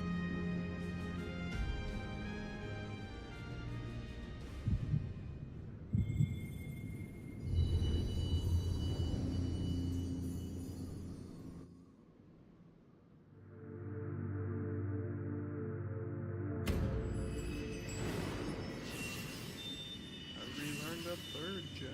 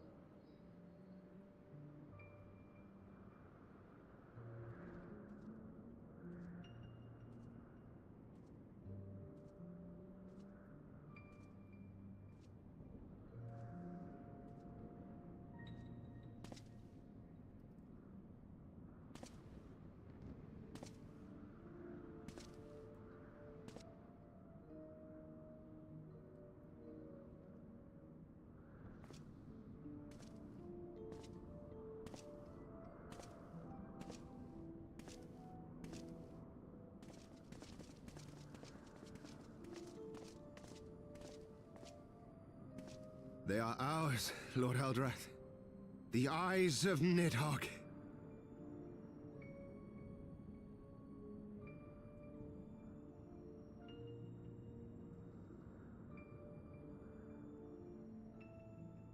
Aye.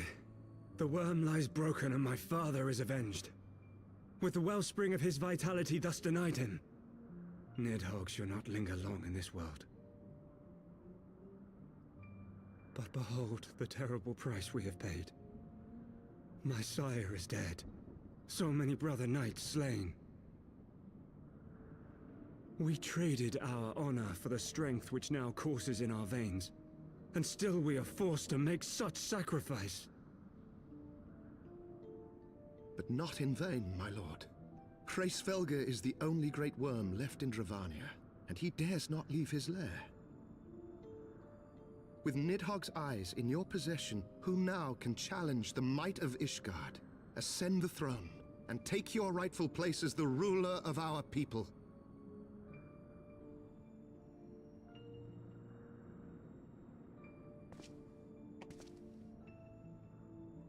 Nay, my friend. I must forsake the mantle of king. Though Nidhogg be defeated, his wormling horde yet darkens the skies with wings beyond counting. As it shall be my penance to bear a knight's arms until death grants me leave to retire. When that day comes, no prince shall perish, but a hell's-bound hunter of dragons. But Lord Haldreth, what then shall become of the royal line? Think of your people, my lord. Without a king, who will the common man turn to in his hour of need? How will he find his way without your benevolent hand to guide him? I thank you, Sir Flavian and Sir Silvertrill, for dispelling my remaining doubts. With men of such wisdom and compassion in service to the realm, 'tis plain that Ishgard has no need of a king. But if you must bow to the demands of tradition, you need look no further than yourselves for one worthy to wear the crown.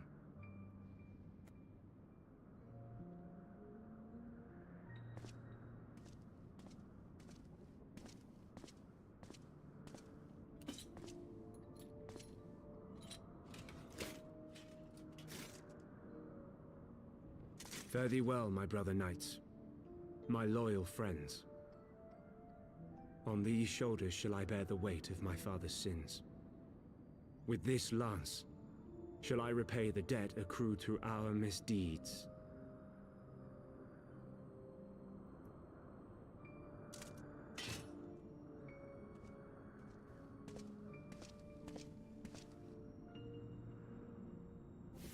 What? What cruel jest has fate played upon us? Have we seized this desperate victory only to lose a king? We can but act as our lord has bid. We few who remain must divide between us the rulership of Ishgard and her people.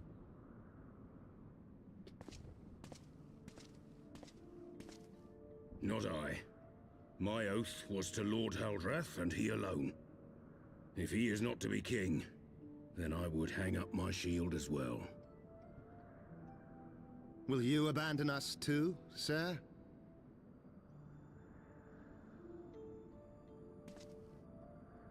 I would wash my hands of blood and betrayal, and take up an honest trade. Mayhap I shall serve ale instead of sharpened steel.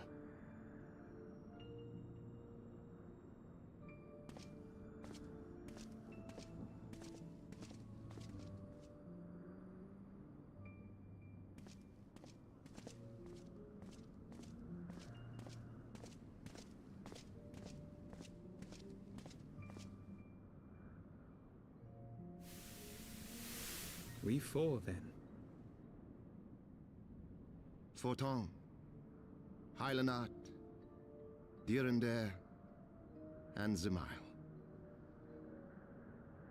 But 4 houses to rule all of Ishgard.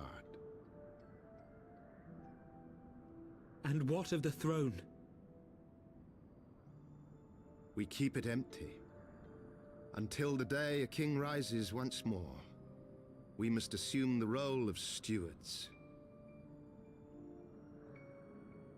We shall shape our nation anew with a history of our own making, and let the truth of this dark day die here, upon the battlefield.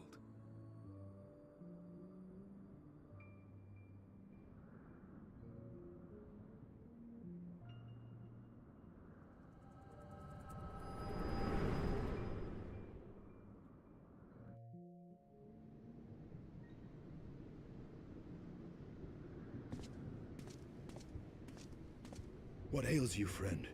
Are you wounded?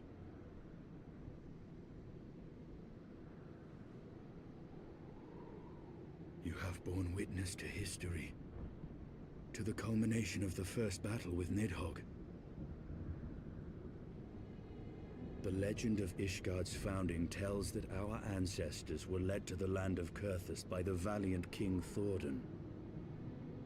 In the midst of their journey, they came to a wide chasm, where they were set upon by a great worm, Nidhogg. A furious battle then ensued, with Thordan leading the van. Though the brave king was slain defending his people, his son, Haldrath, the first Azure Dragoon, fought on undaunted.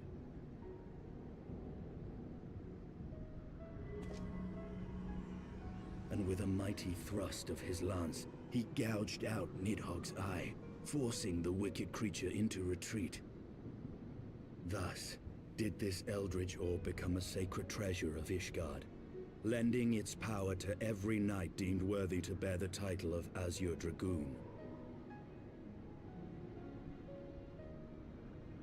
A rousing tale, is it not? Would that I could still believe it. But your vision, which we must accept as immutable truth, leaves no room for doubt, save on one point. If Haldrath took both of Nidhogg's eyes, then how came this eye to be lodged in the worm's skull?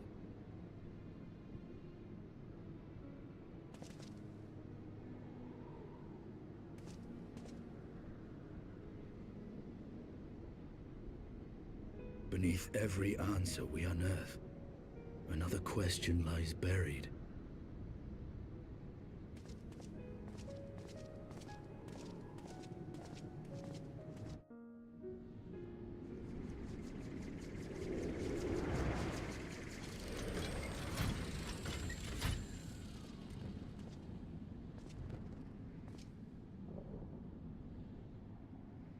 'Twas a fierce battle, but one I knew we would win.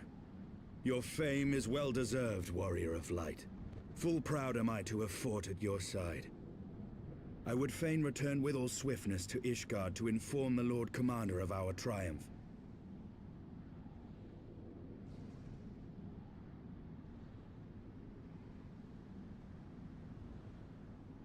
But we must first have words with Hraesvelgr. There are parts of this tale that the worm has kept from us, and I would know wherefore.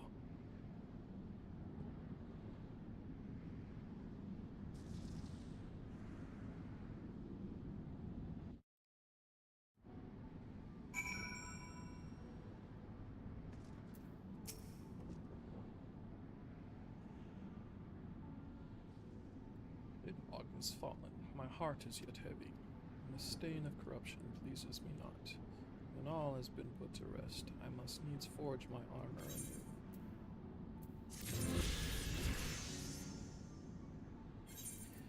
I can fly.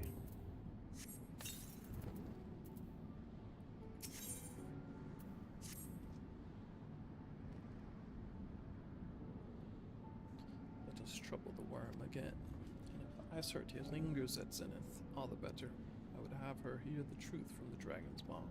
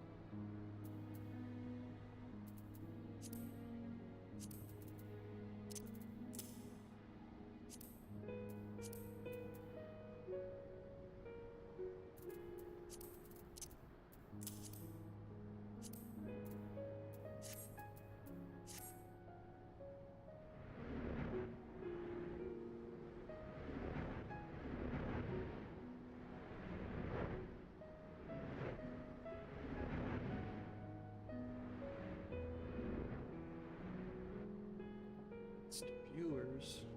Suck on that, laugh. Gotta close all my windows. The sun's all hot and stuff.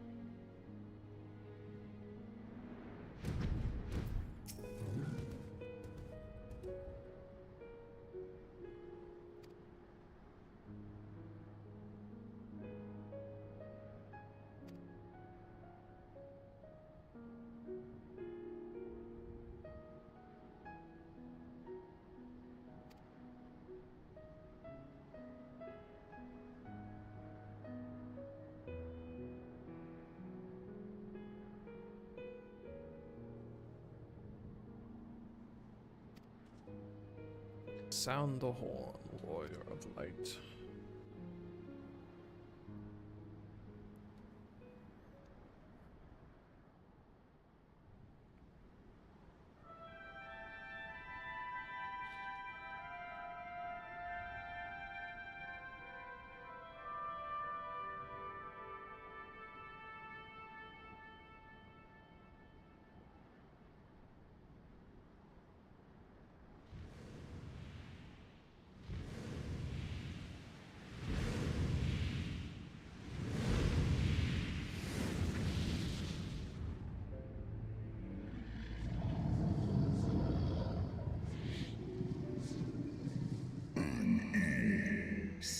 Ever seek to bury old wrongs under new.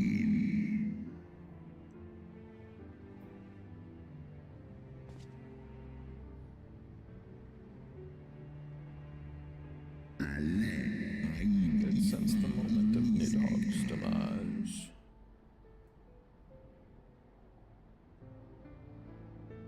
You mean the moment I prized your eye from his head?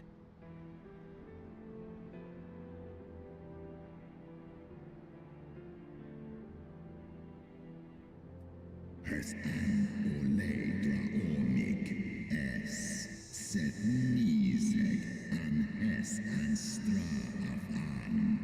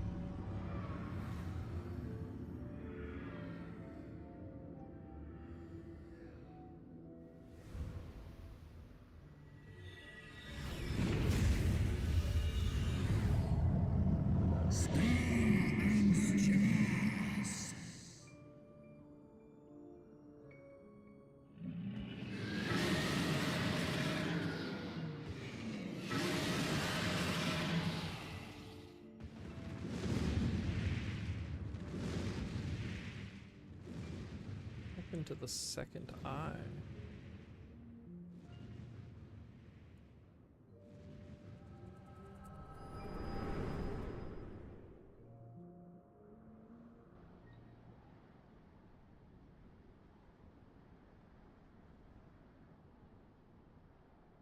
Has easy an in.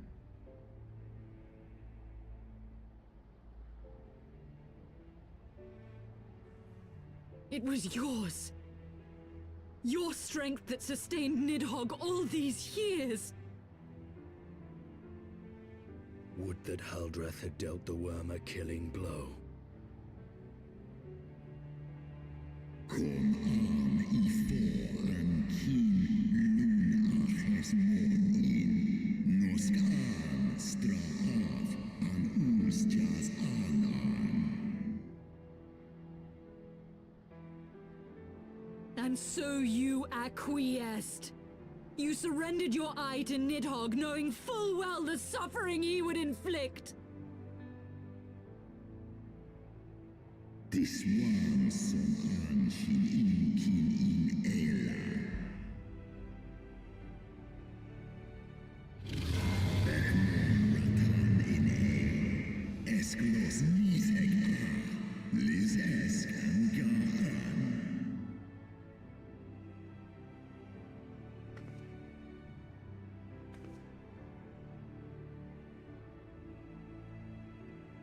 I'm fire. Call an. Tolos in Eskla.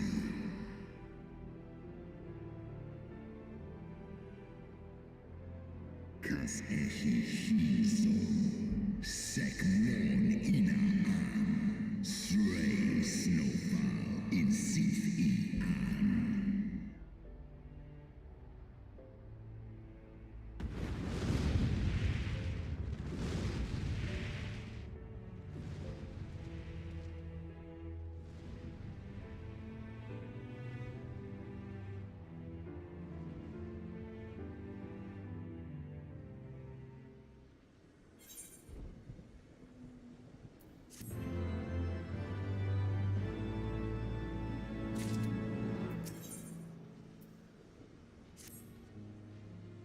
Though he lifted not a single claw, 'twould seem that Hrasvelgr wreaked his own manner of vengeance upon us.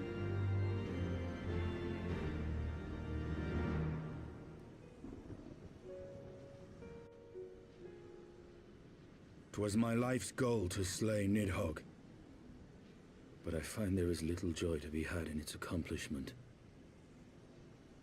But You have rid the world of a hate-filled creature, and ended a bloody war in so doing.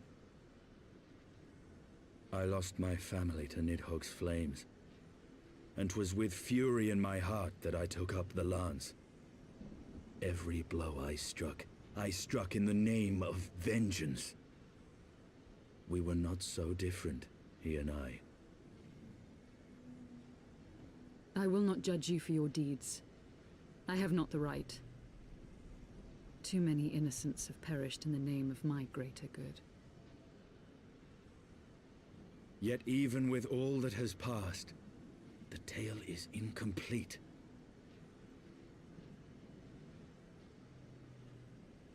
We are short a great worm's eye. Of the pair which Haldreth took from Nidhogg, only one is known to us, the one I bear. What then became of the other? Why did Nidhogg, who had taken such pains to prolong the Dragonsong War, suddenly decide to hurl his entire army against the walls of Ishgard?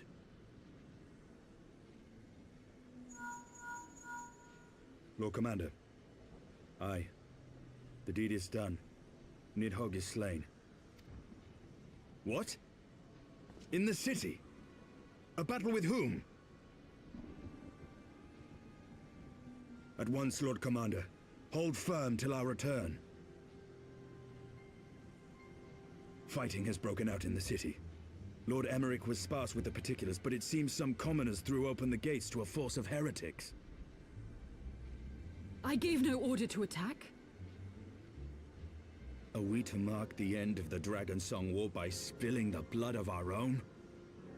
Mayhap Hraesvelgr was right about us. Let us away, Warrior of Light. The people must be saved from themselves. Wait! I would join you! There has been enough violence. I will appeal to my people in the city and make them see reason.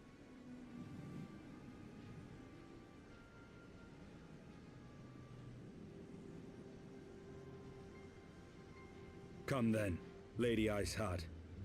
Let us write the final chapter in this damnable war.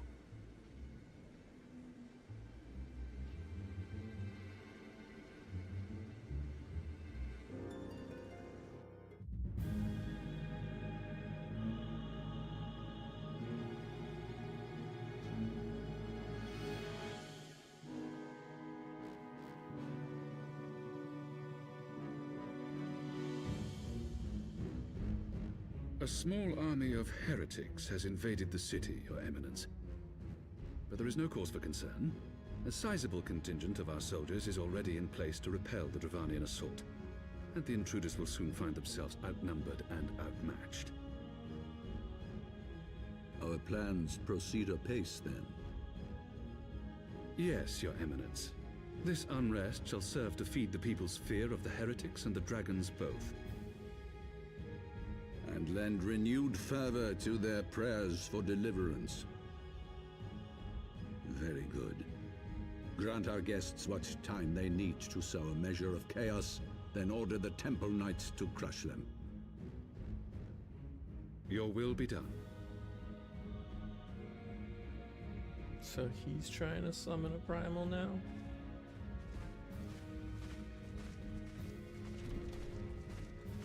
Everybody must summon primals.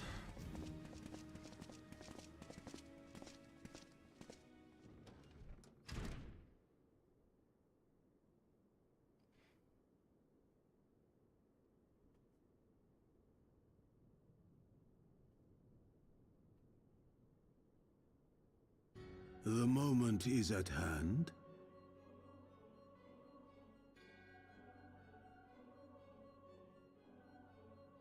Excellent. All shall soon be in alignment.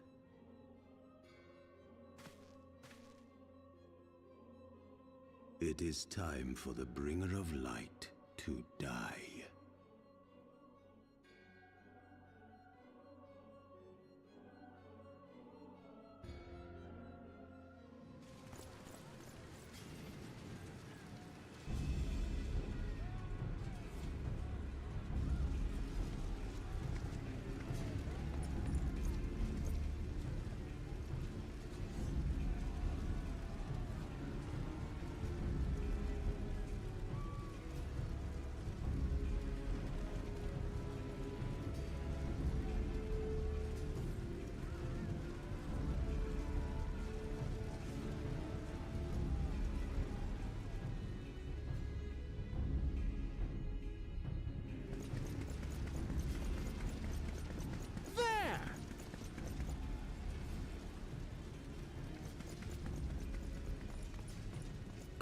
comrades! Sheathe your swords! There is no need for further bloodshed! My lady! She has come!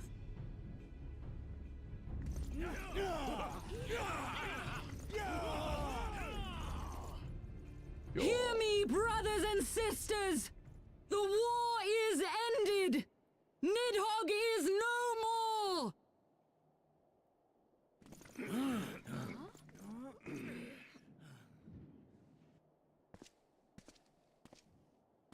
Aye, it is so! This adventurer and the Azure Dragoon laid the Great Worm low!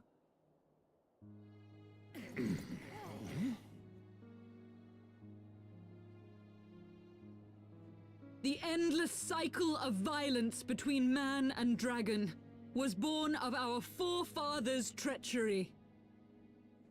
You have followed me, bled with me, to bring this truth to light that we might all know peace. But Nidhogg is dead. Nidhogg is dead, my friends! He who bore such hatred towards Ishgard is dead! Let his hatred die with him, I say! We actually know that. Let us sheathe our swords and go in peace! Have we lost? No, my friend! Far from it! At long last, the peace for which we have so desperately fought is within our grasp! And I, for one, would not forsake it!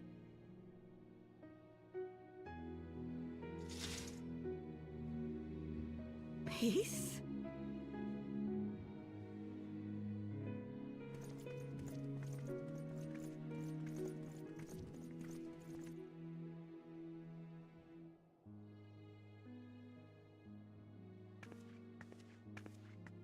Seize the witch! Let none escape!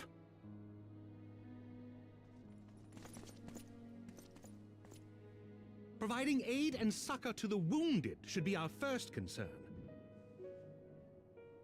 If the heretics mean to observe the peace, then it would be folly not to do the same.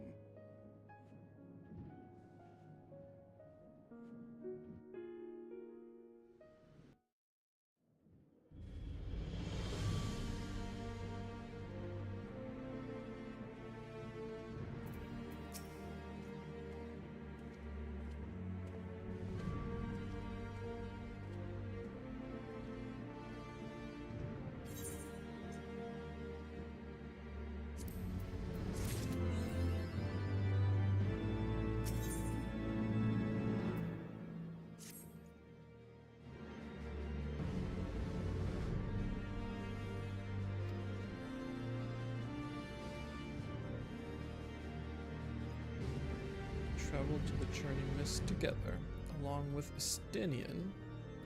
Never was there a more unlikely alliance, nor one so magnificently effective. Nidhogg dead, the heretics pacified. Father and Sir Aymeric must know of this. Let us break the news to them together. I will bring Sir Aymeric to Fort Thames Manor. Yes, an excellent suggestion. Very well. Fluffy and I shall await you there.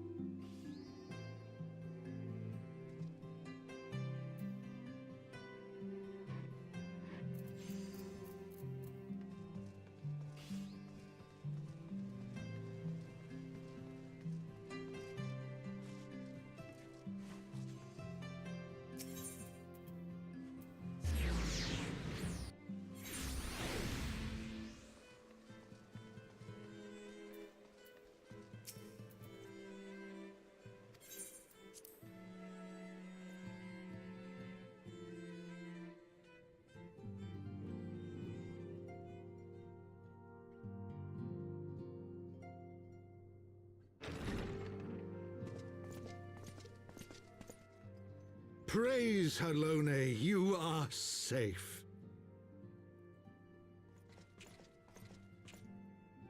My safety was never in doubt, Father, for I had the Azure Dragoon and the Warrior of Light by my side. We bring the most wonderful tidings.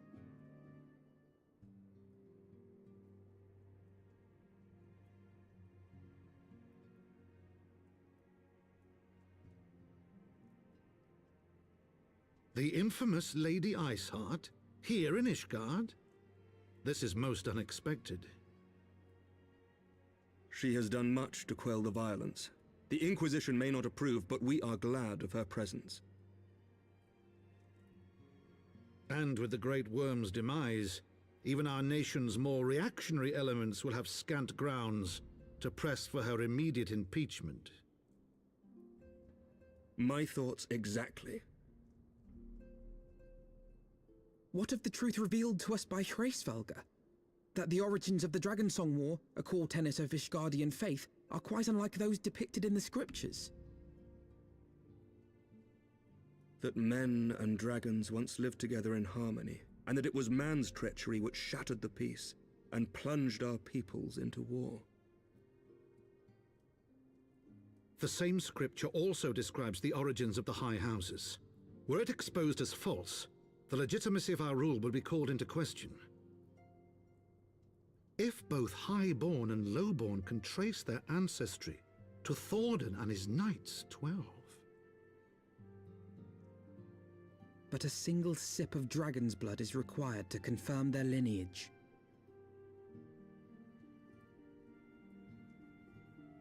If the Holy See knew of this and chose to remain silent, their crimes are grievous indeed. Regardless, this state of affairs cannot be allowed to continue.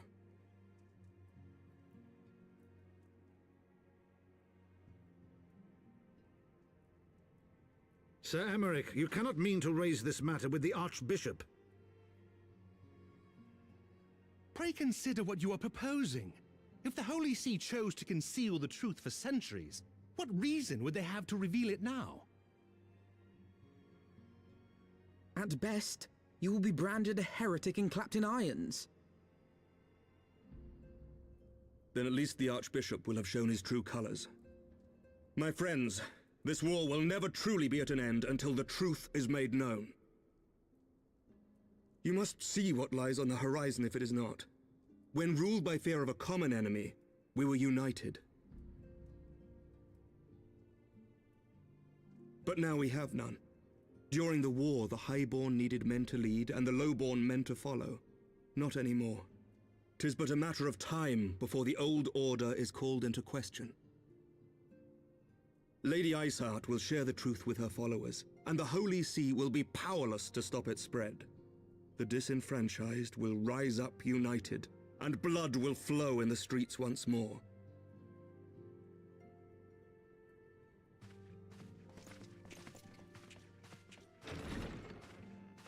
A divided Ishgard will not survive.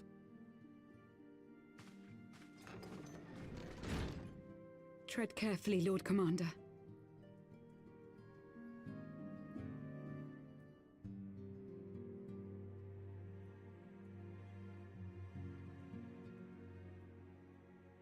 My lady, is it wise to let him go? I sympathize with the Lord Commander's desire for reform, but to approach the Archbishop in this manner bespeaks an idealism to which I did not think Sir Emmerich prone. Though he comports himself as a realist, he has long dreamt of reform. 'Twas that idealism which first drew me to him, that which made me swear an oath to serve. We must not think of ways to hinder his cause, but rather ways to aid it, even should the Holy See cry heresy. You cannot mean... If the Lord Commander does not return from the vault at the appointed hour, I mean to go and fetch him. Have care, my lady. Your words border on treason. Should they reach the wrong ears, you will be declared an enemy of Ishgard.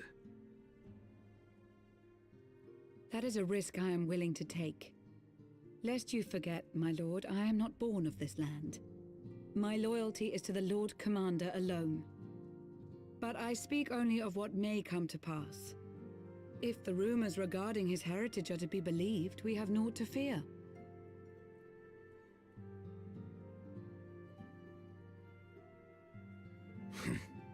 Lies and slander.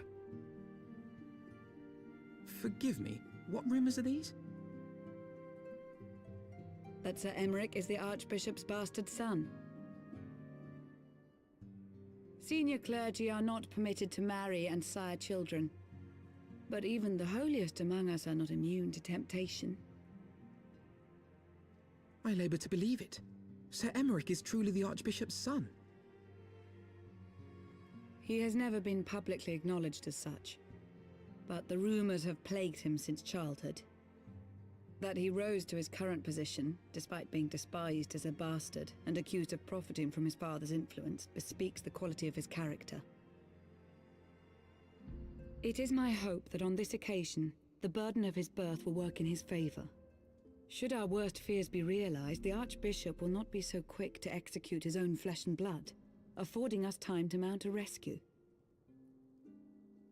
Bastard or trueborn, he is our nation's best hope. If the Holy See dares to threaten him, I shall lead the charge against the Vault myself. Hear, hear! The future of Ishgard rests on Sir Emeric's shoulders. I too will do mine utmost to aid his cause. Orshafon, be reasonable. A knight lives to serve, Father. To aid those in need. The people need Sir Emeric more than ever, and we may be his only hope. There is no greater calling for a knight than to save the life of his fellow man. I swear to you, on the sigil of our house, that I shall do this and make you proud.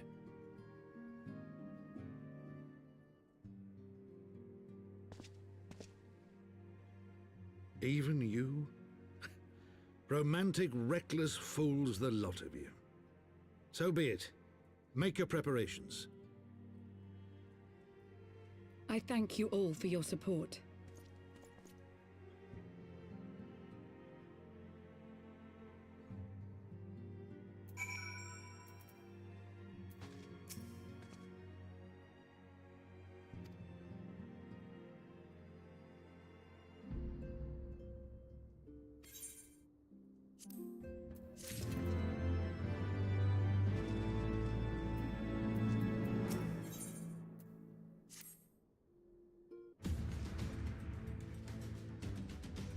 Were we to carry out this bold endeavor, even with an army of knights at our backs, a direct assault on the vault seems unlikely to succeed. You are correct, Master Alphino. Not even the assembled knight of House Volton and the Temple Knights would be sufficient. The support of another party, however, we may yet stand a chance. Speak of one of the other high houses? Precisely the opposite. I speak of the revolutionaries rumored to reside in the Broom. It was these disgruntled Ishgardians who opened the gates of our city to the heretics, I believe. But of course, if their hatred of the Holy See drove them to such deeds, they might well be persuaded to assist in Sir Emeric's rescue, knowing the truth he would lay bare. Such is my hope, Master Alphino, and I would have you and Fluffy reach out to them. As a temple knight and sword servant of the Holy See, any overtures I make are doomed to fail. But as outsiders, the two of you may receive a warmer welcome. Very well. We shall seek out the leader of these revolutionaries and make our case. Methinks, Estinian, will your brothers heed your command if you order them to stand aside? The dragoons have no love for politics, my lady. They will gladly watch and wait while the highborn fight amongst themselves. Very wise, Fluffy. We should hurry to the Forgotten Knight. Tataru may have knowledge of the revolutionaries.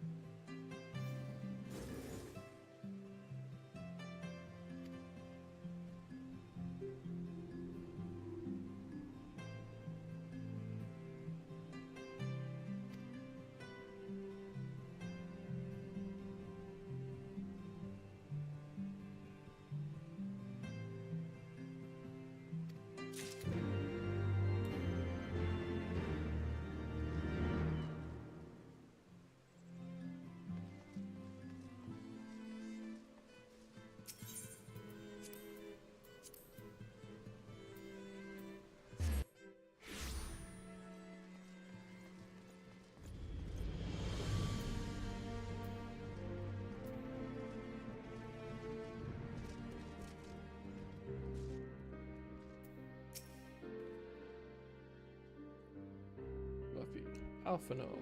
Gods, I've been worried sick. It's so good to see you. And you, Tataru.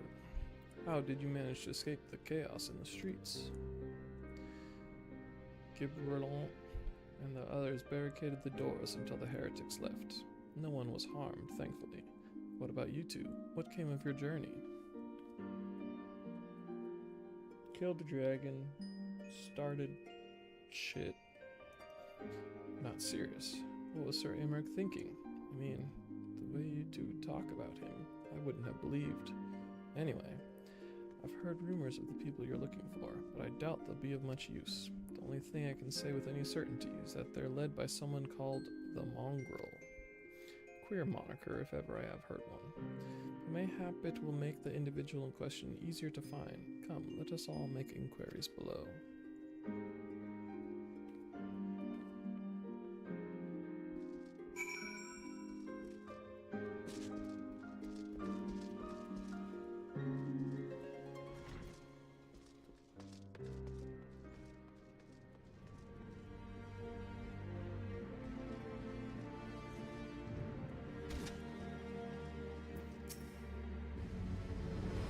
Speak up. I can't hear as well as I used to.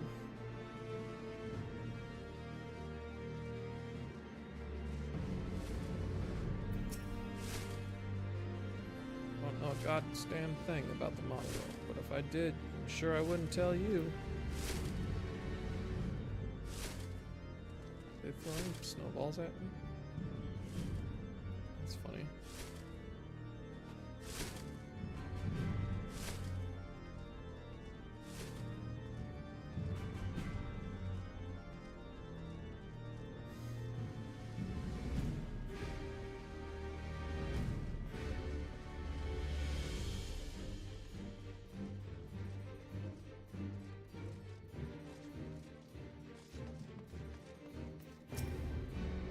Mongrel. Not sure I catch your meaning. To a blue blood, we're all of us dogs down here.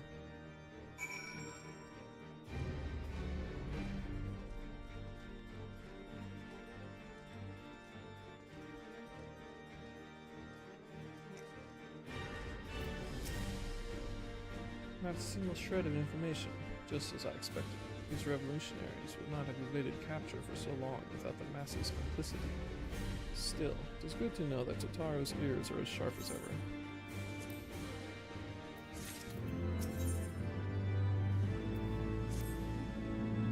Frustrating though it may be, we must press on.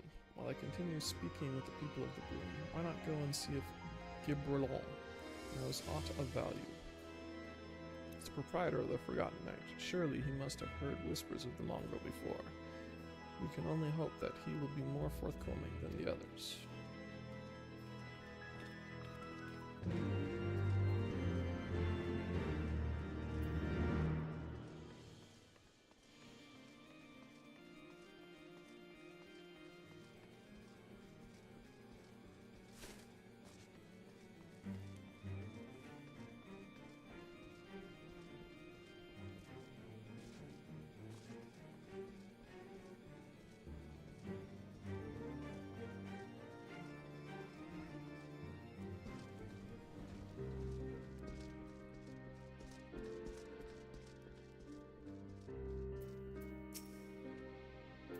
People long for a sympathetic ear, but they need to know that it comes with tight lips. Aggression. That's what my customers expect. If they don't get it, then I don't get them. That being said, I'm not without my sympathies. I've heard the tales, and I know you've done right by highborn and lowborn alike. The least I can do is point you in the right direction, but to do that, I'll need you to do something for me. So happens there's a hunter up in the Crow's Ear who owes me a fair bit of coin. However, I've agreed to accept payment in fresh herbs. Go and get them for me, agreed?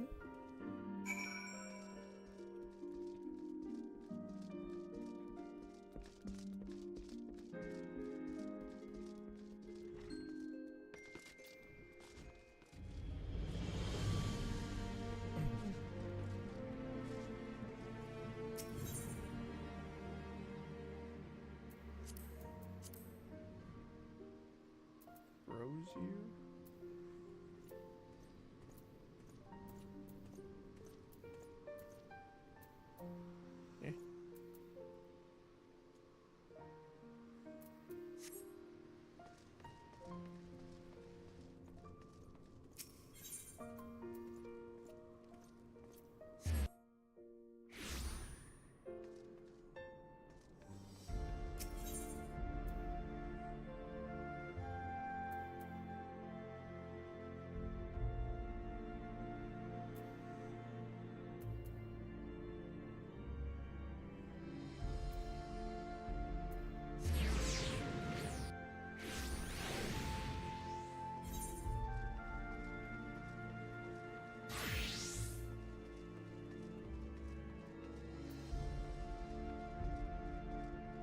Similarly.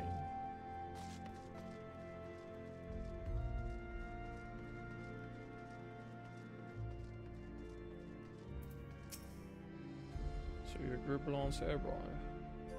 Good, good. How's he doing? Same as always? Right. Hey, Road, I hope he appreciates how much trouble I had to go through on account of his bloody herbs. Tell him to enjoy them while they last, because I doubt I'll be able to find any more next year.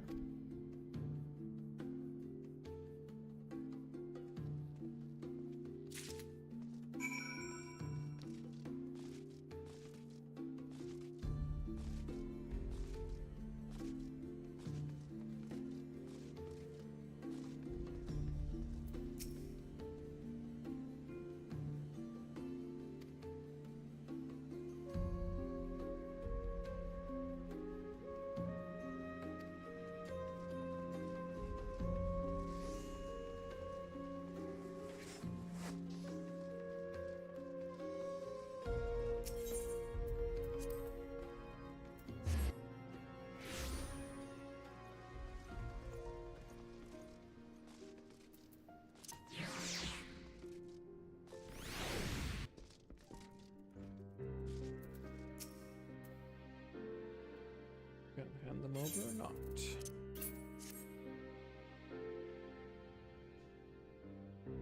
This ought to do it. With a few other spices, I can make it just like she used to. There are a few things which stir the hearts of men like a sip of mulled wine. Share a glass with the right people, and who knows what stories they'll share.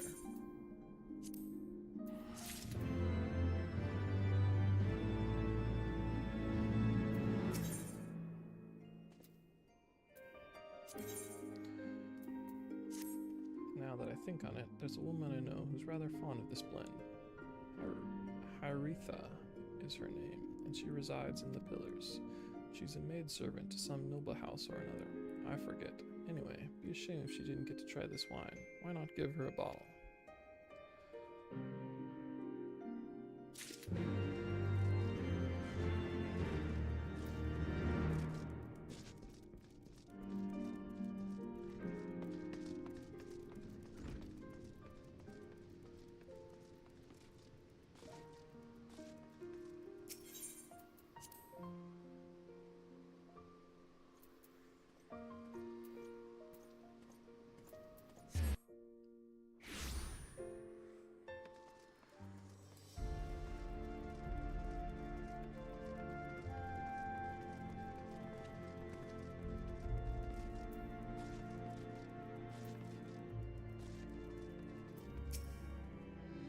Yes, I am Hertha. Beg your pardon. Do I know you, sir? Nope. I know this smell. This is the wine that girl used to prepare. Her special recipe. It must be decades since I last tasted this. Oh, the poor dear. Such a shame that she was taken in by that baron. He cut a dashing figure, I'll grant you that. Tall, slender, long of ear. Those dazzling ruby eyes of his were filled with lust. 'Twas not more than infatuation, what she felt, but she convinced herself it was love, and he couldn't help but take advantage. But when her belly started to grow, gods, the scandal. I mean, 'tis not an uncommon occurrence, that it was the Hure made it so much. Well, I needn't tell you, she was discharged from his service, cast out onto the streets like so much refuse. After she returned to the broom, we drifted apart. I only learned of her death years later by chance.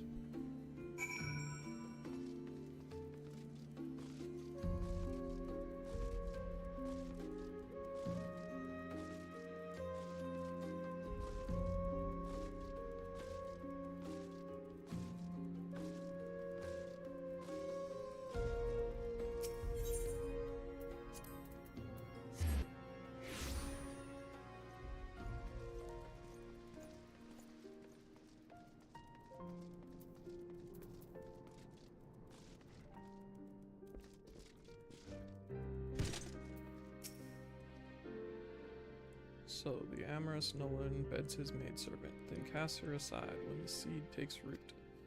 Not the most original tale, is it?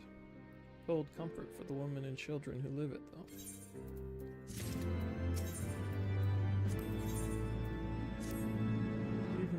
militant can appreciate wine from time to time. Take Carol Du, for example. Surely you've heard of him, though. He's a monk who offers succor to the poorest of the poor in the Broom. A man of many vows, but none which prohibits spirituous beverages.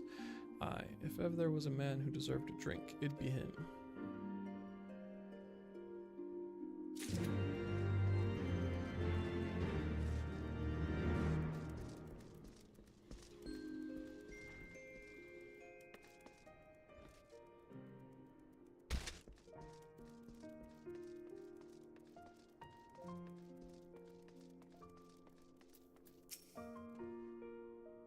Elona's blessing be upon you, sir. Aye, a gift for me.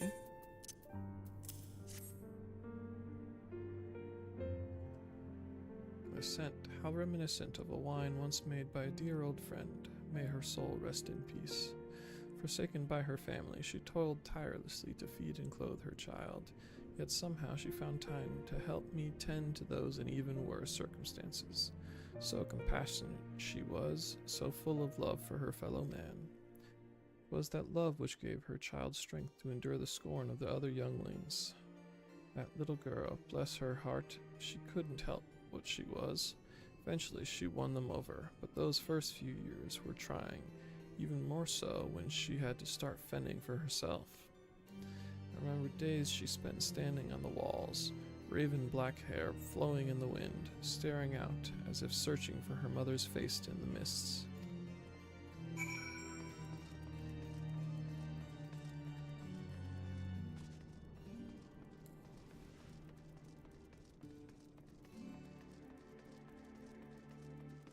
Apparently I need the whole backstory before I can start this revolution.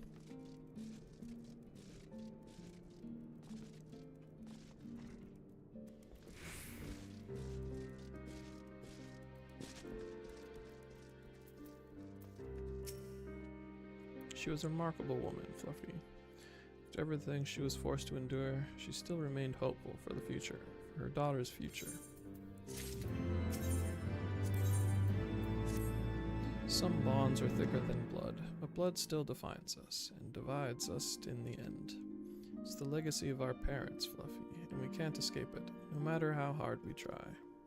So the mongrel and her pups chose to embrace theirs, to proclaim it to all and sundry. If you can understand that, then maybe you can find her on your own.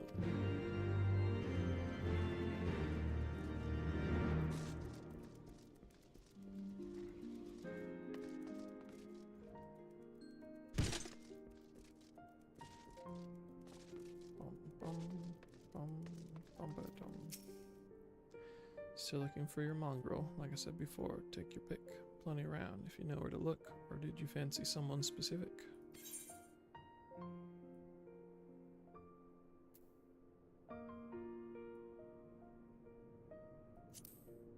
Oh, someone's got unusual tastes? Afraid I can't help you, though. Won't, rather. It's bloody obvious you ain't of the Broom. Did you think I'd just tell you 'cause you asked nicely?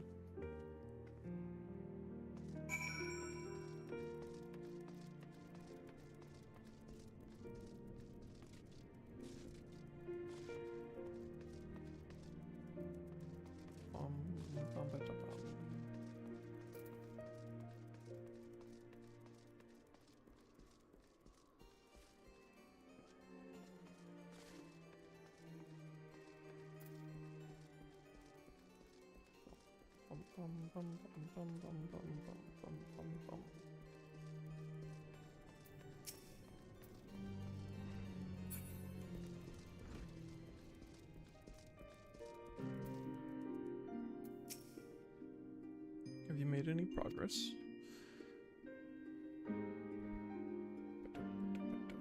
So our mongrel was born of an Elizan Nulban and a Hiren maidservant.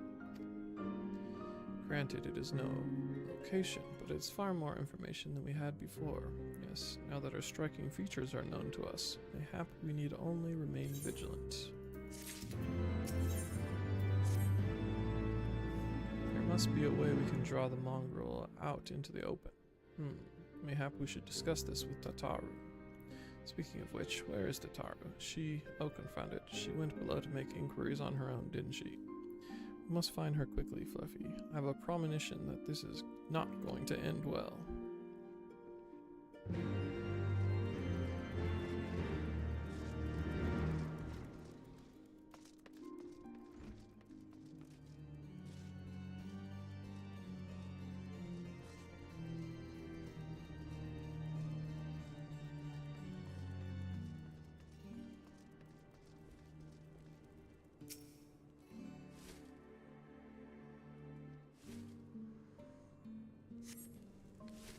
Cast your gaze over the streets below, but see no sign of Tataru.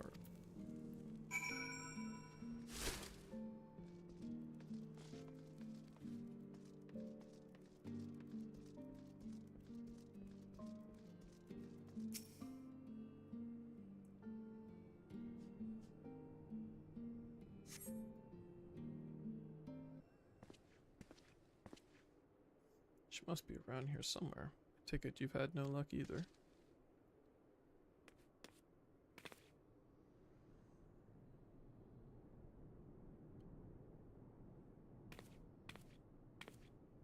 Wow, I'm sorry, forget I said anything. Wait, down there, isn't that Tataru? These men are chasing her. Quickly, Fluffy, after them. Bum bum bum bum bum.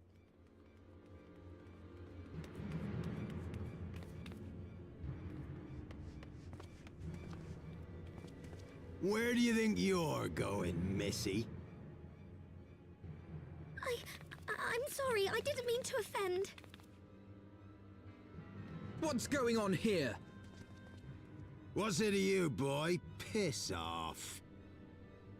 Piss off. Hold on. I've seen them around. They're in and out of House 4 Tom's Manor all the time.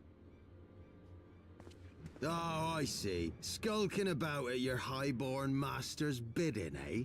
Bloodhounds hoping to catch a whiff of heresy, is that it? You are quite mistaken, I assure you. We came here to help. And if you know what's good for you, you will let us pass. Haha! Listen to the pups yapping. Come here, boy. I'll give you cause to yelp.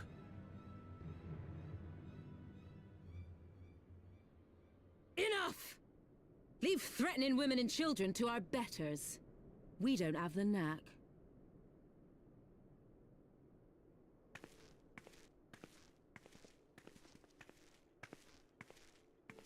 Hilda!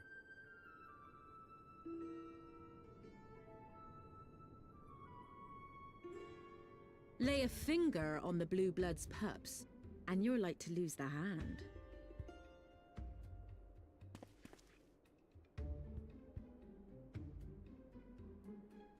And often I get called on by glorious heroes like yourself.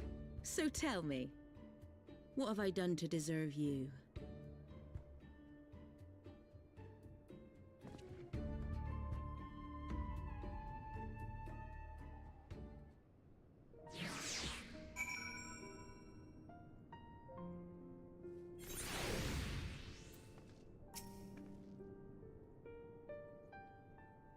Before you start, let's go somewhere a bit more private, eh? Forgotten Knights, say.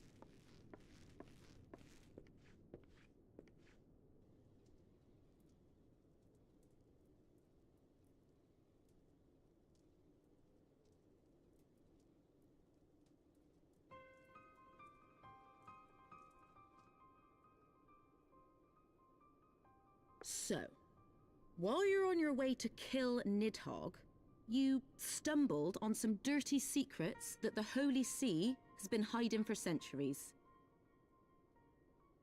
Eh? What are they on about? The High Houses.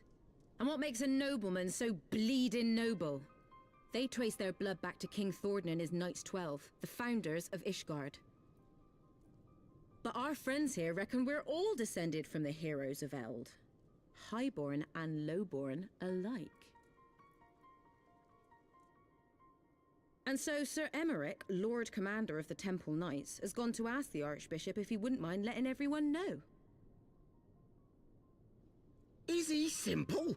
The old bastard will have him executed for heresy. Well, seems to me that's what the good sir wants. Seems he thinks a noble sacrifice will serve to prove his claims. We cannot stand idly by and allow Sir Emmerich to do this. Ishgard has need of him. Look, you've a good heart, I can see that. Willing to risk your neck for someone else even when his troubles ain't yours. But what's this got to do with me?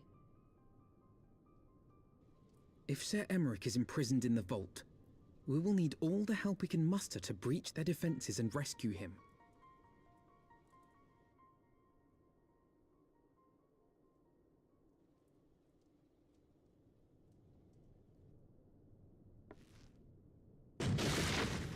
What in the hell's?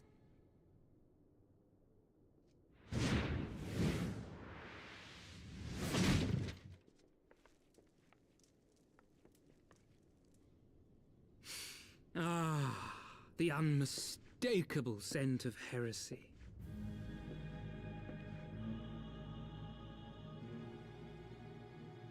And what do we have here? The honored guests of House Fortom consorting with the Queen of Rats.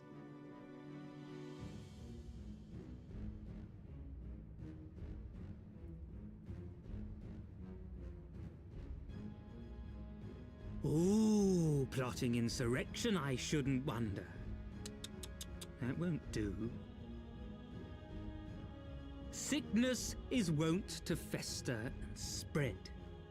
It must be burnt out ere the infection takes hold.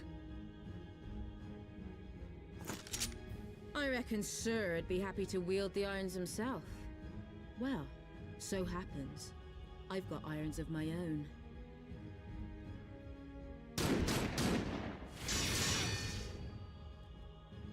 Pew pew.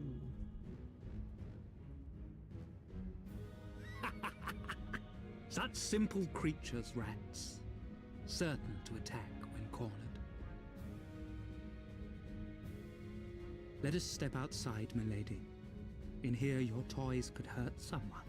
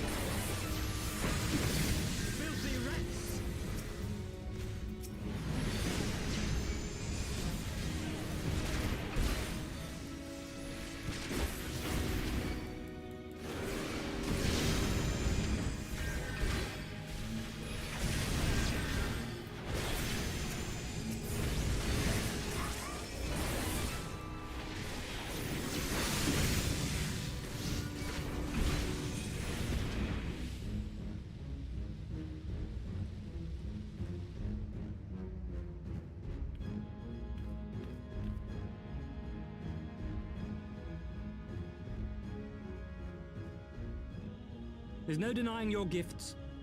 A well-deserved reputation indeed.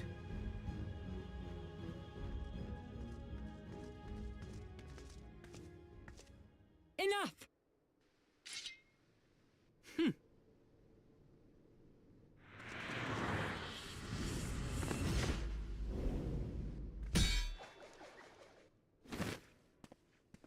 What?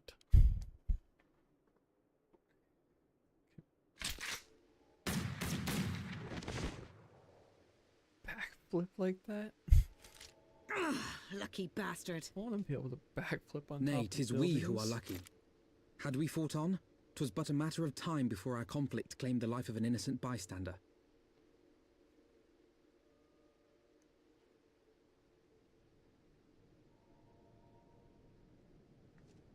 I thought the Heavens Ward might come here as well.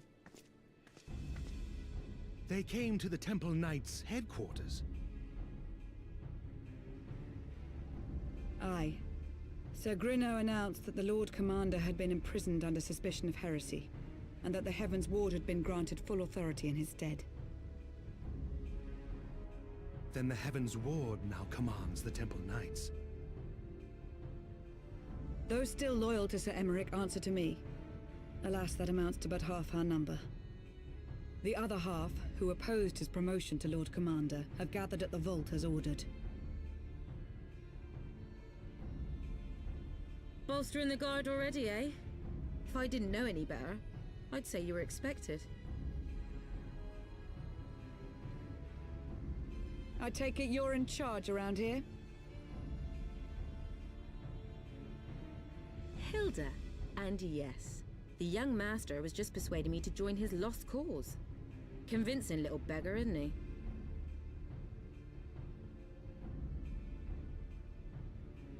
Aye. Your passion moved me. A bit. That, and the fact that we're sick of living off the leavings of our betters. If you've a mind to change things around here, then we've a mind to join you.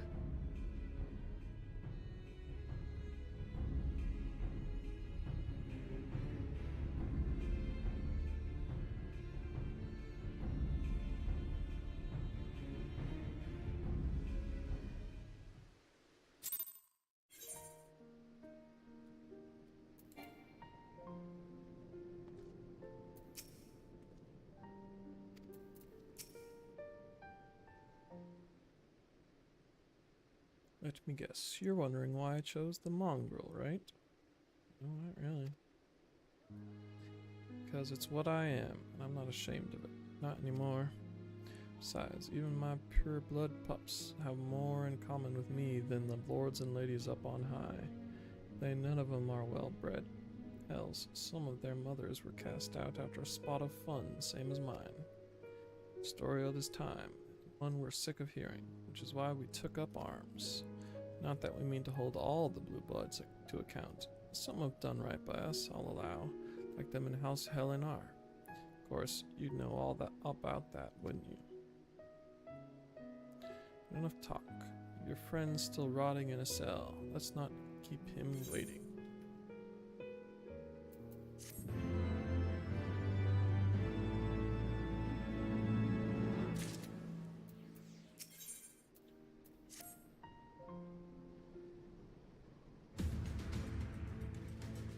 Working in secret to undermine the Holy See and the high houses, that much I'll acknowledge.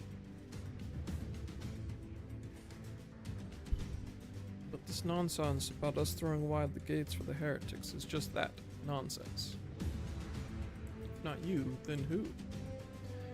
You Temple Knights, of course. Reckoned it was your beloved Sir Emerich's doing at first, but then I heard how he lost his head. The next best guess would be the Heavens Ward. That way, they'd have the perfect excuse to go door to door through the broom and slaughter the heretics and their sympathizers in one fell swoop. But the Heavens Ward's scheme did not account for Lady Iceheart's intervention, and so they have been forced to improvise. Fine bloody mess, ain't it? But the die is cast, so what's the plan? We must divert the attention of the high houses away from the city, and to do that we need the cooperation of your allies in their service. What makes you think I have friends in high places? We'd be fools not to, given your goals. Low-born knights are ideal recruits. Most swore fealty only out of desire for a better life. If offered an opportunity to shed the yoke and live for themselves, who among them would not at least be tempted to take it? Rare is the man eager to die for a cause he does not hold dear. But it need not come to that this day. If they and their fellow knights are deployed afield to deal with a new threat, a massing of heretics, for example, then they will be unable to join in the defense of the vault. Spread false reports of an attack to get him out of harm's way, you mean. The city will not soon forget the heretics' last assault. If the high houses believe another attack is imminent, they will have no choice but to act. Can it be done? Can we trick them into leaving Ishgard? Aye. Can we keep them out for long? Not bloody likely. Make sure you're ready before I send word, because you won't get a second chance at this. Then it is decided. To the vault. The Archbishop must be held to account. The Lord Commander granted his liberty.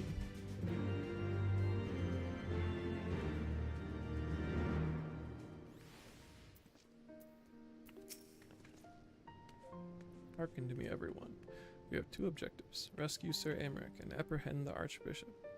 We will therefore divide our forces into two parties. Estinian and I will make ready to breach the underground gaol and search for the Lord Commander. We will not move, however, until the second party has entered the vault. I speak of your party, Warrior of Light, together with Lord Rochefort, Master Alphino. For this plan to succeed, you will need to fight your way into the highest levels of the vault, even unto the Archbishop's private chambers. When the Heaven's Ward realize what you intend, they will fly to their master's side, leaving only a token force to guard the gaol. Temple Knights loyal to our cause have already secured the entrance to the vault. Once we are within, they will signal to us. If all goes to plan, we shall rejoin you with Sir Aymeric and confront the Archbishop together. Is everyone clear as to their duties? Then let us do what must needs be done. Okay. I'm not actually sure what I'm supposed to be doing right now.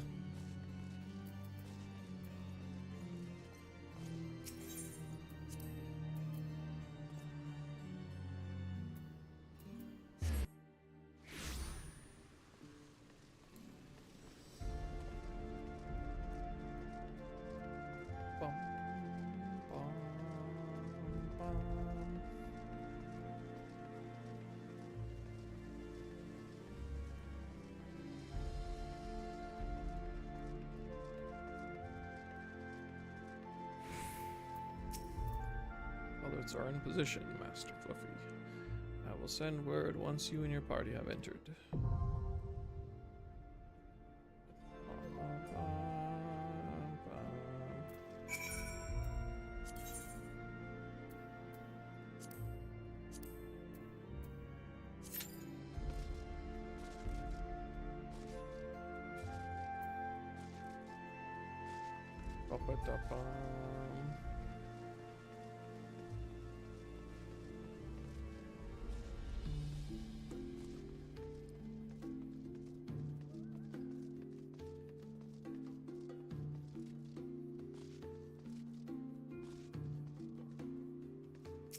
I'm really getting a lot of the best viewers spam.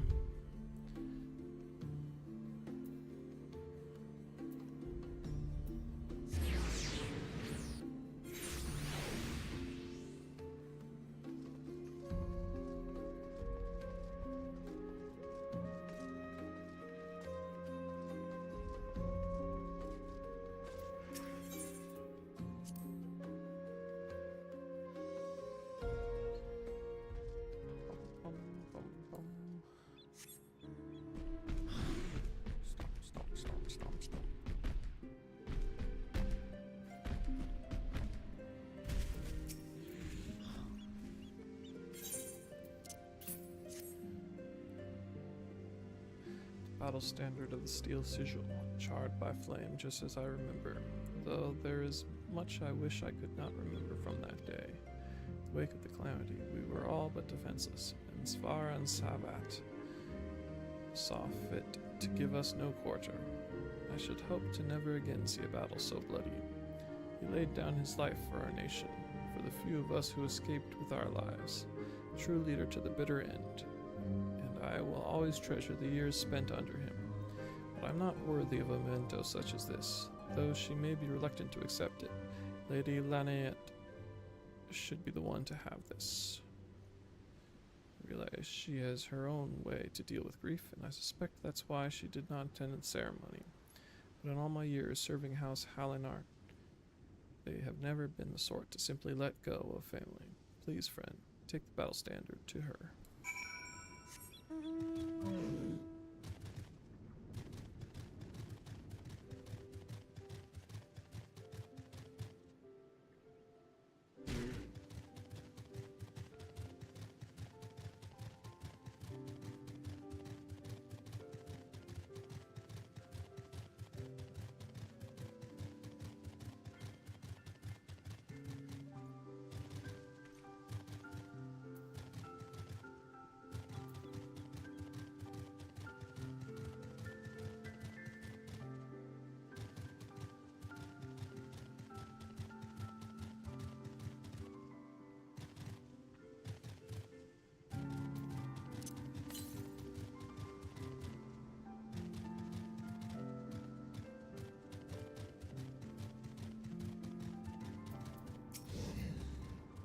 Hello there, Fluffy. Is there something you need?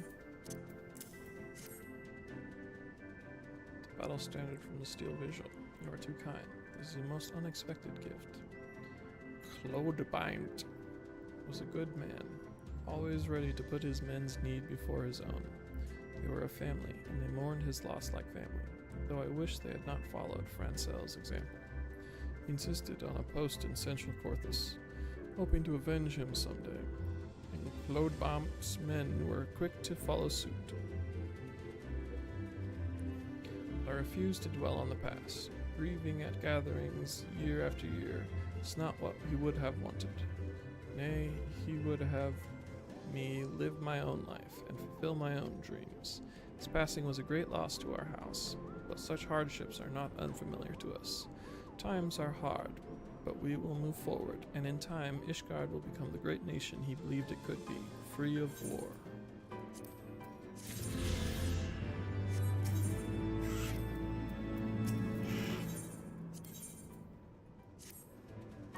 Excuse me, Fluffy. A moment of your time, if I may. Recently received a special request for assistance with zoological research, but am at a loss as to how to fulfill it. Are you familiar with gallicats?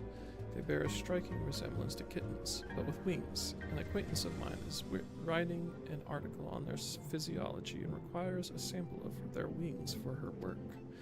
Their sweet appearance belies a rather nasty temperament, and if it were simply a matter of slaying them, I would handle it myself. The problem, however, is that taking a proper sample requires a delicate touch, a certain finesse that is beyond the capabilities of my men and myself. Because they are so fragile, you may not obtain a proper sample from the first you fell, but I have no doubt a man of your talents can procure a wing of immaculate quality. I realize this is a rather personal request, but I would be forever in your debt.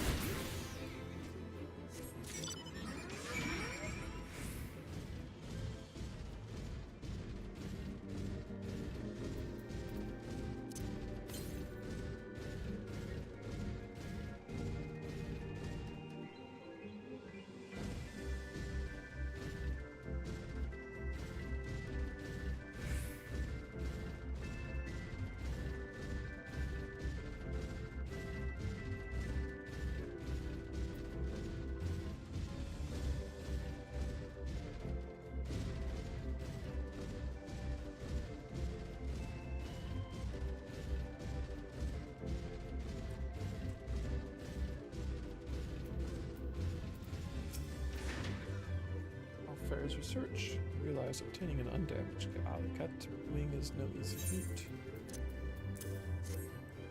Ah, what an extraordinary find. I am pleased to see your persistence has paid off. With this, she can resume her work on Cloudkin.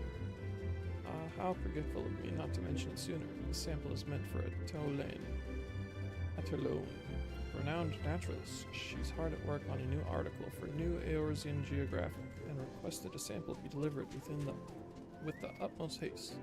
Can be sure she will hear it with the incomparable Fluffy McGee Orkson, who made possible her latest work on Cloudkin.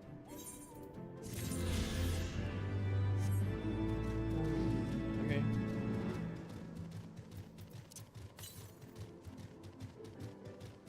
Northwest.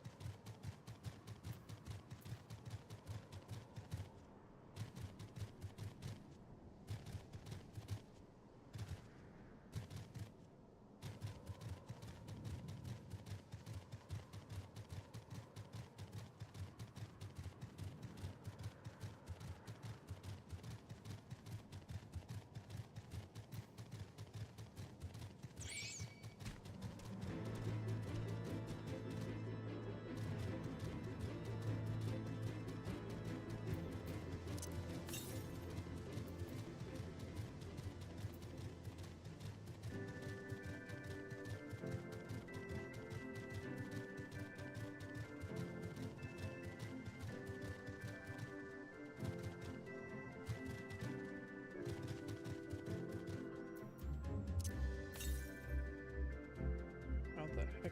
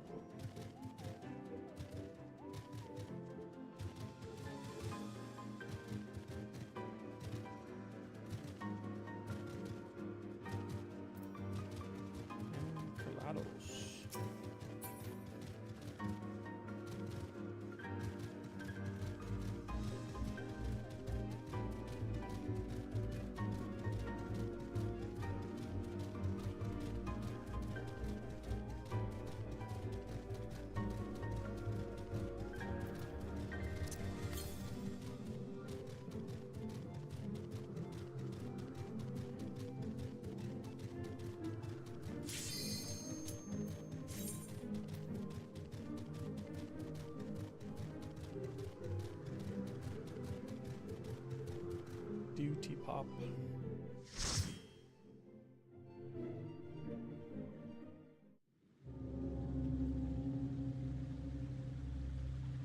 Time to fight the Catholic Church.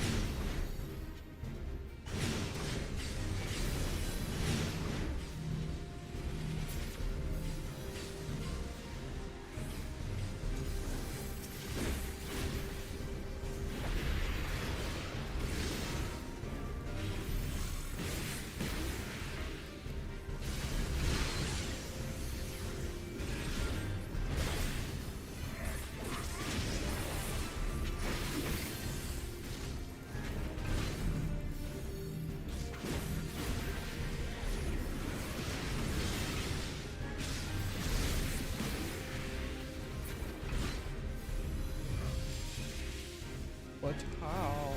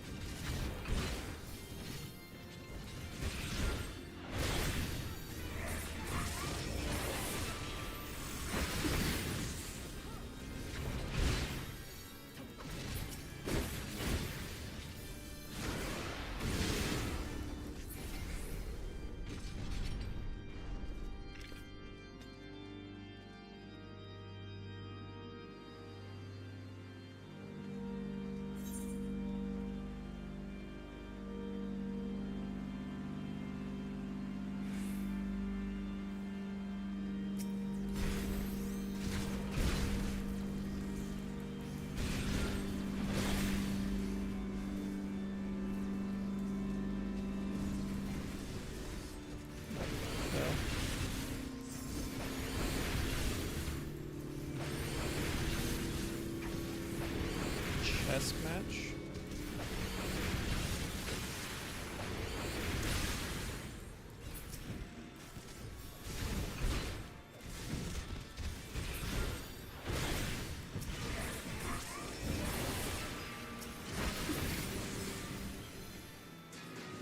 I'll cut you to pieces!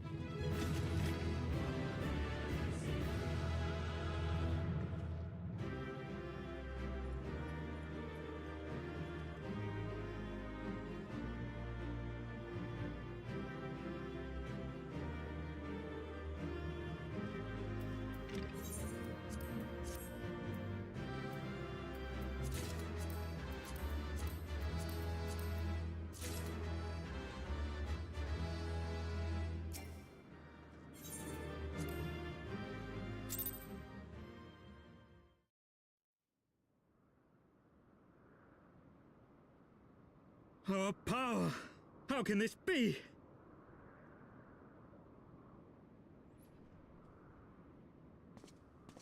Fall back!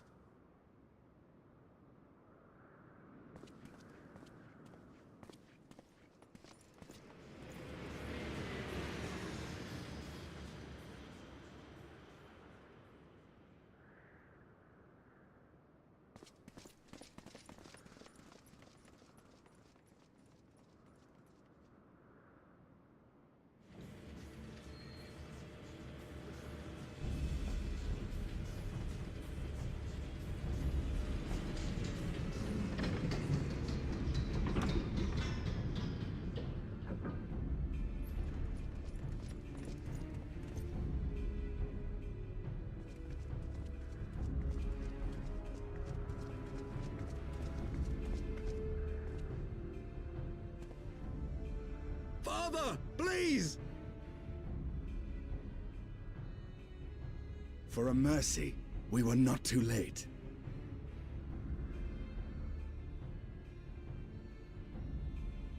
Why must you do this, Father? Nidhogg is fallen. There is no need for further deception. Now is the time to renounce the lies which led us down this path. To start anew!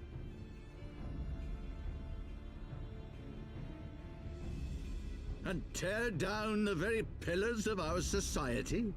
Our history, our values, everything we have built over 1,000 years? A fool to the last.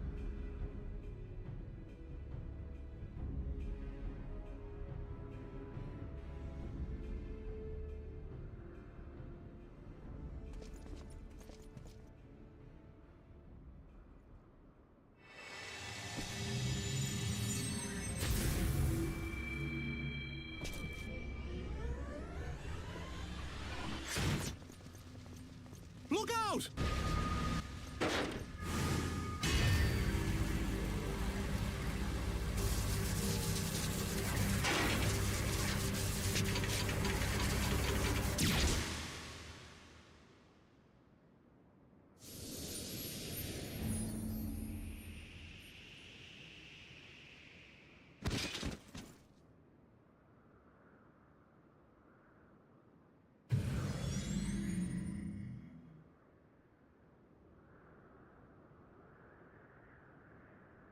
Go. Asisla awaits.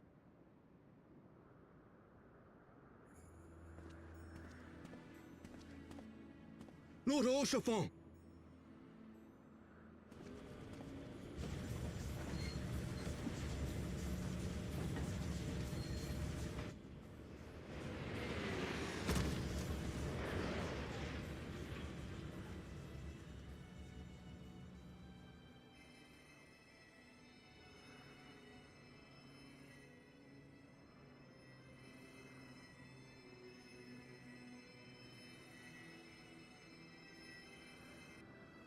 It's no good.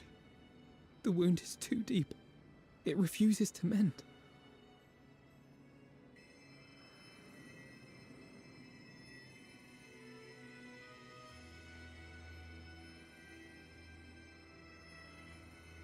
It's French heiress.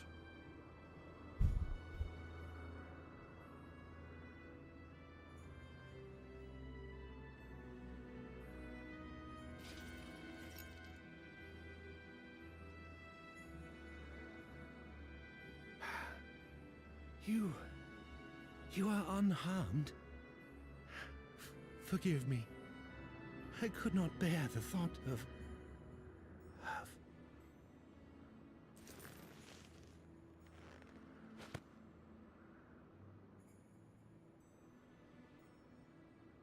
Oh, do not look at me so. A smile better suits a hero.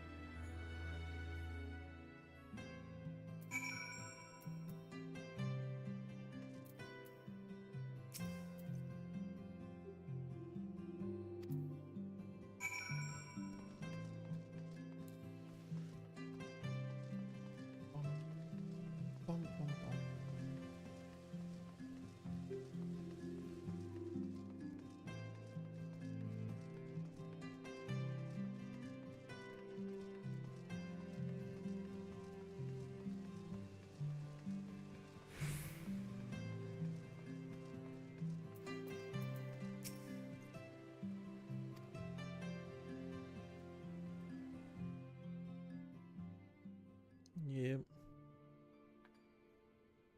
Rough from the beginning. Back before this society even really existed. Don't. Please. A knight lives to serve, to protect, to sacrifice. There is no greater calling.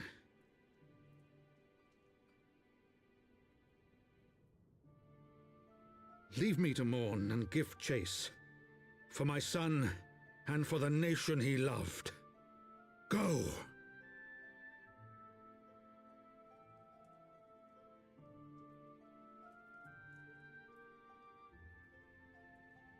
His sacrifice shall not be forgotten. My son.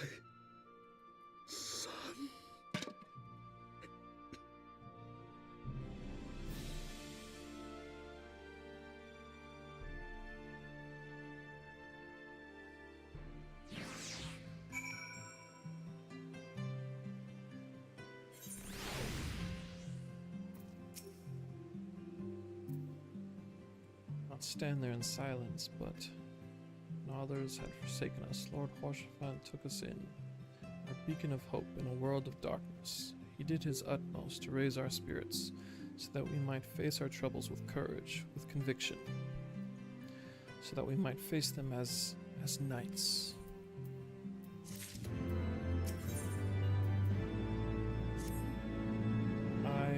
We must press on with our mission, to Taru, pray return to your duties at the Forgotten Knight. Let us go and speak with Sir Aymeric, Buffy. I worry for his well-being.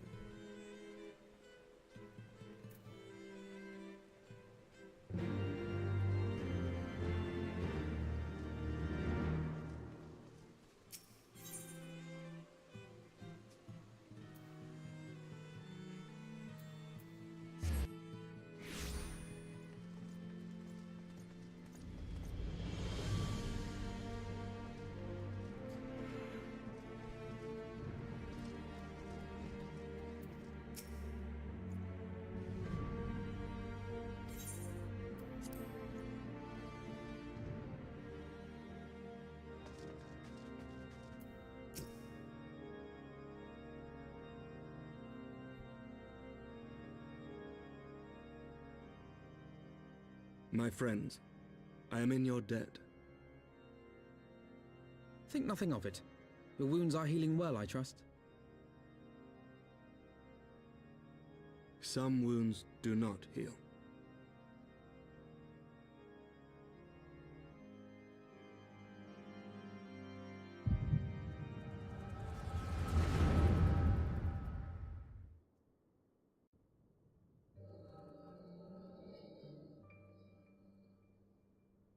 The founding. The scriptures, 1,000 years of lies, all to deceive the common man.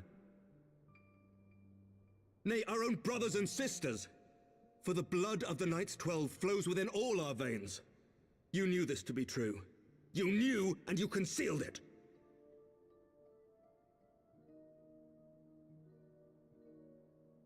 I should be interested to hear how you came by this knowledge.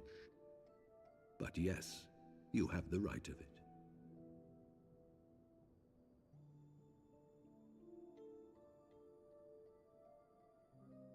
The architects of Ishgard, King Thordan and his Knights 12, entrapped and butchered the great worm, Ratatoskr, that they might partake of her eyes and thereby transcend their mortal limits. Upon learning of their treachery, Nidhogg was consumed with a murderous and justified rage. I dare say you know what followed. The great worm slew the king and half of his knights.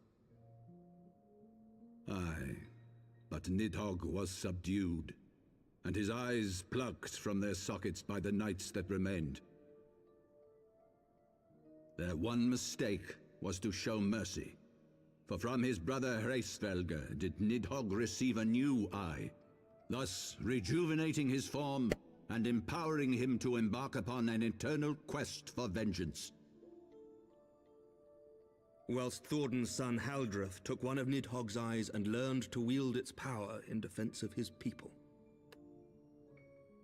Thus was the first Azure Dragoon born, and ever since that time, his honored successors have risen to drive Nidhogg from our lands whenever the worm has returned to plague us.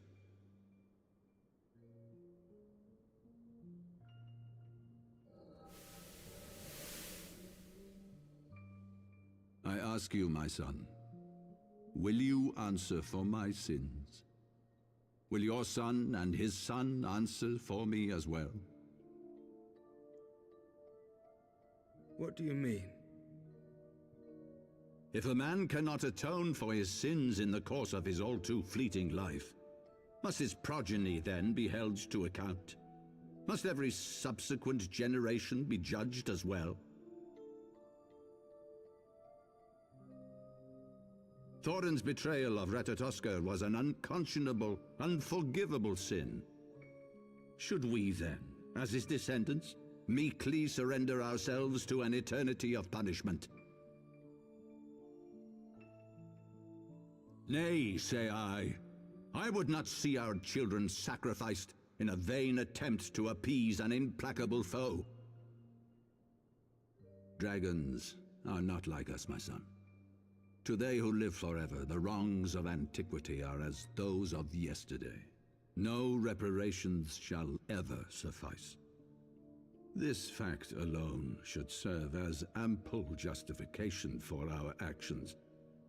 Yet some refuse to see it as such. For men like you, who yearn to commit themselves to a nobler cause. A more compelling